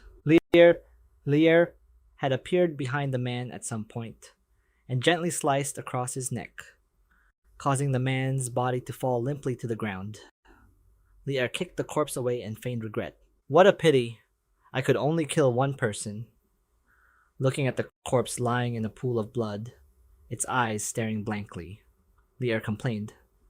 This is all because Zi Luo killed that Shu Jingshan, putting us on the back foot like this. Hearing this, the entire audience erupted in anger. Nearby, Ling grinding his teeth as he smashed his fist into the wall behind him, causing it to crack and crumble. Yuanzhong saw a big dummy appear on Li Er's stage. My god, this guy's got guts! Daring to challenge Li Er, just another fool looking to die. Looking at big dummy in front of him, Li Er asked scornfully, Zi Luo, are you sending your underling to kill me? Immediately after, he summoned a large bear. In that case, I won't be polite. I'll take your subordinate's life. But Li Er didn't know that Big Dummy was secretly picturing him as 2 chicken drumsticks, while his body was actually being controlled by Zi Luo's consciousness. The bear, without a word, charged forward and knocked Big Dummy away. Li Er called out to Zi Luo, who was enjoying the show from the other arena. Zi Luo, this underling of yours... He smirked contemptuously, then turned and flipped him the bird. Pathetically weak, Big Dummy stood between the bear and the wolf, trembling uncontrollably. Instantly, the wolf lunged at him with its mouth wide open. Big Dummy suddenly panicked, flailing his arms and legs wildly. Just as the wolf was about to pounce, Big Dummy slipped, trying not to fall. He did a somersault and accidentally kicked the wolf, sending it soaring into the sky. Meanwhile, Big Dummy continued his tumble, using the momentum to charge and attack the startled bear. Immediately after, a part of the arena exploded right before Li Er's eyes. His face turned pale, unable to believe what he was seeing. He was hiding his true power. If this keeps up, I'm absolutely no match for him. Li Er raised his hand in fear, saying, I sir... But before he could finish the word, Big Dummy charged in and sent him flying with a powerful kick. Li Er then tumbled to the ground, his feet pointing skyward. The system prompt appeared. Do you wish to surrender? No. As Li Er weakly reached out to press the button, Big Dummy appeared and brought a hammer crashing down on his hand, making him scream in agony. Big Dummy then swung the hammer, knocking Li Er's head clean off. At that exact moment, a puff of smoke left his body along with a notification. Zi Luo has ended consciousness control. Big Dummy's mask then vanished, and he scratched his head with a silly grin. Basic information nickname, Big Dummy. Class Overlord. Title Zombie Butcher. Level 17. At this moment, the entire audience erupted. Holy crap, that's Big Dummy, ranked number 5 on the Dragon Country leaderboard. As expected of the great Zi Luo, even his lackey is a famous top ranker on the Dragon Country board. Boo hoo hoo! I want to be the great Zi Luo's lackey too. I'm not asking for much. Just a spot in the top 10 on the rankings is fine. So it was Big Dummy, huh? That makes sense then. I was wondering how a guy as strong as Li Er could be taken down so easily. In the other arena, Zi Luo casually shook his leg as he watched, leaning back in his chair contentedly, counting Rongzhan from before, and now Shu Jingshan today. The Li family has now lost 2 of its future war gods, with only Li Yikong remaining in the capital. Zi Luo yawned boredly. Now the Li family has also pissed off the military faction, Their future looks bleak. At this, in one match, there was a continuous back and forth exchange of moves. In another, a player stabbed another without a second thought. And in yet another, two girls just stood there, trembling as they held their weapons. Wall, the arena. Hey lady, don't come over here. A while later, the system displayed an announcement. The preliminary stage of the Capital's individual combat tournament has officially concluded. This preliminary round had 1,546, and a total of 32 people have been selected to advance. The advancing participants are Zhang Yuan Zhong, Zi Luo, Big Fool, and Bai Tian Butong Chu De Hei. Will the advancing contestants please proceed to the combat preparation area to... The final tournament will be held at 2 p.m. tomorrow. All spectators are welcome to attend. The other players became cheerful. It's over. Meanwhile, Zi Luo was still checking the system information. He rubbed his chin and calculated. Advancing players 14 from the military, a total of 10 from the An and Yun families, and 6 from other unknown organizations. Recalling the Li family's rewards from the capital's individual combat tournament in his past life, their influence was much weaker now. Tisk. The Li family is in worse shape than I thought this time. Big Fool suddenly appeared from behind and asked Zi Luo, "Where's my new hammer?" Out of thin air, Zi Luo took out the hammer he had acquired, seeing Big Fool clutching his old hammer. The big guy immediately reached out for the new weapon. Big Fool immediately hugged the hammer joyfully. Gao gao gao! Ah, my new hammer. This left Zi Luo speechless. A moment later, Zi Luo stood in front of a room. Players, please enter the small room ahead to save your information. He reached out and opened the door, and as soon as he stepped inside, Zi Luo saw an information-saving orb. He then placed his hand on the orb. The system then announced, "Congratulations, player Zi Luo. Information saved successfully. For this tournament, your participation in the finals will be based on the information saved at this time. Player Zi Luo may now leave." But just as he turned to leave, another system notification popped up, detecting that the host has successfully entered the finals of the Capital's individual combat tournament. A special quest. Capital's number 1 has been issued. Capital's number 1. Quest requirement: obtain first place in the Capital's individual. 1 random golden finger system draw, and 1 silver grade piece of equipment. Quest time limit none. This piqued Zi Luo's interest, causing him to turn back. Oh! The system then continued. The Golden Finger system assigns quests by evaluating the host's own strength to determine the quest's difficulty and its corresponding reward. After evaluation, the difficulty for the host to become the Capital's number 1 is a piece of cake. Therefore, the quest reward is relatively low. Zi Luo immediately broke into a smile and tapped the system screen. Accept quest. He then left the room where someone was waiting for him. Yuan Zhong immediately introduced himself.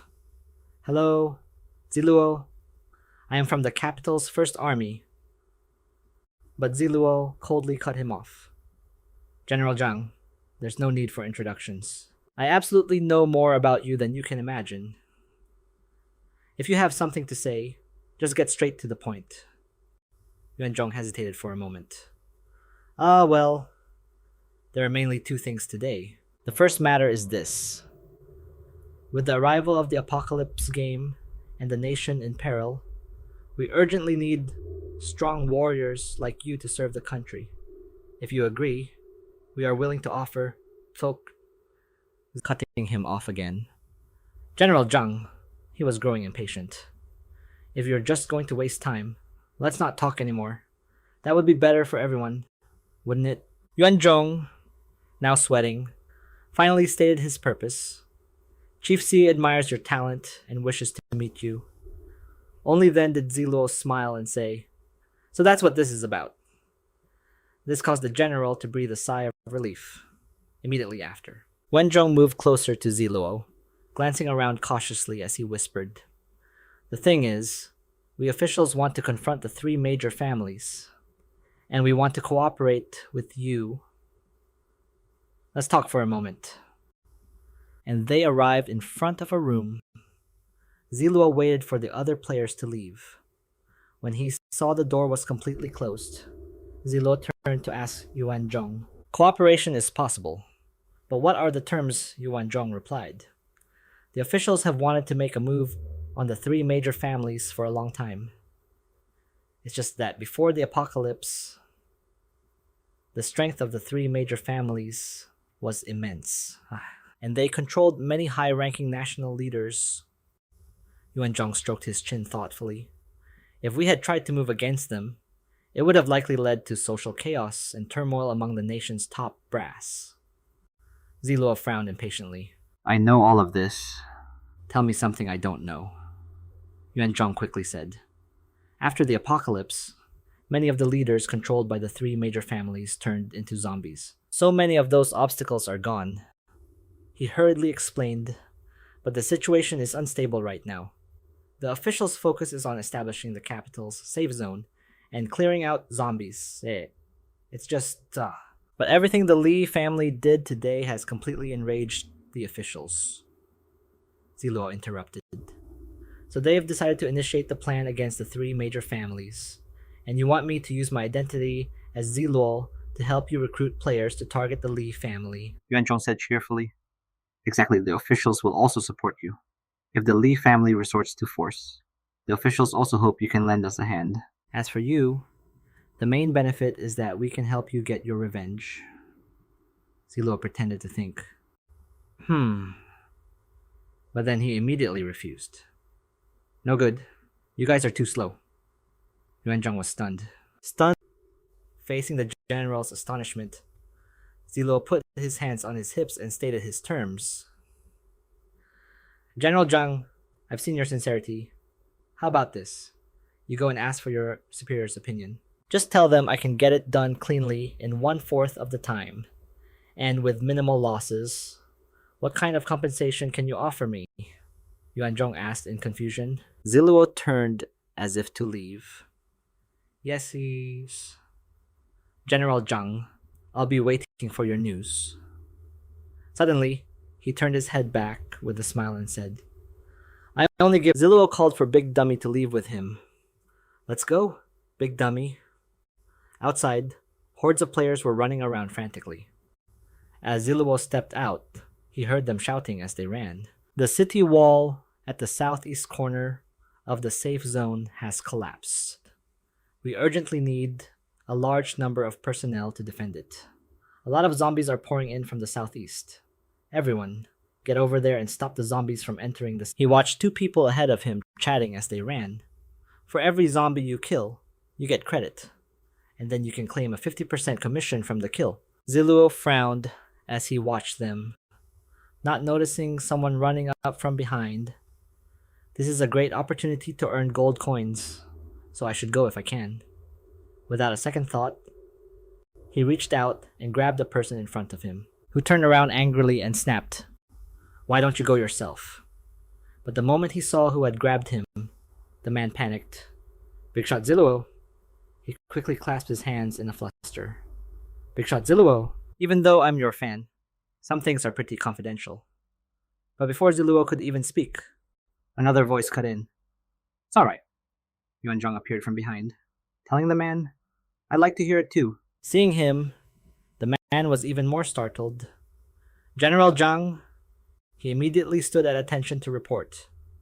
Reporting, General Zhang. The assembly has just concluded.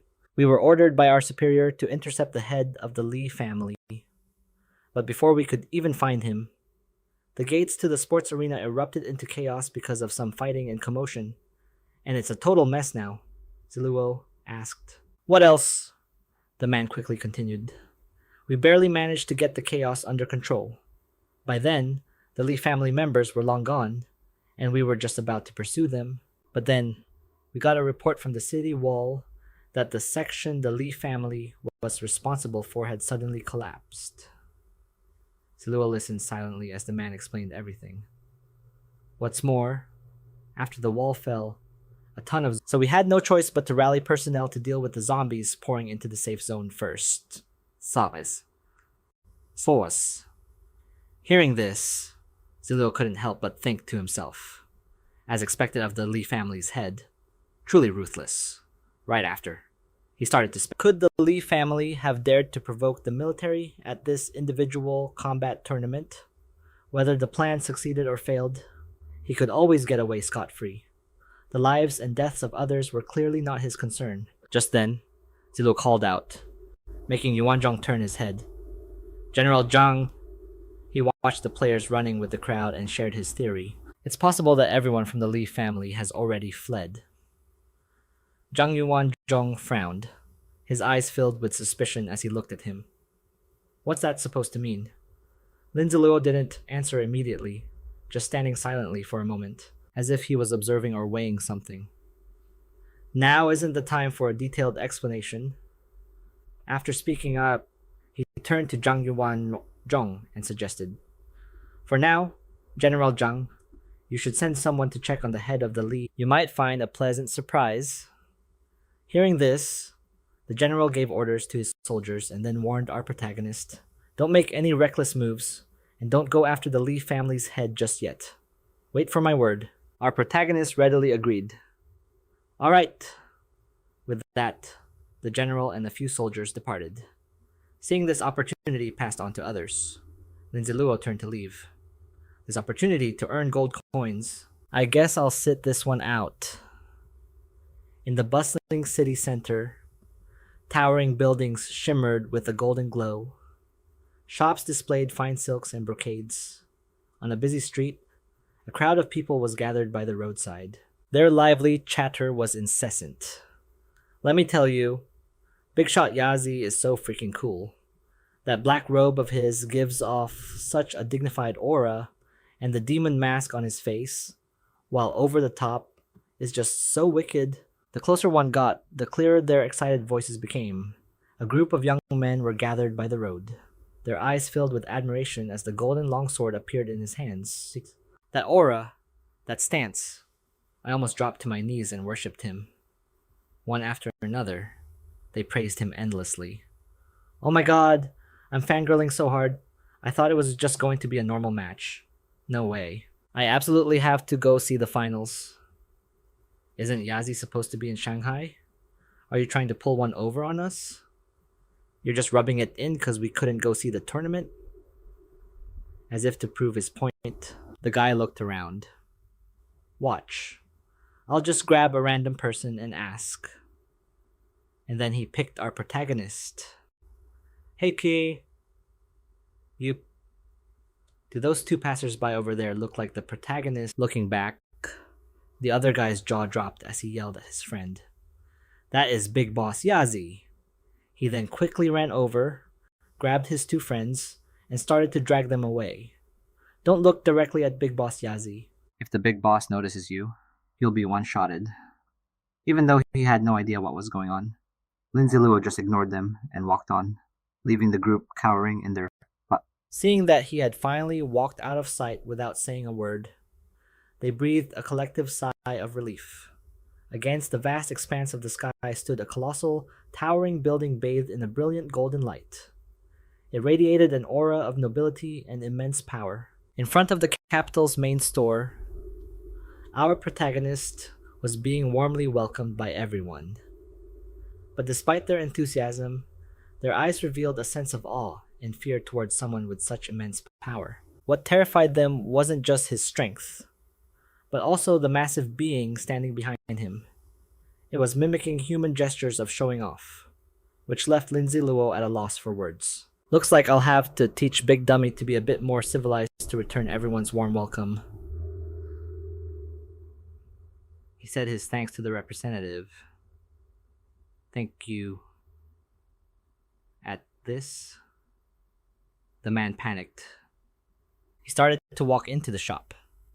As soon as he reached the door, an automated system voice greeted him. Dear player Nase, welcome to the capital city's shop. And it displayed a series of essential items in front of him. Looking at the prices, he couldn't help but frown. Why was stuff here more expensive than in Shanghai? The system immediately replied, due to factors such as the area, number of players, zombie strength, and many other differences. The prices of hidden items in each shop vary. If only he had known, he would have been rich. He regretted not stockpiling gold coins. Halt. He should have prepared and hoarded gold coins if he'd known. Anyway, this money was paid for by the officials and the three great families. He still needed to get a uniform and an insignia from Shanghai for Dumbo to wear. No sooner said than done. He tapped to purchase the new items. Instantly, all the necessary items were bought, accompanied by the continuous chime of the system. After finishing his shopping, he stepped outside. By the time he left the shop, he couldn't help but feel tired, stretching to loosen up. Then, he pulled out his device to check the time. To his surprise, it was already 10 o'clock. The time was right. Lam Tulak turned to Dumbo with a cheerful expression and suggested, Let's go, Dumbo. Let's get some chicken feet. They casually walked past two patrolling officers. Hey, don't you know you can't be out at night, I'm telling you. Between the fine and detention, you're in serious trouble now. Lam Tulak and Dumbo turned around. The blonde guy next to the officer who spoke saw them and panicked, smacking the brown-haired officer on the head. You idiot. Can't you see who that's? Bang. Are you crazy? How dare you mess with Nasi? I didn't see anything. There was no one here just now. No one. Lam Tulak heard them but decided to let it go. Later, at the family manor, and Chimin was smashing things to pieces. He was furious. Li La Pian set me up.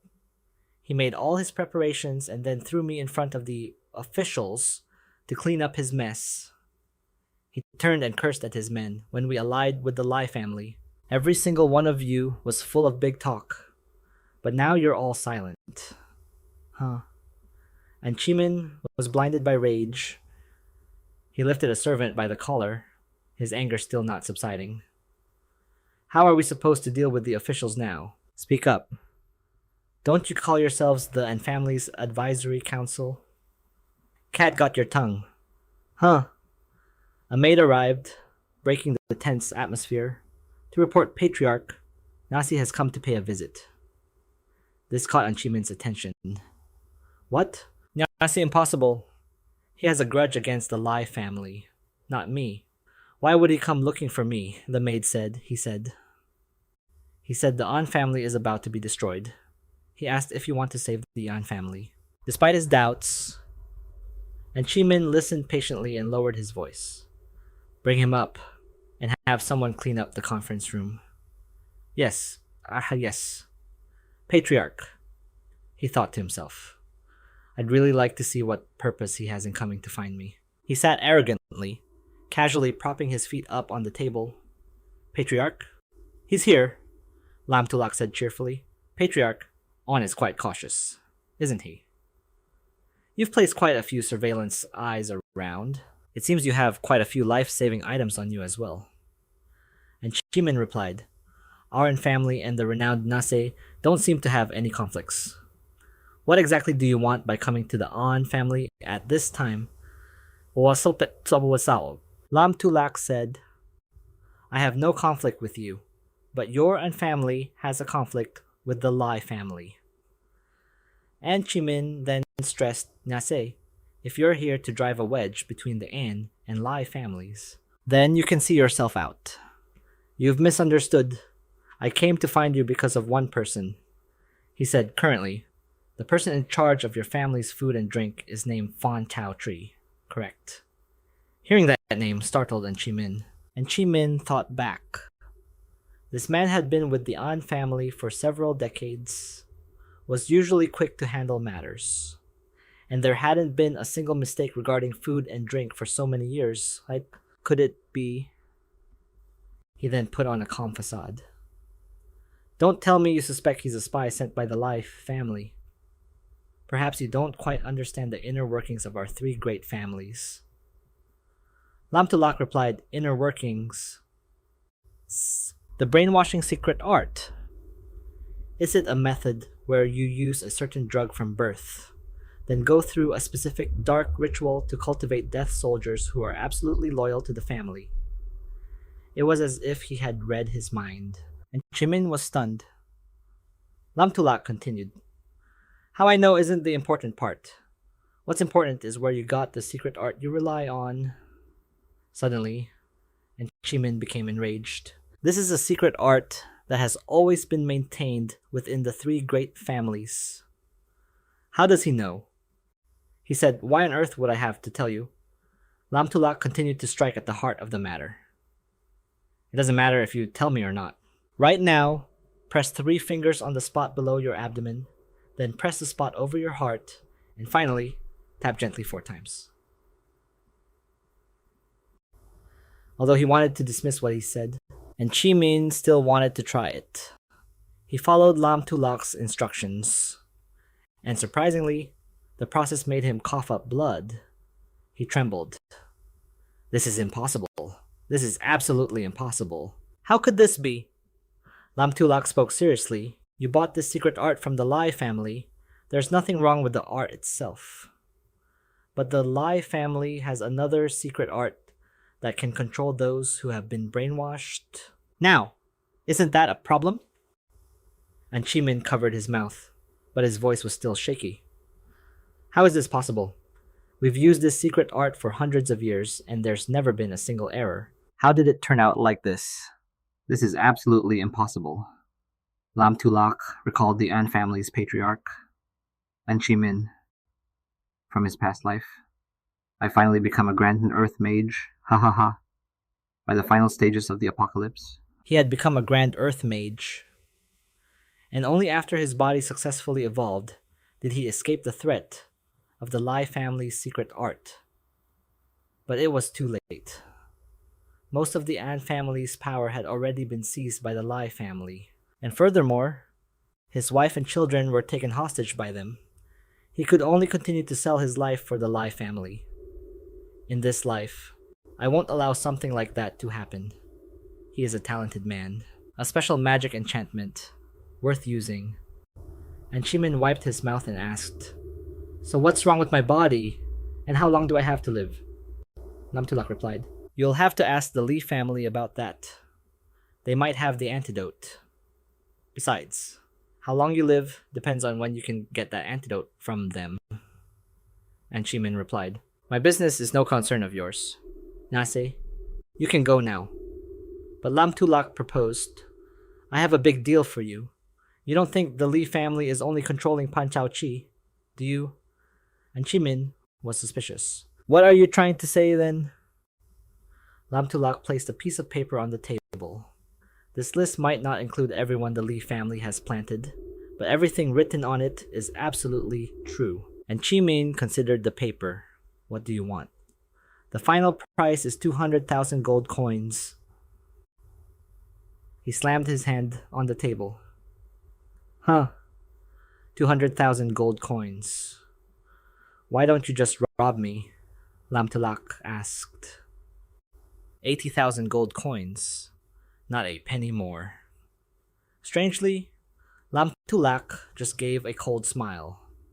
The scene shifts to another location where Lamtulak stood with his arms crossed. A cunning look on his face as he stared at the person opposite him. 80,000 won't do.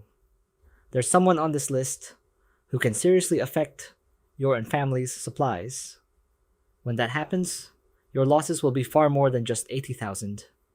The person opposite him, Li Lapien, slammed a hand on the table in a panic. 100,000. 100,000 is the maximum. Not a single coin more. Lamtulak happily sealed the deal, then coolly walked out with his hands in his pockets, leaving Li Lapien behind with a pale face and main camise. An image of a building appears under a dark crimson sky. Inside, someone is unrolling a fire element scroll. Lamtulak held the scroll, looking at the words written inside. Scroll of the Flame Pact. A single-use bronze tier scroll. It uses the power of fire to form a pact with a weapon. granting it an effective flame attack ability. After use, it can envelop the weapon in flames. Each time the weapon is used, its attack power will be enhanced, and it will also have an additional burning effect. He fully unrolled the scroll, lifting it high. The scroll was now like a huge carpet. Lam Tulak sat on it, channeling large flames from his hands. Time passed. The next day, at noon, the sky was bright. Lam Tulak let out a breath as the system interface appeared, congratulating player Nase. Through the special class, Azure Emperor, you have successfully comprehended the skill Flame Pact. He retracted his hands. The system displayed the Flame Pact skill, a mage-type skill. It consumes spiritual power to create a flame insignia. Attaching the flame insignia to a weapon allows it to gain a flame attack ability for a certain period of time. The duration is determined by the amount of spiritual power consumed when casting the skill. He immediately fused the Flame Pact with his weapon. The sword he took out was surrounded by blazing fire. The fusion was complete.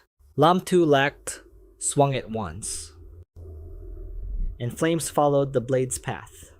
He noticed the table nearby, threw the sword straight at it, and lightly touched a corner. That corner was instantly scorched black over a large area. This skill is amazing. Lam Tulak walked ahead with Big Dummy following behind. Let's go, Big Dummy.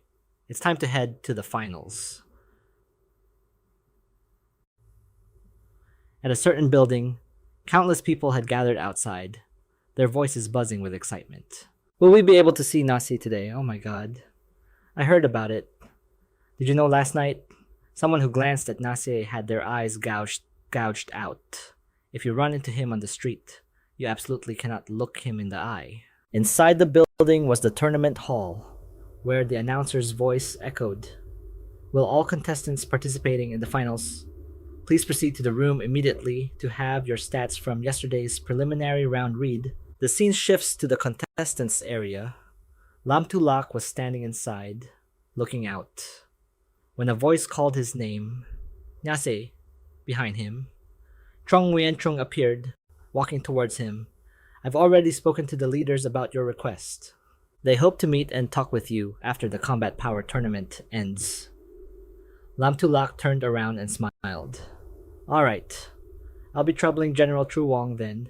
Inwardly, he thought this was a good opportunity to exploit their weakness and gain benefits from the officials. Lam Tulak walked up to the blue orb in front of him and placed his hand on it. Beside it, a red panel displayed, reading his information. After a moment, the panel displayed the match rules. Lam Tulak looked at the board with a confident expression, teleporting. He mentally prepared himself for battle. Lam Tulak was transported to the contestants' waiting room, where Trong Win Trong and Big Dummy were waiting. Outside, the arena was already set up with competition zones for each pair of contestants. The announcer's voice rang out again. Player Nase. Your match number for this round is 001. We will now begin the drawing for your first round opponent. Lam Tulak confidently pressed the draw button. The number 013 appeared in front of him. Congratulations, player Nase. The drawing is complete. Your opponent's number is 013. Lam Tulak seriously pressed the red button on the display panel. He smirked, not worried in the slightest. The system began to teleport Lam Tulak. Lam Tulak confidently faced the person in front of him, his expression full of anticipation as he summoned his weapon. The man before Lam Tulak appeared, holding a dagger with a sinister look on his face. This dagger of mine is coated in poison. Lam Tulak just looked at him cheerfully. A few seconds later, the man's face turned pale, and he broke out in a cold sweat, stammering in fear. Nyase. He immediately kowtowed. I surrender, Lam Tu. Lak just stared at him, stunned. A system notification popped up. Congratulations to number 001 for defeating number 003 and earning 2 cumulative points. He held his sword and looked down at the audience. The people below looked at each other and started chatting. When I shouted surrender, my speed was 0.1 seconds faster than yours, which proves your reaction time isn't as good as mine. The person next to him laughed and replied, "Haha, what's the use of being fast?" My surrender shout was 12 decibels louder than yours. I shouted with so much power, Boss Yaxi will definitely remember me. After they spoke, they both looked at the flashy guy in front of them. He confidently stroked his chin. Neither of you are good enough. When I shouted earlier, I used an extremely low voice. Didn't you see quite a few female audience members making eyes at me? Lin Zi Luo was speechless, listening to them talk. At noon under the scorching sun, Lin Zi Luo had been waiting for so long he was bored to tears. Picking his nose while waiting for the people fighting on stage, Lin Zi Luo turned around, observing carefully, and leaned forward with great interest in the current match. Zhang Yuanzhong calmly wielded his sword against the Li family's man. Lin Zi Luo immediately opened the system to check his profile. Zhang Yuanzhong, level 18, title above the masses. Basic attributes are Strength 60, Spirit 60, Constitution 55, Agility 40, and his class is Army Soul. Only a player with a sincere affinity for the military and immense strength can inherit this class. Class ability 1, One Mind Army Soul. The more allies from the same faction are nearby, the greater the attribute boost gained, and he can also grant a portion of his attributes to allies of the same faction. When their number reaches a certain threshold, it can trigger an additional effect. 2. Undying Army Soul. You can enter an undying state. During this time, all damage taken is reduced, and willpower is significantly increased. But after the undying state ends, the damage taken previously will be delivered to your body. Talent. Stalwart body. You have an extremely deep awareness of yourself. When encountering suppression type skills, the suppression effect is weakened by 30%, and the duration is shortened by 50%. Skills are Aerial 3-hit combo, Earth-shattering Longblade, Army Soul's Blessing, and Army Soul's Rally. Lin Zi Luo silently remarked, Dangok's agility and spirit attributes are a bit lower, but fortunately, his overall stats aren't much worse. He can fight. He looked towards the arena, where Zhang Yuanzhong quickly charged forward, his sword brimming with energy, and slashed straight at Dangok. Dangok immediately blocked the attack with his axe. Lin Zi Luo watched them fight and analyzed. If the Li family hadn't used that drug in his past life, Shi Jingshan and Li Er might not have been able to defeat Zhang Yuanzhong. He smirked, swung his sword, and quickly used the earth-shattering Longblade skill. The great axe in Dangok's hand couldn't hold up. He stumbled along with his axe and fell flat on his face. Dangok quickly regained his footing. Zhang Yuanzhong looked at him with a weary expression. As expected of Yaxi's subordinate, he's clearly 2 levels below me. And yet, he can withstand my earth-shattering long blade. He frowned, looking wearily at the man before him, and thought, I absolutely cannot lose to him, or my prospects in the army will be greatly diminished. Zhang Yuanzhong looked at him and suddenly realized something. Dangok was currently receiving information from Lin Zi Luo. He was sitting behind him, using a reminder skill. If you can't beat Zhang Yuanzhong, then for 3 days you won't get to eat roasted chicken and pork knuckle. Hearing this, Dangok's eyes lit up, his face filled with fury, and he let out a huge roar. Ah! Unforgivable. Dangok gathered energy from his surroundings and channeled it into his axe. He yelled loudly at Zhang Yuanzhong, then leaped down from above and slammed the axe straight onto the man in front of him. He raised his sword to block. His face contorting, Zhang Yuanzhong quickly dodged, letting Dangok's axe slam straight into the ground. He bent down and used Army Soul's Blessing. While the blessing is active, he gains 20% damage resistance. and his own recovery speed, like stamina and spirit recovery, is increased by 20%, and his next attack will also grant a one-time damage immunity.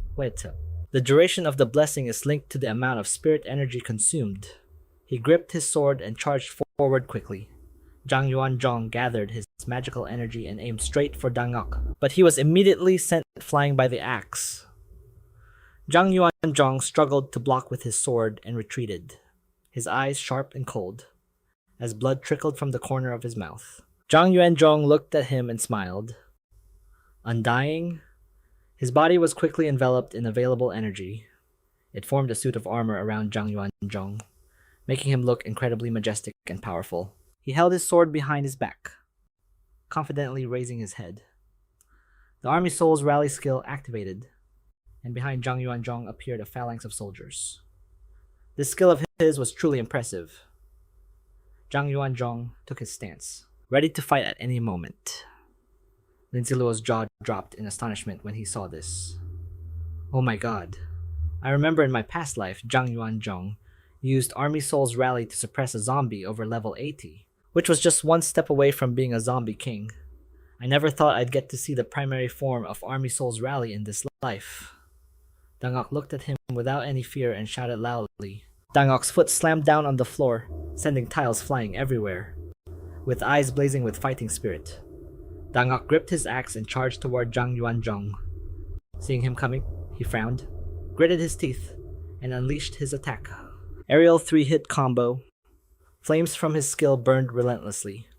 It created a dramatic fiery collision, and a powerful burst of light erupted, blurring everything. It left everyone around them stunned, raising their hands to cover their eyes and screaming. The arena was filled with lingering embers and smoke. Zhang Yuanzhong was in a terrible state, covered in blood. His eyes were squeezed shut in pain and exhaustion. His opponent, the Nok, wasn't in much better shape. His eyes were wide open, and he was struggling immensely, with blood dripping all over him. Regained consciousness and stood up. The system's voice immediately rang out. Number 32 defeats number 24, earning 2 points. Next match, number 1 versus number 29. Big Fool stood up proudly before a powerful opponent like Zhang Yuanzhong. He looked at the man struggling before him, who gritted his teeth and used his sword to push himself up. Big Fool looked at him and gave a goofy smile. The area around their arena was filled with cheers. People watched them and shouted non-stop. This is what a real fight looks like. A battle of the strong. Others cried tears of joy, saying, Oh my god, compared to them, I feel like a monster. Everyone cheered them on. A real competition is about risking your life, using all your strength to defeat your opponent. Not about picking fights with weaker people and using your advantage to kill at will. Exactly. Well said. Well said. General Zhang is amazing. Big Fool is amazing. Lin Zi Luo looked at the two men before him with great satisfaction. Big Fool and Zhang Yuanzhong were taken to the medical room. Zhang Yuanzhong looked at the doctor and shook his head in refusal. Check on my brother Big Fool first. I'm not in a hurry. The doctor nodded. Yes, General. Over here. Lin Zi Luo also smiled politely and declined. Thank you, General Zhang, but there's no need. He looked at the boy and asked curiously, Why are you worried about supplies? He looked towards the Big Fool and smiled cheerfully. It's fine. Our medicine is sufficient. Besides, due to his class, Big Fool's constitution is a bit special. He just needs some nutritional supplements. Zhang Yuanzhong looked at him and agreed. Is that so? Well, if you need anything, just let me know. Lin Zi Luo gave a thumbs up. No problem. He was sweating nervously, thinking to himself, You've got to be kidding me. If they treat Big Fool, his zombie body will be exposed. The system's voice suddenly rang out. Attention, Capital City players. Attention, Capital City players. The Capital City Individual Combat Power Tournament has now officially concluded. The system announced. The winner for Capital City, the number 1 player on the Combat Power rankings, is Yazi. Based on the city's overall strength, he is awarded one elite gold grade equipment set, a large amount of gold coins, experience and reputation, and free attribute points. The second place player for Capital City on the combat power rankings is Big Fool. Based on the city's overall strength, he is awarded 2 sets of silver grade equipment.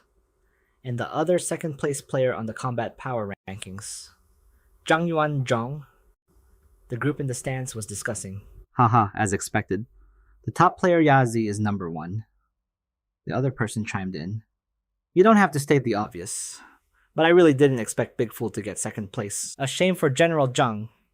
The person next to him also spoke up.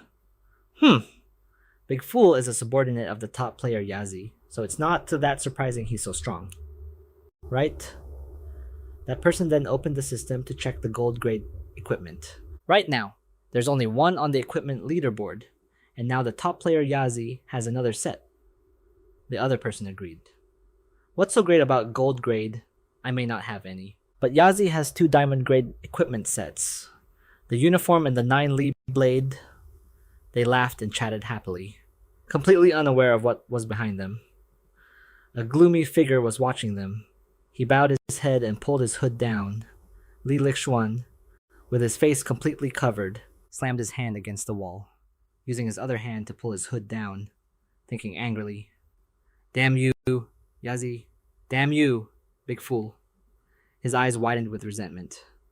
If it weren't for these 2 nobodies who came out of nowhere, the one everyone would be talking about, the one everyone would admire right now, would be my Li family. Li Lixuan looked towards the arena and was startled. People were looking at him curiously. What's wrong? He looked at them, then quickly bowed his head, pulled his hood down, and turned to leave. Everyone continued their cheerful conversation. Lin Zi Luo picked up some food with his hand, put it in his mouth, and chewed noisily. The system announced, "Congratulations to player Yazi for achieving first place in the Capital City Individual Combat Power Tournament." Lin Zi Luo stared intently as the system drew the elite gold grade equipment. The system then displayed a notification in front of him. "Congratulations to player Yazi for obtaining gold grade equipment. Congratulations to player Yazi for obtaining 5,000 experience points. Congratulations to player Yazi for leveling up to level 23. All attributes plus 3 and gaining 5 free attribute points. Congratulations to player Yazi for obtaining 2,000 gold coins. 500 reputation points out. 5 free attribute points." Lin Zi Luo was extremely excited. First place in the Capital City Individual Combat Power Tournament? Are the rewards really this generous? He looked at the system panel, endlessly surprised. Flicker boots, gold grade equipment, a pair of battle boots containing spatial abilities, an item countless heroes dream of, attributes agility plus 5, spirit plus 5, increases movement speed by 10%, reduces footstep noise by 30%, attached skill flicker, move forward a distance of 1 to 2 meters. During the movement, you are immune to 90% of incoming damage. The cooldown is 4 hours, Lin Zi Luo exclaimed in amazement. Battle boots with spatial abilities. No wonder this apocalypse game labeled it as elite. Equipment. Lin Zi Luo looked at the system panel. It displayed his base attributes, stats without equipment. Strength was 99, spirit was also 99, constitution was also 99, and agility was only 89. Below that was the base attribute panel with equipment. Strength was 121, spirit was 113, constitution was 114, and agility was 99. The system sound kept ringing. Then congratulations to the host for successfully obtaining first place in the Capital City Individual Combat Power Tournament. Completed the capital's #1 quest. Congratulations to the hosts for receiving the quest reward. 1 random common golden finger, 1 silver grade equipment. Lin Zi Luo looked at the system with a happy face and chose to draw equipment. The system's voice rang out. Then congratulations to the host for obtaining the silver grade equipment. Shadow Demon gloves. A pair of gloves appeared on the screen. Shadow Demon gloves. Silver grade equipment. The gloves were crafted to counter mages, an item that gives every mage a headache. With attributes of +2 strength, +2 constitution, and Shadow Demon, magic damage taken is reduced by 5%. Lamtulak looked at the notification and gave a wry smile. Another Shadow Demon piece, from the same set as my armor. He sighed to himself. Does this cheat system have something against mages? Forcing me to collect the full set. Lamtulak reached out and hit confirm. The system announced, "Congratulations to player Nice C for successfully equipping the Shadow Demon gloves, activating the 3-piece Shadow Demon set effect." 3-piece Shadow Demon set. All attributes +2, and it reflects 15% of magic damage taken. He looked at the system with a satisfied expression. This is pretty good, and it's only a 3-piece set. It seems the equipment stats still have a lot of room for improvement. Big Idiot sat to the side, happily munching on a chicken leg. Lamtulak turned to him with a mysterious smile. Big Idiot looked back at him, confused. Lamtulak slapped Big Idiot hard on the shoulder, and he turned in surprise. Big Idiot looked bewildered at Lamtulak in front of him, who tapped on his system and pouted. Silver soft plate armor, soft gloves. Second place gets this kind of garbage equipment. Big Idiot was speechless. The system screen showed a glowing orb, displaying 40%. Big Idiot's curious gaze shifted and landed on 2 chicken legs. He brought the hand to his mouth and thought for a moment. Lamtulak, happily preparing to leave the room, looked at Big Idiot and suggested, "Come on, I'll take you to eat even bigger chicken legs." He thought to himself, "I bet on Truong win Trung, so this time I should be able to win a reward of 120,000 gold coins." The more Lamtulak thought about it, the happier he felt. And this was a matter. Isn't it great to use the Lee family's money to buy a fake Capital Medal of Honor? Lamtulak and Big Idiot stepped out of the house. In front of them was a bustling street and neighborhood, when suddenly a soldier appeared. He ran while shouting, "Master Nice, you really are here." He stopped in front of Lamtulak and reported, "Master Nice, right now all the leaders of the safe zone have gone to an emergency meeting. General Truong sent me to invite you there. He said that after this meeting ends, they want to begin implementing the policy targeting the Lee family." Lamtulak calmly asked, "What happened?" The soldier was exhausted and flustered. He looked at Lamtulak and hurriedly said, "It's the Lee family. Those animals from the Lee family. While the combat power tournament was happening, they sent several hundred of their private soldiers, carrying over 100 pieces of raw meat, and somehow lured several thousand zombies to charge into our safe zone." Lamtulak put on his mask and smirked. "What?" The soldier lowered his head, gritting his teeth. At that time, most of the powerful players in the city, including the experts from our army, were at the sports arena. He continued, trembling. News from the outside couldn't get in, and the people inside couldn't get out. The soldier explained they really had no other choice. To stop the zombies from reaching the unfinished city walls, they had to use the defenders stationed outside the safe zone. Lamtulak's face darkened as he looked at the soldier angrily. He stammered, In the end, no zombies broke into the safe zone, but almost all of my brothers, all of them, died." However, based on the Lee family's strength, it's possible for them to lure a portion of the zombies with raw meat. He frowned in annoyance. But the Lee family couldn't have gathered several thousand zombies in such a short time. Lamtulak looked at the soldier and ordered, "Didn't you say there's an emergency meeting? Take me there." The other man immediately complied. "Yes, master, please follow me."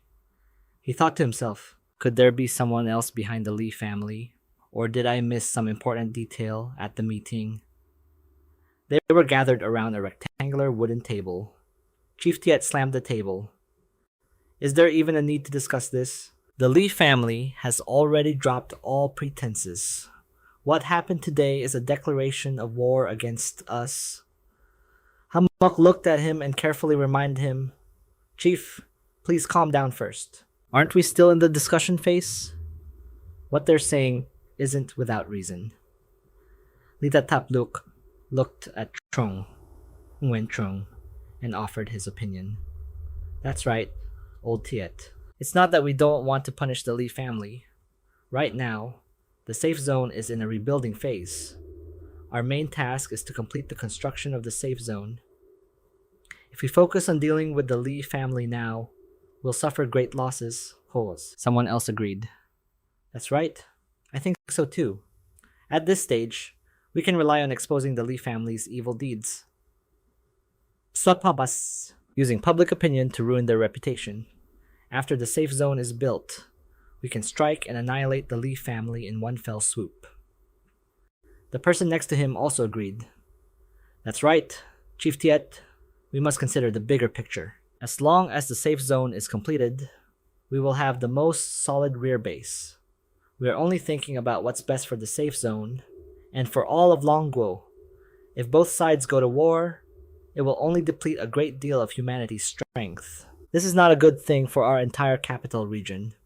Truong Win Trung stood up angrily, trembling as he slammed the table. Truong Win. Trung roared furiously. Still building the safe zone. Do you think the Li family will just stand by and watch us finish building it? Do you think this is something the Li family wouldn't do? To read this a second time. At that point, we'll still have to use our lives to defend it. The lives of our soldiers. He stared at them with immense resentment. Zhang Yuanzhong gritted his teeth. For the greater good. I'm actually quite curious. How many benefits did you all receive from the Li family? To be speaking up for them like this, Himu immediately stood up to explain. General Zhang, our loyalty to the Dragon Country is in no way less than yours. You can't say that. The elders present also spoke up. That's right. General Zhang, you've gone too far with that statement. We are truly just considering things from the perspective of the greater good. The old man who had spoken also chimed in. General Zhang, perhaps because you're always fighting on the front lines, you're unaware of the supply situation in the rear. The situation right now is really not optimistic. A familiar voice came from outside the conference room. I, for one, strongly agree with General Zhang's words. Everyone was taken aback.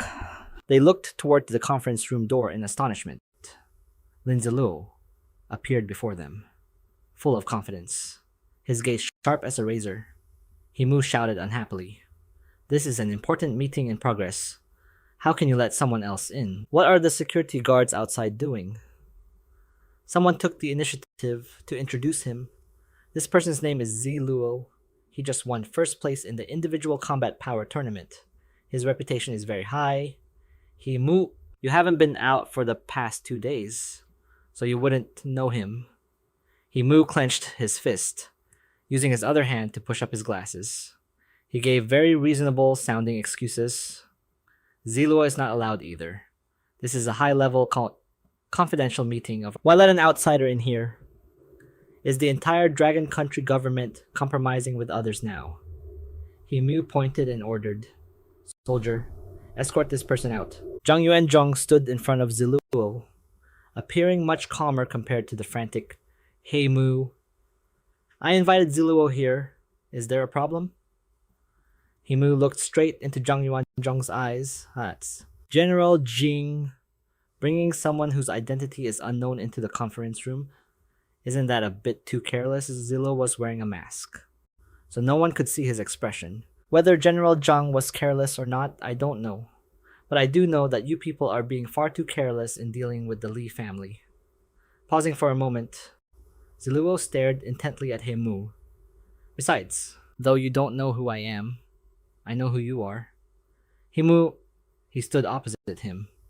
every piece of information he revealed hitting him like a blow to the heart. Your wife died young. Your daughter also turned into a zombie. Disregarding your great family tragedy, you still stood on the front lines to build the safe zone. With this contribution, you successfully earned the qualification for a promotion, reaching the position you hold today. His next question made him choke on his words.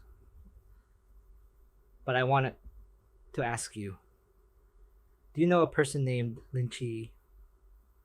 Heimu's face turned pale. He looked around in disbelief, his voice stammering. Could it be?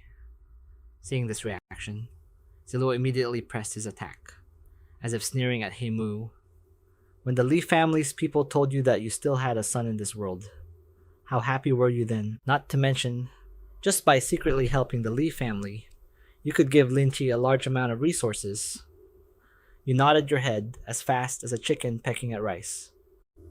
Upon hearing this, Chief Shu was so angry he slammed his fist on the table, gritting his teeth. Heimu! You too! Sweat was already streaming down Heimu's face. Chief, At that moment, a bright red notification panel appeared before. Attention players in the capital region. Attention players in the capital region.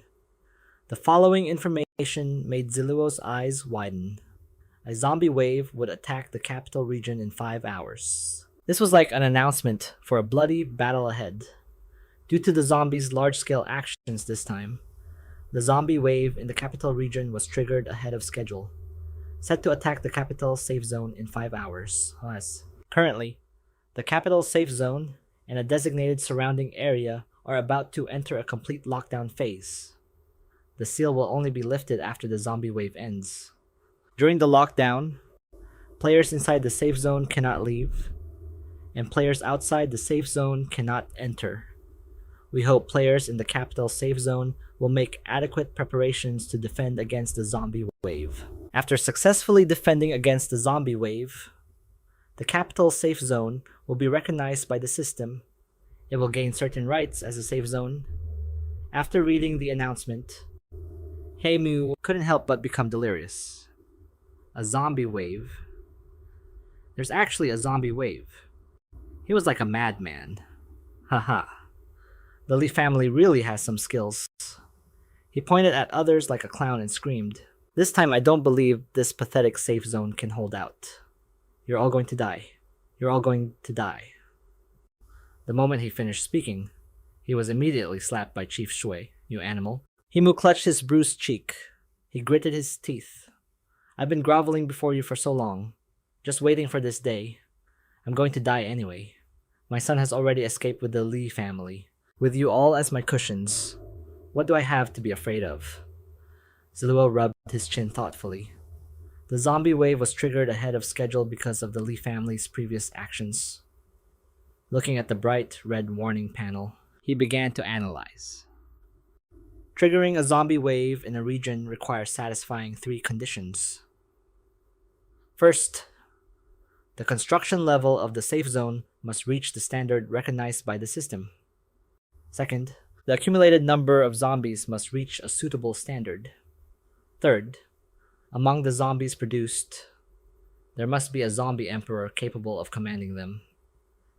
He then recalled the massive base that was nearing completion, but now, the capital safe zone, which was only half built, had managed to trigger the zombie wave ahead of schedule.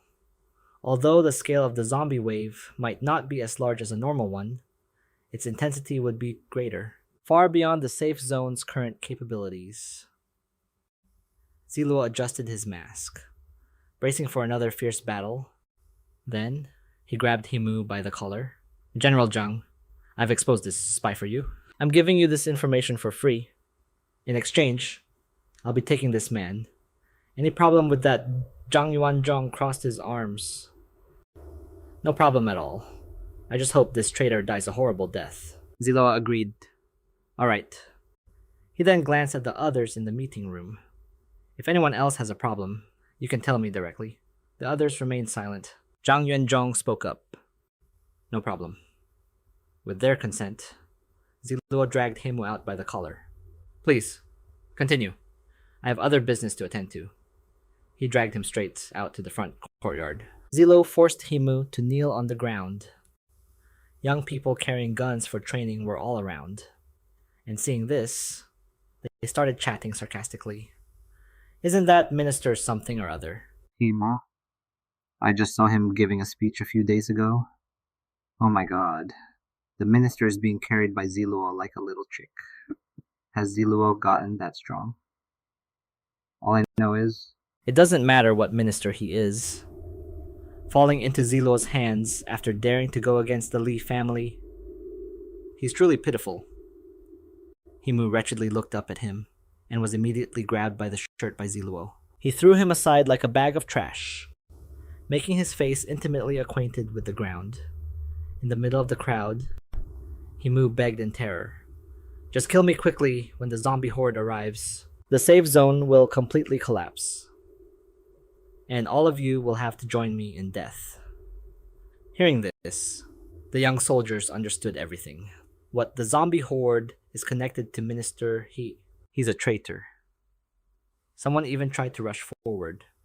It's this bastard. He got my brothers killed. Let's see if I don't beat you to death. His friends had to hold him back. Calm down. Calm down.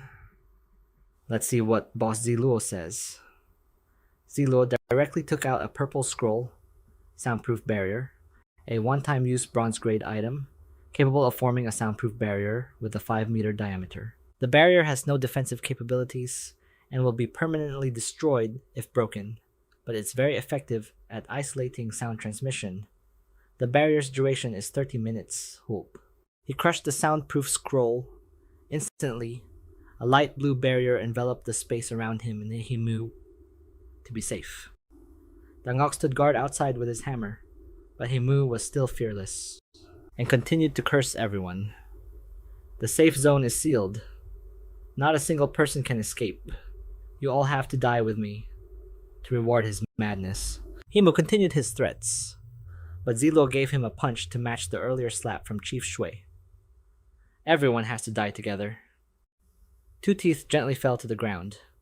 In contrast to his trembling, Zi Luo calmly put his hands in his pockets and asked, "The head of the Li family, Li Lixuan, where is he now?" Himu wiped the blood from his mouth, his voice muffled by the air rushing in. "You want to find Li Lixuan? I'm not telling you." Zi Luo took out the rotting gloves, his face twisting into a perverse expression. "Tough mouth, huh? I love people with tough mouths." Zi Luo placed the blood-stained knife against his neck and smiled faintly. "Are you going to talk or not?" Himu remained stubbornly silent. Naturally, the knife plunged straight into his hand. Himu screamed in agony. Zi Luo was still smiling brightly. Still not talking. What exactly did the Li family give you? Though smiling, he increased the pressure on the knife handle. Himu couldn't bear it and screamed continuously. "Kill me! Hurry up and kill me! I'm begging you! Kill me!" Zi Luo ignored him. "No can do. I still haven't heard you say where Li Lixuan is." At this point, Himu started acting pathetic. "I don't know. I really don't know. Just do me a favor and kill me." He pulled the knife out. Zi Luo frowned. Does he really not know? Or is he pretending he feigned stabbing the knife into his other arm? Himu was so scared his tongue lolled out. Zi Luo's face grew thoughtful. "Then I'll change the question. What did Li Lixuan tell you to do?" Thinking of his knife. Himu swallowed hard a few times before speaking. Tears now welling up in his eyes. He slowly recounted. "Before, he told me to secretly help the Li family transport resources, or arrange difficult missions for the military, using the opportunity to get their people killed.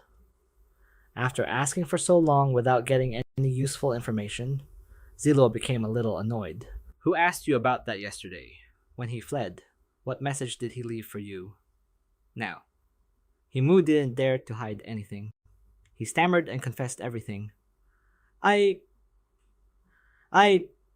Yesterday, before he ran, he sent someone with a message telling me to stall for time. By targeting the Li family, that's all." Zi Luo smiled. And the method of contact Li Lixuan wouldn't just abandon a useful pawn like you here. Seeing Zi Luo's face up close, he became even more terrified. There is the Xi'an gathering base. That place was secretly established by the Li family. He told me to go there. Zi Luo frowned, repeating the words. The Xi'an gathering base. Zi Luo looked at Himu's pathetic state. Anything else you want to say? He stuttered in fear. No, nothing. Himu's face was bruised and battered, but he was secretly rejoicing. I've told you everything. What else do I have to keep you here? If I don't keep you here, how can I find a chance to escape? Zi Luo patted his shoulder. Well done. He drew the knife again. Without another word, Zi Luo delivered a fatal blow. Useless people don't need to live. After saying that, he swiftly pulled out an umbrella and jumped back. It was clear Zi Luo was very experienced in handling this. Himu's blood splattered all over the umbrella, while he remained completely clean. The bloody scene, complete with an eyeball popping out, made everyone tremble in fear. Meanwhile, he and Big Dummy casually left a skyscraper, looking incredibly cool. That was the exchange point for the personal combat tournament predictions. Zi Luo placed a ticket on the wooden table to cash in his bet. The female employee took the betting slip and read the... Yes. Please wait a moment. She placed the ticket back on the table. Zi Luo, since you correctly predicted that Zhang Yuan Zheng would place third, according to the odds, you can collect a total of 123,556 gold. Even sunglasses couldn't hide the two hearts in Big Dummy's eyes. He was imagining himself bathing in a mountain of chicken legs. The employee quickly processed the transaction on the system. Please wait a moment. Zi Luo smiled with satisfaction. Ding, dear player. Zi Luo, 123,556 gold coins have been transferred to your account. Satisfied, he tossed a shiny chicken leg to Big Dummy. Let's go. Big Dummy. The sky was clear blue, with clouds drifting gently. At the capital city's shop, the people around were quite surprised by the sight of Big Dummy ferociously gnawing on a chicken leg. They were even more surprised when they heard the player's purchase announcement from the system. Congratulations to the player for successfully purchasing the capital city's mock honorary medal. Due to special privileges, a 10% discount was applied to the item from Peerless in the World, requiring a payment of 225,000 gold coins. Everyone started whispering to each other about spending so much money. Oh my god. Is that some big shot inside? That much money. I have a feeling it can only be Zi Luo. I think so too. Look, Big Dummy is also here. We should stand a little further away in a bit. Yeah. Have you heard? They say you'll get killed just for looking directly at the great master Zi Luo. Zi Luo paid them no mind, continuing to spend money like water. Congratulations to the player for successfully purchasing the capital city's mock order uniform and the capital city's mock order sigil. Due to special privileges, a 10% discount was applied to the items from Peerless in the World, requiring a payment of 256,500 gold coins. Those three people cowered in fear, hugging each other. After spending so much money, he finally felt a little bit of satisfaction. Zi Luo smiled as he looked at the medal in his hand. This medal now had 3 stars. Capital City's mock honorary medal. An epic grade special equipment. The system panel gave a brief introduction to this medal. This is proof of the supreme honor in the capital city region. Only a talent who has made unimaginable and unprecedented contributions to the capital city region is qualified to use it. When this badge is equipped, it will be permanently bound to the player. To enhance the player's experience, the system even provided cute illustrations. 1. Honorary announcement. This ability can be used once every 2 days to issue an announcement. When issued, all players in the capital city region will receive this announcement. 2. Place of Glory. As long as you are in the capital city region, after activating this function, the effectiveness of emotional reactions, such as intimidation, shock, and fear that you inflict on others will be increased by 100%. 3. Glory and Riches. As long as you are in the capital city region, when killing zombies and completing quests, and clearing various dungeons, the amount of experience and gold coins received will be increased by 30%, and the drop rate will also be increased by 5%. 4. Body of Majesty. As long as you are in the capital city region, any player who attacks you will have their personal attributes reduced by 15% for 5 minutes. 5. Divine Beast's Protection. This function can be used once every 7 days. As long as you are in the capital city region, you can summon a phantom of the capital city's guardian beast to fight. The guardian beast phantom can last for 2 minutes. The phantom's strength is determined by the overall prosperity of the capital city region. The player can gain 10% of the benefits from zombies killed by the phantom. Zi Luo and Big Dummy walked out of the trading area. He stared intently at the medal. The title of Epic Grade isn't even worthy of this medal. Even Diamond Grade would be a stretch. Zi Luo seemed pleased with the 5th function. Divine Beast's Protection. However, this phantom can only exist for 2 minutes, and the conditions are a bit harsh. I wonder if the summoning time can be extended later. Thinking this, he looked at Big Dummy. As he had also gotten a set of equipment for him, he tapped to equip the clothes in the system. Instantly, the two of them were clad in a new set of cloaks. A bright red system notification appeared above Zi Luo and Big Dummy's heads, updating their equipment data. A new epic grade equipment has appeared. Owner Zi Luo. While they were eating, they were surprised to see a system panel appear before them. Quick, look! Look at the equipment ranking. What equipment ranking? What's wrong? Did a new piece of equipment appear? Someone clasped their hands in prayer, tears streaming down their face. Oh my god. Could a silver grade item have appeared? It must be my idol. Zi Luo others were despondent and envious. Yes. Sigh. When will I ever get a silver grade item? The person next to them who had already checked the information said, this time it's a gold grade item. If you don't believe me, look at the ranking board. The red announcement spread to every nook and cranny. Rank 1, Capital City's Mock Honorary Medal. Epic Grade, Owner Zi Luo. Rank 2, Blade of 9 Rights. Diamond Grade, Owner Zi Luo. Rank 3, Capital City's Mock Order Uniform. Diamond Grade, Owner Zi Luo. Rank 4, Shanghai's Mock Order Uniform. Diamond Grade, Owner Big Dummy. Rank 5, Boots of Flashing Steps. Gold Grade, Owner Zi Luo. Rank 6, Mask of Evil Illusions. Silver Grade, Owner Zi Luo. A few soldiers on patrol were discussing the recent announcement. It's not just a feeling. Trust me, it's definitely real. It would be great if we could be that powerful someday. They continued walking forward. Alright, let's get back to patrol. We need to do our jobs properly. That's more important. The sky was still blue. The clouds were still drifting lazily, and a green flag fluttered on the rooftop. At that moment in the conference room, a young officer rushed in to report. General Zhang, Chief Shuo. Zhang Yuanzhong saw the person and immediately asked, "What's the situation outside?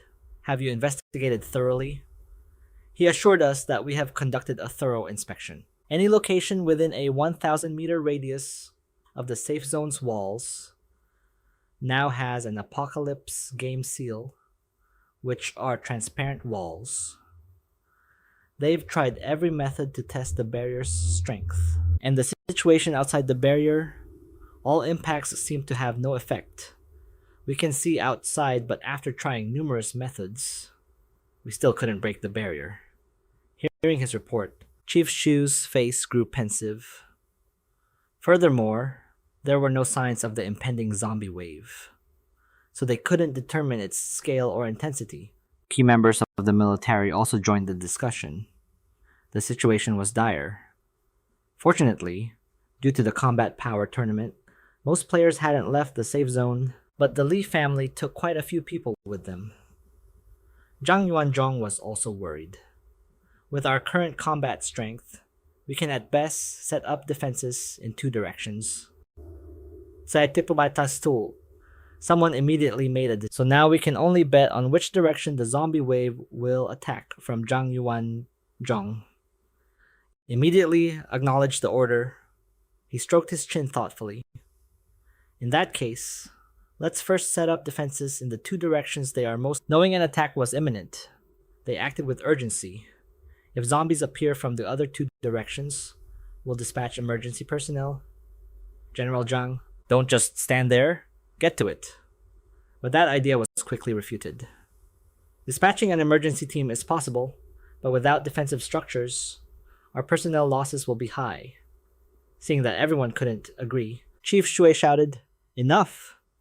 He rested his chin on his hand and looked at everyone. There's no more time to hesitate. We have to decide which two directions to defend now. The situation was urgent. He could only take a gamble. General Zhang, you have extensive combat experience. I'll listen to you. Zhang Yuanzhong. East. West. He thought about where the heaviest losses would be. The walls on all four sides of the safe zone were still incomplete, and the eastern wall had a large breach because of the Li family. If these two directions were truly attacked by zombies, it would cause the greatest losses. Having reached a dead end, Chief Shui sighed. Go. The military personnel received their orders and quickly carried them out. Meanwhile, Zi Luo was lounging on his lap. He looked at the system notification panel. Feeling annoyed, a zombie wave was coming to attack. If the safe zone's defense fails, players will receive a penalty. Safe zone defense failure could result in several consequences. All players in the safe zone will have their levels reduced. Rewards for killing zombies in the capital region will be decreased, and item prices in the shop will double, and so on, with the list of penalties being potentially endless. Zi Luo rested his head on his hands, muttering to himself, I can get out on my own, but if the safe zone's defense fails, these consequences are just too severe. Just then, he lightly tapped the speaker icon on the system. Zi Luo typed with a gleeful smile, his final action being to hit send. Zi Luo stretched out, feeling incredibly relaxed. What a shame. This thing has a word limit. Otherwise, I could curse him out with 1,000 unique words. He enjoyed his book while waiting for the announcement panel to blare. Attention players of the capital region. Attention players of the capital region. Player Zi Luo has sent a regional announcement. Below was the content of the announcement. Li Lixuan, you're the esteemed head of the Li family.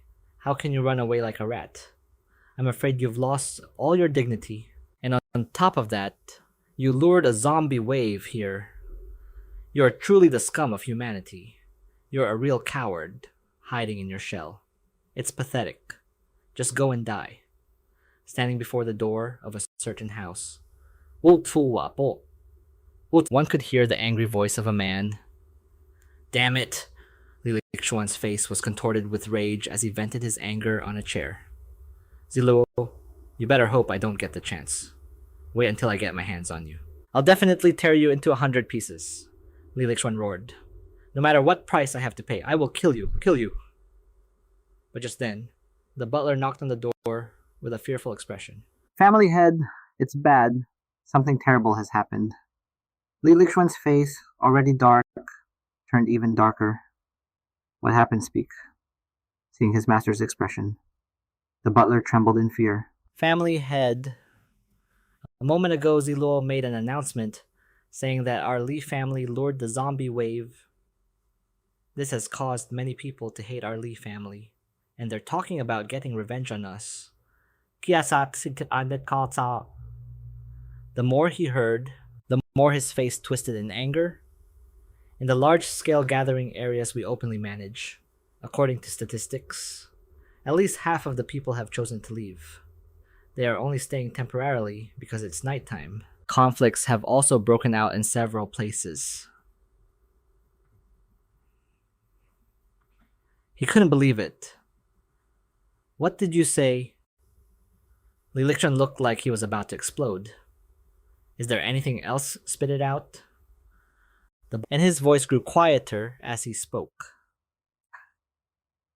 Besides the public ones, in the gathering areas we manage secretly.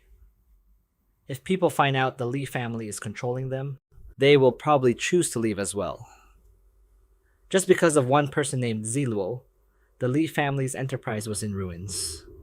Li Lichun staggered, unable to stand steady. He seemed unable to hear the butler's next words, thoughts. This time, because of Zi Luo's announcement, our Li family has suffered severe losses. Family head. Now we... The whites of Li Lichun's eyes showed as he fainted. The butler hurriedly caught him. Family head. Someone get over here quickly. The family head fainted from anger. Two people rushed in from outside, also shouting in panic. Family head, family head. Night was falling over the capital's safe zone, southeast corner, at 8:30 in the evening. Trung Win Trung was observing the soldiers, making preparations for the worst-case scenario. He was personally commanding everyone to equip the necessary gear. Trung Win Trung looked toward his subordinate, asking if the personnel count was complete. The man saluted and reported on their progress. Reporting General Truong, we currently have a total of 50,000 combat-capable personnel. Personnel from other central military units number around 20,000. The An and Van families have sent a total of 15,000 fighters, and the rest are recruited volunteers and mercenary groups, and smaller organizations, totaling around 15,000 people.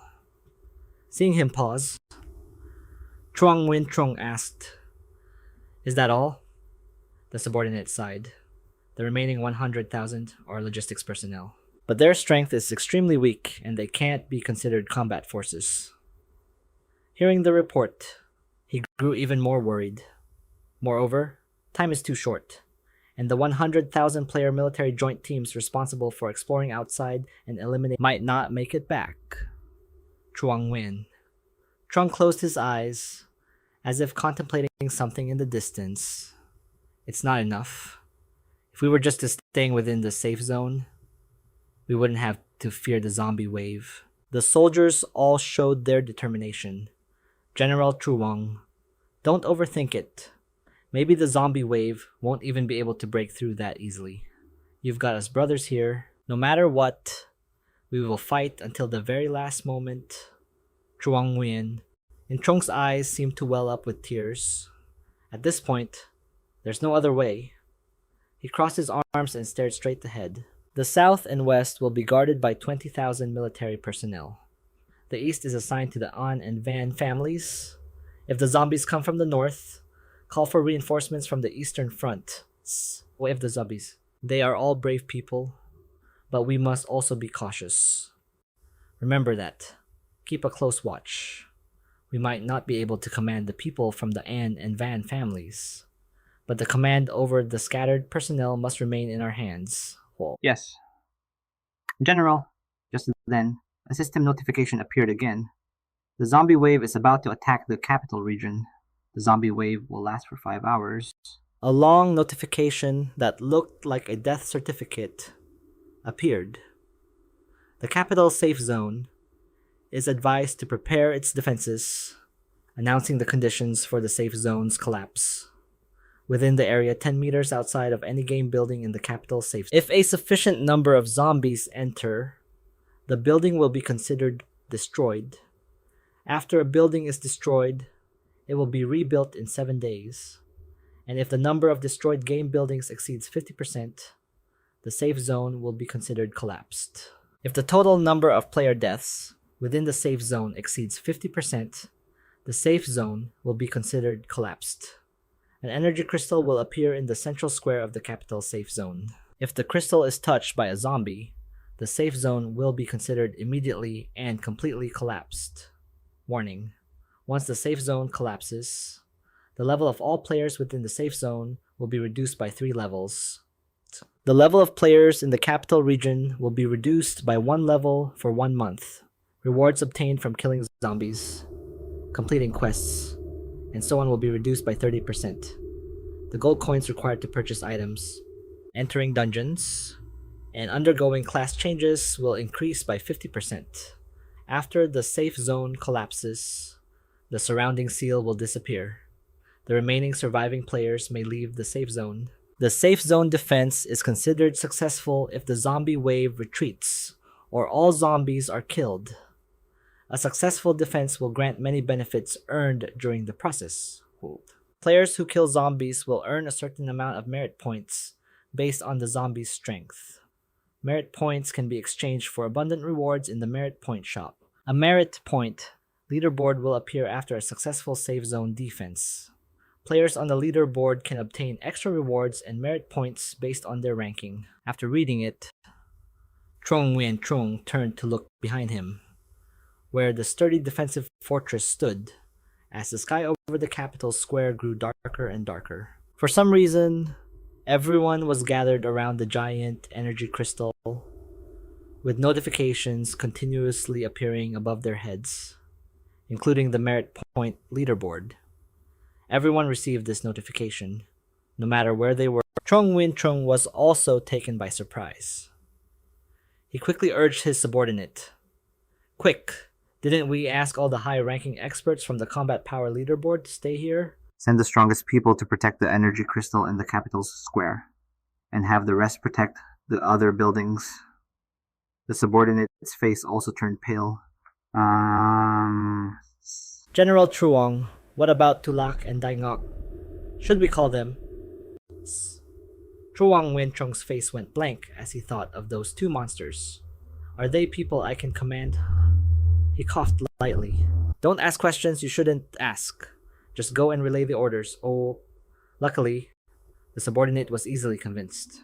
Understood. The 2 of them split up to act. Meanwhile, Tulak was playing with a blue circle. He looked as if he was the master of this battle. Congratulations, player Tulak, for successfully comprehending the skill Water Ripple through the special class Azure Emperor.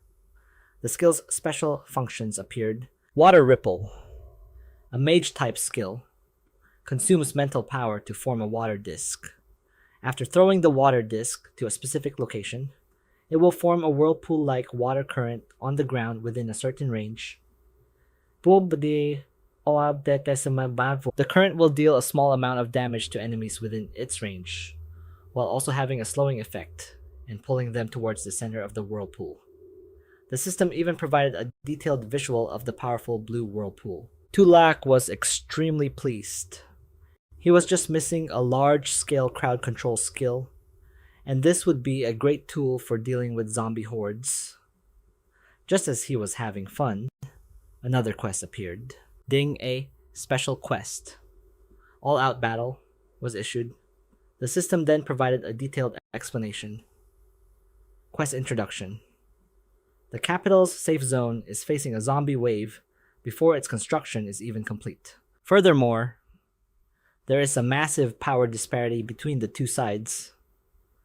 Quest requirement. The capital's safe zone must successfully defend against the zombie wave, and the host's contribution points must rank number 1 on the leaderboard. The rewards are a draw for 2 common grade golden fingers and 1 gold grade piece of equipment. There is no time limit. Zili looked at the small whirlpool in his palm and muttered to himself. A power disparity between the 2 sides. An unbelievable thought crossed his mind. Could the system have already factored him into the equation? It even said the strength of this zombie wave was beyond imagination. Shrugging it off, Zile grabbed Big Dummy, who was devouring a chicken leg, and dragged him away by his hood. Big Dummy, time to work. Stop eating. They went downstairs and left. Reaching a small door, Zila pushed it open.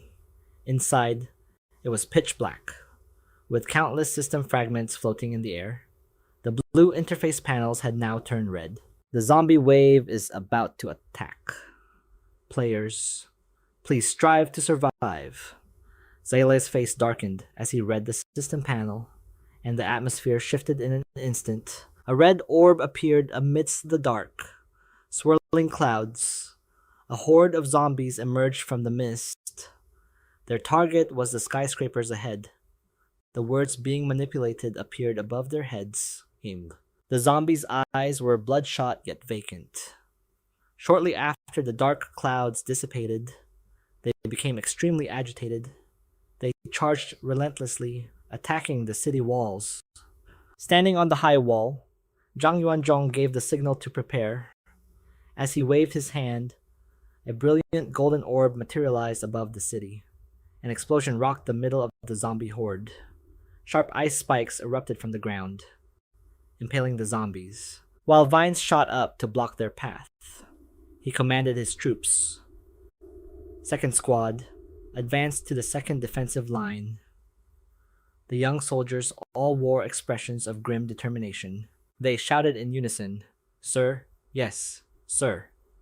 Despite having different classes, they were all united in their resolve to push back the zombie attack. The battlefield was a vibrant explosion of blue, yellow, and orange skills, but the zombies felt no pain, continuing to advance like programmed machines. They quickly overwhelmed the first line of defense. Still, the soldiers refused to back down, brandishing their weapons and charging forward to counterattack. As Zhang Yuanzhong watched the situation through his binoculars, a subordinate hurried to his side. "General Zhang, our men on the front lines have managed to temporarily hold back the zombie attack." He issued another order. "Have the third line fall back for now. Let them rest and prepare for the next round of fighting." As one subordinate left, another one arrived. Reporting, General Zhang. The northern sector of the safe zone is in a critical situation.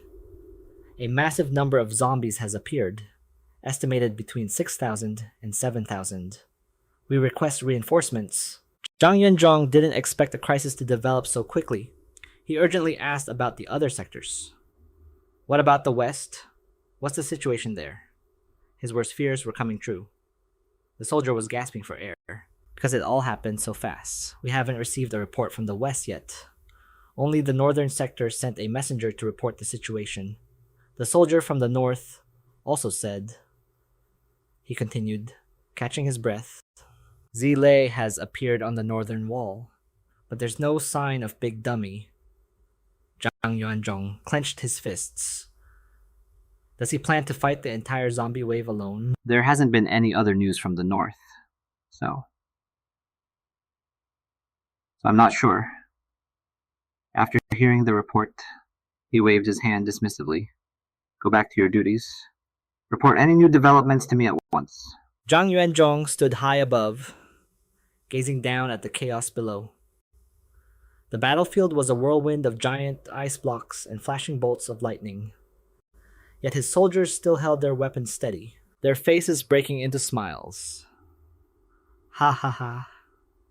Brothers, we're all probably going to die, but we have to go out in a blaze of glory. Even if we fight to our last breath, you have to protect this wall for me." "I've already sent Little Wang to report this to the general. Reinforcements will be here soon.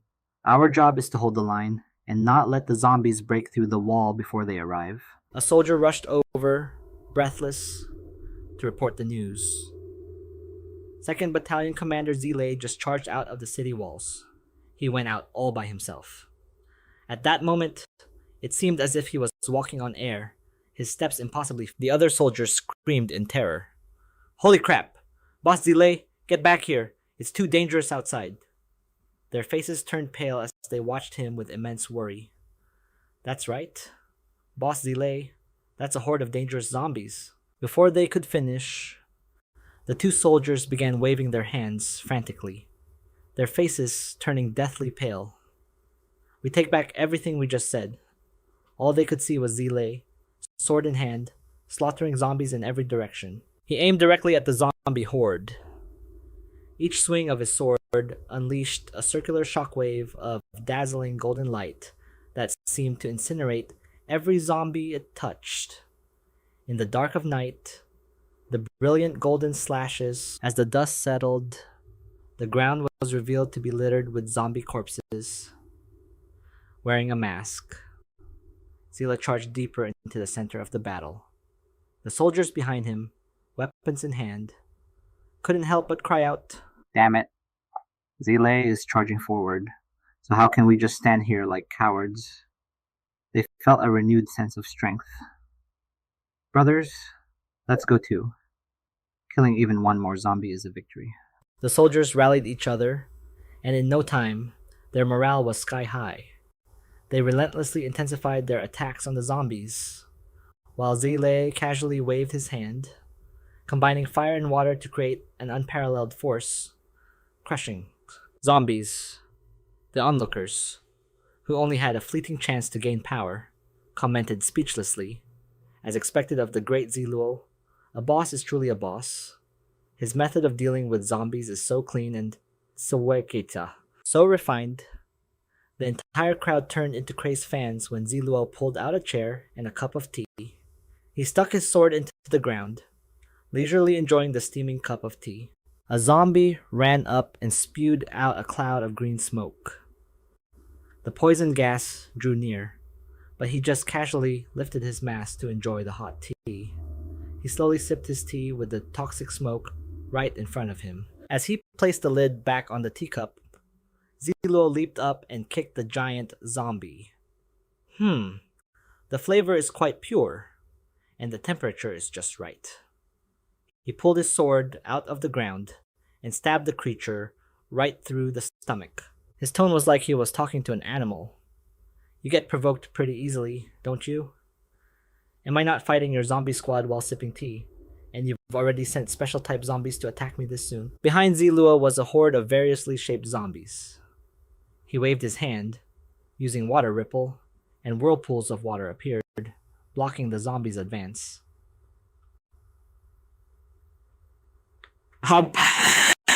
The whirlpools gradually surrounded them, slowing their movements. Then, flames suddenly appeared, leaving them stunned. In that very moment, an explosion erupted. Pieces of zombie corpses flew everywhere. The soldiers, who had been mere spectators, now stood with their jaws agape. The notification panel popped up again.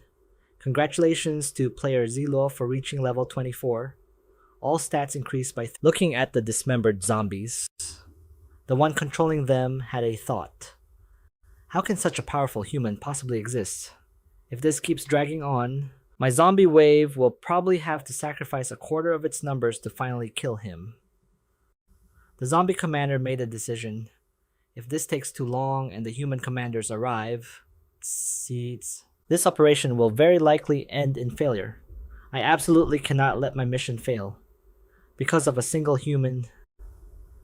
Zi Luo observed the zombies that had been beaten and scattered. If the special type zombies can't hurt you, what about a large enough number of normal zombies? The horde of regular zombies continued to surround him. Zi Luo remained perfectly calm. If this keeps up, the defensive line will soon be breached, and then the main gate of the safe zone will be directly overrun by the zombie wave. The defense of the entire northern sector of the safe zone will be considered a failure. I have to end this quickly. He glanced at the zombies slowly closing in on him. It seems the number of zombies in the north is about to reach its peak. Zi Luo took a running start and leaped into the air. He landed on the heads of the zombie horde. Zi Luo equipped a medal. Let's go. It's time for you to show your power. The medal immediately unleashed the power of a guardian spirit beast. A purple light enveloped the area, that small metal hole. Zi Luo boosted its power by drinking a spirit potion, and the purple light amplified endlessly. As if it had a will of its own, it continued to spread that unique purple glow. Golden bolts of lightning shot straight into the sky, and a light shone down, immobilizing the zombie horde. They didn't dare to move, their bodies trembling uncontrollably. Amidst the pitch-black clouds, a unique ray of light stood out. Zylo absorbed the ray of light and then unleashed it towards the zombies. The entire horde was enveloped by the purple glow. Even the nearby skyscrapers were engulfed by this light. Even the humans and zombies fighting nearby were stunned. None of them knew what was going on. What's happening, I have no idea. Just then, moss green patches began appearing on the ground. They dispersed into the air like dust motes. Flowers began to bloom upon the ground. Everyone could feel a golden light that refreshed their spirits. Pooh, it's a good omen from the heavens. Zi Luo was seen running past, knowing what followed this good omen. But just as he paused, a purple Qilin had already trampled the zombies beneath its hooves. The sheer purple power left everyone astonished. That's a killing? I'm seeing it. Everyone scrambled to get away. What are you gawking at, retreat? That's a killing. If that thing unleashes its power, this entire battlefield will become a living hell. Only Zi Luo remained, standing calmly with his hands in his pockets. He tapped on the description for the Phantom of the Purple Gold, Lightning Saint Qilin. Level ? Grade Legendary. Description: one of the auspicious divine beasts from the myths and legends of the Dragon Kingdom, and also the guardian beast of the capital region, the Phantom of the Purple Gold Lightning. Saint Qilin possesses an attack power as terrifying as the myths describe. The Phantom inherits a portion of its power and can only exist for 2 minutes. Skills: Annihilation, Lightning, Heavenly Purple Thunder, Myriad Thunderbolts, and Divine Punishment, Wrath of the Qilin, all with unknown levels. Conditions not met. Cannot unlock Thunder Constriction Field, Void Shattering Bolt, Dark Thunder Art, and Thunder Roar Art. Looking at the powerful Qilin, Zi Luo praised it to himself. The thing I summoned really isn't half bad, but a mere phantom is already legendary grade. He rubbed his chin and stared at the system panel. Did I really read that correctly? What kind of heaven-defying existence is this? No. The Qilin stared right back at him. This Qilin understands people, and it even has its own consciousness. Is this really what a phantom is supposed to be? But in this situation, he didn't have time to think things through carefully. Zi Luo snapped his fingers, dismissing the thought. Time is tight, so there's no time to overthink it. I'll research it later when I get back. Right now, a horde of zombies was trying to flee. Zi Luo paid them no mind, focusing on controlling the Qilin in front of him. It shattered the shield in front of it with its hooves. It was now under the control of Zi Luo's consciousness.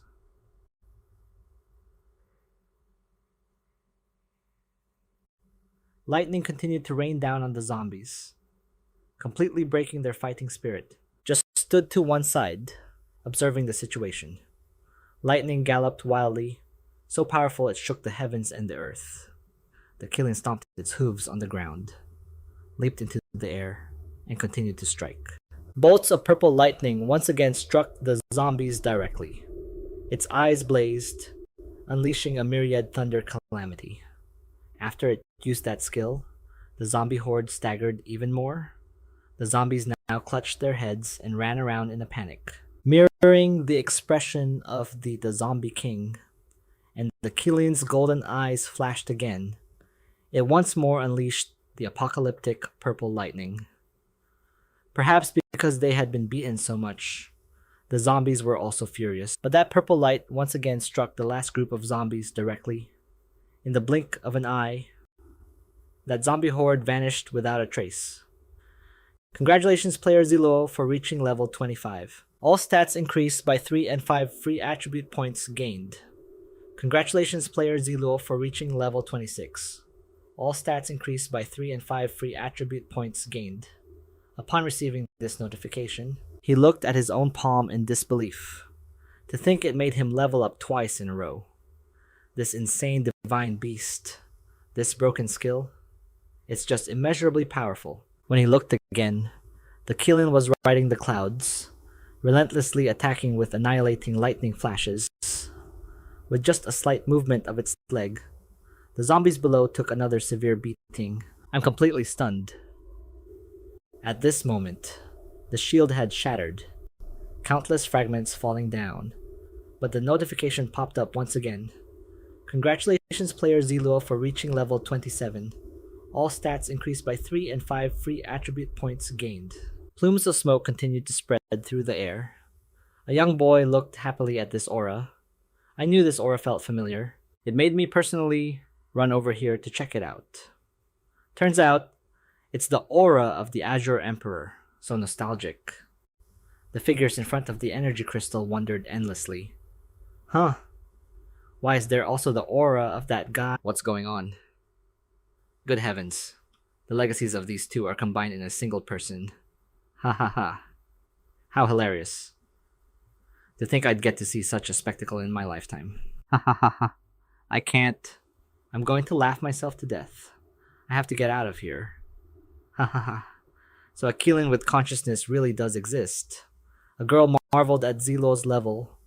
Zi Luo went from level 24 to level 26 in an instant. And in another blink, he reached level 27.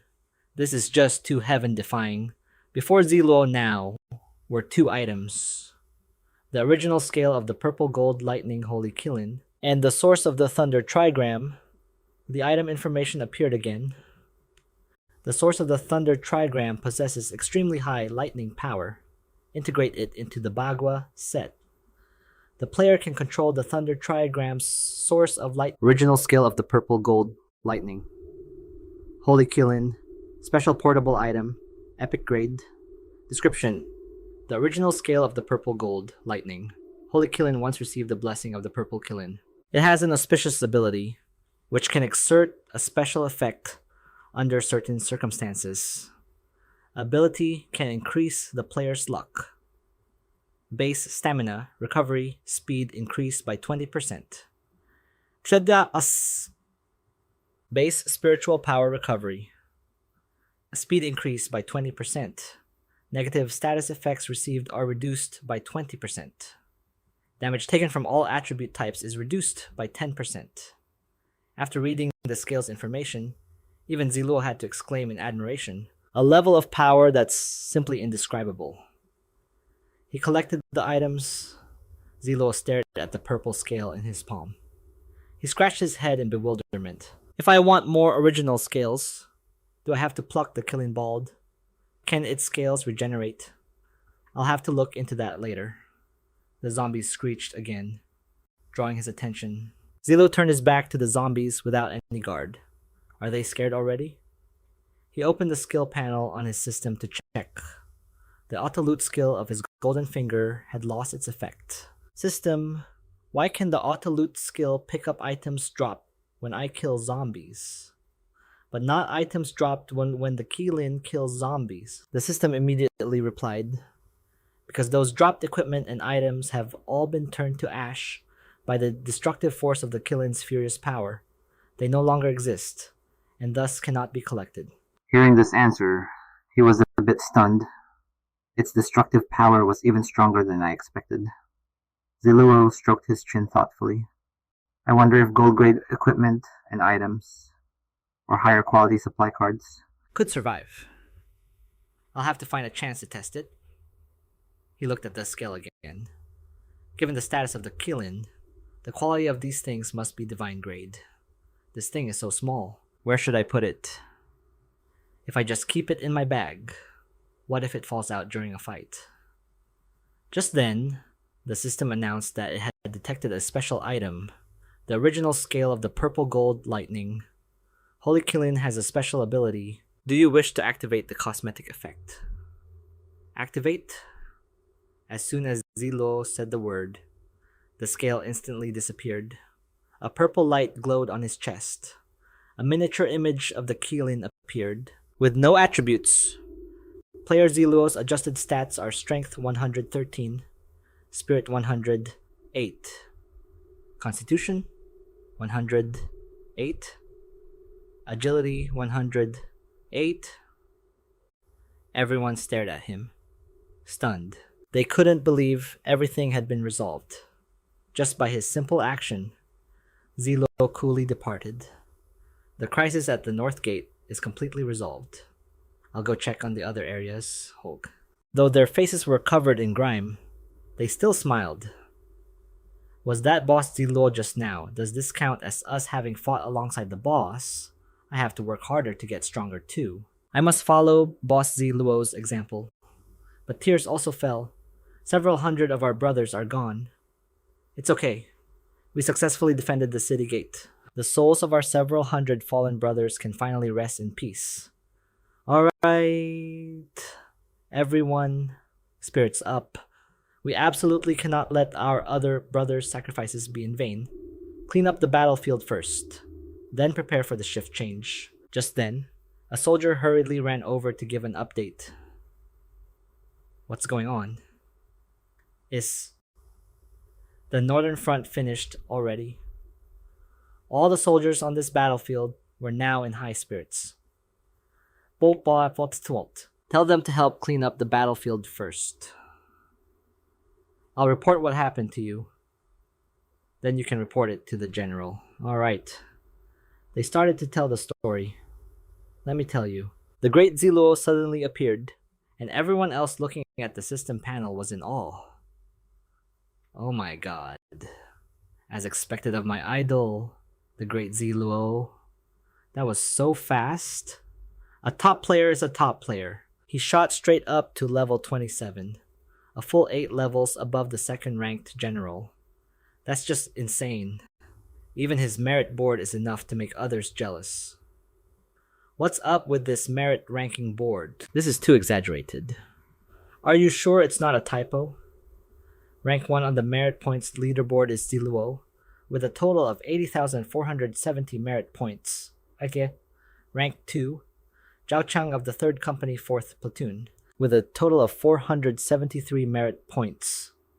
Rank 3, Can't Quit Cigarettes, with 449 merit points. Rank 4, I Don't Like Cilantro, with 440 merit points. Meanwhile, on another battlefield, white streaks appeared in the sky. It was a group of zombies flying through the sky like bats. Below them was another horde of zombies, mages. Attacked the zombies flying in the air. Everyone quickly conjured fireballs, ice arrows, and lightning bolts for the next wave of attacks. The commander watched from above, giving orders through his radio. Has the intel from this side been sent out yet? The news from the other end wasn't good. Reporting, Commander. The intelligence officers can't break through the zombie blockade outside, so specific intel cannot be transmitted. But the news that zombies are attacking the crystal has been sent out via an alert. His gaze was fixed straight ahead. That'll have to do then. Our remaining mission is to defend our line. Yes, sir. Commander, we will definitely complete the mission. Just then, the railing began to shake. The soldier himself could feel it. Looking around, plumes of black smoke appeared in the distance. What? He couldn't believe what was happening. How did so many berserk zombies appear in just a moment? Where on earth did they come from? A hand burst out from the ground, followed by a series of zombies with rock-hard bodies emerging from the earth. Everyone attacked while creating shields to protect themselves.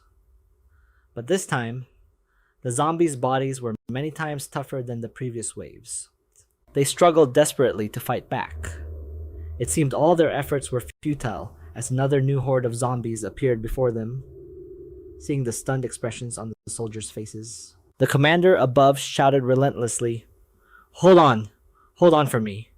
We absolutely cannot let these berserk zombies break into the square. Behind you is the crystal. Once the crystal is destroyed, the deaths of tens of thousands of soldiers on the front lines will all be for nothing. Do you hear me? Hearing this, the soldiers gritted their teeth and rallied their spirits. Understood. Commander, the massive zombie horde continued to charge forward. The soldiers stood their ground, forming a shield wall. A fireball suddenly flew in from somewhere. It hit a zombie, but the zombies were in a frenzy. They frantically punched and kicked at the soldiers. but they resolutely held their ground without backing down. Charged with each punch from the zombies landing, the humans seemed powerless to fight back. A determined voice rang out again. "Block them." Suddenly, someone shouted, "Their speed is slowing down." The commander continued to encourage them. "Brothers, hang in there. I've already sent people to the city for reinforcements. They'll be here to support us soon." Someone stepped on a thick, viscous liquid and reacted immediately. "Watch out! The invisible zombies are here." The system displayed related information. Invisible zombie, an extremely rare and terrifying type of zombie. Its body is in a transparent state, allowing light to pass through it unobstructed. Even if you pour dye on it, or smear liquid all over it, it will only be temporarily revealed before quickly returning to its invisible state. The sounds it makes while moving are also extremely faint, usually only audible when it's very close. They immediately poured water on the ground.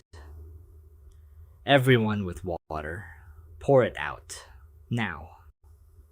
The only way to discern the movement of the invisible zombies is by their footprints. See, under the effect of the water, more and more zombie footprints appeared. The soldier who was reminding everyone forgot to check his own back. Don't let your guard down. Watch for where the invisible zombies appear. Shout out as soon as you see a depression in the water. Before he could finish his sentence, an invisible zombie attacked him. He fell just like that, causing those around him to panic in fear. "Ah, invisible zombies. No, stop!" A hammer spun through the air and then slammed straight into the ground, creating a shocking impact. That hammer had smashed right into the zombie's head. Only then did everyone see the zombie become visible, and they looked in the direction the hammer came from. Big Fool now looked just like a hero as he retrieved his hammer. In reality, Big Fool's consciousness was still being controlled by Zi Luo. Zi Luo was hiding in the corner, crossing his arms with a smile. Big Fool charged like the wind, and wherever he went, zombies fell one by one. It's Big Fool. Does that mean Zi Luo is here too? Everyone couldn't help but feel a surge of hope. Zi Luo is here. If he's here, we have a chance to survive. Charge! Just as their morale was boosted, a zombie brazenly leaped into the middle of road. Its pounce was so fast that only an afterimage was visible. While no one was looking, it lunged straight for the energy crystal, and as the zombie leaped to touch it with its outstretched hand, its fingers were just inches away when a hammer suddenly smashed into its back, sending it flying. Big Dummy retrieved his hammer and continued to attack any zombies that tried to get near the energy crystal. The area around the square was now packed with both humans and zombies. Big Dummy was at the forefront, relentlessly swinging his hammer to attack the zombies. While behind him, the soldiers constantly encouraged each other. "Hold on, brothers. We're here to back you up." Big Dummy always stood guard in front of the energy crystal.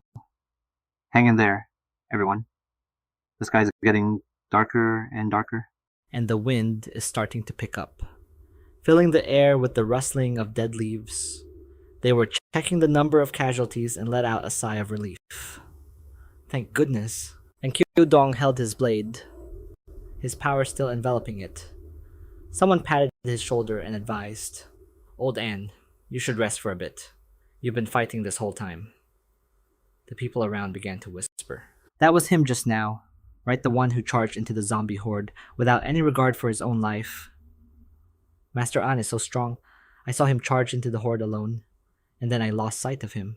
I remember now, he's the one who made it into the top 10 of the combat power tournament. Amazing. Right.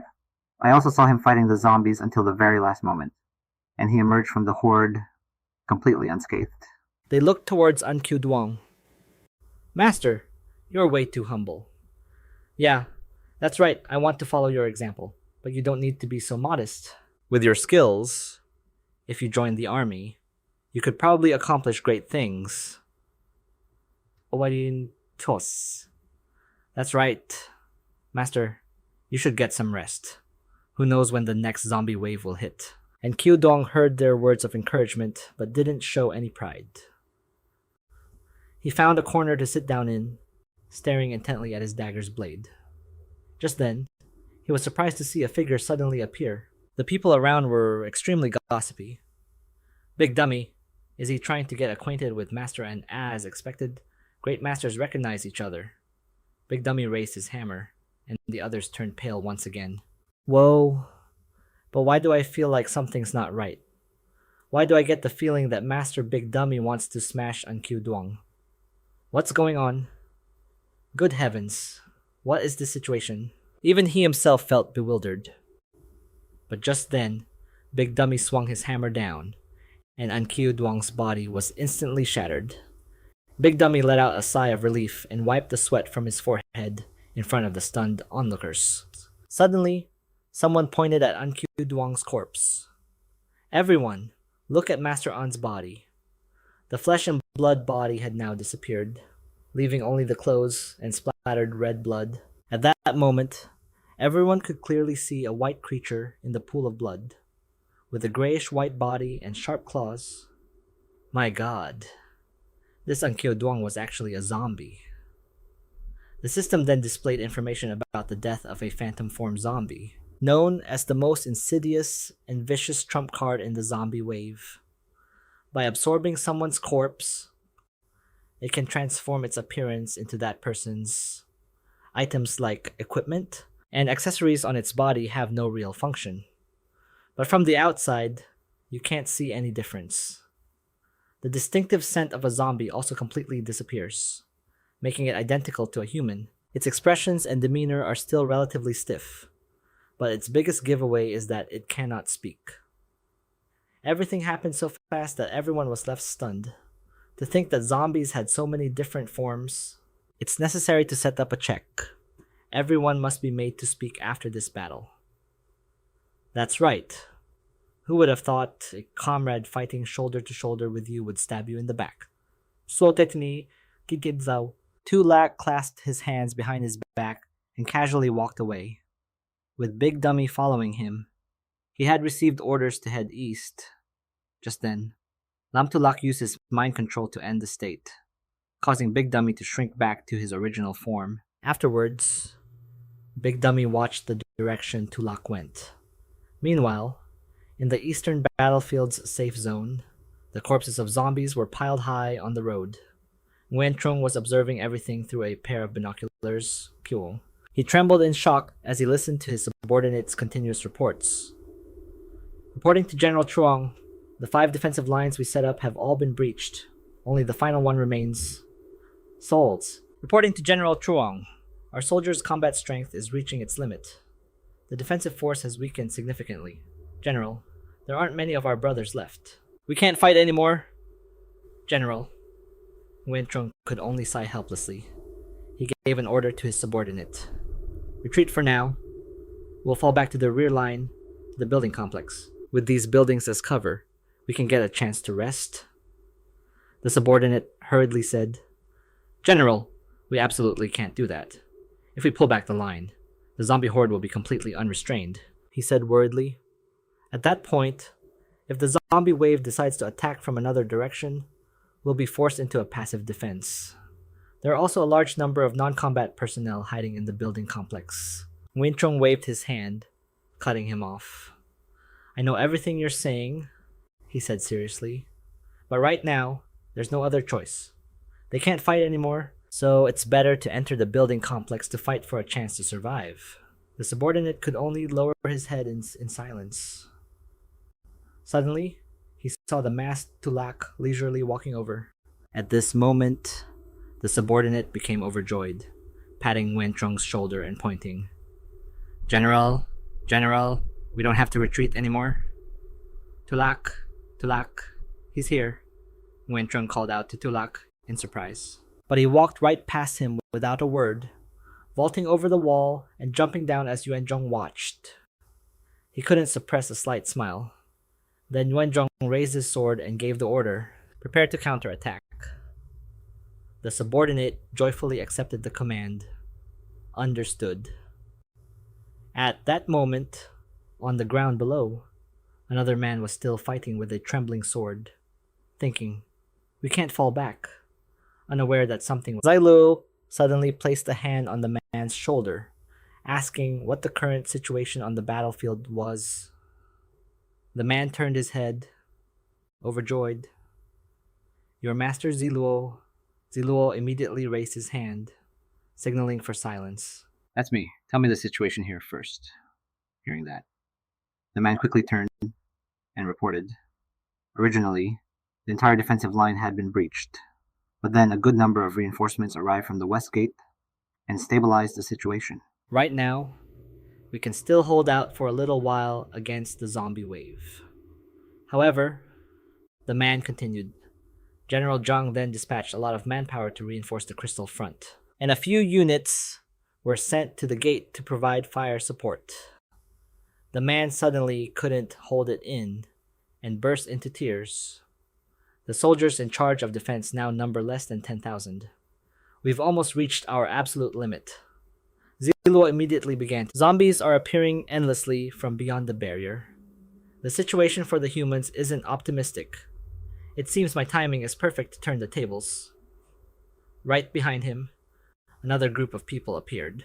The Master General told us to come and fight alongside you. Zi Luo then pulled a spear from his dimensional space, and the system displayed its information spear of Julie. Diamond grade equipment, strength plus 10, constitution plus 6.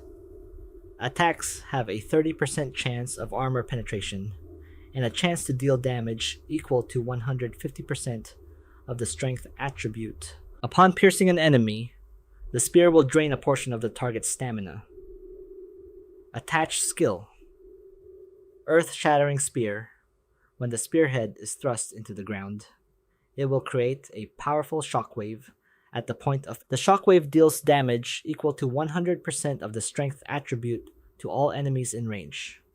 Heaven-shaking spear. When the spear is thrust forward, it will deal damage equal to 17% of the strength attribute upon hitting an enemy and apply a forced knockback effect. After the enemy is knocked back a certain distance, the residual spear intent inside their body will dealing area of effect damage equal to 70% of the strength attribute. Zi Luo then conjured a small flame in his hand, engulfing the spear with it and causing it to burst into flames. Immediately after, Zi Luo bent his knees and leaped into the air. From above, he took a stance with his spear and descended upon the zombies. Roar Zi Luo slammed the spear hard into the ground, sending the zombies flying. His attack created a circular crater in the ground, drawing the zombies' attention. The body of one of them began to bubble violently before the zombie immediately exploded. A fiery power erupted from where Zi Luo had planted his spear. Suddenly, Zi Luo pulled the spear from the ground, then took a stance and spun it in the air. As Zi Luo swung the spear, a blazing red flame instantly appeared, rushing forward at high speed. It instantly engulfed and incinerated the horde of zombies. From within the inferno, one zombie managed to break free, but just as it lunged to attack him, it was impaled by the spear and finished off while Zi Luo was now crouched on the ground, holding the pose from his spear throw. The zombie's body fell, splattering blood everywhere, and then it exploded as the spear flew back to him. Zi Luo effortlessly caught the spear. Everyone nearby was utterly astonished by what they had just witnessed. Zi Luo then charged forward once again, spear in hand. A moment later, a system notification popped up. Congratulations to player Zi Luo for reaching level 29. All stats plus 3, and 5 free attribute points gained. Zi Luo leisurely rested the spear on his shoulder, standing amidst a pile of zombie corpses. While the others were still petrified, Zi Luo casually walked past them. I feel like we're completely useless here. I feel the same. What should we do now to avoid looking awkward? The group was still in awe, marveling to themselves, gaining a level in just 4 hours. As expected of a master, fighting an entire zombie horde by himself. There's never been anyone like him. Is this a one-sided slaughter of zombies? He's truly a game changer. At that moment, Zi Luo was opening his system panel to check it. Player Zi Luo's base stats after adjustments: Strength 124, Spirit 119, Constitution 114, Agility 100. 14. Zi Luo fell into deep thought. I didn't expect this zombie wave to drop so many skill books. I'll have to check them carefully when I get back. My dimensional space is almost full. For now, my spiritual power is insufficient, so I can't have the Julie Pearl absorb these items. I'll have to use the simplest method.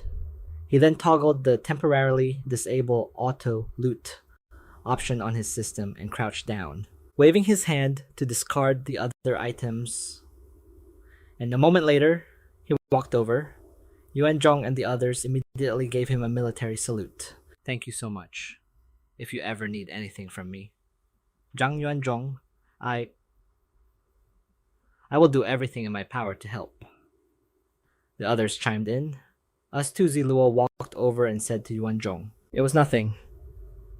There are still some weapons on the battlefield that might be useful for you all. After saying that, Zi Luo turned and left. Later, in a small room, Zi Luo was very seriously examining the book in his hands. He prayed out loud. Purple Gold Thunder, Saint Kilin, please bless me. Let me get a powerful skill. Somewhere, a certain Kilin suddenly sneezed. Right after that, Zi Luo nervously cracked open the book. As he opened it, a purple light shone out. When he saw the contents inside, Zi Luo couldn't help but gasp in astonishment. Holy crap. Inside the book was a card shaped like an eye. It was the Crimson Blood Pupil, and the system's description appeared. Crimson Blood Pupil, an epic grade skill, is once it controls a player's eyes, it will produce an irreversible effect. Passive ability. Your vision is significantly enhanced, and you can adjust your focal length at will. Active abilities. 1. X-ray vision. Upon activation, you can see through certain obstacles to observe the situation behind them. 2. Mental illusion. After using it, you can use your mental strength to create a specific illusion in the opponent's mind. 3. Illusion break. After using it, you can use your mental strength to see through any illusions or delusions you encounter. Zolo's eyes immediately lit up. This is a top-tier item, so the effect of the Killin's blessing is this good. Next time, I have to bring the Killin along to do awesome things. Wouldn't I become famous overnight? A certain Killin sneezed. Just then, the system asked him, System has detected the skill Crimson Blood Pupil. Does player Zolo wish to learn the skill Crimson Blood Pupil? Zolo happily held the book and said, learn it immediately. A surge of energy flowed into his eyes, causing Zolo immense pain. He clutched his head and frowned as tears of blood began to stream from his eyes. The drops of blood fell continuously to the ground as a system notification appeared. Congratulations to player Zuo Luo for successfully learning Crimson Blood Pupil. Zuo Luo opened his eyes and looked at his hands. He could see his blood-stained hand with perfect clarity. Zuo Luo looked around joyfully and exclaimed, Oh my god! My vision just evolved directly from 360p to 1080p. Right after, he took out his mask and a mirror. Zuo Luo looked at his reflection and tried using the ability. Crimson Blood Pupil, X-ray vision. He then looked up towards the ceiling. Zolo saw the image of Yuan Zhong approaching. Zhang Yuan Zhong. Why is he back so soon? Zolos crossed his arms and looked at the system notification panel. There were 15 minutes left until the end of the zombie wave. After the zombie wave ends, the counterattack battle vote will begin. He wondered, did it really take me that long to learn the skill immediately after? Zuoluo took out a pill, then stood up and left. The scene changes to Yuan Zhong waiting for him outside. Suddenly, Zuoluo opened the door and called out, General Zhang? He immediately turned towards Zuo Luo. Yuan Zhong then bowed deeply and said gratefully, If it weren't for you this time, the consequences would have been truly unimaginable. Zuo Luo, Thank you for everything you've done during this zombie wave. But Zuo Luo just waved his hand. General Zhang, don't mention it. I actually wanted to ask you something. Regarding the top 10 on the contribution ranking board, do you know more than 4 of them? Yuan Zhang was puzzled. I basically know all of them. Why are you looking for them? Zuo Luo replied. If possible, General Zhang, please call all of them here. I'll explain once everyone has arrived. Yuan Zhang frowned slightly and replied, They're all not far from here, but summoning so many high-level players at once, I'm afraid it might attract unwanted attention. Give me a moment. Zuo Luo agreed. Alright, sorry to trouble you, General Zhang. A moment later, Zhao Luo stood before the other players and asked a question. Did you all know that the zombie wave has always been controlled by a zombie emperor from behind the scenes? Everyone was immediately shocked. What? A zombie emperor? I thought it was the work of humans. Zuo Luo then continued. If you've already figured that out, then you should understand that the ones responsible for today's heavy casualties, besides the Lai family, is also the zombie emperor. He calculated in his mind. Zhang Yuanzhong's words had reminded him that an opportunity had arrived, a chance to conveniently give the Li family a big gift. The other players were immediately in an uproar. If that's the case, why don't we make the zombie emperor pay a heavy price as well? Zuo Luo. Tell us how we can make them pay. My younger brother died in the zombie wave. I want to get revenge for him and our other brothers. Zuo Luo stood before everyone and explained. Now that the zombie wave has just ended, the Apocalypse game will activate a type of counter-attack measure. Zhao Luo explained how it would work this time. This requires the top 10 players on the contribution board to vote. He proposed. Once the number of people who agree to counter-attack exceeds half, we will initiate the counter-attack battle. At this moment, a system explanation appeared with an illustration, a small-scale counter-attack battle, a confrontation between the top powerhouses of both sides.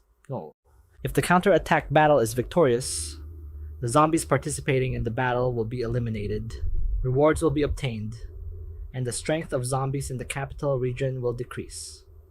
If the counter-attack battle is a failure, all participating players will die. Although a safe zone can still be established, its functions will be delayed for 1 month. Zuo Luo continued. If you don't believe me, you can check the Apocalypse game's introduction to the counter-attack battle later. The other players immediately became hesitant. Big boss, it's not that we don't believe you. Whatever you tell us to do, we will definitely follow. But big boss, if it's really, as you say, and we participate in the counter-attack battle, wouldn't we just be going to our deaths? The other players also spoke up. Yeah, that's right. We've just recovered and haven't even gotten back into shape yet. I feel the same way. After all, these zombies are not easy to deal with. Zuo Luo spoke again. Therefore, to be on the safe side, I will participate in the counter-attack battle alone. I am confident that I can win. All you need to do is cooperate with me. Yuanzhong was still a bit hesitant and glanced at Zuo Luo, but Zuo Luo simply gave a slight nod, a nod that silenced him. Then, Yuanzhong turned and raised his hand, saying, You guys coordinate with Zyle. All the players there looked at each other. Then they also made a decision. Yes? General Big Shot, just say the word if you need us to do anything. Big Shot, can I learn how to fight from you? I promise I won't be any trouble at all. Another player even thought that he had misjudged a great man with his petty mindset earlier, and that he must help the great Zyle later. Just as Zyle was about to say something more, a system notification popped up right on time. The 5-hour time limit has expired, and the zombie wave is about to retreat. Currently, the number of collapsed structures in the capital's safe zone and the death toll have not exceeded the standard, and the energy crystal. The other players also listened in silence. The system has determined that the capital's safe zone has successfully defended against the zombie wave. Congratulations on the successful establishment of the capital's safe zone. At this moment, outside, the zombie horde suddenly stopped moving, and the other players could easily finish them off with their weapons. Someone cheered joyfully, "Everyone, hurry up! These zombies won't fight back."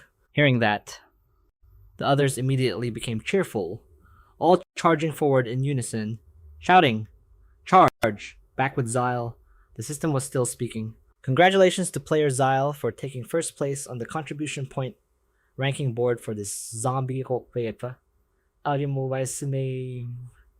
because you all have successfully defended the safe zone. You can now launch a revenge battle against the zombie." Zila looked at the question posed by the system. "Do you wish to launch a counter-attack against the zombies? Yes. Or no?" He pressed yes without a moment's hesitation. Zyle watched as the system continued to announce. "Currently, 10 out of 10 players have chosen to start the counter-attack. Meeting the conditions to initiate it, the counter-attack battle will now begin. Please prepare yourselves." Zil led the other players and set out. Yuanzhong, walking at the very back, thought to himself, "I remember someone bought regional information from the hidden shop before, and even opened a platinum treasure chest." He continued to speculate. Could it be that Zyle also bought related intel from the hidden shop otherwise? How would he know about the existence of the Zombie King, and also know that there would be a counter-attack battle after the zombie wave ended? Wenjong stroked his chin, planning, "After this is over, I must go all out to gather intel from the hidden shop. The more information I have, the better I can fight against the zombies." A moment later, on a major street in the city center, the system continuously announced, "Attention, players of the capital's safe zone, the zombie wave has ended.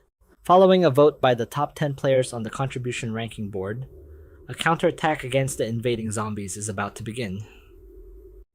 All the players saw the system announcement and became excited. They cheered happily. "A counterattack.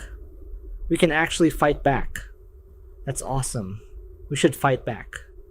Always getting beaten and only being able to passively defend. It was so frustrating, it was killing me." Some players were still skeptical. Counterattack. There's a function like that. However, our current state doesn't seem suitable for a counterattack. Does it? Immediately, someone pointed to the sky. "Everyone, look up at the sky." "Isn't that the great Zyle?" They all looked up at the sky in unison, some even pointing. At that moment, a group of people also appeared quickly. The group led by Zyle was fully revealed. Suddenly, Zyle, behind his mask, was stunned, looking at the zombies led by the Zombie King, Quang Feng. Zyle couldn't help but be surprised. Not expecting to meet an old acquaintance here, Zyle smiled behind his mask. "King of Illusions, Shi Ying, you killed me in my past life." Looking at the mutated zombie before him, he thought, "I can't believe we've met here so soon in this life." At this time, we get an explanation about Quang Feng. Among the zombies of the later era, those who surpassed level 90 would be called Zombie Kings, corresponding to humanity's gods of war and gods of magic. Their own strength is extremely formidable. They possess incredibly high mental attributes, and combined with the special attributes of their zombie bodies, their overall strength is even greater. Quang Feng can easily control other zombies like puppets, but when a zombie's strength reaches a certain level, its thoughts and consciousness are also enhanced, integrating into its own power, and it will develop its own preferences. It will even give itself a name starting with the character Shi. They have immense suppressive power over other zombies, able to control a portion of their behavior and gain their loyalty. They believe that zombies are the next step in human evolution, a superior race.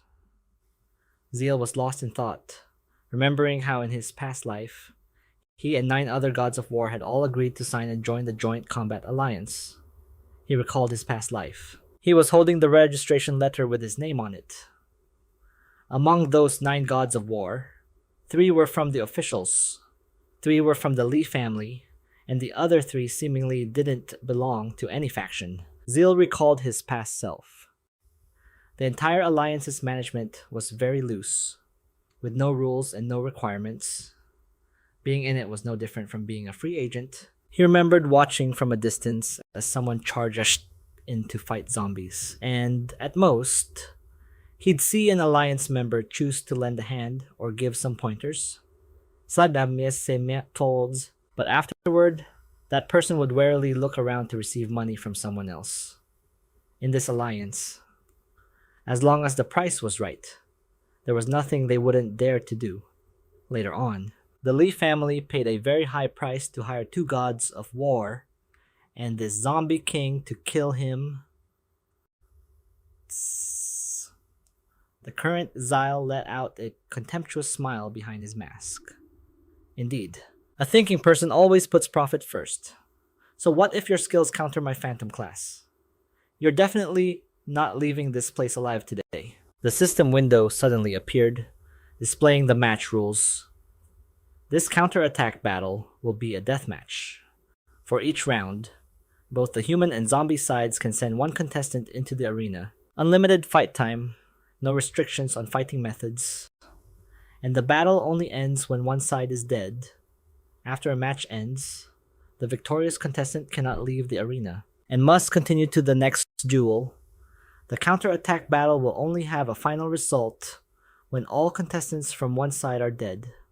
The zombies looked towards Zi Luo's group and began whispering amongst themselves. Hurricane glanced at one of his zombie underlings who was trembling uncontrollably. Both sides, please send your contestants to the arena quickly. If a contestant is not sent out within 10 minutes, one will be randomly selected for immediate death. Zi Luo immediately took a running start and leaped into the arena. His opponent was the berserker zombie, Burning Blood. The system announced the start of the battle. Zi Luo immediately hit the inspect button. The system provided the zombies information. Burning Blood, the berserker zombie, a bronze grade boss, level 18. Reading this, he was surprised. This week, instantly, Zi Luo pulled a sword from his inventory space. Seeing this, Burning Blood turned and fled, which confused him. Zi Luo immediately dashed forward, speculating, stalling for time, or just like that. Burning Blood was cut down by Zi Luo's diagonal slash. As he finished his swing, the system announced, first round of the counterattack battle, 8.36 seconds, humanity wins. Hurricane silently witnessed this scene from the back. He then gave a broken command to his underlings behind him. Change of plans. No more hesitation. The longer we wait, the smaller our chance. Begin the ritual now. Immediately, another zombie appeared in the arena, Zi Luo's next opponent. His information panel also appeared Bedrock, the steel-boned, stone-armored zombie, a silver-grade boss, level 21, base stats, strength 40, spirit 25, constitution 90, agility 35, talent, Bedrock. When you are not moving, your defense stat increases significantly. Steel bones. Your bones are reinforced, significantly increasing their metallic properties and hardness. Skills firm as a rock, immovable as a mountain. Ultimate defense. Weakness once it moves. Its defense stat will decrease significantly. Attacking it from behind will be quite effective. The zombie in front of him made Zi Luo exclaim internally. A zombie with 2 special traits. So unusual, so freakish. Immediately, Zi Luo swung his sword and charged at Bedrock. He instantly landed a cut on its body, but Bedrock quickly activated its firm as a rock skill. Immovable as a mountain, making the cut have no effect on it. Right after, a sword plunged straight into its stone-like body. Zi Luo just stabbed the sword into its chest like that, causing the surprised Bedrock to cry out. Grar. Zi Luo gave a contemptuous smirk under his mask. Then, he continuously twisted the blade, driving it deeper into its body. Bedrock immediately counterattacked, throwing a punch, but Zi Luo easily dodged it. After that, Zi Luo channeled a stream of energy into his sword.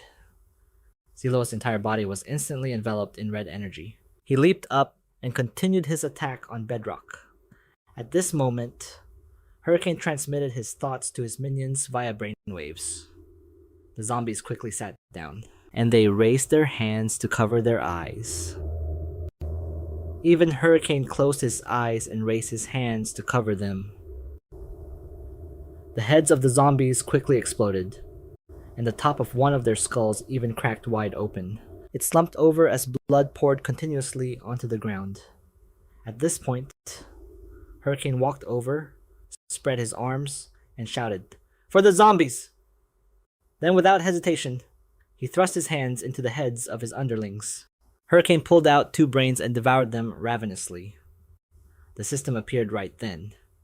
Ritual exclusive to zombie royalty requires sacrificing the lives of suitable zombies. The zombie performing the ritual will have its power greatly increased. This type of consumption expends a great deal of energy for the sacrifice, and the duration is limited. Once the duration ends, the ritual zombie will lose all the abilities and stats gained during this period. Furthermore, its own power will be permanently damaged, and its body will suffer severe injuries. Sensing that something was wrong, and he immediately focused his power and spirit. Now, when something strange happens, there's definitely a catch. I have to quickly deal with this troublesome guy in front of me. Immediately, Zi Luo unleashed a skill towards Bedrock. Explosive Twin Slash. Bedrock instantly took a defensive stance, activating its ultimate skill, Ultimate Defense. Ultimate Defense reduces its own strength And adds all of that strength and spirit to its physical defense. During this process, as long as its body remains stationary, it also gains a 20% damage reduction. Bedrock took the full force of the 2 slashes just like that. Instantly, an attack skill was activated on its hands, and right after, Bedrock's body exploded. Without resting. Zi Luo continued to execute his moves. Bedrock was still struggling to stand within his skill's area of effect. Zi Luo once again charged forward with his sword, piercing its body, then swung his sword and turned to look at the system. A notification announced that Bedrock had died. After that, he checked his new equipment. Zi Luo obtained a Bedrock necklace and its description. The Bedrock necklace is a silver-grade item made from an incredibly hard rock that possesses extremely high defense, granting +3 to Constitution, +2 to Spirit, and a 10% reduction in physical damage taken. It's a passive skill. The Bedrock Shield can form a shield of bedrock around your body. The shield's defensive power is proportional to your Constitution, and once it's broken, it petrifies surrounding enemies for 1 second with an 18-hour cooldown. He remarked that this was to be expected from a rare mutant zombie, as even its dropped equipment was closely related to it. The stats weren't bad, so he collected it. Just then, another opponent appeared behind Zi Luo. A green mutant zombie covered in festering pus emerged. It tilted its head and shuffled forward, its body constantly emitting a green toxic gas. And its description appeared: Silver rank boss, level 19, the pustule corpse. Its body is filled with highly toxic pus that has extremely strong corrosive properties, capable of inflicting massive damage on the human body. Moreover, it can destroy architectural structures and will also corrode the durability of equipment. Its weakness is an extreme fear of high-temperature flames. Its left leg isn't very agile. Zi Luo observed it and judged that it wasn't even as strong as the last seen one. He then took a stance, continuing to channel energy into his sword. There was no other way. The only way to clean them up was to step over their corpses. Immediately, he lunged forward, swinging his sword at the zombie's body. Then, Zi Luo raised his shield, blocking its highly toxic attack. He immediately activated his Eye of Insight skill and successfully targeted the weak point on the zombie's left thigh. So that's where your weak spot is. He repeatedly slashed at the zombie's leg, its weak point, before backing away. Seeing the zombie's left leg torn to shreds as the system confirmed its death, Zi Luo obtained a potion as a drop. He sighed. Just as he thought, the quality of the dropped equipment was proportional to the zombie's own strength. Afterward, Zi Luo glanced at the system and stored the potion with a wave of his hand. He then approached Quang Feng, who had his back turned while performing a ritual. Zi Luo watched him in silence and remarked, "Eating your own kind? That's just your style." Quang Feng now knew he was behind him. He stood up and said haltingly, "Today, I will kill you, no matter the cost." Zi Luo looked at him with contempt. "If it weren't for the barrier on this stage, I would have come down and taken your head already." Right after that, Quang Feng started walking towards him, stopping just a short distance away from Zi Luo. Quang Feng then unleashed his power. The system immediately displayed information about Quang Feng, the Zombie King, a peak gold rank boss, level 24 plus 8. His basic stats were Strength 50 plus 30, Spirit 100 plus 45, Constitution 60 plus 20, and Agility 80 plus 40. He possessed the enhanced talent, Royal Majesty, an epic grade talent that reduces all stats of lower level creatures by 10% and allows him to control all zombie races below his rank. In combat, it inflicts status effects like suppression and fear. Body of the Gale. You can control the wind element with great proficiency. Furthermore, the power of all wind element skills you cast is increased by 10%. Temporary illusion. You can briefly transform into a target's shadow, following them from behind. Temporary penetration. All of your attacks ignore 5% of the opponent's defense. Temporary curse. Your attacks can apply a stack of a curse effect on the opponent. Once a certain number of stacks is reached, the curse will activate, affecting the cursed person's status.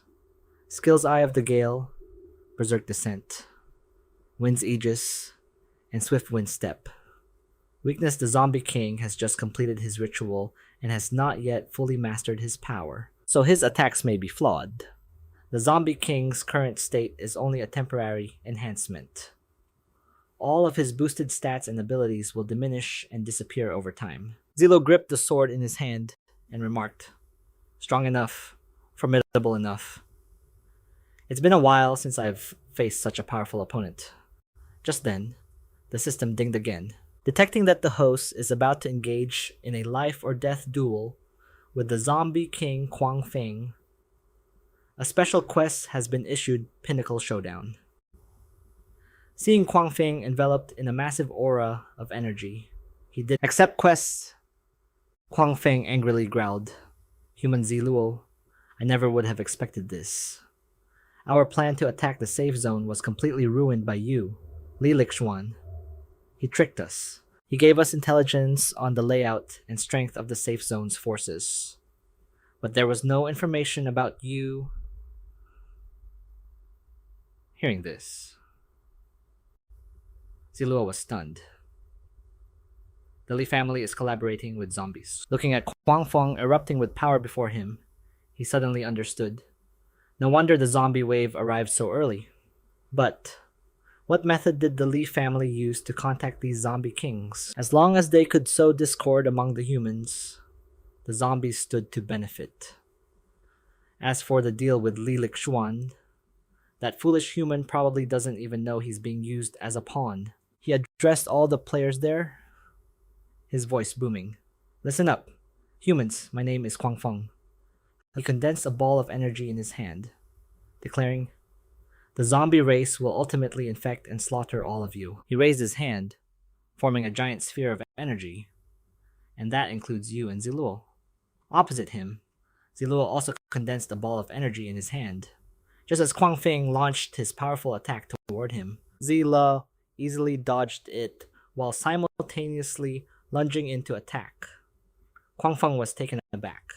The sphere of energy in Zi Luo's hand easily siphoned away the power enveloping Quang Feng. Then Zi Luo, while retrieving the orb, looked at him and asked scornfully, "Is this all you've got?" Quang Feng gritted his teeth. gathering the wind element, then slammed both his palms onto the ground. The wind element erupted accordingly to attack his opponent, and the two forces quickly collided, but his power was weaker and was swiftly repelled. A sword tip appeared from behind it, accompanied by a disdainful voice. "So this is all you amount to?" Just like that, Kwang Feng was stabbed. He clutched his body and hastily retreated. Then he continued to wave his hand to use a skill. The Aegis of Wind skill quickly formed a massive wall in front of Zi Luo, accompanied by a system explanation. Aegis of Wind forms a wall of wind from the wind element in front of the user. The defensive power of the shield is extraordinary, capable of blocking a great deal of damage. Kwang Feng, on his side, was also slowly retreating. He planned to fall back and rest for a moment. But just then, Kwang Feng was suddenly stunned. Zi Luo swung his sword and charged in to attack. 9-li slash. The moment he slashed, his opponent immediately leaped into the air. From the sky, Kwang Feng asked disdainfully, "You think you alone can hurt me?" "From the ground," Zi Luo retorted sarcastically. "My apologies. I already hurt you earlier, and I guess that forced you to use your life-saving skill." At that moment, Kwang Feng clutched his head in confusion. Why, after just a few moves, did I already use my most critical life-saving skill? The system appeared with an explanation. Swift Wind Walk, one of the zombie monarch's survival skills. After activation, the wind grants you the ability to float, allowing you to walk on air for a period of time. Right after, Kwang Feng continued to use the wind element, deciding, "If there's no turning back, then I'll risk it all in one last fight." He frowned in the thought, as long as Zi Luo is dead, the others are no threat. Below, Zi Luo used his whirlwind slash skill, launching his sword into the air. Kwang Feng also used a massive amount of wind element to counter. His skill quickly knocked the sword back. Suddenly, Kwang Feng's nose began to bleed, and he roared, unleashing the skill Storm's Descent. "Unleash for me." The system appeared again, Storm's Descent. One of the zombie monarch's ultimate skills creates a storm centered on the user, protecting them from any damage within its radius. Outside the storm, it continuously inflicts massive damage on the enemy. Taken aback, he raised his hands to block the destructive gale that Kwang Feng fired at him. As the system continued to display information, Destructive Gale, one of the zombie monarch's ultimate skills, it summons a hurricane that blows in a specific direction, and the more mental energy consumed, the more powerful the storm becomes, which also has abilities like knockback, corrosion, and destruction.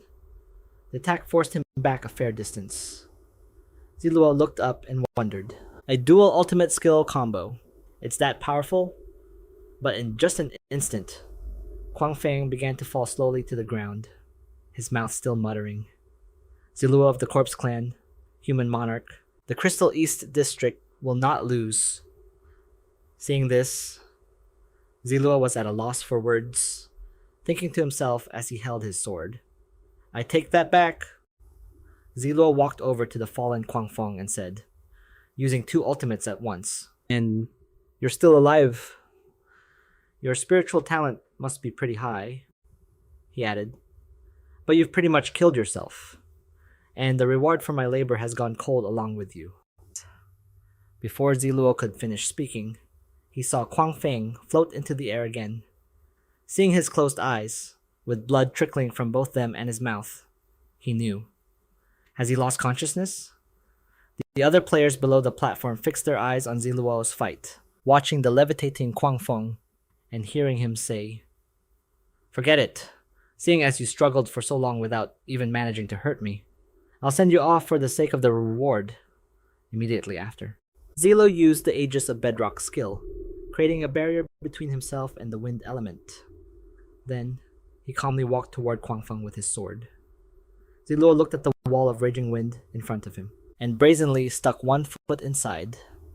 Then, Zi Luo stomped powerfully on the ground, completely shattering the source of the wind element's power.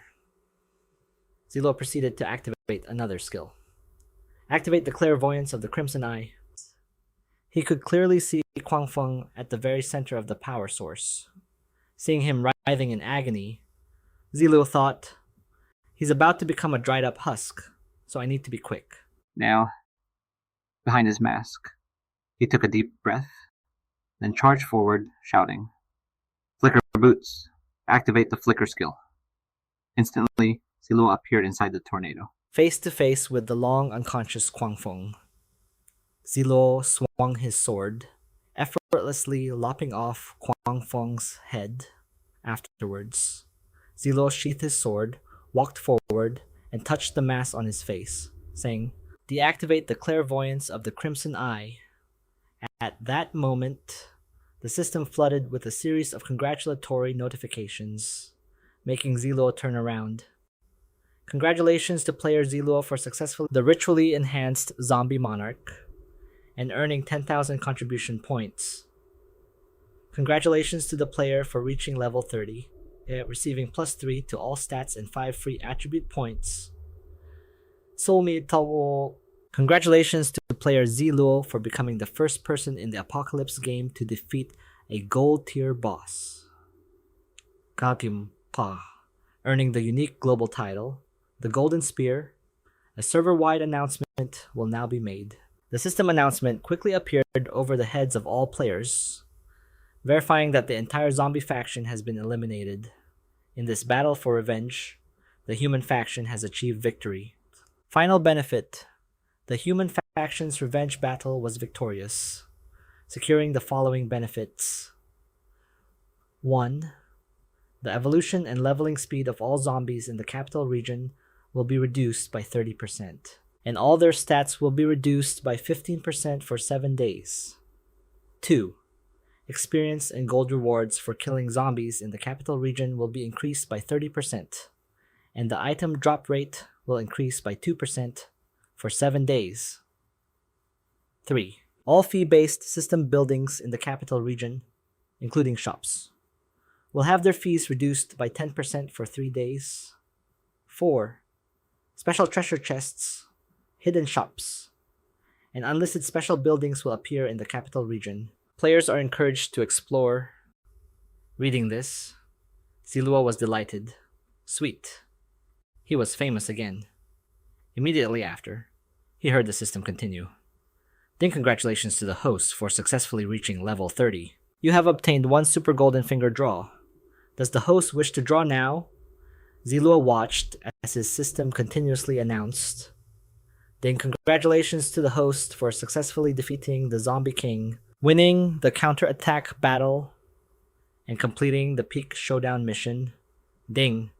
Based on the host's rating, congratulations on obtaining the mission rewards. A normal golden finger and 1 piece of excellent gold grade equipment.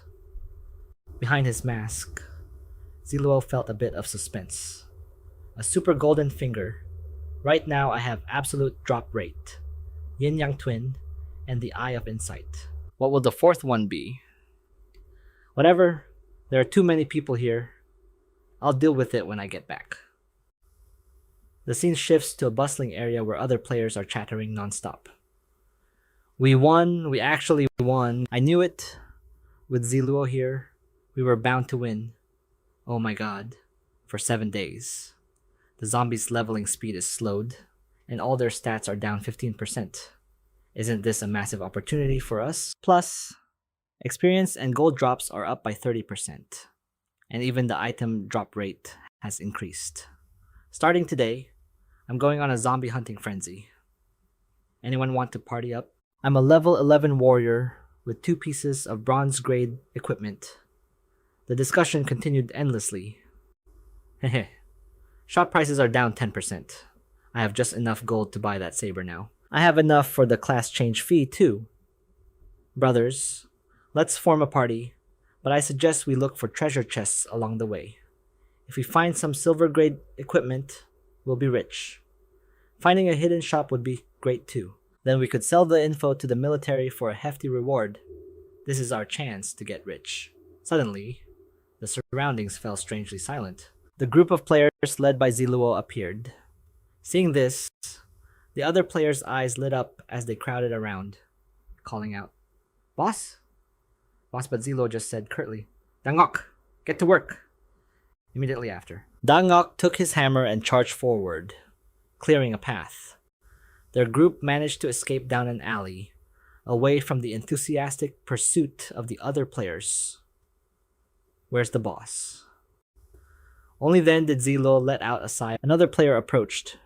"Boss, your fame has reached a whole new level."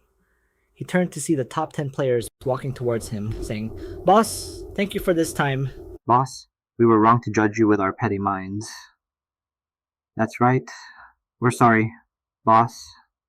If you ever need help in the future, just say the word. I'll do anything you ask. Me too. Me too. Zi Luo bowed his head. No one could see the expression behind his mask. They only heard him say, "You've all worked hard for so long. Go back and get some rest. Thank you all for trusting me today." At that moment, Zi Luo turned and left with Dangok, and the system panel reappeared before his eyes. Zi Luo watched it continuously display congratulations. Congratulations on the successful establishment of the capital's safe zone.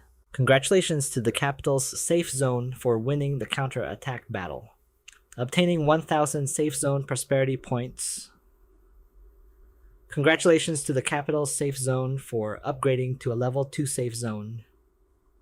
The safe zone's range has been expanded. A series of system notifications followed.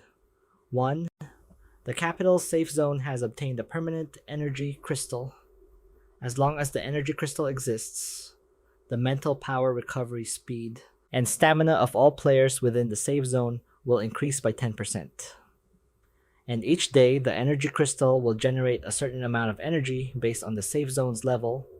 This energy can be used for various game building. 2. The specific range of the capital's safe zone has been established. All hostile races, such as zombies, will have all their stats reduced by 10% upon entering the capital's safe zone. 3. The safe zone's communication function is now open. All players within the safe zone can spend a certain amount of gold coins to speak in the chat interface. The amount of gold consumed is determined by the length of the message, and this function will be disabled upon leaving the safe zone. 4. The safe zone's mercenary hall has been established. All players can enter the mercenary hall to form mercenary teams because teams will receive certain benefits. And the mercenary hall will post a large number of mercenary quests daily. For specific rules, please check the mercenary hall. 5. The capital's shop will now stock zombie virus serum. After being infected with the zombie virus, injecting this before fully turning can prevent mutation. 6. In the safe zone. An auction house will be held at regular intervals. All players can participate in the auction or sell their own items. 天大宫. The functions of various game buildings within the safe zone have been optimized. Some game buildings will be hiring staff, and these staff members can earn a certain amount of experience and gold coins daily. As the capital's safe zone is the first successfully established safe zone in the entire world, a global announcement will now be made. Zi Luo turned his head and saw a pillar of light shooting straight into the sky. He figured the first wave of zombies was over, so it was time to go talk to Trong Wen Trung. Standing under the night sky, Tulak turned and saw a wave of power spreading out. The other players were stunned to find their energy being replenished. The energy spread throughout the entire city. Then, all the players looked up as the system made an announcement. World announcement. Congratulations to player Tulak for becoming the first player in the Apocalypse game to single-handedly defeat a gold-grade boss. With his immense power that shook the entire world, he has obtained the unique global-level achievement, Golden Spear, along with a large amount of rewards. We hope other players will follow his example. As the capital city has established the first safe zone, it has received a citywide reward for everyone. The reward is that all players in the capital city region gain 1 level, and for 24 hours, the drop rate from killing zombies is doubled, and experience and gold coins obtained are increased by 20%. At the same time, the capital city save zone's benefits have been successfully unlocked. Each benefit brings new advantages to humanity. We hope the remaining players in the region will act and strive to establish their own save zones. One player exclaimed in shock, "A gold grade boss. Tulak is a god slayer." At this rate, diamond grade, legendary, or even mythical bosses will be no match for Tulak. Someone just felt lucky, thinking they had finally made it through. Others were full of admiration, as expected of the great Tulak. "I've been completely won over by the pro's sheer power. Ha ha ha." I wonder if the pro has a girlfriend. The scene changes to a small room, where Big Dummy is sitting on the floor, endlessly gnawing on some meat. Tulak is lying on the bed, resting with his eyes closed. But then he suddenly sits up. "This won't do. I have to tell Trong Win Chung. I need a house. It's uncomfortable not having a permanent place to stay." Tulak crosses his arms, having made his decision. No sooner said than done. "First, I'll draw my golden finger, then I'll go find Truong Wen Trung. Draw a super golden finger." The system appears to confirm. Ding. The 4th super golden finger is being drawn. And right after, the system announces, "Ding. Congratulations to the player for drawing the super golden finger spatial expansion."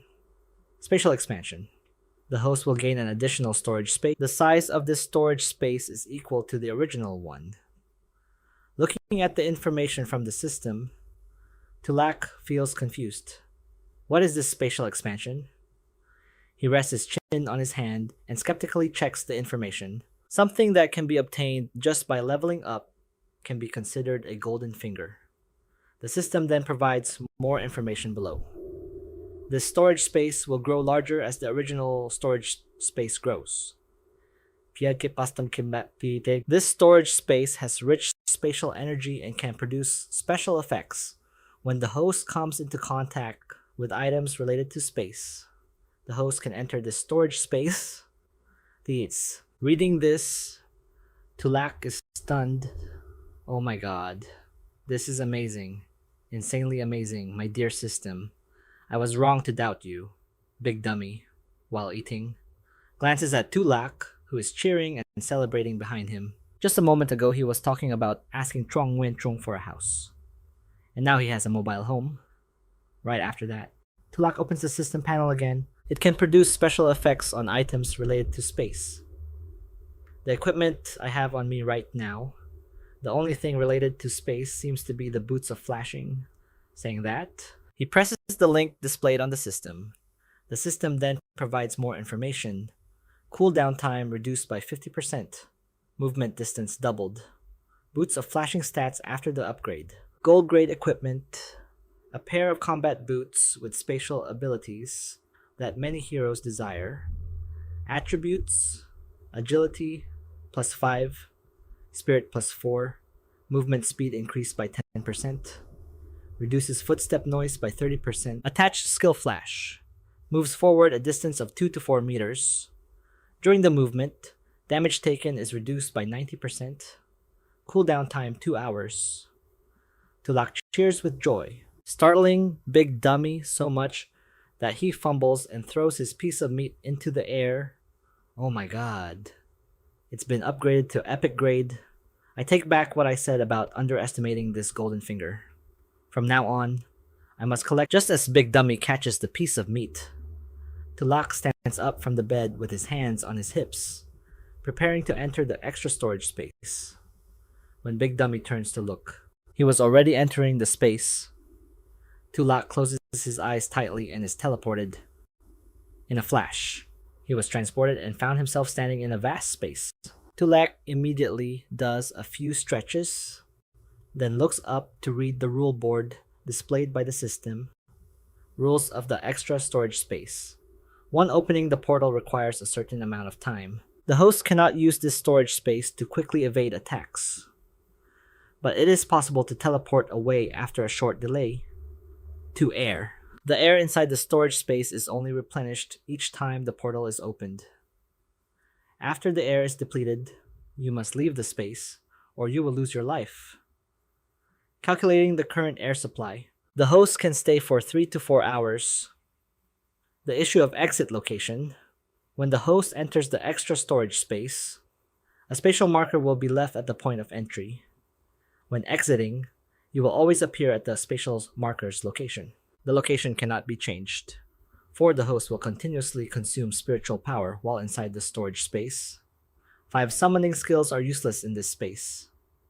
Looking at the system's rules, Tulak just crosses his arms and smiles. Although it can't be used as a permanent home, it's safe enough and powerful enough. He then takes out a small card with the word sofa written on it. A sofa immediately appears.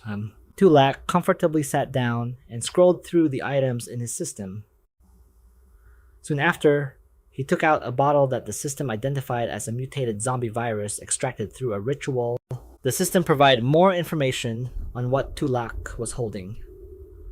A special grade item, described as a mutated virus, left behind by a zombie monarch after performing a ritual, because it contained a virus that could strengthen zombies. It was extremely attractive to them. Looking at the item in his hand, Tulak immediately shot to his feet. Oh my god, this thing again. He remembered from his past life when humans made deals with zombies, in the later stages of the apocalypse in his previous life. Quite a few people had obtained this item. However, it was mostly used to lure or thinking of the mutated zombies. It was just like when the Li family convinced the illusory emperor to hunt him down. The illusory emperor had brought a lot of mutated zombies. The illusory emperor, and looking back, it was highly likely they used a large amount of this mutated virus to trade with the illusory emperor. Thinking about items similar to the one he had, he knew there was a huge difference between these two types of zombie. To humans, it was like a poison. If a human came into contact with it, they would very likely be infected. Even if they weren't infected, their base stats would be reduced. Thinking of the zombies that were strengthened by it, Tulak understood. But to zombies, this thing was a super tonic. After a zombie used it, not only would its strength increase, but it could also inherit the talents of the zombie from which the virus was extracted. Holding the item, Tulak was happy knowing it was perfect for Dangok. Then he spoke to the space. Teleport out of the storage space, and immediately a pillar of light appeared, enveloping Tulak. He was then transported back to the room where Dangok was sitting. By this time, Dangok had finished eating the piece of meat and turned to look at Tulak, who held out the bottle. Here, drink this. Tulak then opened the bottle himself. Dangok took it and drank it in one gulp, and as he drank, his body began to change. Dangok's power surged as he leveled up to 21. The system then appeared beside Tulak with a notification. Congratulations, player. You have reached level 31, all stats +3, and you have obtained 5 free attribute points. Tulak happily reviewed the system notifications. Congratulations, player, for receiving the Golden Global Announcement reward. Congratulations, player, on obtaining this reward. 2,000 reputation points. 5 free attribute points.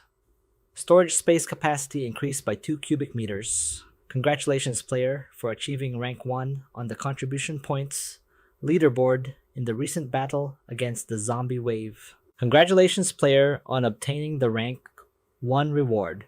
5 free attribute points, 1 elite hidden class, 1 piece of elite gold grade equipment, and 1 vial of zombie virus serum. Player Tulak's base stats without equipment. Strength 130, Spirit 130, Constitution 130, Agility 125. The system then asked, "Draw now." Tulak smiled and replied, "Draw." Immediately, the system announced, Congratulations, player Tulak, for obtaining the hidden class scroll. Thunder Warlock. Congratulations, player Tulak, for obtaining the gold grade equipment. Looking at the rewards he drew, Tulak was a bit disappointed. Thunder Warlock, a mage-type lightning skill, was useless to him, but he found the other item quite interesting. The system panel then displayed its information. Elemental Ring, gold grade equipment, a ring containing elemental power that can better utilize elements. Spirit attribute plus 8, spirit recovery speed increased by 30% to his. Skill cooldown reduced by 10%. When using any elemental skills, power is increased by 20%. The probability of triggering an additional effect is increased by 5%. Tulak then tapped on the ring's image in the system, considering it a top-tier piece of equipment. Right after, Tulak yawned and said, "Golden finger system. Now draw the fourth golden finger." He returned to his bed to listen to the system's announcement. Ding, congratulations. Host for successfully helping establish the capital safe zone and achieving rank 1 on the contribution points leaderboard. Completing the all-out war mission. Tulak then leaned back on his bed while listening to the system. Ding, congratulations, host, on receiving the mission reward 2 random common golden fingers, 1 piece of silver grade equipment. Ding. Because the host already has the break limit golden finger at level 1, the probability of a level 1 breakthrough, therefore the level of break limit, the breakthrough probability is increased to level 2. The system continued to dish out rewards in front of him. Break limit level 2 breaks the equipment slot limit. You can now equip 1 additional ring and 1 additional bracelet. Breakthrough probability level 2. All classes, talents, equipment, and related skills will have their activation probability. The probability will increase by 2%. Danger Sense level 1. When an enemy with hostile intent appears within a 10-meter radius around you, it will issue a warning. Conditional dungeon level 1. After entering a dungeon, if you encounter an obtainable condition, you can choose 1 extra item immediately. Tulak sat up excitedly. Nice. The system then displayed 2 pieces of equipment in front of him. Ding. Elite gold grade equipment. The silver grade equipment is being drawn. Ding. Congratulations. Host on obtaining the elite gold grade equipment, Venomous Fang. The silver grade equipment is the Phantom Bracelet. Tulak then took a dagger from the system and asked, "This is the gold grade equipment." The system was now displaying the information for Venomous Fang. Gold grade equipment, a dagger containing a potent poison. Every swing is a fatal strike of snake venom. Strength attribute plus 6. Seats. Agility plus 3. Presence is reduced by 20%. And movement speed is increased by 20%. 1. Potent poison. After hitting an opponent, it leaves a stack of a potent poison mark, causing the opponent to suffer from it. It drains stamina and mental energy over 3 seconds. Each stack of the potent poison mark lasts for 3 seconds. 2. A critical strike. This active skill consumes a large amount of stamina to swing the dagger, dealing 200% physical damage. Hitting an opponent also applies an additional 3 stacks of the potent poison mark. With a cooldown of 48 hours, it's next. The system displayed the information for the Arcane Shadow Bracelet, a silver grade item. This bracelet was created to counter mages, an existence that gives every mage a headache. Its attributes are Constitution plus 2 and Spirit plus 2. Arcane Shadow reduces magic damage taken by 5%. Zi Luo touched the Arcane Shadow bracelet and wondered, why has this cheat system been so fond of anti-mage equipment lately? But this bracelet was a real surprise. Lying in bed, he continued to read the system notification. Congratulations to player Zi Luo for successfully equipping the Arcane Shadow bracelet, activating the 4-piece Arcane Shadow set bonus. Immediately after, information about the Arcane Shadow equipment bonus appeared. 4 pieces. Grant all attributes plus 3. Reflect 20% of magic damage taken, and provide the active skill Magic Immunity Shield, which grants a shield that can block magic damage. The shield's defense is determined by the number of arcane shadow pieces equipped, has a duration of 3 minutes, and a cooldown of 18 hours. Looking at the information provided by the system, Zi Luo was utterly surprised. Good heavens.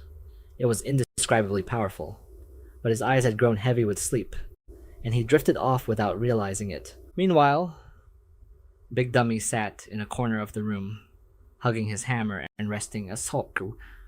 And elsewhere, the officials were distributing supplies to the players. This is your share. And many other players could only... Some players happily left after receiving their items. Fast forward to the afternoon of the next day. Yuan Zhong sat on a chair, leaning forward and asking, "You mean the Li family has another place called the Blazing Flame Gathering Point?" Zi Luo, wearing his mask, sat opposite him and replied, "That's right. If General Zhang helps me, Big Dummy and I will leave the safe zone to destroy that gathering point." Yuan Zhong was still worried. "Although I know you're very strong, the Li family is not to be underestimated. How confident are you this time?" Zi Luo stated frankly. 100%. Then he raised a hand to stop what Yuan Zhong was about to say. General Zhang, there's no need to persuade me. The general could only nod in agreement. Sigh. Alright. What do you need me to do? Zi Luo rested his hand on the table and stated his request. Gather personnel and prepare supplies. "I'll find the Li family's hiding spot first. I also want to make a deal with you. General Zhang, I wonder if you'd be willing." Yuan Zhong was surprised. What kind of deal? Zi Luo leaned forward and pushed a piece of paper towards him. 100,000 gold coins for a piece of information. General Zhang, you definitely won't lose out on this. Yuan Zhong said without hesitation. "It's a deal." He trusted him completely. He's someone who can get intel from the hidden shop. "I definitely won't lose on this deal." As soon as Zi Luo stood up and left, Yuan Zhong immediately opened the paper to read it. Looking at the information on the paper, he was stunned. A smile spread across Yuan Zhong's face as he ordered, "Notify everyone below. We're holding a commendation assembly in the conference room in half an hour." A while later, in a high-rise building, a meeting was being held in a conference room, making everyone present restless and curious.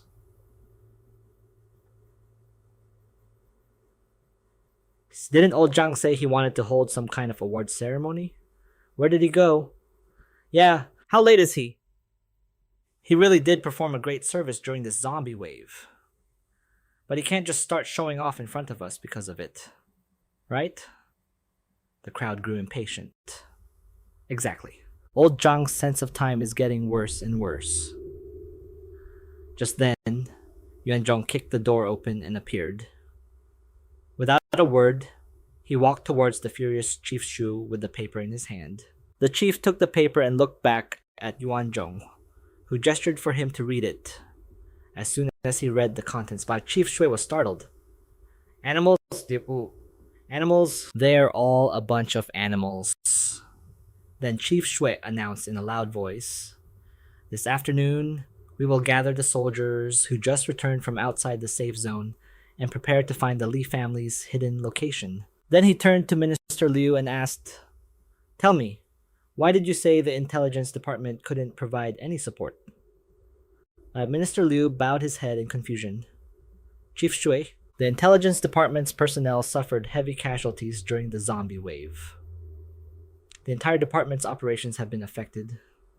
Then, he smiled, raised his head, and reported, "Also, the zombies that broke through the south gate. So we've lost a significant amount of intelligence related to the 3 great families.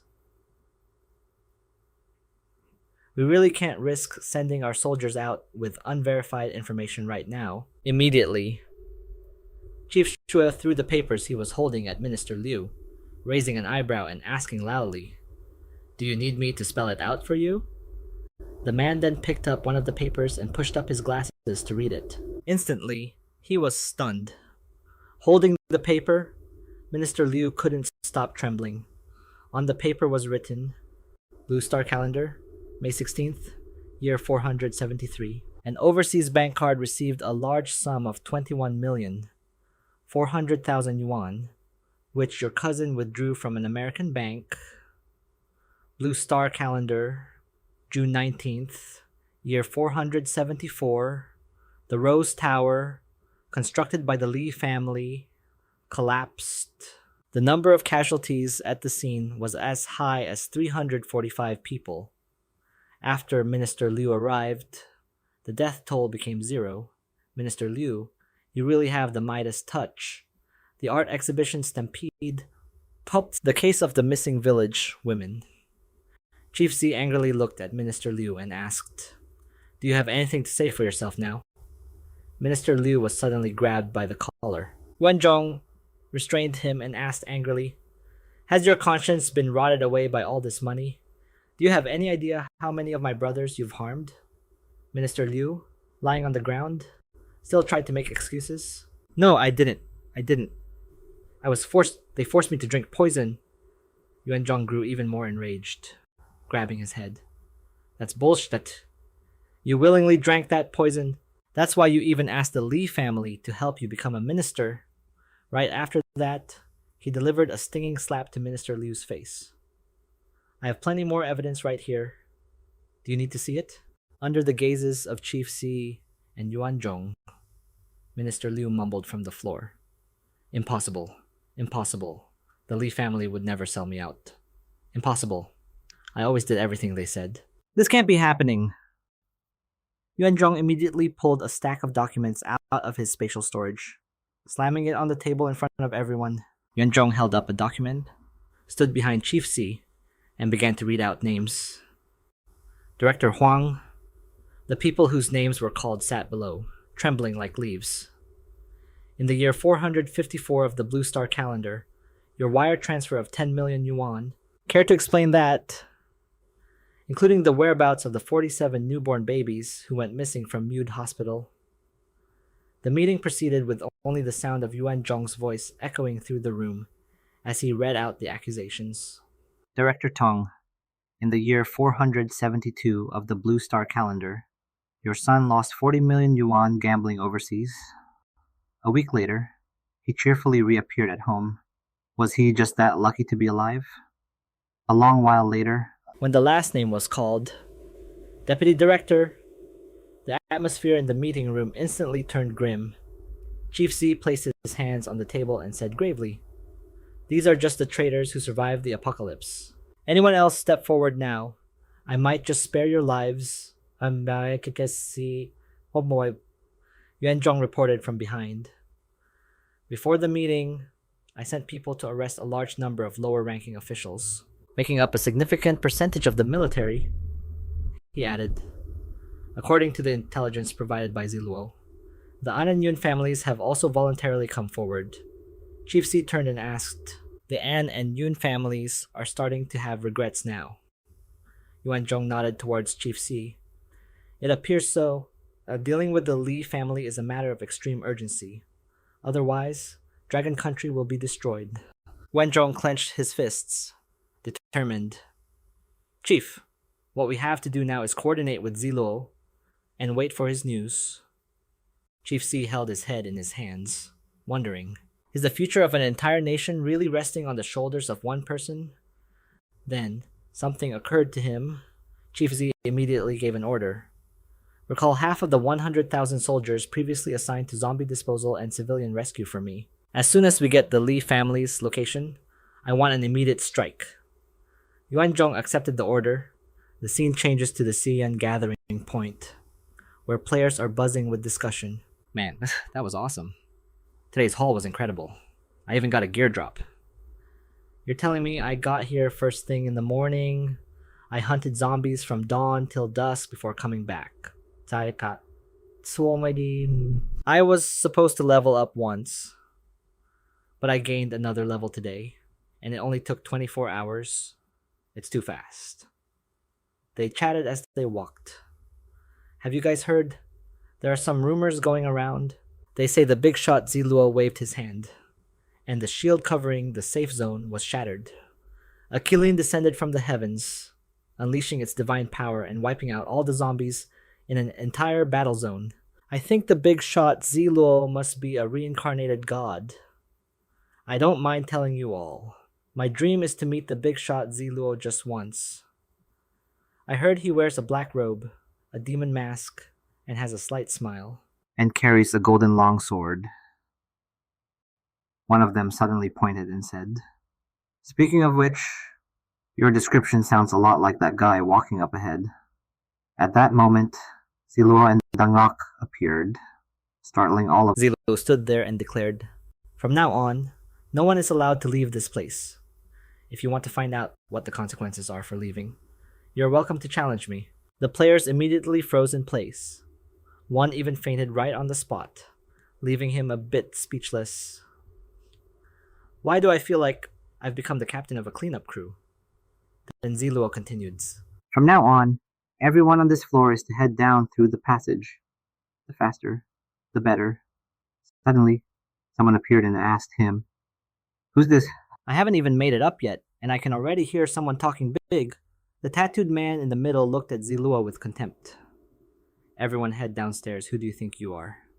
You think our Xi'an gathering point is such a pushover?" The tattooed man stuck his hands in his pockets, facing Zi Luo's group, and said, "Our Xi'an gathering point has never been afraid of anyone since it was built. I'd really like to see who..." But before he could finish his sentence, his subordinate next to him whispered frantically, "Boss, look at his outfit. That's Zi Luo." The tattooed man raised an eyebrow, still not getting it. "Zi Luo! Who's that, Zi?" The next second, he dropped to his knees, stunning everyone. "But which esteemed master has graced us with his presence?" Seeing this, Zi Luo just said, "Master is a bit of a stretch." Then Zi Luo tilted his head. "From the looks of it, you're a figure of some importance around here." "So I'll leave the task of getting them downstairs to you." The tattooed man was helped up by his underlings and stammered, "Master, rest assured, I will definitely complete the mission." Zi Luo looked at them and warned, "Starting now, anyone who comes up from down there will pay the price." The tattooed man and his cronies trembled in fear, stuttering, "Sir, rest assured, I absolutely will not let anyone come up here. We will listen to the boss, too." Then, Zi Luo turned his head to look at the people behind him who were still in a state of shock. "Hurry up and run!" the tattooed guy behind him shouted. "Did you hear what I said? Everyone go down and tell the people below that no one is allowed to come up here." Those people scrambled down, saying, "Yes, yes." Zi Luo leaned against the wall, watching them go down one by one, automatically activating his golden finger to sense danger. A moment later, seeing the last person go down, he thought, "The last one is down. If they were from the Li family, they probably would have received their orders by now, right? They couldn't possibly show no hostility towards me." Then, Zi Luo ordered Dangok behind him, "You stay here and keep watch. Anyone who tries to exit through this passage, smash their head with a hammer." Dangok nodded from behind, while he continued to calculate, though he didn't rule out the possibility that the enemy was too good at hiding their intentions, or had too low a status in the Li family to have received orders from above. Then Zi Luo headed down into the basement, while Dangok stood guard above with the hammer. He decided to go down and check things out first. A moment later, he walked inside. In the distance, he could feel a lively atmosphere. They had hung a banner and were laughing and chatting happily, warmly welcoming the great Zi Luo to the Xi'an gathering point to guide their work. Seeing the scene before him, Zi Luo suddenly felt a bit awkward. Ming Liang led the way forward, rubbing his hands and asking with a smile, "Great Zi Luo, I am the current leader of the Xi'an gathering point. Meng Ming Liang, may I ask what brings you here?" Zi Luo stepped forward and asked, "Since you're the leader, You must know the members of this gathering point well. Right. Ming Liang smiled humbly and said, I wouldn't dare say I know everyone, but I'm familiar with 90% of the people. At this, Zi Luo continued to ask, Himu, do you know Minister He? Ming Liang started sweating and said, Minister He? Yes, I know him. Hearing this, Zi Luo, because of his status, I always have someone greet him, but most of the time, I personally receive him, he continued to ask. Besides you, does he meet with anyone else when he comes here? Ming Liang propped his chin on his hand, trying to recall. Anyone else? From behind his mask. Zi Luo glanced at the other people. They were all intently listening to their conversation. No. Every time Minister He comes, he tells us he's here to inspect the situation at our gathering point. Within the scope of his authority, he arranges for supplies to help us. Other than that, there's nothing else. Zi Luo frowned in thought. The people around him showed no abnormalities. So it seems the news isn't being passed through a contact person. Could it be that Himu's initial claim that the Shiyan gathering point belonged to the Li family was a false accusation to frame them? Was his goal to make me clash with the people? Then, Zi Luo picked his ear and turned around. So when was the last time Himu came here? Did he do anything special? Ming Liang quickly replied. 5 days ago. Himu was here 5 days ago, also for an inspection. Anything special? Just then, he seemed to remember something. Yes, this. He played billiards for a while in the billiard room in the 3rd basement level. Then he left. Zi Luo immediately turned his head, somewhat interested. Billiards? You say, then take me there to have a look. Ming Liang readily agreed. Of course, great Zi Luo. Please follow me. He then led the way under the watchful eyes of the other players. Behind his mask, Zi Luo smiled because he knew the fish was about to take the bait. Ming Liang turned to look at Zi Luo and asked, Great one, since we're going to the billiard hall downstairs, should I send someone to stand at guard upstairs? He replied, No need to worry. I've already told Dangok to watch the passage entrance. Anyone who tries to leave can be killed on sight. And then Zi Luo urged him, Let's go. Ming Liang continued to lead the way. This way, please. The other players couldn't help but be curious. What's the deal with that guy named Himu? He's the reason our gathering point is being targeted. But he's a minister. We can't afford to mess with him, someone else said disdainfully. Who the hell is Himu? When Zi Luo glanced at me earlier, I felt like my life was on the line. Who cares if he's a minister or not? Makes sense. I was even woken up from my sleep for this. On the other side, 2 men, Old La and Old Ju, had overheard the entire conversation. I hope the great Zi Luo achieves his goal soon. If not, just having him stand here is putting a lot of pressure on us. I feel the same way. The scene changes. After leading Zi Luo to the place, Ming Liang turned, waved goodbye, and left, while he continued into the billiard hall. Elsewhere, the surroundings suddenly shook, and a nearby brick quickly popped out. Old La and Old Ju appeared from behind, pushed the brick open, and shone a light into the secret room inside. Old La, leading the way, looked at Old Ju behind him and said, Old Ju, we need to report to the family head immediately. Himu has been exposed. Zi Luo is investigating our hidden location. Old Ju came forward to help Old La move the stone, wondering aloud. Who knew wasn't he? Mu hiding himself pretty well. Then, they pushed the stone back into place, blocking the entrance. While Old La was dusting off his hands, Ju re-examined the stone's position. 5 days ago, he even left us the hidden location of some supplies. That location was real, too. Old La turned and shone his flashlight ahead, urging, Alright, let's go. Immediately after, he was killed. Old Ju, following with the flashlight, complained, Old La, what's wrong with you? Why do you always...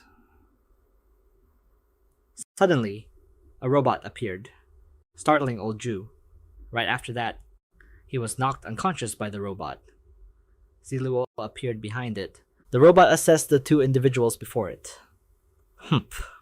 I thought there was only one fish, but it turns out there are two. Too bad only one of them can talk now. The Li family's choice of personnel is questionable. An explosion sent the body flying. Unable to maintain its footing, immediately after, he patted the robot's shoulder. You did well this time. Your listening device gave me a lot of useful information. Go get some rest. Then Zi Luo walked over to old Jew, grabbed him by the collar, and opened one of his eyes to use the crimson eye of illusion. Just then, someone called his name, startling him awake. Old Jew. Holding a flashlight, old Luo reached out to old Jew and asked, Old Jew, are you alright? Old Jew was a bit bewildered. Old Luo urgently prompted him. Old Jew, don't just stand there dazed. We're running out of time. We have to deliver the message quickly. At that moment, old Jew snapped back to his senses. Ah, right. Zi Luo is coming. We have to report this to the family head. Old Luo quickly pulled old Jew to his feet. Then old Jew hurried ahead. Let's go. We might run into night-buffed zombies on the way. We can't afford any delays. Old Luo, running behind, didn't forget to ask. Old Jew, I saw you faint just now. What happened? Hearing this, old Jew was startled. Old Luo frowned and told him, Don't stay up late next time. If you faint strangely like today again, and mess up the family head's business. Neither of us can bear the consequences. The flustered old Jew looked back from ahead. I know. Let's just go. They moved along the wall together. Old Luo watched their surroundings from behind, while the leading old Jew grew increasingly anxious. This won't work. There are too many zombies on this path. We don't have much time left. Immediately, old Jew grabbed old Luo's wrist and said, Follow me. We'll take a shortcut. A moment later, they were running deep into the mountains. Old Jew was panting heavily as he ran. Huff, huff. Everything before his eyes started to blur. Old Jew couldn't go on and collapsed to his knees. Old Luo, I'm not going to make it. He turned to look at old Luo, who was also bent over, catching his breath. According to the intel we got, the hidden location is inside the cliff face of this mountain range. If you still have the strength, jump down the cliff and deliver the message first. I'll follow you. Old Luo finally spoke. So the hidden location is inside the cliff face of this mountain range. No wonder the military couldn't find it even after mobilizing so many people. Old Jew, still on the ground, was confused. What military, old Luo? Why aren't you going? Old Jew kept talking. If the family head blames us, neither of us can withstand his wrath. But old Luo suddenly vanished, startling old Jew. Old Luo appeared behind him, holding a knife to his throat with a smile. Thanks for leading the way. For the road ahead, old Luo swung the knife. You and your good brother old Luo can walk the path to the underworld together. Old Jew was killed instantly. The fake old Luo held the knife and said, Crimson Eye. The red illusion around them gradually faded, deactivating the illusion ability. He instantly reverted to his true form. Zi Luo then dashed off, following the directions. He quickly, looking down at the panoramic view around him, Zi Luo remarked, The Li family really knows how to pick a spot. The scenery here isn't bad. After that, journey to the Li family's hideout. A moment later, Zi Luo was standing on another mountain, looking down. And suddenly he noticed a solitary flower on the cliff face. Looking at that flower, Zi Luo guessed, this must be the place. Then, Zi Luo sat down cross-legged, took out a zombie cat command horn from his storage space, and blew into it. Seeing a zombie cat appear, Zi Luo put the horn away. Meow. Then, Zi Luo began to control the zombie cat's consciousness, commanding it, jump towards that protruding rock. The cat immediately leaped down. Under Zi Luo's mental control, it easily landed on a distant rock. The cat sat upright as it heard someone from inside the cliff ask for a countersign. He immediately sent a mental command for the cat to charge, causing it to erupt with power and lunge forward. It smashed through the rock wall where someone was hiding. It lunged forward to attack, but the person managed to press a button just in time. One man was relentlessly firing at the zombie cat, while another, pale-faced, shouted into a walkie-talkie, "Quick, call the security team. It's a boss, a bronze rank boss." One of them screamed before he was also killed, "Help! Help me! Somebody help!" The man with the walkie-talkie was still reporting. "Negotiate with the steward. Change the location and the intelligence staff." Immediately after, he turned tail and ran upon seeing the cat raise its claws. Wow! A large amount of blood splattered immediately after. The cat then proceeded towards a nearby door. It charged again, smashing the door to pieces. A luxurious hallway gradually appeared before it. The cat turned its head and saw many people coming out to investigate the noise. It immediately leaped up, unleashing its claws and slitting the throats of all the onlookers. The cat then proceeded to break down the door of another room. Inside that room were only 3 people, screaming as they looked at it. A bronze rank boss, help! Seeing this, the cat turned to leave. Suddenly, many more people appeared, blocking its path. Zi Luo lamented, "Damn it! There are too many of them to fight." He roughly estimated that the Li family had at least 5,000 to 6,000 people hiding in here. Zi Luo was still meditating on the cliff, controlling the cat with his mind. The cat leaped up to attack again. In a flash, it had slaughtered everyone blocking its path and sat on their corpses, observing 3 rooms that contained long swords, shields, and guns. Zi Luo also observed and assessed the situation. It seems the rooms in this hallway are all used for storing weapons. Soon after, the cat heard other people running towards it from a distance. "The boss is at the entrance." Number 4. Let's go. Zi Luo then directed the cat to leave. So this is the assembly point controlled by the Li family, where they store all their supplies. I bet the materials those officials were secretly transporting are also here. It continued into another vast hallway.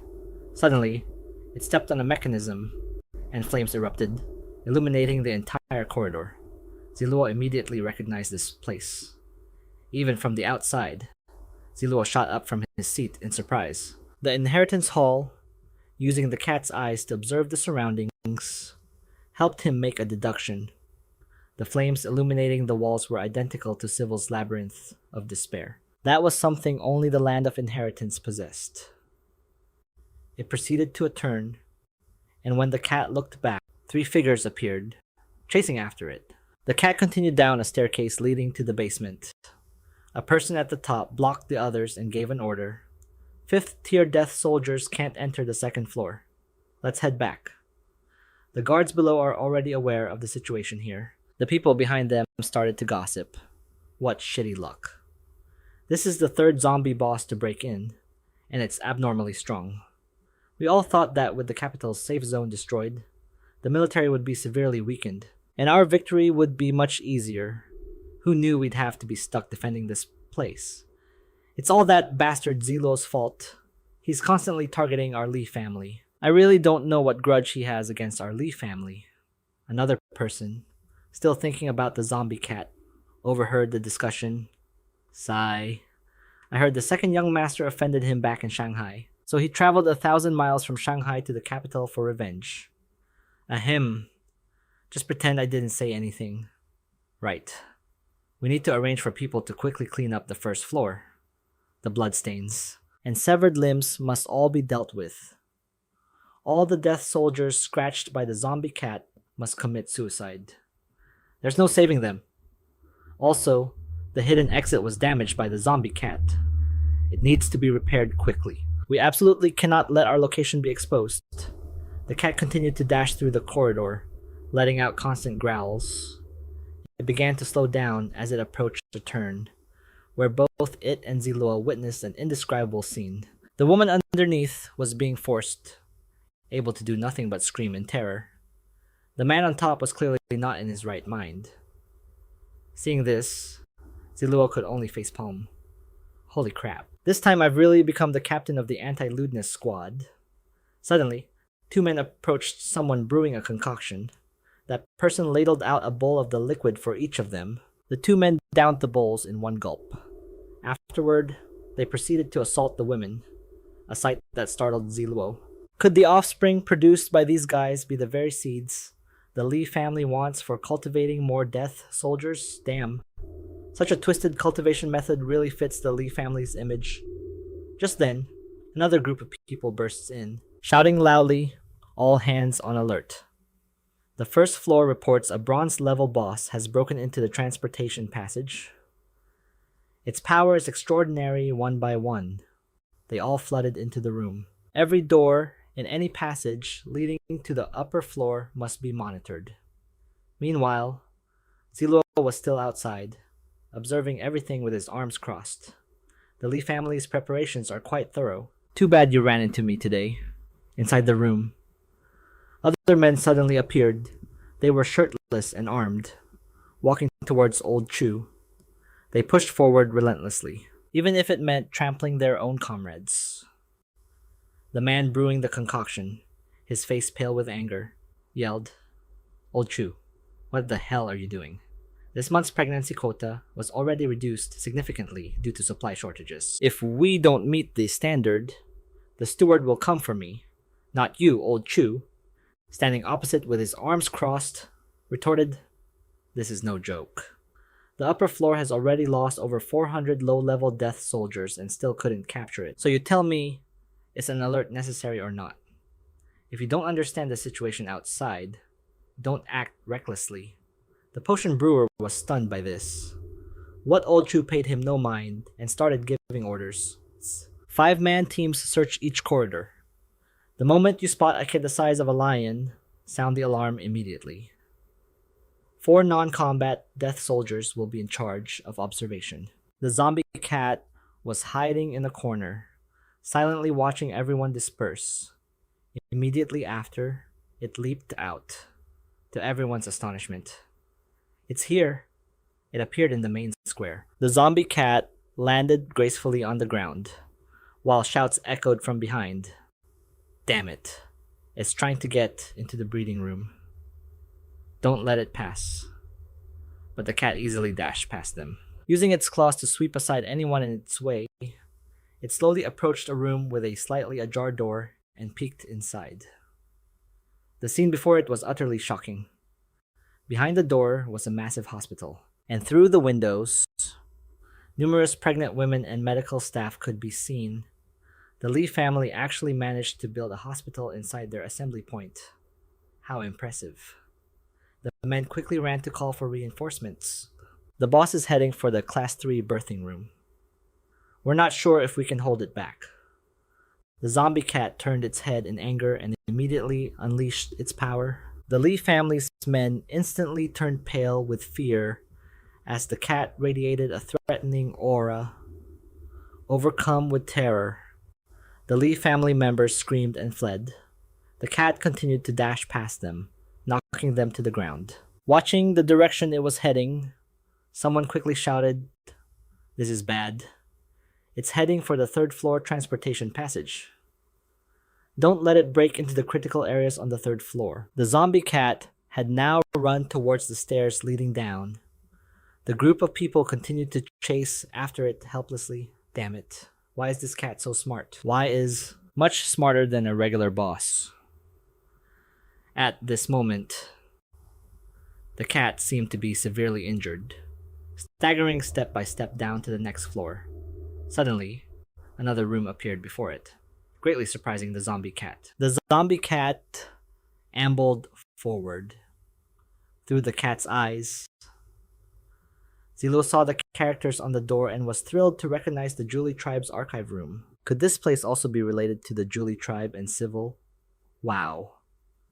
I've really hit the jackpot today. The cat happily stretched and pranced around. What a coincidence. I'm the one who obtained the inheritance of the Julie tribe's patriarch. What can a trivial mechanism like this do to me? Immediately after, the cat used its paw to activate the mechanism on the wall, then destroyed it directly. The room then opened, and a light from within shone out to welcome it. The cat brazenly walked inside, and the door behind it slowly closed. The cat ventured deeper into the room, faced with a bookshelf packed with books. Almost all the tribe's records and documents were here. It went directly around to the back of the bookshelf, making its way to the last shelf placed against the wall. Suddenly, Zi Luo noticed a book placed by itself on the shelf. This book was set apart, seeming important, and the cat used its paw to pull out a book titled Inheritance of the Sorcery Tribe. The cat used its claws to flip through the pages. The Sorcery Tribe was a branch of the Julie tribe. Its members all mastered shamanistic arts, and each person had their own area of expertise. For example, manipulating and training races, casting curses, controlling the weather, and so on. After the Julie tribe was defeated in battle, the Sorcery Tribe was forced into exile. Later, the Sorcery Tribe's arts, which became the head-lowering sorcery later found in the Dragon Country. Through the cat, Zi Luo was astonished, realizing that thousands of years ago, they were all one big family. The book recounted how the people of the Julie tribe had to wander everywhere in the historical documents recorded in the books in this secret chamber belonged to a tribe skilled in potion making. The members of this tribe created various potions that possessed special abilities. They lived as fugitives for a long time, eventually finding Quisha Mountain in the Tianlong Mountain range. The book continued to describe the most difficult period for the Julie tribe. They used various secret arts to create a space where they could settle, essentially isolating themselves from the world. However, every so often, they would send a few people out of the mountain to observe the situation. But the tribe's people kept dying off, and it became increasingly difficult to give birth to children with a complete sorcery bloodline. All the knowledge of the Julie tribe was preserved and recorded in a single book. Finally, the last member of the tribe preserved the inheritance related to the sorcery arts and compiled it into this book. The Inheritance of the Sorcery Tribe. Previously, the tribe's Chiing soup was used by the Li family to cultivate death warriors. Renamed as Soul Slave Soup, the cat collapsed onto the book, and a system notification appeared, beginning the countdown to its disappearance. 1 minute and 42 seconds. The book described the method of making and the effects of the Soul Slave Soup, the steps to create a soul slave, based on the Li family's foundation, involved assessing a baby's potential while still in the womb. After the baby is born, it is fed the Soul Slave Soup, and it will transform into a soul slave. Control over it will be in the hands of a person who has drunk a different medicinal soup. Note: if the baby is more than 48 hours old, the Soul Slave Soup will completely lose its effect. Side effect: a soul slave who has consumed the Soul Slave Soup will have a very short lifespan. The soul slave levels were specified. A level 5 soul slave is the lowest rank, but their intelligence may be slightly deficient, and their lifespan is the shortest, making them suitable as laborers. A level 4 soul slave, their physical constitution is slightly weaker than an ordinary person's, but their reproductive capabilities are very strong, though their lifespan is also extremely short. A level 3 soul slave, their numbers are rare, and their physical constitution is superior to an ordinary, and they have no other defects besides a short lifespan. A level 2 soul slave is something you can only hope to encounter by chance. Their physical constitution far surpasses that of an ordinary person, and after training, they possess astonishing combat power. A level 1 soul slave is exceptionally rare. Their physical constitution far exceeds that of a level 2 soul slave. After training, their combat power is comparable to that of a god. Reading up to this point, Zi Luo frowned in deep thought. The book was then closed, and the zombie cat officially disappeared. The scene changes to another location, where Lisan is still pacing back and forth, searching for the cat. He searched and searched, but couldn't find any trace of the zombie cat. Lisan turned to his subordinate and asked, "Have you found it yet?" One of them reported, "Not yet. Inside. Everyone has been searching in shifts for an hour, but there's absolutely no sign of it." Lisan frowned angrily. Ridiculous. A mere bronze level boss managed to break into the third floor, where our level 2 and level 3 death warriors reside. If it were a silver level boss, wouldn't it be able to get to the 4th floor and disturb the family head? He thought to himself, Shi Jingshan and Li Er are dead, so I've become the Li family's strongest combatant in the capital region, and I've just become the key person in charge of this Kuishi safe camp. His subordinate voiced a speculation. "Third brother, do you think that cat could have entered one of the secret chambers, the library pavilion, the alchemy room?" Or the Cultivation Institute are all possibilities. But Lisan immediately dismissed it. Are you an idiot? How could a zombie cat get into those places? They are all protected by the camp's power. Anyone who could use magic to open those doors could also wipe us out as easily as flipping their hand. Then, Lisan continued to give orders. "Hurry up! Call the level 3 death warriors up here and continue the search for me. I'll go look myself." To ask for punishment from the family head and also discuss the next development strategy, the subordinate immediately accepted the order. Yes. Third brother.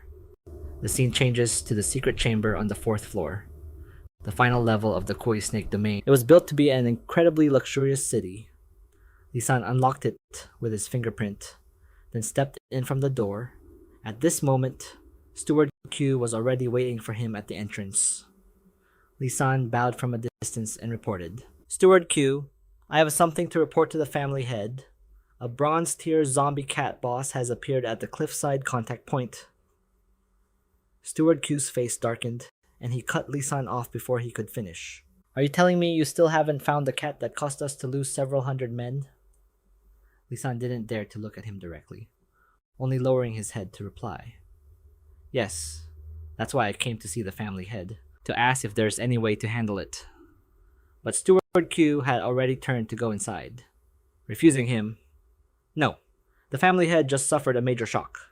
Hearing this now will only make him angrier. The family head cannot know about this.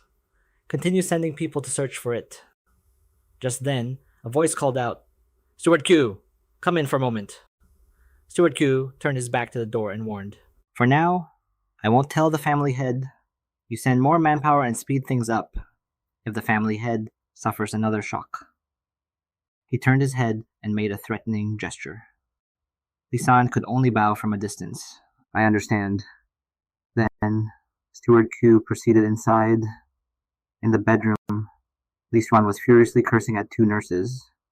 Get out, get out. All of you useless trash. All of you are useless." Steward Q entered the room and asked with a smile, "Family head, how are you feeling today?" Li Xuan first raised his hand to the 2 nurses. "All right, you 2 may leave." Both of them bowed and replied, "Yes, family head." Only then did he turn to ask Steward Q, "Has Li San arrived? I just heard him talking about some boss outside." Steward Q immediately lied. Li San reported to me that the scout's intelligence from today had a small surprise, but it's still within our control. At this, Li Xuan seemed satisfied. "I trust your abilities. Let me know when you have results." Steward Q bowed. "Yes. Family head." Then he continued to ask, "How is the eldest young master's situation?" Hearing this question, a look of horror immediately appeared on Steward Q's face. Seeing this, Li Xuan's face darkened and he gritted his teeth. But this also caused him to cough violently. Cough, cough, cough. Steward Q worriedly stepped forward to support Li Xuan and reported, "Regarding the eldest young master's situation, that person said it can't be resolved. This creature called a zombie, according to Blue Star's Li Shen lowered his head. clutching the blanket and muttering, "There's really no way." Seeing him like this, Steward Q quickly bowed and said, "But that person said, the zombie virus serum on yesterday's notice board might be the turning point to solve this problem. However, it said that it can only treat humans who are currently turning into zombies. But if we modify the internal components a little, it might be possible to turn a zombie back into a human." Hearing this, Li Xuan immediately saw a glimmer of hope, looking up to ask, "Really?" Steward Q wasn't very certain. "Perhaps it's possible." Li Xuan immediately grabbed Steward Q's arm, filled with hope. "Then what are you waiting for? Immediately send someone to the safe zone to buy it. How Wen? We must save him." Steward Q happily nodded and reported, "I've already sent someone. They should be back by tomorrow." At that, Li Xuan pulled the blanket off and got out of bed. "Good. You should go quickly. I need to take my medicine first. What if Howen comes back and I'm still this sick?" "No, that won't do." Steward Q rushed to support him. "Family head, please don't get agitated. It's not good for your recovery." Hearing that, Li Xuan also smiled and urged him, "All right, I'm not agitated. I'm not agitated. You should hurry." Steward Q bowed and said cheerfully, "Yes, family head. I'll go right now. Right now." Now, only Li Xuan was left sitting alone on the bed. Steward Q looked at him and wondered to himself, "Should I tell the family head that I've been experimenting on the eldest young master's zombie body?" He then frowned, sighed, and decided to leave. It's better not to say anything. Even if I told the family head, there's nothing he could do, and he would only get angrier. I can't afford to offend either side. The scene changes to the area outside the cliff. Zi Luo was lying on the grass using a portable oxygen tank. As he breathed from the tank, he remarked, "As expected of this crappy game, not a single supply card is useless. I've been in this apocalypse game for so long." I almost forgot that humans get short of breath when climbing mountains. Immediately after, Zi Luo opened the system panel to observe Big Fool moving towards the designated location. He had been on his way for 5 hours. At this moment, outside the capital's safe zone, someone was approaching. Seeing who it was, the guards at the gate became overjoyed. "It's the big shot, Big Fool. The big shot is back. Quick, quick, open the city gates." They immediately went towards Big Fool, welcoming him repeatedly. "Big Fool, Big Shot, you're back." The big shot suddenly stopped. Big Fool stood before the city gate and said in one breath, "Go and inform Zhang Yuanzhong that I have something important. I'll be waiting for him at the Merit Point store in the East District." The guards immediately agreed happily with Big Fool. Of course. Big Shot. Don't you? We'll definitely pass the message along for you." In reality, Big Fool's consciousness was currently being controlled by Lin Zi Luo. After saying what needed to be said, Big Fool turned around. He simply walked away under the gazes of the two soldiers. A while later, at the Merit Point store, Big Fool was standing in front of the information board displaying the items for sale. Standard issue battle axe. Price 180 points. Stock 5,772. Tang Imperial Blade. Price 230 points. Stock 4,556. Standard issue battle armor. Price 200 points. Stock 5,684. Bronze tier equipment enhancement scroll. Price 300 points. In stock 986. Big Dummy attentively scrolled through the shop on the system panel. He stood there continuously examining these item information, and the system panel continued to display swordsman class change scroll. Price 5 in stock for merit points. Rogue class change scroll. Price 5,000 points. 6 in stock for merit points. Blazing Dragon Fist skill book. Price 5,000 points. 2 in stock for merit points. Through Big Dummy, Zyle also observed some of the items displayed by the system. An equipment quality upgrade scroll from silver to gold. Price 10,000 points. 2 in stock for merit points, an item quality upgrade scroll from silver to gold, 1 in stock for merit points, a diamond grade item type treasure chest, price 50,000 points, 1 in stock for merit points. He wondered, this isn't right. Where is my rare pet egg that costs 100,000 merit points? Zyle was currently on a cliff, holding an oxygen tank to breathe with one hand, while calculating on his fingers with the other. He then immediately realized how he could have forgotten. The pet system hasn't even been unlocked yet. Without a pet system, where would a pet egg come from? Forget it.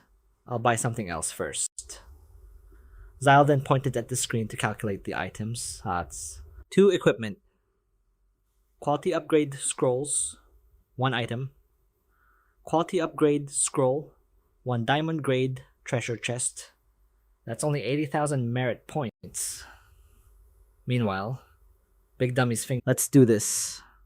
To round it up to 100,000 merit points. I'll use the remaining 20,000 merit points to buy all status replenishing items like MP potions and HP potions. The system showed that the merit points had dropped to 0. Big Dummy looked at the system panel in front of him, then reached out to close it. Just then, a voice called out from outside the room. Big Dummy, are you in there? Bro, I heard you were looking for me for something very important. Big Dummy opened the door and saw Yuan Zhong. He immediately looked around to make sure no one else was there. Seeing this, Yuan Zhong quickly entered. Zile was still controlling Big Dummy's consciousness and promptly closed the door. Big Dummy turned and said, I found the Li family's hideout. We'll go eliminate them tomorrow. Yuan Zhong was completely shocked to hear this. What? Big Dummy crossed his arms, faced Yuan Zhong, and repeated, You heard me right. I found the Li family's hideout. Yuan Zhong still couldn't believe it, saying in confusion, But it's only been a dozen or so hours since you two left the safe zone. Not even a full day yet. Big Dummy cut him off, retorting, Is there a problem? Yuan Zhong clutched his head, still reeling in shock. No, it's just that you guys are moving too fast. Homie Solicitus, he couldn't help but sigh, thinking, It's not that we're too weak, it's that Zyle and Big Dummy are just monstrously strong. Nobody else could find the Li family's lair in just a dozen or so hours. Yuan Zhong then said, The higher-ups in the safe zone were thoroughly dealt with tonight. Even if there were any oversights, it wouldn't be more than 5 people. So tomorrow's operation should be... He frowned, covered his mouth, and recounted. Starting yesterday morning, Commander Shui recalled the soldiers who were previously in charge of scouting and exploration outside. As of now, nearly 20,000 soldiers have returned. Big Dummy grunted in acknowledgement. Yuan Zhong continued, holding up 3 fingers. Excluding the soldiers needed to guard and build the safe zone, if we set out tomorrow, we'll have at least 30,000 people available. Big Dummy then asked, 30,000 people? How's their combat strength? Yuan Zhong replied, Their combat power shouldn't be a problem, although half of them only joined us after the apocalypse. They've always been responsible for clearing zombies in the capital region, so their strength is top tier among players. Yuan Zhong was constantly calculating, though for some reason, he couldn't grasp their full combat potential. If 30,000 people aren't enough, then let's wait one more day. I'm confident I can gather a team of 50,000. Big Dummy nodded and said, That's enough. The Li family's actual number is around 20,000 people. He then spoke about the people there, including the experts, the average, and the weak members of the Li family. 10,000 of them have almost no combat capability. Another 10,000 people have rather low combat ability, and the fighting strength of the rest is close to the mainstream level. Hearing this, Yuan Zhong was even more surprised. You even know the Li family's specific strength. Zyle, wearing a mask that covered his face, and sunglasses that hid part of his face, mysteriously ordered Zhang Yuan Zhong, We strike directly tomorrow, to prevent the Li family from having time to react and pull something. Besides, they have several rally points outside. Although he said that, seeing Zhang Yuanzhong's expression, Zhao thought to himself, this little bit of information is enough to shock Zhang Yuanzhong this much. If I told him that all of the Li family's possible escape routes have been exposed, would he start questioning his own existence? Zhang Yuanzhong chuckled and waved his hand in agreement. Alright, I'll contact the commander right now to prepare. Sorry, I asked too many questions earlier. Zale stood his ground, clenching his fists. Zhang Yuanzhong raised an eyebrow and smiled, smirking confidently, while thinking to himself, as a big shot, he probably has many methods that outsiders can't know about, just like in those old TV dramas. Outsiders who know too much get silenced by the big boss. Zhang Yuanzhong smiled and asked, Big dummy, my brother, is there anything else? Do you need me to find a place for you to rest? But he told himself. Zeal put his hands in his pockets and said coldly, Nothing else. No need. I have to go find Yaji. Zhang Yuanzhong raised his hand to wave goodbye, opening the door cheerfully. Alright, brother big dummy. You've worked hard. I'll be on my way then. Zyle grunted a farewell, then temporarily ended his mind control. The body leaning against the wall jolted. A hand pulled out a chicken leg, and the eyes... Kawats. He saw the chicken leg was shaped like a heart, so he took off his mask and started eating like a maniac. At this time, it was dead silent outside the city walls, with only fog creeping through the air. A few neatly dressed soldiers, fully armed, stood guard. One of them reported to Zhang Yuanzhong, reporting, General, we have a total of 48,865 people this time. Zhang Yuanzhong nodded. He walked over to the city wall, standing on top and looking down through the thick fog. Zhang Yuanzhong said, the Li family colluded with zombies, leaked intelligence, and betrayed humanity, causing our safe zone to suffer a zombie wave, costing us tens of thousands of our brothers. The two soldiers behind him listened silently as he continued. This time, both gods and men are enraged. This is a feud where we cannot exist under the same sky. Today, on behalf of the Dragon Kingdom's government, I declare that we will dispatch our troops to punish the Li family and make them pay the price for their foolish actions. Zhang Yuanzhong raised his hand and shouted decisively. This time, we must annihilate the entire Li family from top to bottom, leaving no one alive. Remember, those people are no longer worthy of being called our kind. They should be treated the same way we treated the little Tao nation back then, with no mercy whatsoever. Zhang Yuanzhong stood on the wall and declared to the soldiers below, if we do not avenge this blood debt, we swear not to return alive. The entire army below also raised their hands and chanted in unison, if we do not avenge this blood, we swear not to return alive. If we do not avenge this blood debt, we swear not to return alive. Zhang Yuanzhong raised his hand high, signaling them to move out. In the dark and foggy night, the army at Kui Snake Mountain, Lin Zi Luo sat cross-legged on a rocky outcrop amidst the endless mountains as a white dove flapped its wings and flew away. He stood up, stretched refreshingly, and shouted, Let's move out. Suddenly, a map appeared at Lin Zi Luo's feet, the map of the Kui Snake underground palace. Lin Zi Luo put on his mask, picked up the map, and stroked his chin thoughtfully. Next, I need to find all of your exits before the army gets here. By then, it will be like shooting fish in a barrel, and not a single one of them will escape. On the map, 2 points caught Lin Zi Luo's attention. One was a cave entrance hidden behind a patch of weeds, and the other was an entrance blocked. He used the pen to circle those 2 points on the map of the Kui Snake underground palace. While he was busy, Lin Zi Luo was suddenly startled when he noticed 2 people passing by in the distance. The 2 were talking as they walked. I thought the army was just posturing. I never expected them to actually come to Kui Snake Mountain. The other person nodded. It's fine. No need to panic. Our progress is faster than theirs. We need to report this news quickly so the steward can completely seal off the Kui Snake underground palace. Then they will have no way to catch us. Lin Zi Luo sat in the bushes, eavesdropping on their discussion. They continued to argue. That's true. With so many people, they cannot afford a long standoff with us outside the palace. Once we get a chance, we can deal with them too. What I want to know now is how the location of the palace was leaked. It absolutely could not have been one of our own who talked.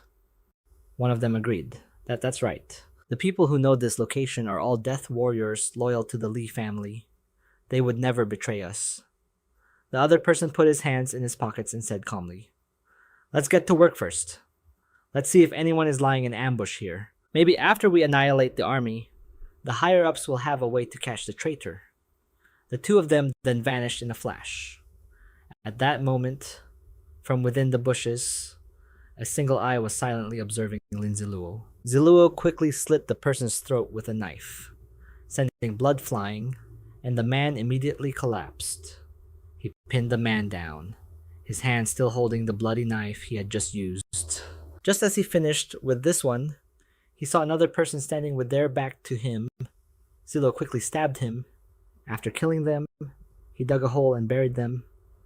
When he was done, Zi Luo dusted off his hands, thinking to himself, "I did not expect the Li family to be so vigilant, for information to travel so quickly between their scouts.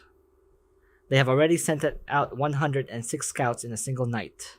Zi Luo ran up towards the mountain, standing at its very peak, looking into the distance before taking off his mask. He looked at the mask and sighed. This day has finally come. Elsewhere, Zhang Yuanzhong was using binoculars to survey the distance, with the big oaf behind him. The rest of the men were devouring their food. Then, he lowered his binoculars as if he sensed something and turned around. When he turned, Zi Luo was already standing behind him. He walked forward and handed him a scroll. Taking the object, he could not hide the joy on his face, and the two of them then went elsewhere to talk. After hearing him explain everything, Zi Luo nodded slightly. The Li family only has about 20,000 people. It seems we have a 100% chance of winning now. Then, Zi Luo held up 2 fingers. However, we should not let our guard down. First, we must block the gathering points that the Li family secretly controls for reinforcements. Then, the more than 20,000 players who joined can be arranged at the foot of Kui Snake Mountain to intercept the Li family's reinforcements. But they will also need a contingent of regular army leaders. Hearing this, he quickly replied, "That's not a problem." Upon hearing that, Zi Luo raised his hand. The remaining 50,000 men correspond perfectly to the 5 exits of the Kui Snake underground base. Small name. Each exit can be guarded by 10,000 men, and since the distance between the exits is not too great, he smiled when he heard this. "You think just like I do.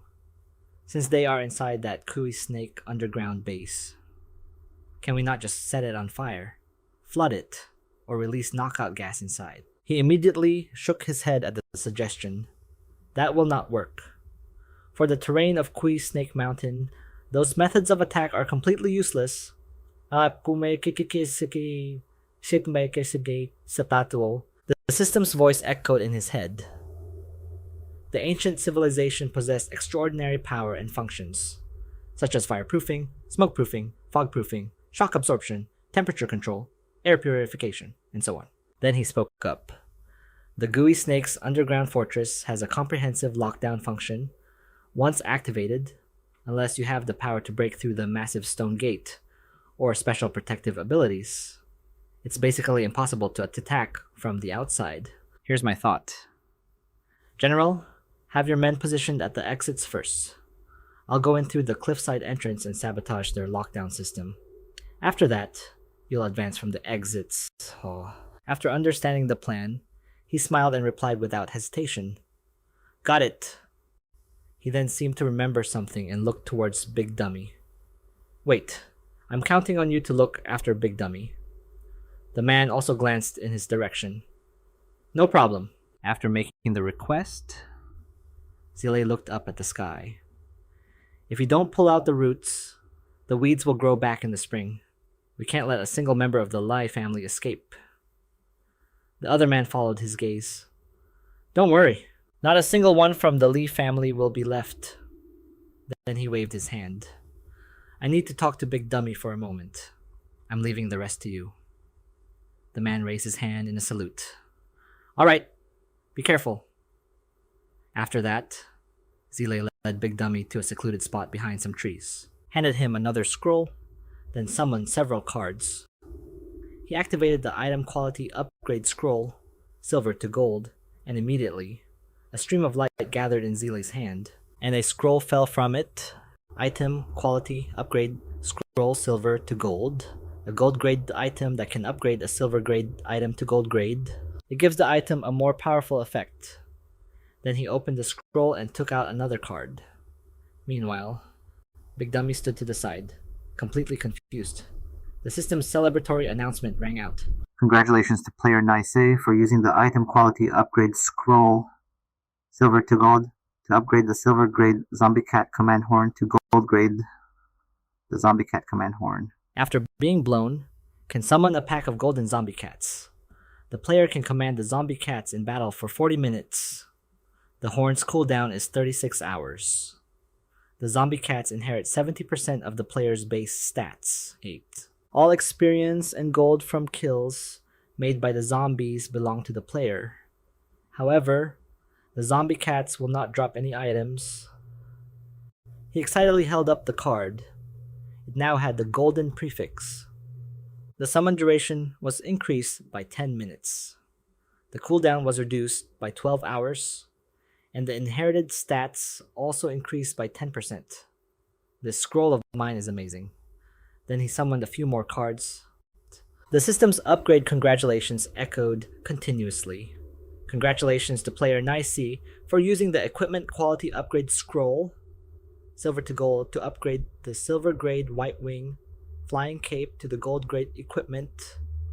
Congratulations to player Nice for using the equipment quality upgrade scroll, silver to gold, to upgrade the silver grade face of evil to the gold grade equipment, face of the demon, golden wing, flying cape, a gold grade piece of equipment, a cape woven from golden feathers.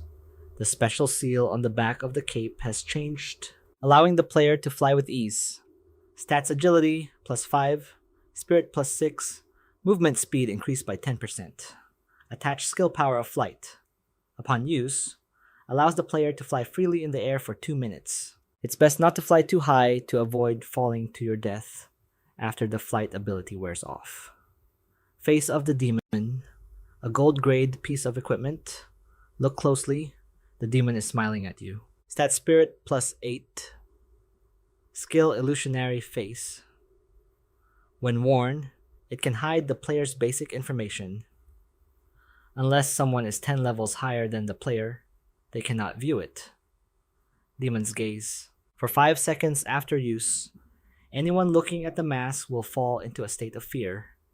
Those in a state of fear who attack the player will have their stats significantly reduced. And moreover, their body's coordination will be impaired. Cooldown of 2 hours. Demon's smile inflicts a sharp mental pain on opponents already in a state of fear, causing them extreme agony. He excitedly held up the card, his eyes shining. Awesome, totally awesome. But he quickly composed himself to be able to directly attack an opponent's mind. Tsk. I don't even know what words to use to describe how amazing this is. Then, Zile put on the mask, and the system announced, face of the demon equipped. He then took out a box and turned to Big Dummy. Big bro. Big Dummy pointed at himself in confusion, then walked around to stand behind him. At the same time, Zile opened the box. This treasure chest costs 50,000. It better give me a practical super rare item, or I'll really have nothing to say. When the box opened, Even Big Dummy was stunned to see a few coins inside, with a spiritual aura enveloping the entire box. Zile reached out and took out a coin, and the system immediately displayed a notification: Coin of Fate, a diamond-grade item. When you toss this coin, fate is decided. Method of use: toss the coin up. When you catch the coin, the effect of the Coin of Fate will activate at any time. Can be used once every 48 hours. Also, effect Angel's Blessing. For 10 minutes, your body will receive the blessing of an angel, or the demon's curse. For 10 minutes, all damage you inflict will carry the curse of a demon. He held up the coin and looked at it. A reusable status buff type of item. It seems pretty good. I'll check its effectiveness later. Then Zile turned to Big Dummy and instructed, It's almost time. Go down the mountain now and regroup with Zhongyuan Zhang's team. He nodded obediently and then ran straight down the mountain. As soon as Big Dummy left, Zile tossed the coin high into the air and caught it. The moment the coin touched his hand, the system immediately announcing the demon's curse. The wounded will be afflicted by it. The cursed individual will be possessed by the curse's master for 1 week. Furthermore, the victim will be constantly eroded by the curse's power. The sensation of physical pain will be amplified by 200%. During the curse's duration, the effectiveness of all negative status effects will increase by 30%, and its duration will be extended by 40%. The length of the curse is determined by the severity of the wound. Zilo tightly gripped his favorite demon face coin, thinking, First time using this, don't let me down. Afterwards, he used his lightness skill to quickly reach the foot of the mountain. He landed with an explosion. Emerging from the smoke while channeling his spiritual energy, he drew his sword towards the men. Li family, your demon has arrived. He swung his sword, and spiritual energy enveloped the blade. Seeing him appear, the two guards wordlessly charged at him, but before they could even get close, all they saw was his afterimage. Utter confusion appeared on the two guards' faces. Before they could even react, he had already cut them down with a single slash. He glanced back at the two bodies and remarked, Looks like the effect of the demon's curse isn't half bad. With that thought, he summoned a flame to envelop his sword. He aimed his blade at the crowd rushing toward him. With every slash, countless people fell. The remaining men seemed to realize something and shouted in panic, Yazi! He's Yazi! That's right! That outfit! He's definitely Yazi. Yazi came in through the hidden entrance. Quickly go inform the masters. Hearing them trying to send a warning, he scoffed. You won't get the chance. He then drew his sword and cut them all down. Yet, as soon as one group fell, another took its place. But none of them were a match for him. In just a short while, the ground was littered with mangled, blood-soaked corpses. After dealing with that crowd, he casually walked towards the door leading to the next floor. The people inside shouted to each other in a panic. Main force, 3rd rank cultivators, retreat 5th rank cultivators. Step up, conserve your strength, and hurry. Urgent report Yazi has blown up the armory. On the 4th floor of the Kuishi hideout, Butler Chu was pacing anxiously when a scream from inside the room made him knock on the door with concern. May I ask if your experiment is finished yet? The family head sent me to inquire about the young master's condition. A confident voice boomed from within the room. How is he? Very well indeed. Wasn't he just screaming a moment ago? Have you brought me the thing I asked for? The butler replied, trembling. The zombie serum. I already sent someone to buy it yesterday. The journey is probably too far, so they haven't returned yet. Please forgive me. Hearing this, the person inside roared, It's not done, so how dare you disturb me? The butler cowered. The family head was the one who told me to check on the young master. Afterwards, he wiped the sweat from his forehead. The young master is doing very well. I, I understand now. Seeing his pitiful state, the person inside gave him an out. Alright, I'll give you a chance to redeem yourself. This zombie species is truly miraculous. I'm about to run out of test subjects here. Send your men to capture some more and bring them to me. Hearing this, Butler Chu breathed a sigh of relief. Yes, I'll send people to capture them right away. The other person urged. Good. Now go and don't bother me again. The butler headed down the hallway, thinking to himself as he walked. It's so difficult being caught between two people you can't afford to offend. I just hope that zombie virus serum actually works. Episipul Sabs. Butler Chu, it's a relief to find you here. Yazi has broken in through the first floor entrance. He's too strong. We can't stop him at all. Hearing this, the butler asked in disbelief. What? Butler Chu asked again, bewildered. Yazi, who's that? The Li family subordinate explained helplessly. He's the guy who killed Xu Jingshan and Li Er, forced our family to flee the safe zone, and issued that notice that made the family head faint from rage. He's the one who could wipe out our entire Li family. The butler started processing the information before it finally clicked. He panicked, grabbing his subordinate's collar and shaking him violently. Did Yazi come alone? The men endured the shaking and replied, For now, it's just him, but we're already unable to resist. Butler Chu clasped his hands and paced back and forth, anxiously analyzing the situation. I remember from the intelligence report that Yazi also has a subordinate. The underling hasn't appeared yet, so it's highly likely they've regrouped with allies on the outside. Could it be that Yazi is the vanguard, coming in first to scout the hideout's layout, to relay information to his allies, and then coordinate an attack from both inside and out?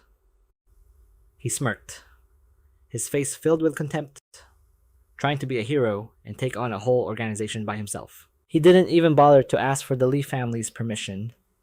A plan began to form in his mind. This hideout is our family's trump card. How could we let one person scout it so easily? Then, he ordered his subordinates immediately go to the control room on the 3rd floor and put the entire hideout on complete lockdown. I'm going to trap a turtle in a jar. They shouted in unison. Yes, sir. When that's done, I really want to meet this one-man army hero and see what skills he possesses to be so arrogant as to challenge the authority of the Li family. Butler Chu stood with his arms crossed, completely confident in his victory. Meanwhile, on the 2nd floor of the Kuishi hideout, Lin Zi Luo strode fearlessly inside. He used his crimson eye of penetration to scan the structure of the hideout, but it was neutralized because the hideout was designed to block his penetration vision. Zi Luo quickly closed his eye mask and looked carefully to his left. Then, he gathered his strength and dashed forward, and rushed straight deep inside. The flames, as if knowing what was coming, obediently vanished. As he was running, a voice came from one of the rooms. Quick, get the manager's team out here. Zila stopped to observe where the voice was coming from. It turned out to be the Li family's subordinates discussing the need to search the entire 2nd floor of the base, and that they needed more manpower. The person opposite them asked in confusion, What search? Don't tell me it's another one of those zombie cats, because of that cat last night. I made that group work an extra hour. I bet they're not even awake yet. The other person replied in a troubled tone, saying this time it was a bigger problem. Those masters said. Just as Zile was listening intently outside the door, a sudden ominous tremor shook, as if warning him. Luckily, he managed to hide just in time. The two subordinates walked and gossiped with each other. My God, who on earth broke in, forcing the masters to lock down the entire base? The other guy looked over and replied, Don't worry about who it is. Just hurry and call your men. I have to go get others too. Hearing this, Zile quickly ran off. A complete lockdown of the base, followed by a massive search. Are they planning to catch me, niece idea? But you're about to be disappointed.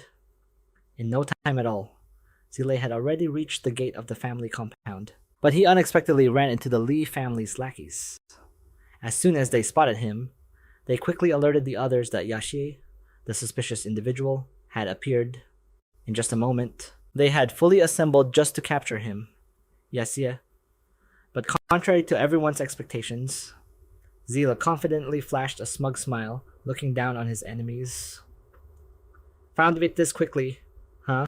Zi Luo used the 9 Li slash technique on the group of minions. The blade spun, creating a cutting edge that sliced through them one by one. He gripped his sword and threatened, "You want to block my path? Next time, find someone who can actually take a hit." The bodies of his enemies lay scattered on the grass like tombstones. Suddenly, his eyes caught something. An arrow shot straight for his chest. But luckily, he dodged it. Pretty impressive, but it's nothing to me. A sneak attack? His voice was calm but filled with killing intent. Zila's hand created a bright aura, launching it straight at the person who shot the arrow at him. But unexpectedly, these guys knew how to play dirty. A vortex of rocks flew straight at Zili from behind. He quickly put his palm out behind him, creating his own rock shield, then nimbly leaped into the air and flew forward. Wherever he went, blood was shed. Zile used a boulder that was flung into the air to jump to another side. The boulder gradually crumbled and then shattered, exploding everywhere. Zile remained calm as countless people surrounded and attacked him. He gathered momentum to swing his sword. Every one of his slashes was meaningful. Then, Zile used his ultimate skill, the power of flight, on all his opponents. There, shimmering golden feathers carrying terrifying power appeared one after another. A god! That's a god. He can actually fly. Whack! The subordinates screamed, their faces pale with fear. No one dared to move when they saw his form at that moment. One of them spoke up to reassure the group, acting tough. He's just using some kind of apocalypse game equipment to get that effect. Don't let him bewitch you. Zila said nothing. Behind his mask was an ice-cold face, blood-colored pupils. Ultimate illusion, like a phoenix of the sun. Some were so terrified by the illusion that they staggered and collapsed, blood endlessly pouring from their internal organs. They screamed in agony, and even started killing each other. It looked like a divine healing art. But this technique was incredibly cruel. Zile lightly touched down, witnessing the scene of bodies strewn everywhere before him, when suddenly a sharp, dizzying pain shot through his head. After the fight, Lin Zi Luo had gradually exhausted his mental energy. He stopped, took a sip of water to relieve himself, and let out a deep breath. In his unstable state, he was fed up. For now, he had suppressed this group of death warriors. My mental energy is almost depleted. I need to quickly secure the entrance to the room, and even if I can't find it, I have to find a place to rest first. Recovering my stamina would be good. A blue light emanated from where he stood, with a crowd of motionless people behind him. Lin Zi Luo had descended to the 3rd floor of the base. The system displayed a notification. Ding detected that the host has successfully reached the 3rd floor of the base and initiated the final battle with the Lai family. A special mission has been issued. End the previous life. Holy cow. That scared me for a second. He looked at the system panel. Mission time, none. Lin Zi Luo confidently strode to the end of the hallway, where a door appeared at the far end. The sign on the door read, Body Tempering Room, a place used to enhance one's physique. He was surprised. Talk about perfect timing. I'll go in and check it out first. I might find something unexpected. Lin Zi Luo pushed the door open, revealing an entrance that looked like a system portal. The scene shifts to another room on the 3rd floor of the base, the control room. A young man was being held by the collar, looking terrified, as a loud voice yelled, "Say that again! Say that again for me." The one grabbing his shirt was Butler Chu. He, with a gloomy expression, looked at the young man and said, Master Li Shu told me to urgently report that Yaxie has passed through the passage to the third floor of the base. Mud. Please be careful, my lords. Butler Chu exclaimed in panic. How could he have reached the third floor? That's impossible. I already sealed the entrance. Not only that, I also sent almost all the level 4 and level 5 death warriors to find him. How could he break through an encirclement of over 10,000 people? That's over 10,000 people, and they couldn't stop one Yaxie. That young man's face was trembling. He was absolutely terrifying. He shut his eyes tight and nodded repeatedly. It was truly like a demon had descended. Amidst a mountain of corpses and a sea of blood, an endless abyss. Over 10,000 people. Over 10,000 people didn't even dare to glance at him. Many level 4 and level 5 cultivators who went up there died instantly. Hearing this, Butler Chu's eyes widened in disbelief. He froze solid, his hand dropping, feeling both stunned and terrified. The messenger was a level 3 death soldier trained by the Li family. They had drunk the soul wave potion, making it absolutely impossible for them to lie. The only explanation was that Yaxie's power had far surpassed their imagination. Butler Chu shouted as a horrifying realization dawned on him. This isn't us trapping Yaxie in a cage. He's the one surrounding us all by himself. Quickly, gather all the level 2 death soldiers and the level 3 soldiers on the third floor. We can't let Yaxie continue his rampage. Li San appeared behind him. He said, I just went outside for a look. The situation is not optimistic. Butler Chu said grimly. Things have escalated to this point. We can no longer hide it. I will now go and report what has happened to the family head. Hearing this, Li San could only let out a long sigh. Then let's split up and take action. Butler Chu immediately departed. Li Lichuan was sitting on his sickbed. He looked anxiously at Butler Chu and asked, Is there any progress with Hawen's illness? The butler replied respectfully. Family head, please drink your medicine first, and then I will speak with you. He looked at the cup of medicine with an uneasy heart. Li Lichuan quickly grabbed the cup and drank it all, his eyes gleaming as he looked toward Butler Chu. The butler looked at Li Lichuan with a frown and said, What I came to report to the family head today is not about the young master. It's about Yaxie. Li Lichuan gritted his teeth. What did you say? Yaxie. What about Yaxie? Butler Chu gestured to explain. Yaxie has stormed the earthly encampment, causing us severe losses. It all started last night when a bronze-level cat boss appeared in the encampment. Li Lichuan immediately swept the cup off the table. He roared, pointing at Butler Chu.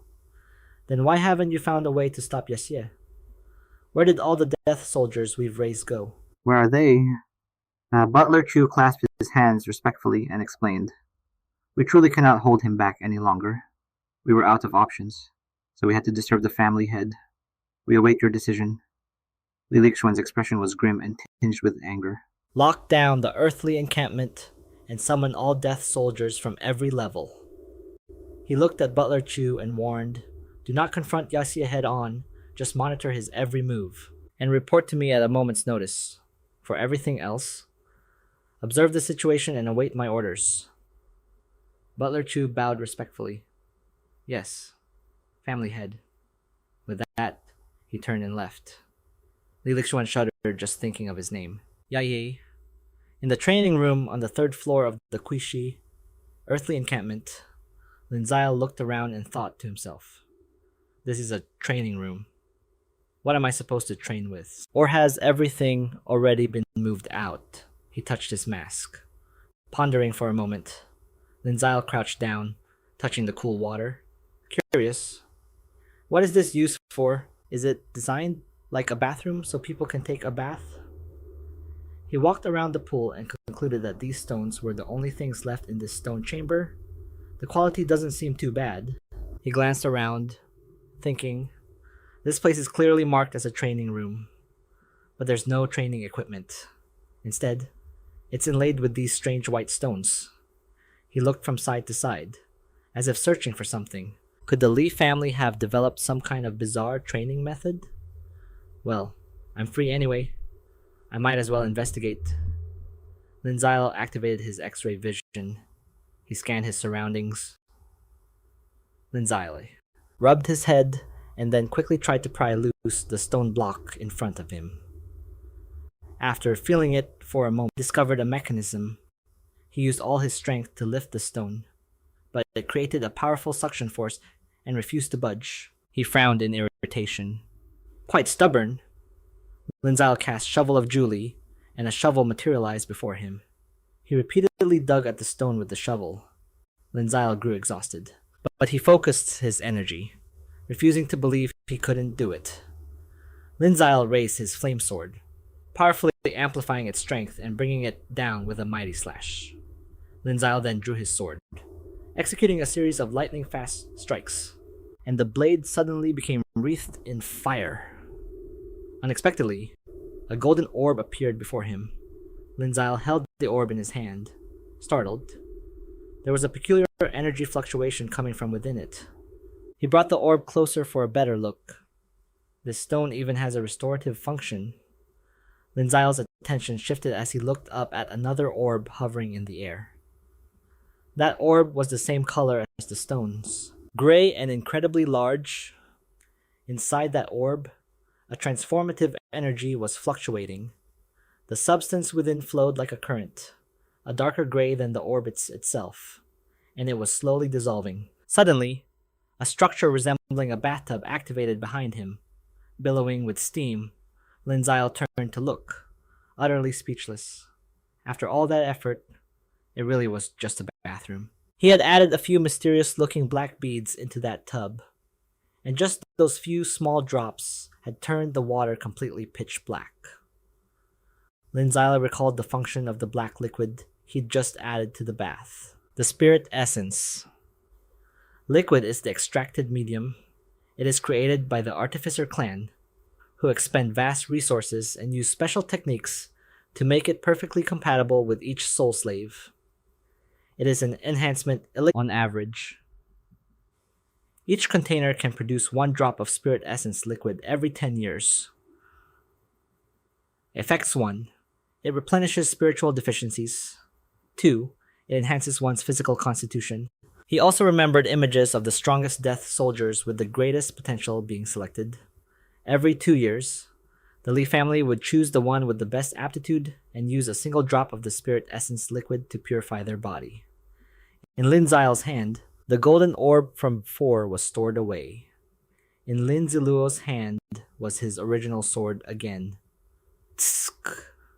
So this is the precious treasure that you Li family members scrimped and saved, accumulating day by day just to leave it. In that case, I won't be polite anymore. He ran over here, then leaped over there, swinging his sword in all directions, slashing at the walls. After a while of relentless slashing, drops of spiritual essence fluid dripped into the bathtub, making the black water grow. Lin Zi Luo stood to the side, looking at his work, and pressed a button to store all his equipment. By then, it was already evening. With the stars shining brightly in the night sky, he walked step by step towards the bathtub. Lin Zi Luo relaxed and comfortably soaked himself in the refreshing, warm water. He let out a long yawn as drowsiness washed over him. Suddenly, the system's voice rang out, startling him awake. Ding. Detecting player. Yazi has received a special energy that is cleansing his body. Physical attributes are enhanced. All stats +1. Hearing this, Lin Zi Luo was pleasantly surprised and felt the change.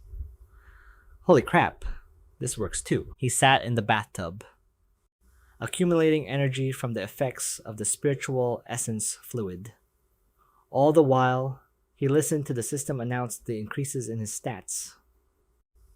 As the sky gradually brightened, Lin Zi Luo stood up, got out of the water, and put on his mask.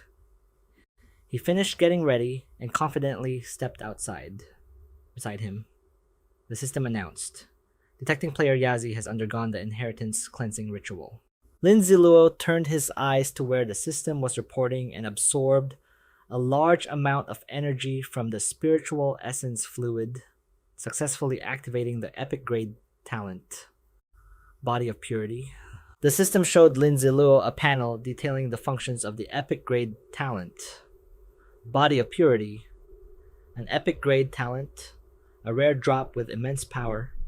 At this moment, your body has become extremely pure. Your lifespan is significantly increased. The effects of all illnesses on your body are reduced by 50%. You are immune to the effects of some harmful toxins. And all damage from poison-type attributes is reduced by 30%. The body's speed of absorbing and using energy is greatly increased, and the efficiency of distributing and using energy is also significantly enhanced. Wound recovery speed is increased by 50%, and the recovery speed for stamina and mental power is increased by 20%. Seeing this, Lin Zi Luo couldn't help but exclaim, "This is truly powerful. Absolutely top tier, using the skills learned from the Li family to deal with the Li family." Without a moment's hesitation, he pushed the door open and walked out. He was extremely excited and full of anticipation. Suddenly, he noticed someone was waiting from a distance. Zi Luo spotted two masked men talking to each other. The two masked men started walking towards Zi Luo. Zi Luo raised his hand to wave, which startled them both. Zi Luo waved with a smile. Seeing this, the two guys pushed the person on their right towards Zi Luo. That guy started screaming, while the one who was pushed stumbled and lunged towards Zi Luo. The hallway of the body tempering room. Yazi is in the hallway of the body tempering room. Zi Luo just flicked his wrist lightly, and the sword in his hand sliced the man in front of him into two pieces. After the other guys shout for help, a large number of masked men came running. The guy who had just shouted saw that his backup had arrived in time, while Zi Luo raised his sword to his face, assuming a fighting stance. Then, he retracted his sword and rested it on his shoulder. He looked mockingly at the swarm of insects before him. Sometimes, more people really doesn't mean better, nor does it mean you have the advantage. The masked man was furious upon hearing Zi Luo's words. His hands clenched into fists. Yazi, don't celebrate too soon. We came prepared this time. Zi Luo smirked, as three large hands made of frozen bone appeared around him. The hands moved one by one to attack Zi Luo's head, but Zi Luo had already conjured a fire spell, which immediately appeared in his own hands. Zi Luo threw the flames straight behind him. Zi Luo turned to look at the guy he had just burned, who lay flat on the ground, bleeding and dead, with his eyes wide open. Over here, the masked man from before was so angry he gritted his teeth. Is that all the preparation? Zi Luo turned back to the crowd in front of him, his smile sending shivers of fear down the spines of the leaders. The whole mob charged forward to attack. Everyone, kill him. But in the blink of an eye, blood sprayed from those men, making the others' eyes widen in shock. One by one, with a single slash each, Zi Luo dismembered those guys. The leaders were chopped into small pieces, and then Zi Luo leaped forward. Behind him, the rest of the crowd stood frozen, not daring to move, with only one guy pointing at Zi Luo and screaming, "This is bad! He's rushing into the infirmary. People inside, close the door, now." Inside the mask, Lin Zi Luo's lips curled into a smirk. "So your infirmary is here too, huh?" They gathered in front of the door to block him. Zi Luo raised his sword again. "There's a saying about giving yourself away. Today, I'll teach it to you." He flew up, raised his sword high, preparing to strike down, while a man below glared up at him. In a flash, he swept past them effortlessly. They were all dead. They lay in a pile below, dismembered into pieces. Zi Luo opened the door with a cold smile. A group was lying scattered on the beds, and one of them struggled to sit up. It hurts. It hurts so bad. Ugh." He once again prepared a skill. A raging fire burned in the palm of Zi Luo's hand. "What a shame. You barely managed to survive just now. Now you're about to experience your second death." He unleashed the attack. The flames shot straight towards them. Zi Luo calmly walked out and quickly slammed the door shut. The sound was loud as the door sealed tight. He stood with his back against the door, a sharp, cold smile on his face. He once again cracked the door open to peek inside. There was only a sea of raging fire, and he watched the white smoke seep through the crack in the door and drift outside. As expected of a place with such a long-standing reputation, it even has its own fire suppression system. He walked step by step, scanning the area, and it seemed Zi Luo had discovered something. What he discovered was a door covered in many secret symbols. Huma's chamber, curious about what was inside. He touched the door. As soon as he touched it, a stream of light immediately burst forth from the strange patterns. Looking at those patterns, he couldn't help but analyze them. While he was thinking about it, a mysterious man was watching him from behind. He gave an order, dispatching 1,000 death warriors to surround the other side. After a moment of thought, he added another task. Also, report Naisei's situation here to the 9th steward. At the same time, over with the 9th steward, the old man was fearfully muttering to himself, "This is impossible. How could this be? This is absolutely impossible." Before him lay a desolate ruin, and he couldn't believe his eyes. No one could possibly bypass the mechanism on the door and just walk in. He tried to comfort himself.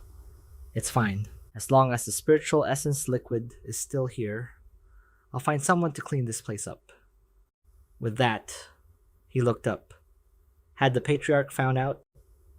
A shock left him speechless and he collapsed to the ground. He screamed for his life's work accumulated over so many years. It's ruined. It's all ruined. 30 years worth of the Li family's spiritual essence liquid, accumulated over 30 years, was gone. He was devastated as he thought about his punishment. The thought of it seemed to age him by a decade. I have no way to explain this to the patriarch. The patriarch is going to kill me. While the man was in a daze, a subordinate named Jano ran in to report. "Ninth Steward, I finally found you. Naisei has broken into the secret chamber." The old man paid him no mind and just sat there, defeated and desperate. "It's ruined. It's ruined.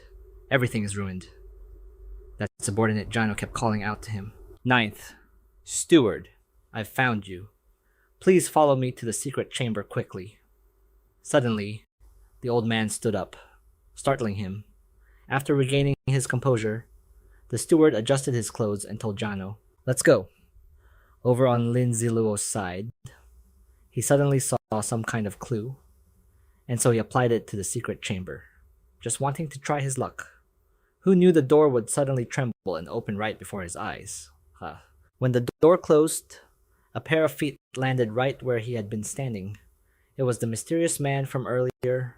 He stood observing the secret chamber and ordered his death warriors. The secret chamber only has this one exit. Naisei couldn't escape now even if he grew wings. "You all stand guard here. Don't wander off." After a moment, he continued, "I'm going to search now. If anything happens, wait for my return." The men in the front all held skill scrolls in their hands, ready to activate them at any moment. After giving the necessary reminders, he left, inside the secret chamber. Lin Zi Luo was standing and admiring the Li family's immense fortune. Good heavens, isn't this the Li family's largest secret chamber? With so much stuff, how long must the Li family have been hoarding this? Then he allowed himself a moment of self-praise. If the Li family wants to gift this to me, then I'll reluctantly accept it. Having gotten what he needed, he summoned his system panel and expanded the space on it. In the blink of an eye, all the gold, silver, and jewels vanished, leaving behind 4 empty walls. To be sure, he opened the system and checked everything one by one. This underground fortress also had a restrictive ability. Spatial teleportation. I can only try the extra-dimensional space of my golden finger. With that, he expanded the space once more. Unexpectedly, the item's unusable skill disappeared. It was both a surprise and like finding a godsent treasure. His joy was written all over his face. My god. This skill can actually absorb the Golden Finger's power. Lin Zi appeared. Upon entering the system, he saw the entrance. He had thought it was a restricted dead end, but it turned out to be a survival of the fittest scenario. He turned transparent using a preemptive stealth skill, entered the system through a passage, and saw the screen light up. Tisk. It's true what they say. You search and find it without any effort. It's the main control console. Lin Zi returned to his normal state. He approached it and said, I'd really love to see the Li family patriarch's expression when he finds out the control room has fallen into my hands. He didn't hesitate to press it. It's just a shame you won't have that chance anymore. Meanwhile, it was quiet outside, where Zhang Yuansheng stood guard with Dangok, who was eating a chicken leg. Suddenly, his consciousness was controlled by Lin Zi, causing Dangok to lose control of his body. He immediately jumped down in front of Zhang Yuansheng. The man asked, Brother Dangok, what's wrong? Dangok said, The 5 entrances to the underground fortress are about to open. The number of people on the first level might not be many, but the second level probably has over 10,000 people blocking the way. Those people are more familiar with the environment inside the fortress. We can't be careless. Zhang Yuansheng seemed pleased. Really? He said it was certain. The man nodded and smiled lightly. Brother Dangok, I believe you. Then Zhang Yuansheng made it clear to the army. Everyone get ready. Next we will have a direct confrontation with those Li family traitors. Remember, they have the numerical advantage. But we must not be careless for a second. We must use the smallest possible losses to annihilate all the remnants of the Li family. They shouted, Understood. Constant intel. The first 8 men head to the other 4 entrances. Yes, sir. They followed Zhang Yuansheng's lead. Stay safe. They turned back. Yes, General Zhang. Suddenly, he sensed something strange under the water. Zhang Yuansheng immediately raised his sword and took a battle stance. He lowered his sword, astonished as the water level rose. A gate in the middle of the lake surprised them. A voice came from inside. What's going on? Didn't the steward say the entire underground fortress was sealed? Why is gate number 5 opening? Could it be that our brothers from the outside assembly point have returned? That's great. Let's welcome them. Suddenly, someone attacked from inside. While Zhang Yuansheng roared fiercely, Charge, kill them all for me. Leave no one alive. Avenge our fallen brothers. The army charged forward like a storm, killing them with ease and gradually taking over the area. Beep. It's chaotic inside. Butler Chu, this is bad soldiers from the safe zone, have brought men to kill us. They've taken all 5 of our entrances. He panicked and rushed to find the family head. At that moment, Lin Zi resumed his activities. Having already disabled this underground facility's basic fire and water protection systems, every single lockdown measure had been lifted. He looked at the computer consoles. You're next. Lin Zi had gently summoned a blue flame and then vanished. This feeling of wreaking havoc in the Li family's territory was truly exhilarating. The stone armory was locked directly and couldn't be opened. Why is this stone room so large? If the Death Warriors hide in there and seal the door, it'll be a bit troublesome. In that case, let's open it. The transformation chamber must be sealed. We can't let anyone else barge in. If those extraction tanks are accidentally damaged, the losses will be enormous. Outside, a group of intruders were stealthily trying to open a door. They said, The armory's mechanism is disabled. I can't get it open. The bypass sequence for the lock should be foolproof. What are we supposed to do if we can't get these weapons out? Right now, besides the group that went to ambush Yaxi, the rest of us are unarmed, and the soldiers from the safe zone have already stormed the place. Are you telling us to fight them with our bare hands? Let's hide in the biggest stone room for now. Suddenly, they were spotted. The guys over here are completely unarmed. Charge them. so they scrambled to escape. They're getting away. The mechanism is disabled. Quick! Block the stone door. We absolutely cannot let the safe zone soldiers find us here. But they were overrun by the soldiers, who were met with pools of blood and screams. Li Yongsheng struggled to grab a large slab of meat and tossed it to the zombie crying out in hunger. If you didn't have the Li family bloodline, I would have torn out your vocal cords already. Still, this one is much better. As expected of my most perfect masterpiece, suddenly, he went quiet. Li Yongsheng let out a wicked laugh. It seems all my efforts weren't for nothing, killing your parents to take you. You truly haven't let me down. I used the most mystical techniques of the tree grafting clan to implant organs from countless other zombies into you, and I even fused a part of Li Haowen's blood into your body, so that you could inherit their gifts. His eyes landed on the ghost child. You will become the most naturally talented zombie. You're far stronger than this good-for-nothing over here. You lack vocal cords, Hut. Something completely useless to a zombie. This allows you to kill silently, turning you into the perfect killing machine. Understand? It's just a pity those people haven't brought the new zombies here yet. Looks like I'll have to go out and capture a new batch myself. Li Yongsheng gently caressed the ghost child's cheek. Trust me, I can make you even more perfect. You are my greatest work of art. A king among zombies. Get this scene. Then, a change in the child's eyes intrigued him. Excellent. Excellent. I was planning to repair all of your damaged nerves. But it seems this look is far more suited to the imposing aura of a dark king. Just then, a powerful wave of killing intent spread from nearby. Li Yongsheng suspected the underground facility's defenses were failing. There's a problem with the facility. That Li Lishuan wouldn't have the guts to defy the ancestral teachings and touch those things. That means someone has infiltrated this place. Our Li family really is getting worse with each generation. To be able to break into the Li family's compound, they must be incredibly skilled. Their innate talent must be off the charts. If I convert them into a zombie and harvest their organs, they'll undoubtedly be a top-grade specimen, he said. King, wait here. I'm going to bring back some new parts.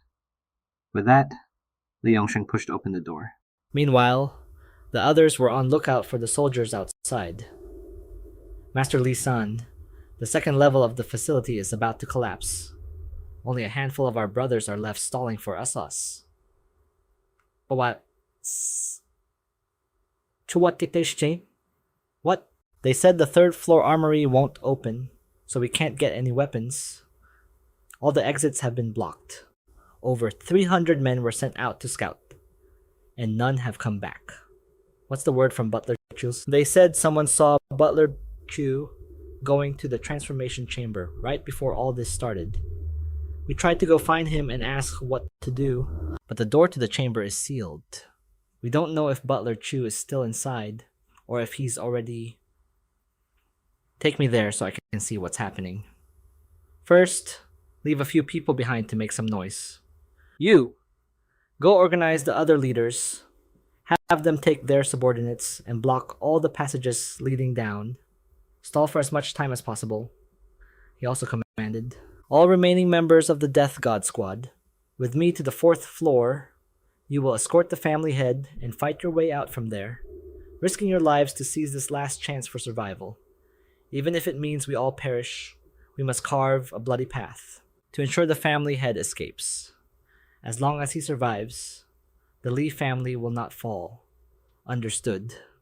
They moved according to Li Haoxuan's command. You, take the scroll.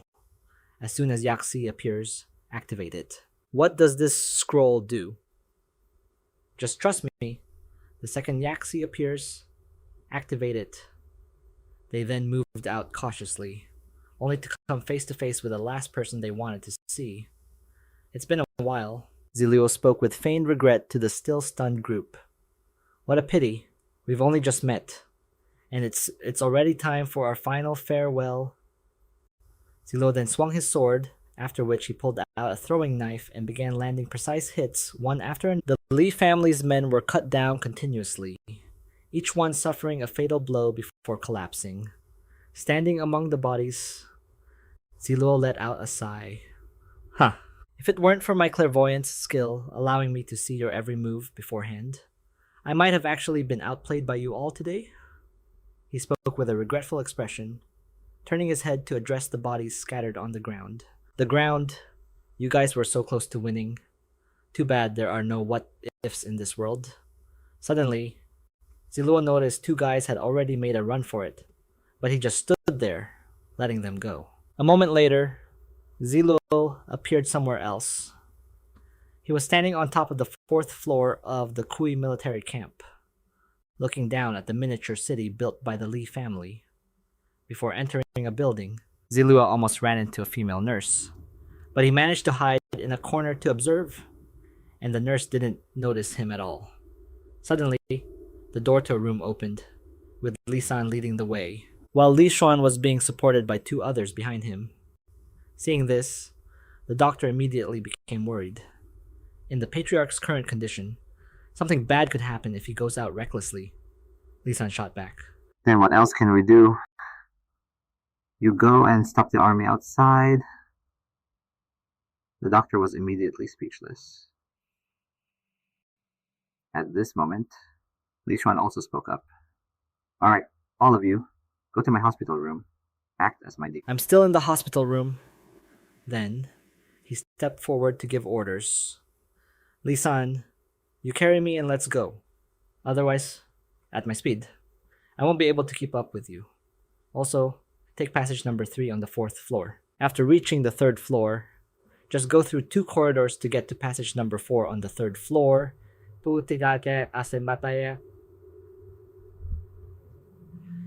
Li San bowed his head in compliance, replying, Yes, Triarch. Right after that, and their group formed a protective circle around Li San and Li Xuan in the center as they left. Zi Luo, standing in the corner, looked up and watched them go. Immediately, a sword flew out and took the life of the lead guard, witnessing him just fall to the ground dead. Everyone was utterly shocked. Zi Luo stood blocking the doorway, raising his hand to recall the sword, and easily caught the hilt in his hand. Seeing Zi Luo in front of them, Li San immediately gave the order. Quick, use the scroll. A subordinate hurriedly opened the scroll in his hand, causing a tornado to emerge from within. The tornado immediately engulfed Zi Luo's body. Standing inside the tornado, he used a skill, and in the blink of an eye, Zi Luo escaped the tornado, surprising everyone. Where did he go?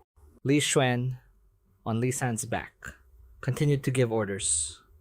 He's already left this place.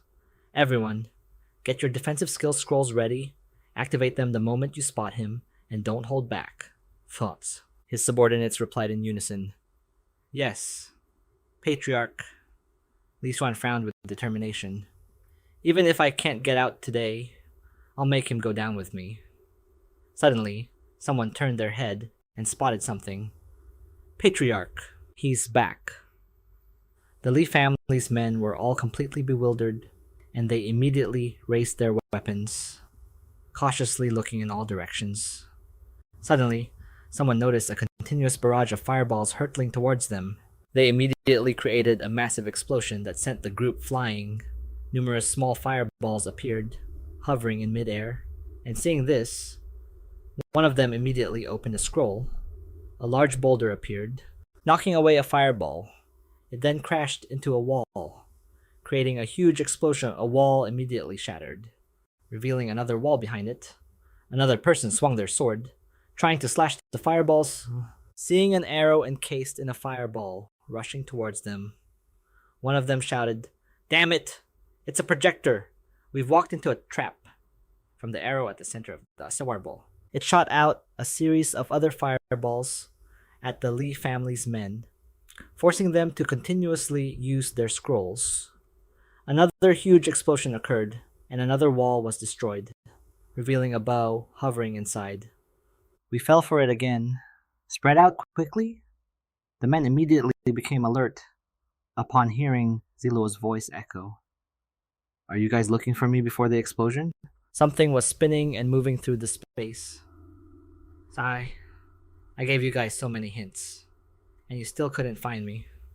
Wherever it went, people were cut down one by one. Then it turned around and flew back.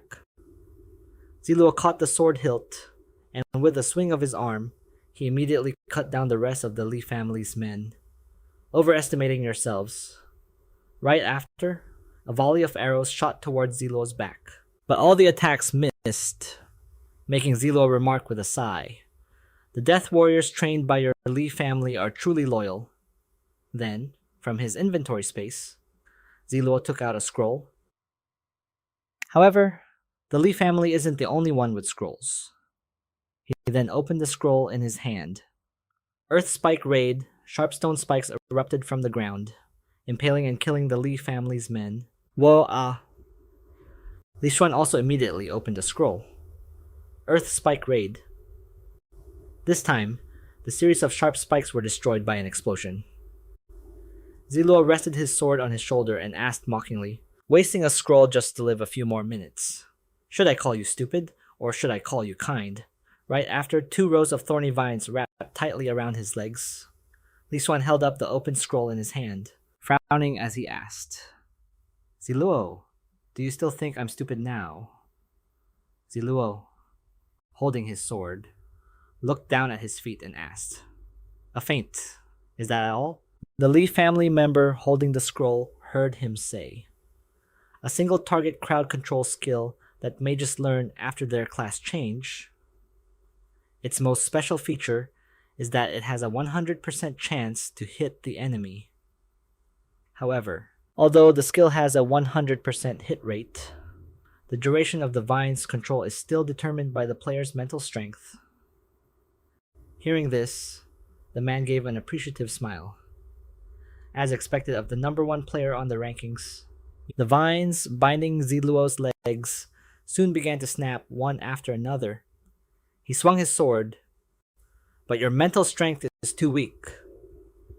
Suddenly, Zi Luo heard the man say, it's a pity you celebrated too soon. 2 swamps immediately appeared in front of and behind him. Looking at the thing constantly bubbling in front of him, Zi Luo asked, a poison swamp. Behind him, a Li family member appeared with a source. Purple energy. The man chuckled and said, you figured it out. Too bad it's too late. The purple power suddenly struck Zi Luo's shadow. He turned his head to look at it, pinning his shadow down, and thought, alright, since you're so confident, I'll play along. It's still early anyway. Looking at his shadow being restrained, the system then displayed information shadow pinning spear scroll, a silver grade item that condenses a dark spear. Once the spear pierces an enemy's shadow, it will immobilize the enemy for a period of time. At this moment, another group from the Li family appeared with scrolls and lit them. Zi Luo immediately understood what they were planning. First, use a 100% guaranteed hit control skill to stall for time. Then use a swamp to reduce speed. The flying spear also needs a certain amount of time to hit its targets. Finally, they changed the formation. Zi Luo looked coldly at the people in front of him and remarked to himself.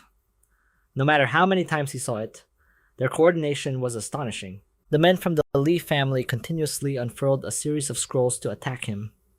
Roaring Water Dragon, Flying Leaf Slash, Shadow Thorn. A barrage of skills from the scrolls rushed towards Zi Luo. But facing all that, Zi Luo just gave a faint smile. Seeing this, both Li San and Li Xuan were utterly shocked. Immediately after, a huge explosion occurred where he stood, but someone quickly shouted, Zi Luo's name is still on the leaderboard. Keep attacking. He's not dead yet. Li Xuan became even more frantic. Unable to believe it. No, it can't be. He's already been crippled. He's hanging on by a thread. That's why he isn't dead yet. Yes, that's right. He's barely holding on, just down to his last breath. Li San also raised his hand and shouted a command. The family head is right. Keep attacking. But all the skills were blocked by Zi Luo's barrier. Seeing him completely unharmed, enveloped in a circular shield, someone said weakly, How? How is this possible? Zi Luo stood there and asked indifferently, Is that all? Then he said lightly, Then I'll grant you your dying wish. Li Xuan's face turned even paler upon hearing this. In the first second, after activating this peerless title, I can resist any damaging skill. In that 1 second, I activated 2 Iron Shield scrolls, plus the magic immunity shield from my 4-piece hidden magics. These things were just enough to block the skills of all your death-sworn soldiers. Zi Luo looked at them grimly and asked, Are you satisfied with that answer? Li San hurriedly stood in front of Li Xuan, spreading his arms to protect him. Quick, protect the family head. Power began to erupt from Zi Luo's body. He stood there and asked, You didn't run before. Now you protect him. Then he charged forward to attack. Too late. Zi Luo rushed forward, attacking the Li family members one by one. They were all easily cut in half and killed by him. Then Zi Luo dashed forward again. Soon he was in front of Li San and Li Xuan. Startling the two of them, Zi Luo raised his hand and said his farewell. See you in the next life. Li San was the next to be killed. Li Xuan collapsed to the ground in terror as he saw Li San's head severed from his body. Zi Luo turned his head and looked back. Li Xuan pleaded in fear. Don't. Please don't. Zi Luo grabbed Li Xuan by the collar, pulling him up to face him. Now it's your turn. Then Zi Luo used hypnosis. Li Xuan trembled as he faced him. Zi Luo then let go, causing Li Xuan to collapse and hug himself. Shaking, he began to see hallucinations, trembling uncontrollably. Hong Yushi, don't come near me. I didn't harm you. I wanted to have you, so I killed your parents. But I wasn't the one who did it. If you want revenge, go find the death-sworn soldiers who killed them in front of Zi Luo. Li Xuan crawled on the ground, trembling as he spoke. Tan Liangjun, how are you still alive? This is impossible. I threw you into the meat grinder with my own hands. Who told you to dirty my clothes while you were giving a speech on stage? Wait, don't flay me with that knife. One by one, the people Li Xuan had killed appeared before him. Li Xuan started to go insane, laughing as he spoke. Zhongyan, Ha ha ha. You think you're worthy of coming for me? Let me tell you, no matter who you are, if you dare to stand in the Li family's way, you must die. Then he pointed at each person in the hallucination. Lin Jian, back then, it was your report that hindered my promotion and ruined my Li family's grand plan for domination, I'm telling you, to vent my anger. I killed your entire family. Li Xuan kept backing away, looking around. The Lin family has no heir left. Lin Zi Luo? What Lin Zi Luo, hearing this? Zi Luo was startled. Li Xuan continued to tremble and shout. Are you talking about that bastard you brought home from the outside? Of course I let him live.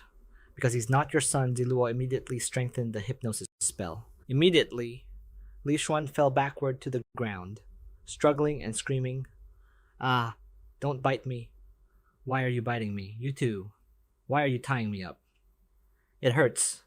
It hurts so much, Zi Luo watched coldly from a distance. Li Xuan's eyes were wide with terror, tears streaming down his face.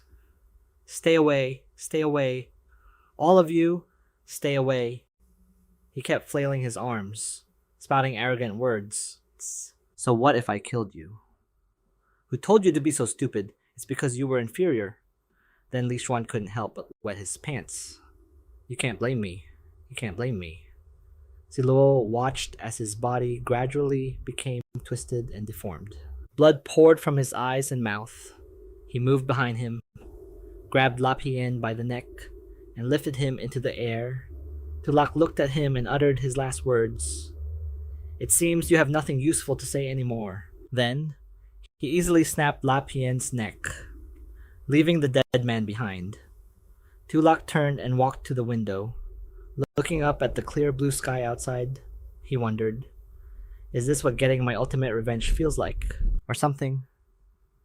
It's a relief, but I feel like something's missing. Right after that, Zi Luo turned to leave. But as he put one foot on the floor, he suddenly sensed something. He immediately drew his sword. Silently using his perception ability, Zi Luo looked ahead, seeming to have discovered an anomaly lurking nearby. Lin Zi Luo seemed to feel another presence and turned to search, his sword held in a defensive stance. He walked step by step to a corner, unexpectedly encountering an old man in ragged clothes hiding there. Li Yongsheng looked at him and laughed loudly. Perfect. Absolutely perfect. Lin Zi Luo stared in surprise at the man before him, silently assessing him. Strong combat ability, and his physical constitution seems to have no flaws whatsoever. To think there's such a powerful old man in the family's encampment. Li Yongsheng moved closer to him. I concealed my aura, yet you were still able to detect me in such a short time. Your combat sense must be no less than mine. Lin Zi Luo instinctively backed away, both alarmed and angry. A standard warrior would never waste time talking, giving their opponent a chance to think. He looked at the old man, speechless. How could he be in the mood to spout such nonsense here? Li Yongsheng continued to approach, saying, Before meeting you, I always thought Wang was the most standard existence, the most perfect, but now I see you are many times more perfect than Wang. Lin Zi Luo analyzed the situation while asking, either this man is supremely confident in his own strength, or he's not all there. Who are you? He remained vigilant against the strange old man, observing him a little longer to stall for time. This way, he could recover his condition and maybe even find a fatal flaw. Li Yongsheng's face wrinkled a bit as he said with extreme seriousness, Who am I? He clapped his hands together as if in sudden understanding. Li Yongsheng then chuckled and told him, Li Xian, the man you just killed, was the head of the Li family. He was my great-grandson. So, who do you think I should be? Hearing this, Lin Zi Luo glared at him angrily. Li Xian was over 50 years old. So if you do the math, wouldn't this old man be over 200 or even 300 years old? Is this a joke? Li Yongsheng frowned and said loudly, It seems you don't believe me. Lin Zi Luo stood frozen in confusion. The old man continued to advance. I hate it when people doubt me. Lin Zi Luo, right? On his end, he didn't seem to pay much attention, treating the old man as someone with a mental illness, like schizophrenia or multiple personalities. Woke. Meanwhile, Li Yongsheng was unaware of Lin Zi Luo's inner thoughts.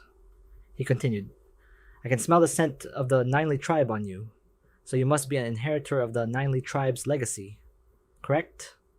He pointed a finger at him, his face looking a bit cunning and also a bit smug. Do you really think I don't know you're stalling for time to recover your condition? Flames erupted from the sword in his hand, but the old man seemed to pay it no mind, still rambling on. Don't rush. Take your time to recover. What I need is the most perfect work of art. Li Yongsheng expressed himself vividly, using gestures to accompany his words. With your body, Wang's aptitude will reach a whole new level. He realized the old man was beyond help. A madman. Lin Zi Luo gave a dark, faint smile. No wonder the Golden Finger system hasn't issued a mission yet. It turns out there's a hidden boss here. Then, the system suddenly displayed a notification.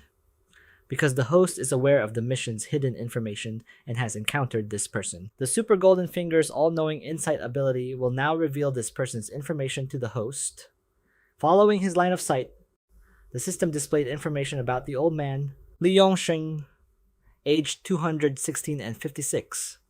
Due to his eccentric personality and multiple serious violations of family rules, all direct members of the Li family demanded a death sentence.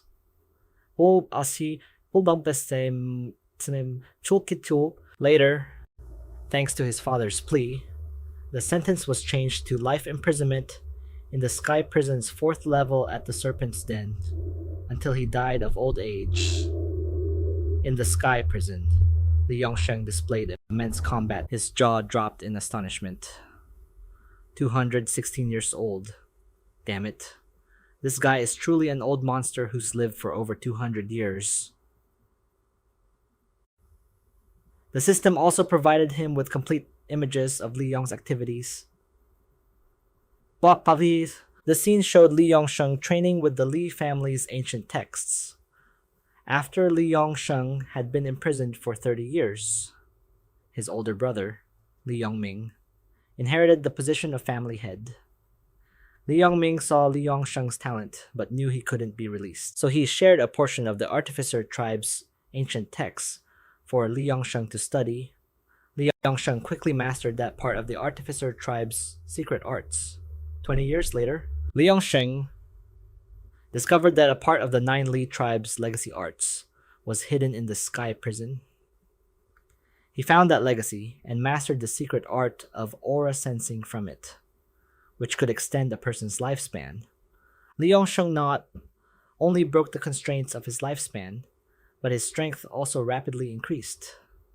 Cultivating the secret art caused major problems with his mental state. Because of his own restraints, he never easily left the Sky Prison, spending his days using medicines unique to the Artificer tribe to enhance his physical constitution, to the point that even the Li family's descendants forgot he existed. Lin Zi Luo stared intently at him, thinking. He mastered parts of the Artificer tribe's legacy and the Nine Li tribe's legacy, and he has extremely high combat talent.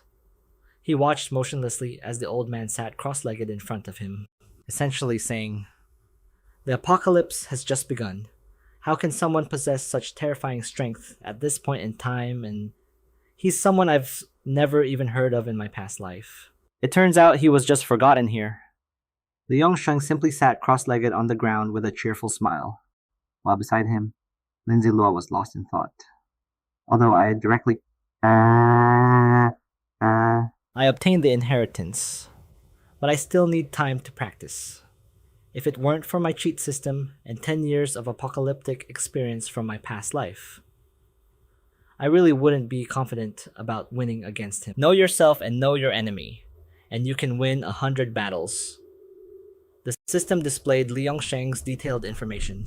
Li Yongsheng, level 11, title Zombie Butcher, class. Arcane Arts Branch, a powerful class obtained after digitizing abilities related to the Mystic and Julie tribes, which the player now possesses. Class abilities. 1. Mystic Clan.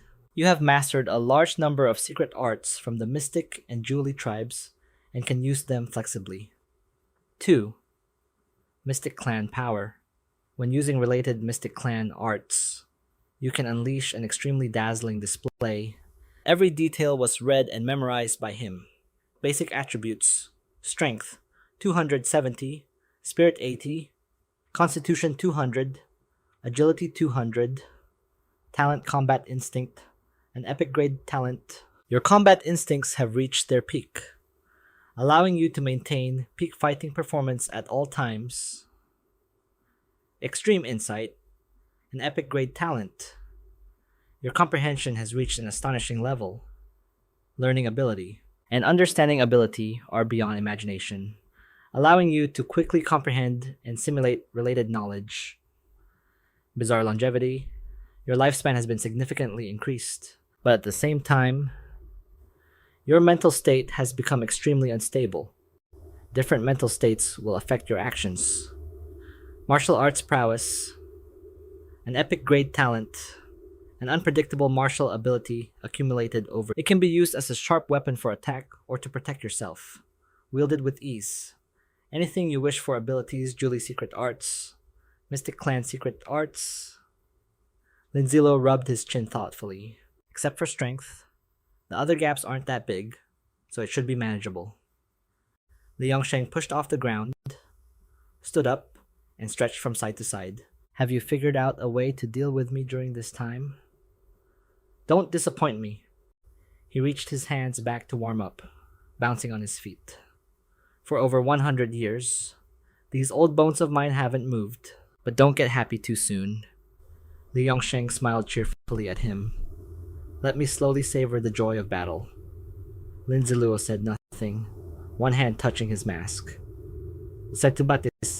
Lin Zi Luo charged straight at him with incredible speed. Lin Zi Luo tossed up a pill with one hand, a sinister smile on his face, looking extremely amused. On the other side, old man Li Yongsheng leaped up with a powerful jump. He raised his fist and lunged straight at him. He was no slouch either. With lightning speed, he kicked off and jumped high, dodging Li Yongsheng's tremendously powerful punch. Lin Zi Luo slightly lifted his mask, popped the pill in and swallowed, landing gently without a single wasted motion. Li Yongsheng didn't miss the opportunity, charging straight at him with undiminished power. Lin Zi Luo jumped back. Julie heavy slash. Terrifying beam of light shot towards him. Li Yongsheng couldn't react in time, only managing to turn and raise a fist to block. The immense power enveloped them both, creating a shocking tremor. Li Yongsheng shouted. How perfect Lin Zi Luo didn't pay much attention, focusing on his attack power. Lin Zi Luo tried to use all his strength to blow Li Yongsheng away, so much so that his sword was visibly trembling and unsteady. He was only blocking with his bare hands, without any protection or weapons. Li Yongsheng looked at Lin Zi Luo and thought, I'm about to lose my grip, miss. This kid's power is also about to be depleted, yet he can fight me at this level. This kid is truly perfect. Lin Zi Luo no longer had his amused, arrogant look from before, now showing signs of difficulty, his face drenched in sweat. If this keeps up, I'll definitely lose. I have to think of something. His eyes suddenly widened, surprised to see a blinding golden light flash from Li Yongsheng, who grinned sinisterly. Kid, stop struggling.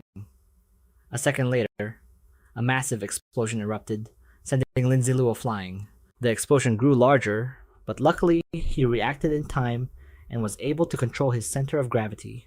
Lin Zi Luo landed, skidding a long way across the ground amidst a cloud of dust. Li Yongsheng stood motionless.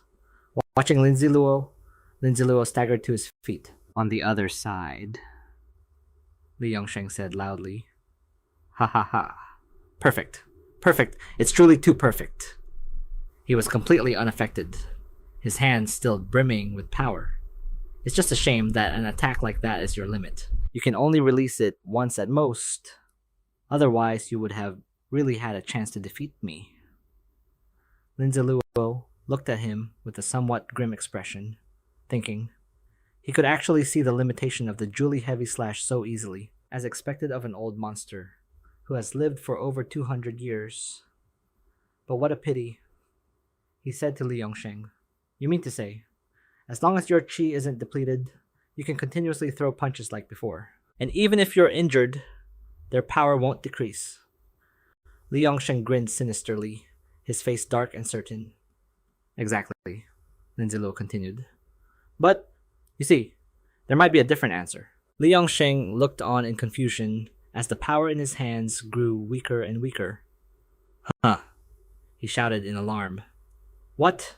How is this possible? This is impossible. Absolutely impossible. I would never be this weak. Lin Zi Luo stood to the side, smiling smugly. This is the attribute of the fake capital Medal of Honor. It reduces the strength attribute of anyone who attacks me by 15% too.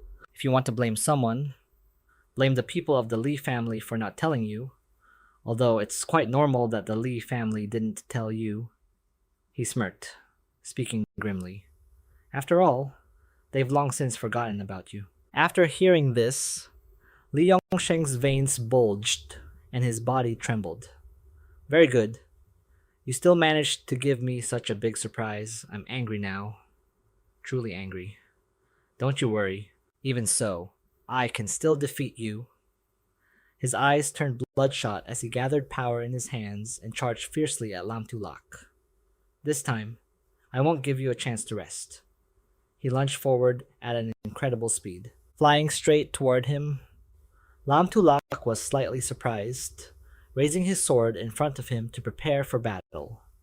Lam Tulak lifted his sword, and a powerful energy burst forth from the blade. So what if I just used the 9 Li's heavy slash, and my power hasn't recovered? His gaze locked onto Lai Vin Sin's movements. You're a member of the Li family, and even if I lack strength, my hatred is enough to I'll fight to the last man. Lam Tulak swung his sword and shouted, Not a single member of the Li family will be spared. The blade slashed towards Li Sin. He leaped and spun around. Lam Tu Lak's sword slashed at Li Sin once more, but by then he had already jumped up to dodge. Li Sin's hand was about to touch Lam Tu Lak, just as he was about to attack. Lam Tu Lak spun around, twirling the spear in his hand and thrusting it straight through Li Sin. Blood spurted from the wound as he landed and jumped back, glaring at Lam Tu Lak with hatred and cursing. "Damn you!" Li Sin gritted his teeth, enduring the pain. "Do you think this means you've won?" The wound on his stomach throbbed with pain. Bleeding profusely, Lam Tu Lak stood there and mocked him. "You can only staunch the bleeding, but you can't stop the wound from widening. Let me teach you something else. This is the wound-tearing effect of the 9 Li's thorn." Li Sin clutched his gushing wound, laughing with excitement. A weapon that can continuously change its form. How miraculous. Your bag of tricks is truly endless, Lam Tu Lak said grimly. Too bad a move like that. You won't live to see a second time. Li Sin paid him no mind, even licking the blood from his hand. Then I'll have to broaden my horizons. Sisai. They leaped forward, exchanging blows. Lam Tu Lak didn't yield an inch to his opponent, and Li Sin showed no mercy either. The spear in Lam Tu Lak's hand reverted to its sword form, and he swung it at Li Sin's arm, but the man blocked it with his bare hand. His other hand generated a dangerous-looking green poison. "Let me give you a taste of the most fearsome toxin from my clan's secret arts." With that, he launched the poison at Lam Tu Lak, but the poison didn't fly straight, instead curving back to strike him, unable to react in time. Lam Tu Lak was hit by Li Sin's attack. The moment he was hit, the old man landed on the ground. Li Sin's poison had corroded one of Lam Tu Lak's sleeves and seeped into his body. As the poison took hold, his mind suddenly became dizzy. Lam Tu Lak collapsed to his knees, his body feeling completely drained of strength. Lam Tu Lak was now trembling on the floor. Li Sin spoke with sinister glee. "You've been hit by the god-destroying toxin, the most unique poison in our clan's secret arts. So slowly enjoy the feeling of your spirit being gradually destroyed."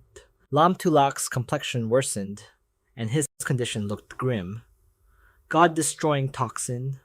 He looked up at Li Sin with a sense of awe, thinking this Li Sin truly lived up to his reputation as someone with superhuman comprehension to be able to create the god-destroying toxin. This particular toxin was a special poison that inflicted mental agony, caused hallucinations, and slowly destroyed the opponent from within. The most crucial ingredient for the god-destroying toxin is the spiritual soul fluid. The method for creating both of these is extremely demanding, and very few within the clan can produce them. The crafting technique is currently considered a lost. Lam Tu Lak sighed, thinking what a series of fortunate events this was. He clenched his fists, his fingers scratching at the floor, leaving marks on the surface, trying with all his might to move. But soon, Lam Tu Lak collapsed motionless on the floor again. He couldn't believe his eyes, his expression grim. Just then, a system notification appeared, stunning Lam Tu Lak. It detected that the player had undergone an unknown energy cleansing ritual. The effect of the body of pure nature talent has been enhanced, increasing poison type damage reduction from all attributes from 30% to 30%. He struggled to get up, and as he did, the dark aura gradually dissipated, and the poison in his body weakened slightly. Lam Tu Lak supported his trembling body, calculating the 35% poison damage reduction from his talent, the Demon Hide equipment, which provided another 20% damage reduction, and the Origin Scale, which reduced the effects of all debuffs by 20%. With all that combined, there was basically no poison left. His hand reached for his sword. "I have to play along with your little act and see where this goes." Using the sword as a crutch, Lam Tulak put on a convincing performance, gripping the hilt with a trembling hand. As long as I have a single breath left, I will never admit defeat to someone from the Li family. Li Vincent still believed he had no strength left to fight, looking down on Lam Tulak like an ant. Humph! You don't know your own limits. Well, kites. He rushed forward, swinging his fists. Lam Tulak twisted his sword, and only then did the old man realize it was too late. Damn it! I've fallen into a trap. Lam Tulak leaped into the air, swinging his sword down. 9 Li's slashing strike. The sword slashed through Li Vincent, forcing him back as he screamed in pain. Lam Tulak casually rested the sword on his shoulder, standing firm as if nothing had ever hurt him. I'm very pleased with the poison you gave me. Li Vincent was now defeated and couldn't believe what was happening. How is this possible? This can't be. You were clearly hit by the god-destroying toxin. It has no cure. He clutched his head, his face pale. Impossible. This is absolutely impossible. I could not have made a mistake.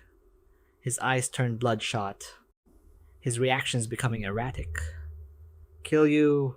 I just need to kill you. Li Vincent gritted his teeth, trembling. And then, no one will ever know I failed. Kill you.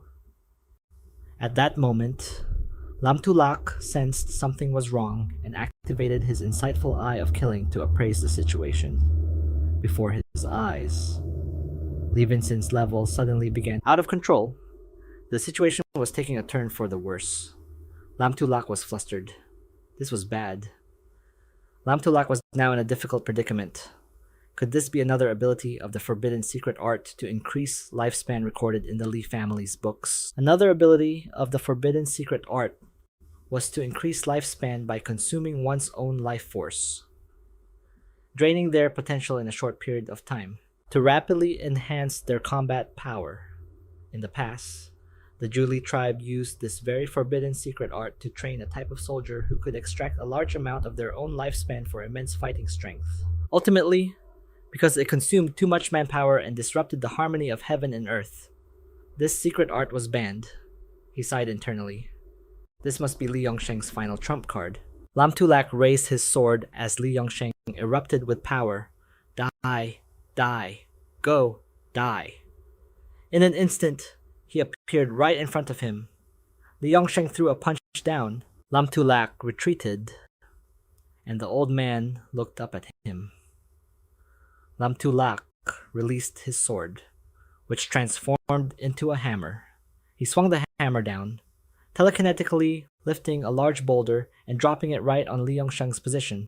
But he leaped over it, chasing after Lam Tulak, who was flying above, and lifted another large boulder.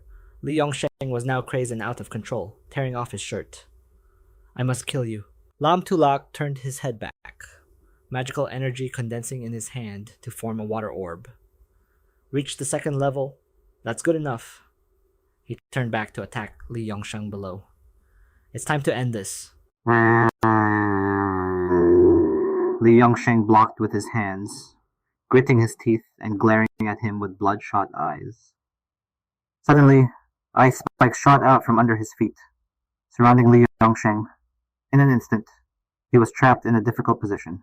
Caught off guard, Li Yongsheng was hit by more of Lam Tulak's attacks.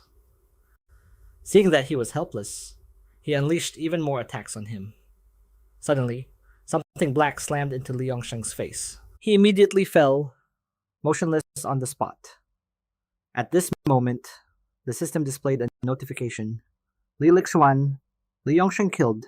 Mission to sever karma completed. Ding.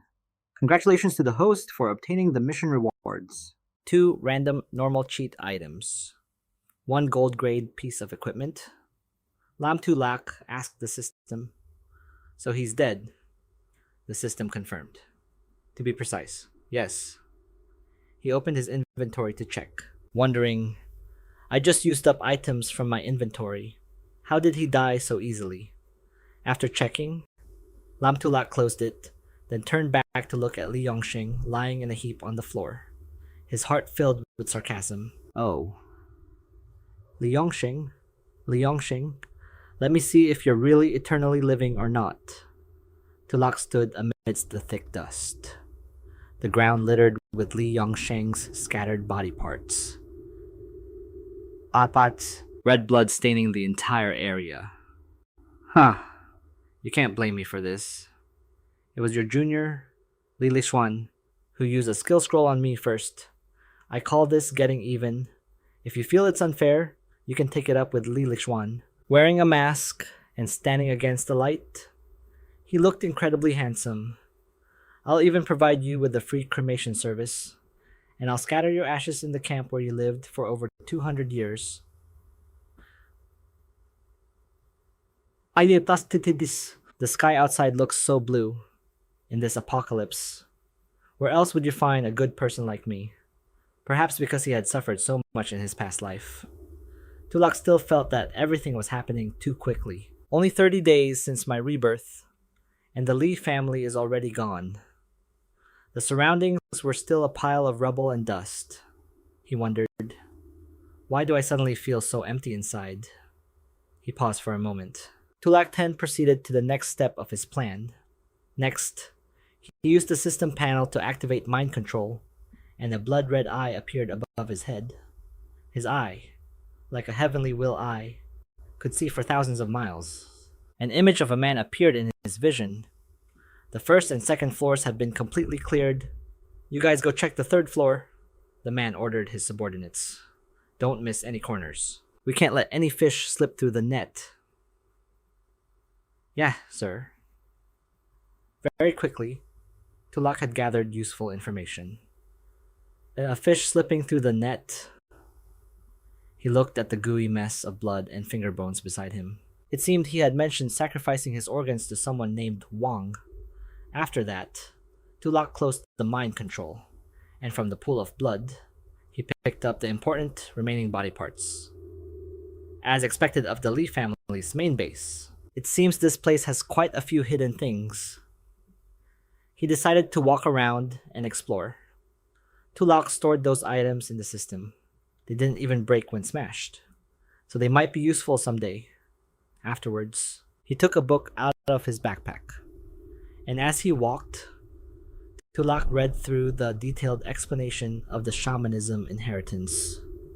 The other areas were almost completely destroyed, not worth searching. He closed the book, then determined his direction. Ahead was a gate reinforced with iron. This place was like a sealed prison, looking very sturdy and not easy to escape from. Tulak searched all the rooms but found nothing, so he approached the door marked with the number 4. This was the last intact place. Before opening this final room, he smelled a peculiar odor. Tulak slowed down. That scent grew stronger and stronger, and it was no surprise that the floor was covered in bones. These bones were heavily decomposed, so he quickly took out a gas mask to wear. The small room reeked with a pungent stench.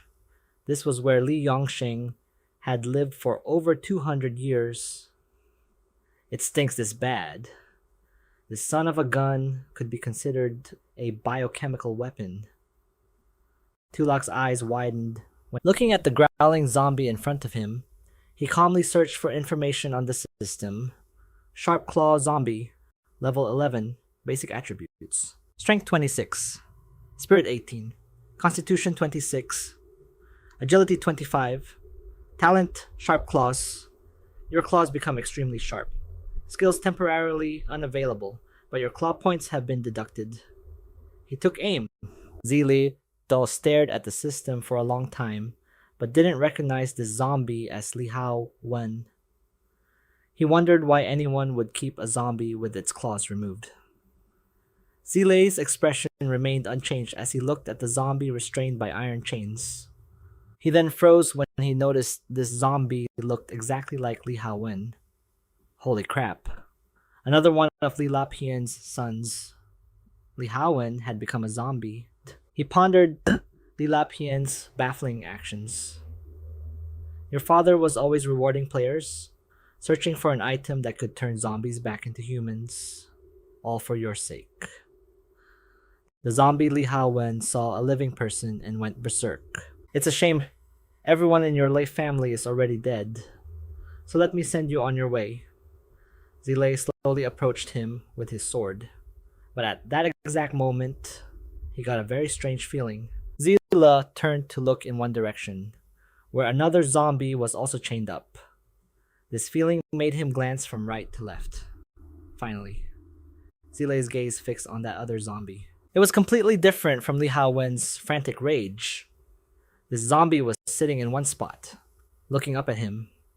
It was then that Zilei discovered the Li family's plan to stitch in and replace its internal organs. So, this must be the most perfect king that Li Vongxin mentioned. He wanted to transform this little zombie into a killing machine. The zombie Li Haowen tried to grab Zilei's attention again, but he didn't seem as appealing as the docile zombie before him. He used the system to check its attributes. Ghost Shadow Zombie. Level 15. Basic stats: Strength 50, Spirit 25, Constitution 25, Agility 50, Talent Body Control. Legendary Tier Talent 1. Your body is extremely pliable, allowing you to contort and complete the majority of highly complex and difficult movements.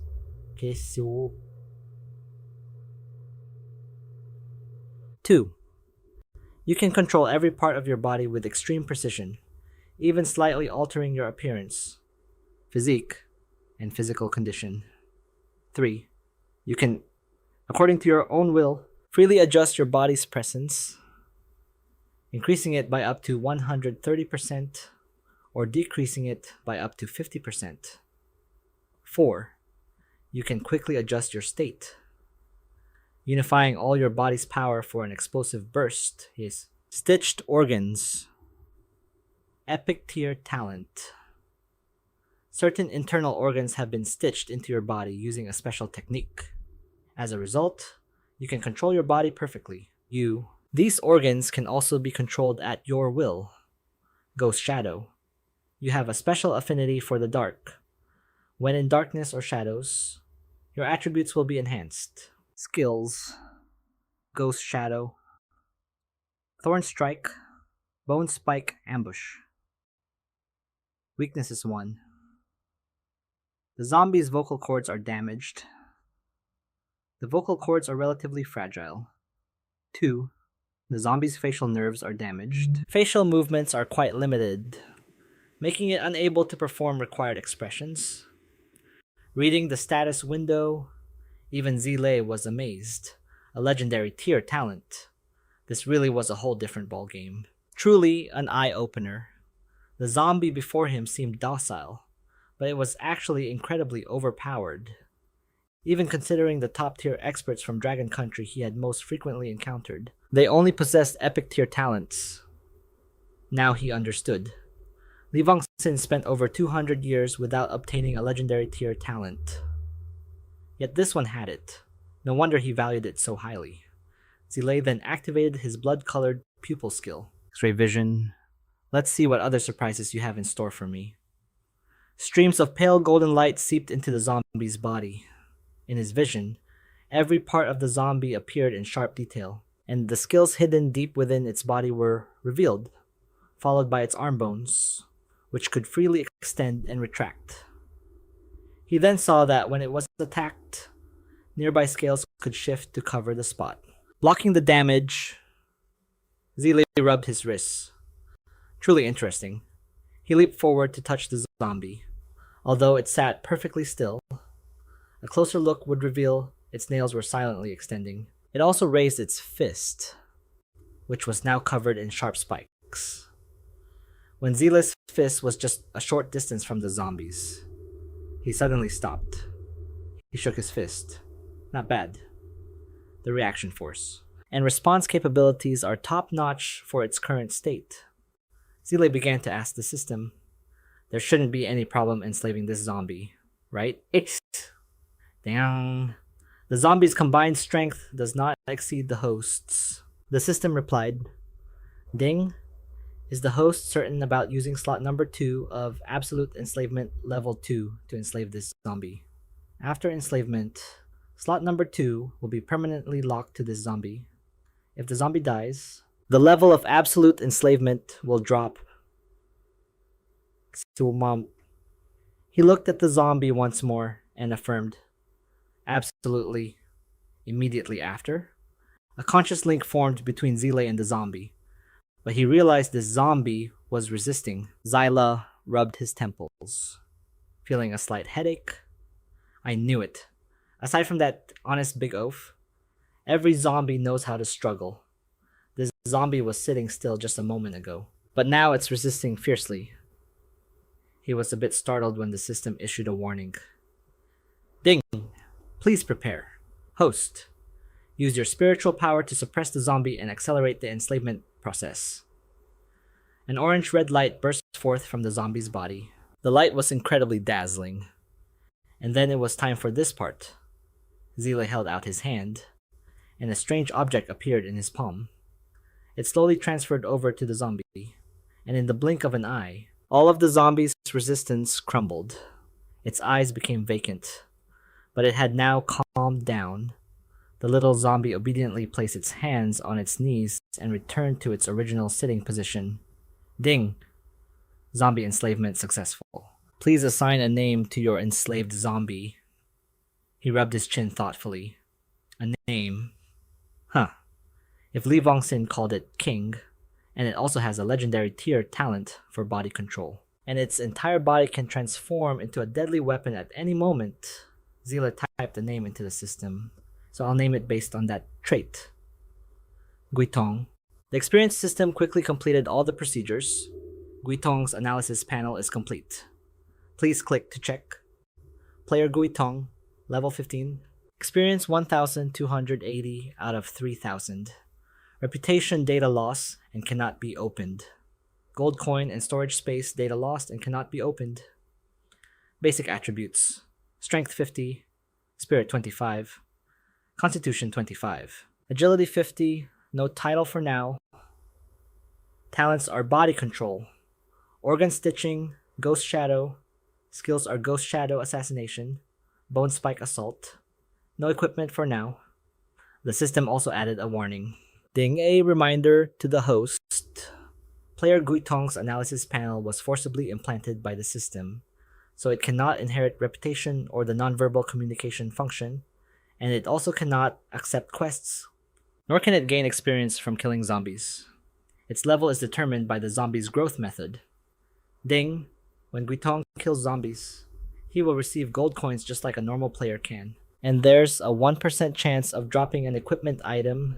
Zi Luo used his sword to slash several times to break the iron chains. Guitong seemed surprised that the chains that had bound him for so many years were shattering. The iron chains clattered to the ground, and he seemed to enjoy it. He called out, Guitong, Zi Luo pointed at him. Starting today, you'll be friends with Dangok. He tilted his head to watch Guitong stand up. Luckily, this one is cold and aloof.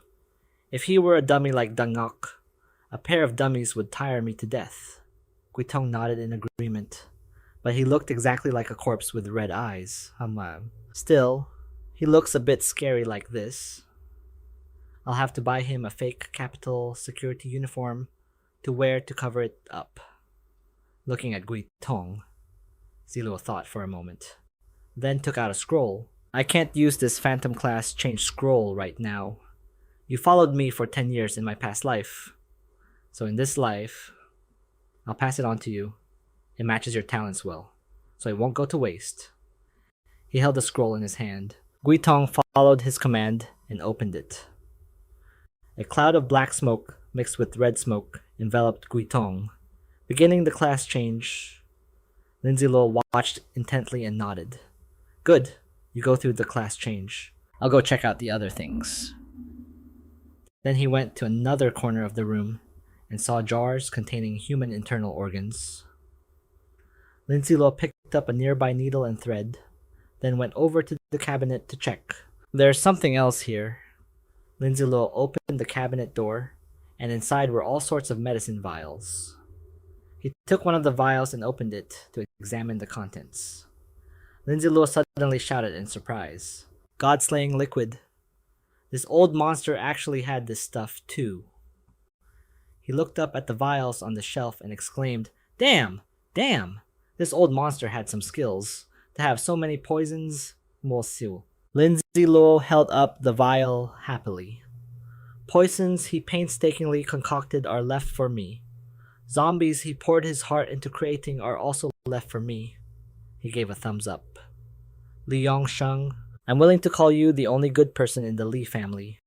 At that moment, the system window above Guitong showed that the Phantom class change was successful. Lin Zi Luo turned back to look at him, carefully observing the information on the system. Class, Goes. Phantom. Introduction. Please remember, everything is an illusion. You are the shadow that exists within the illusion. Attributes. Each time you level up, you gain 2 agility points, 2 strength points, and 3 free attribute Abilities. 1. The Phantom can, according to its will, bestow the virtualization attribute to any piece of equipment it has ever touched, including its own body. 2. Shadow Friend, you are skilled at camouflaging in the shadows and existing in darkness. Lin Zi Luo put a hand on his hip and said, still the familiar formula, still the familiar flavor. He placed a hand on Guitong's shoulder. Once we get out of here, I'll teach you how to use this Phantom class. He obediently nodded. Lin Zi Luo then handed Guitong a bottle. Drink this. He also obediently followed, taking the bottle of magic brew. Strange blue specks of light appeared around Guitong. A long time later, Lin Zi Luo was stunned. He stood there observing Guitong closely, wondering. No change at all. Immediately after, a bright light enveloped Guitong. He was quite surprised. As a system window appeared above his head, Lin Zi Luo was linking their consciousness. Blue light swirled around Guitong as he watched his body gradually transform. The stitches and scars on his wrists faded. His skin tone also changed. After the transformation ended, the system displayed a message. Congratulations to player Guitong for directly entering the Dragon Country's player level rankings. Currently ranked 7th. Right after that, 2 blades suddenly grew out of Guitong's elbows. The system displayed the route. Detected that player Guitong has received a special energy boost. Physical attributes have been enhanced. Lin Zi Luo watched from the side and exclaimed, Holy crap, special energy. While Guitong was still staring blankly at his transforming body, the system continued to display results. Detected that player Guitong is compatible with a certain type of power within the unknown energy. Successfully inherited a new talent. Illusion detected that the talents grasped by player Guitong, Illusion and Ghost Shadow, are compatible with the shadow ability of the Phantom class. Under the regulation of the special energy, the 3 abilities will be combined. Congratulations to player Guitong for obtaining the epic grade talent. Illusory Ghost Shadow. Illusory Ghost Shadow. An epic grade talent. The dark shadows are your source of power. As long as your body is in darkness or shade, your attributes will be significantly increased. Your presence will be greatly reduced. At the same time, you can enter another person's shadow for a period of time. Acting as if you are their shadow, Lin Zi Luo's eyes sparkled as he exclaimed, You little rascal, you really don't disappoint. Isn't this a super tier assassination skill? He thought to himself. If I had this talent back then, when I was surrounded by that corpse shadow and those 2 war gods, I might have even been able to counter-kill them. Ability? With that, Lin Zi shot a wicked grin at Ghost Child. But you've never killed anyone before, have you? He pointed to the zombie sitting on the ground and told Ghost Child, That's the one. Use the killing method Li Yongsheng taught you, and try it on that guy. It'll help you master it quickly. Go on. After he said that, the boy became incredibly heroic. His eyes rolled back as he gripped the knife and approached the zombie on the ground. The system's voice also rang out. Acquired fangs of deadly poison. A stream of green spiritual energy appeared on the knife. Seeing this, he reluctantly summoned the system. System drawing a common golden finger, a mechanical voice announced. Drawing 2 common golden fingers. Breakthrough information level 2. Originally, it could check the attributes of zombies up to level 5, but now it can check attributes of zombies up to level 15, Super Surprise level 1, after midnight every 3 days. You can choose to receive a surprise item. The item can come from places like reality, anime, games, or fantasy. Ding. Congratulations to the host for successfully drawing Breakthrough Information Level 1. Super Surprise Level 1. Ding. Since the host already possesses the Breakthrough Information Level 1 Golden Finger, its level has been upgraded to Level 2. As soon as he saw the upgrade notification from the system, he was incredibly excited and amazed. My god. Breakthrough Information and the Eye of Insight were already an unbeatable combination. Now I can get a new piece of equipment every 3 days. This is the pace for becoming invincible in the apocalypse. He immediately grasped the information and asked the system how to use it. Can I use the effect of Super Surprise now? How do I use it? Ding. The host can activate its effect by mentally chanting Super Surprise. He immediately chanted Super Surprise, and a stream of energy gathered into a circle on his hand, from which a claw weapon emerged. Seeing this, he got excited. Holy crap, it's a claw. After confirming it was a claw, he turned back to the system. So what's the effect of upgrading the Super Surprise Common Golden Finger? The system immediately updated him with the information. Ding. Each time Super Surprise levels up, the cooldown time is reduced, and the probability of drawing a rare item increases. Each level up reduces the time by 1 day. The lowest cooldown will be 1 day. Receiving this information stunned him. It can also increase the probability and quality. This means it's not impossible to get an item that could destroy the world in an instant. It'll be the same once the level is high enough. He placed the claw on his shoulder, and as for the final reward, just draw the gold grade equipment for me. Ding! Congratulations to the host for obtaining gold grade equipment. Diamond wrist guards. A pair of wrist guards appeared in his hand, followed by the system's description of its function. Diamond wrist guards, grade equipment engraved with a diamond pattern, can grant the wearer strength and destructive power that grows stronger with combat. Attribute strength plus 5. Constitution plus 4. Passive skill, steadfast.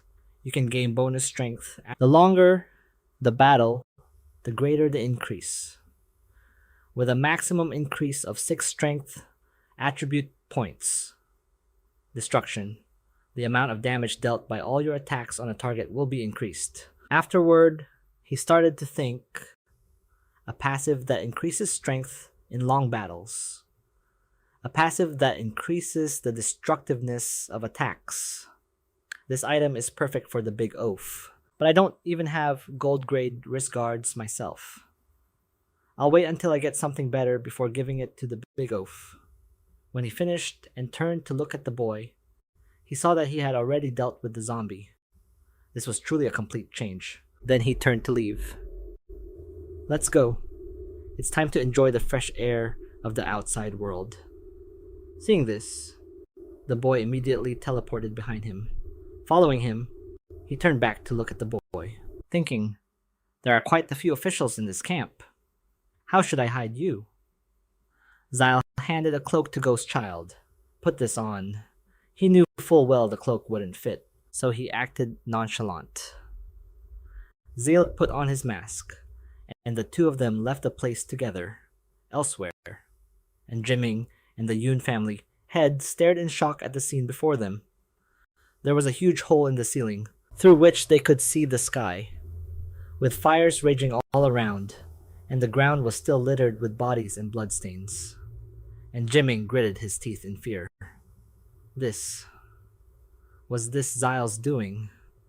The Yoon family head's expression wasn't any better. His face was covered in dark lines. A moment ago we were all on the 3rd floor. Right. His voice also faltered. No. That's right. The two of them looked again at this scene of hell on earth. So he relied on the strength of one person to tear this place apart like this. Osi Mememinaik, and Jiming and the Yoon family had both felt a chill run down their spines, sweat pouring down their faces. The Yoon family head looked as if he'd given up on life. Moreover, think back. Just now we saw the scene of the large building being destroyed from the outside. And Jiming, recalling that huge explosion even now, still felt his face pale. The Yoon family head turned and asked, "We almost chose the wrong side." But he asserted, "That was you who almost chose wrong." No. Well, since things have come to this, he didn't have a better way either. And Jiming then threatened, "Last night, when the Lee family members who were hiding in the safe zone came looking for us, wasn't there another way? They don't just need the antidote. They also need supplies. If you still plan to betray us now, you won't be able to hold on anywhere." Of course, the Yoon family head could only sigh. "Forget it. I'm old. I can't understand the current situation. It's time to pass the position to Old Third. He has always been loyal to the country, so let him lead our Yoon family to officially join the nation." As ashes flew all around, and Jiming put his hands in his pockets. Into his pocket. That's right. Who would have thought the Lee family, which suppressed two major families for years, would fall just 1 month after the apocalypse began? He looked at the hole in the ceiling. It seems Zyle is siding with the nation now. We should just go with the flow, otherwise the Lee family's fate will be ours. The head of the Yoon family also looked over and agreed. The three great families of the Dragon Country need to completely disappear from the long annals of history. Hove. And Jiming ordered his subordinates to search meticulously and not to overlook any suspicious personnel. His subordinates shouted in unison, "Yes, sir." Meanwhile, on the other side, as Zyle and Gui Tong casually strolled out of the detention area like it was a walk in the park, they saw a guy get sent flying. Before them, the knock had already neatly taken care of the rest of the men. Zyle took out a chicken. The Ngok, "Come here." The atmosphere around the Ngok suddenly turned pink. He held the chicken in his hands as he listened to Zyle's introduction. "Let me introduce you. This is Gui Tong. He'll be traveling with us from now on. You can consider him your little brother, and the name Da Ngok really suits you." Hearing that, he started looking around.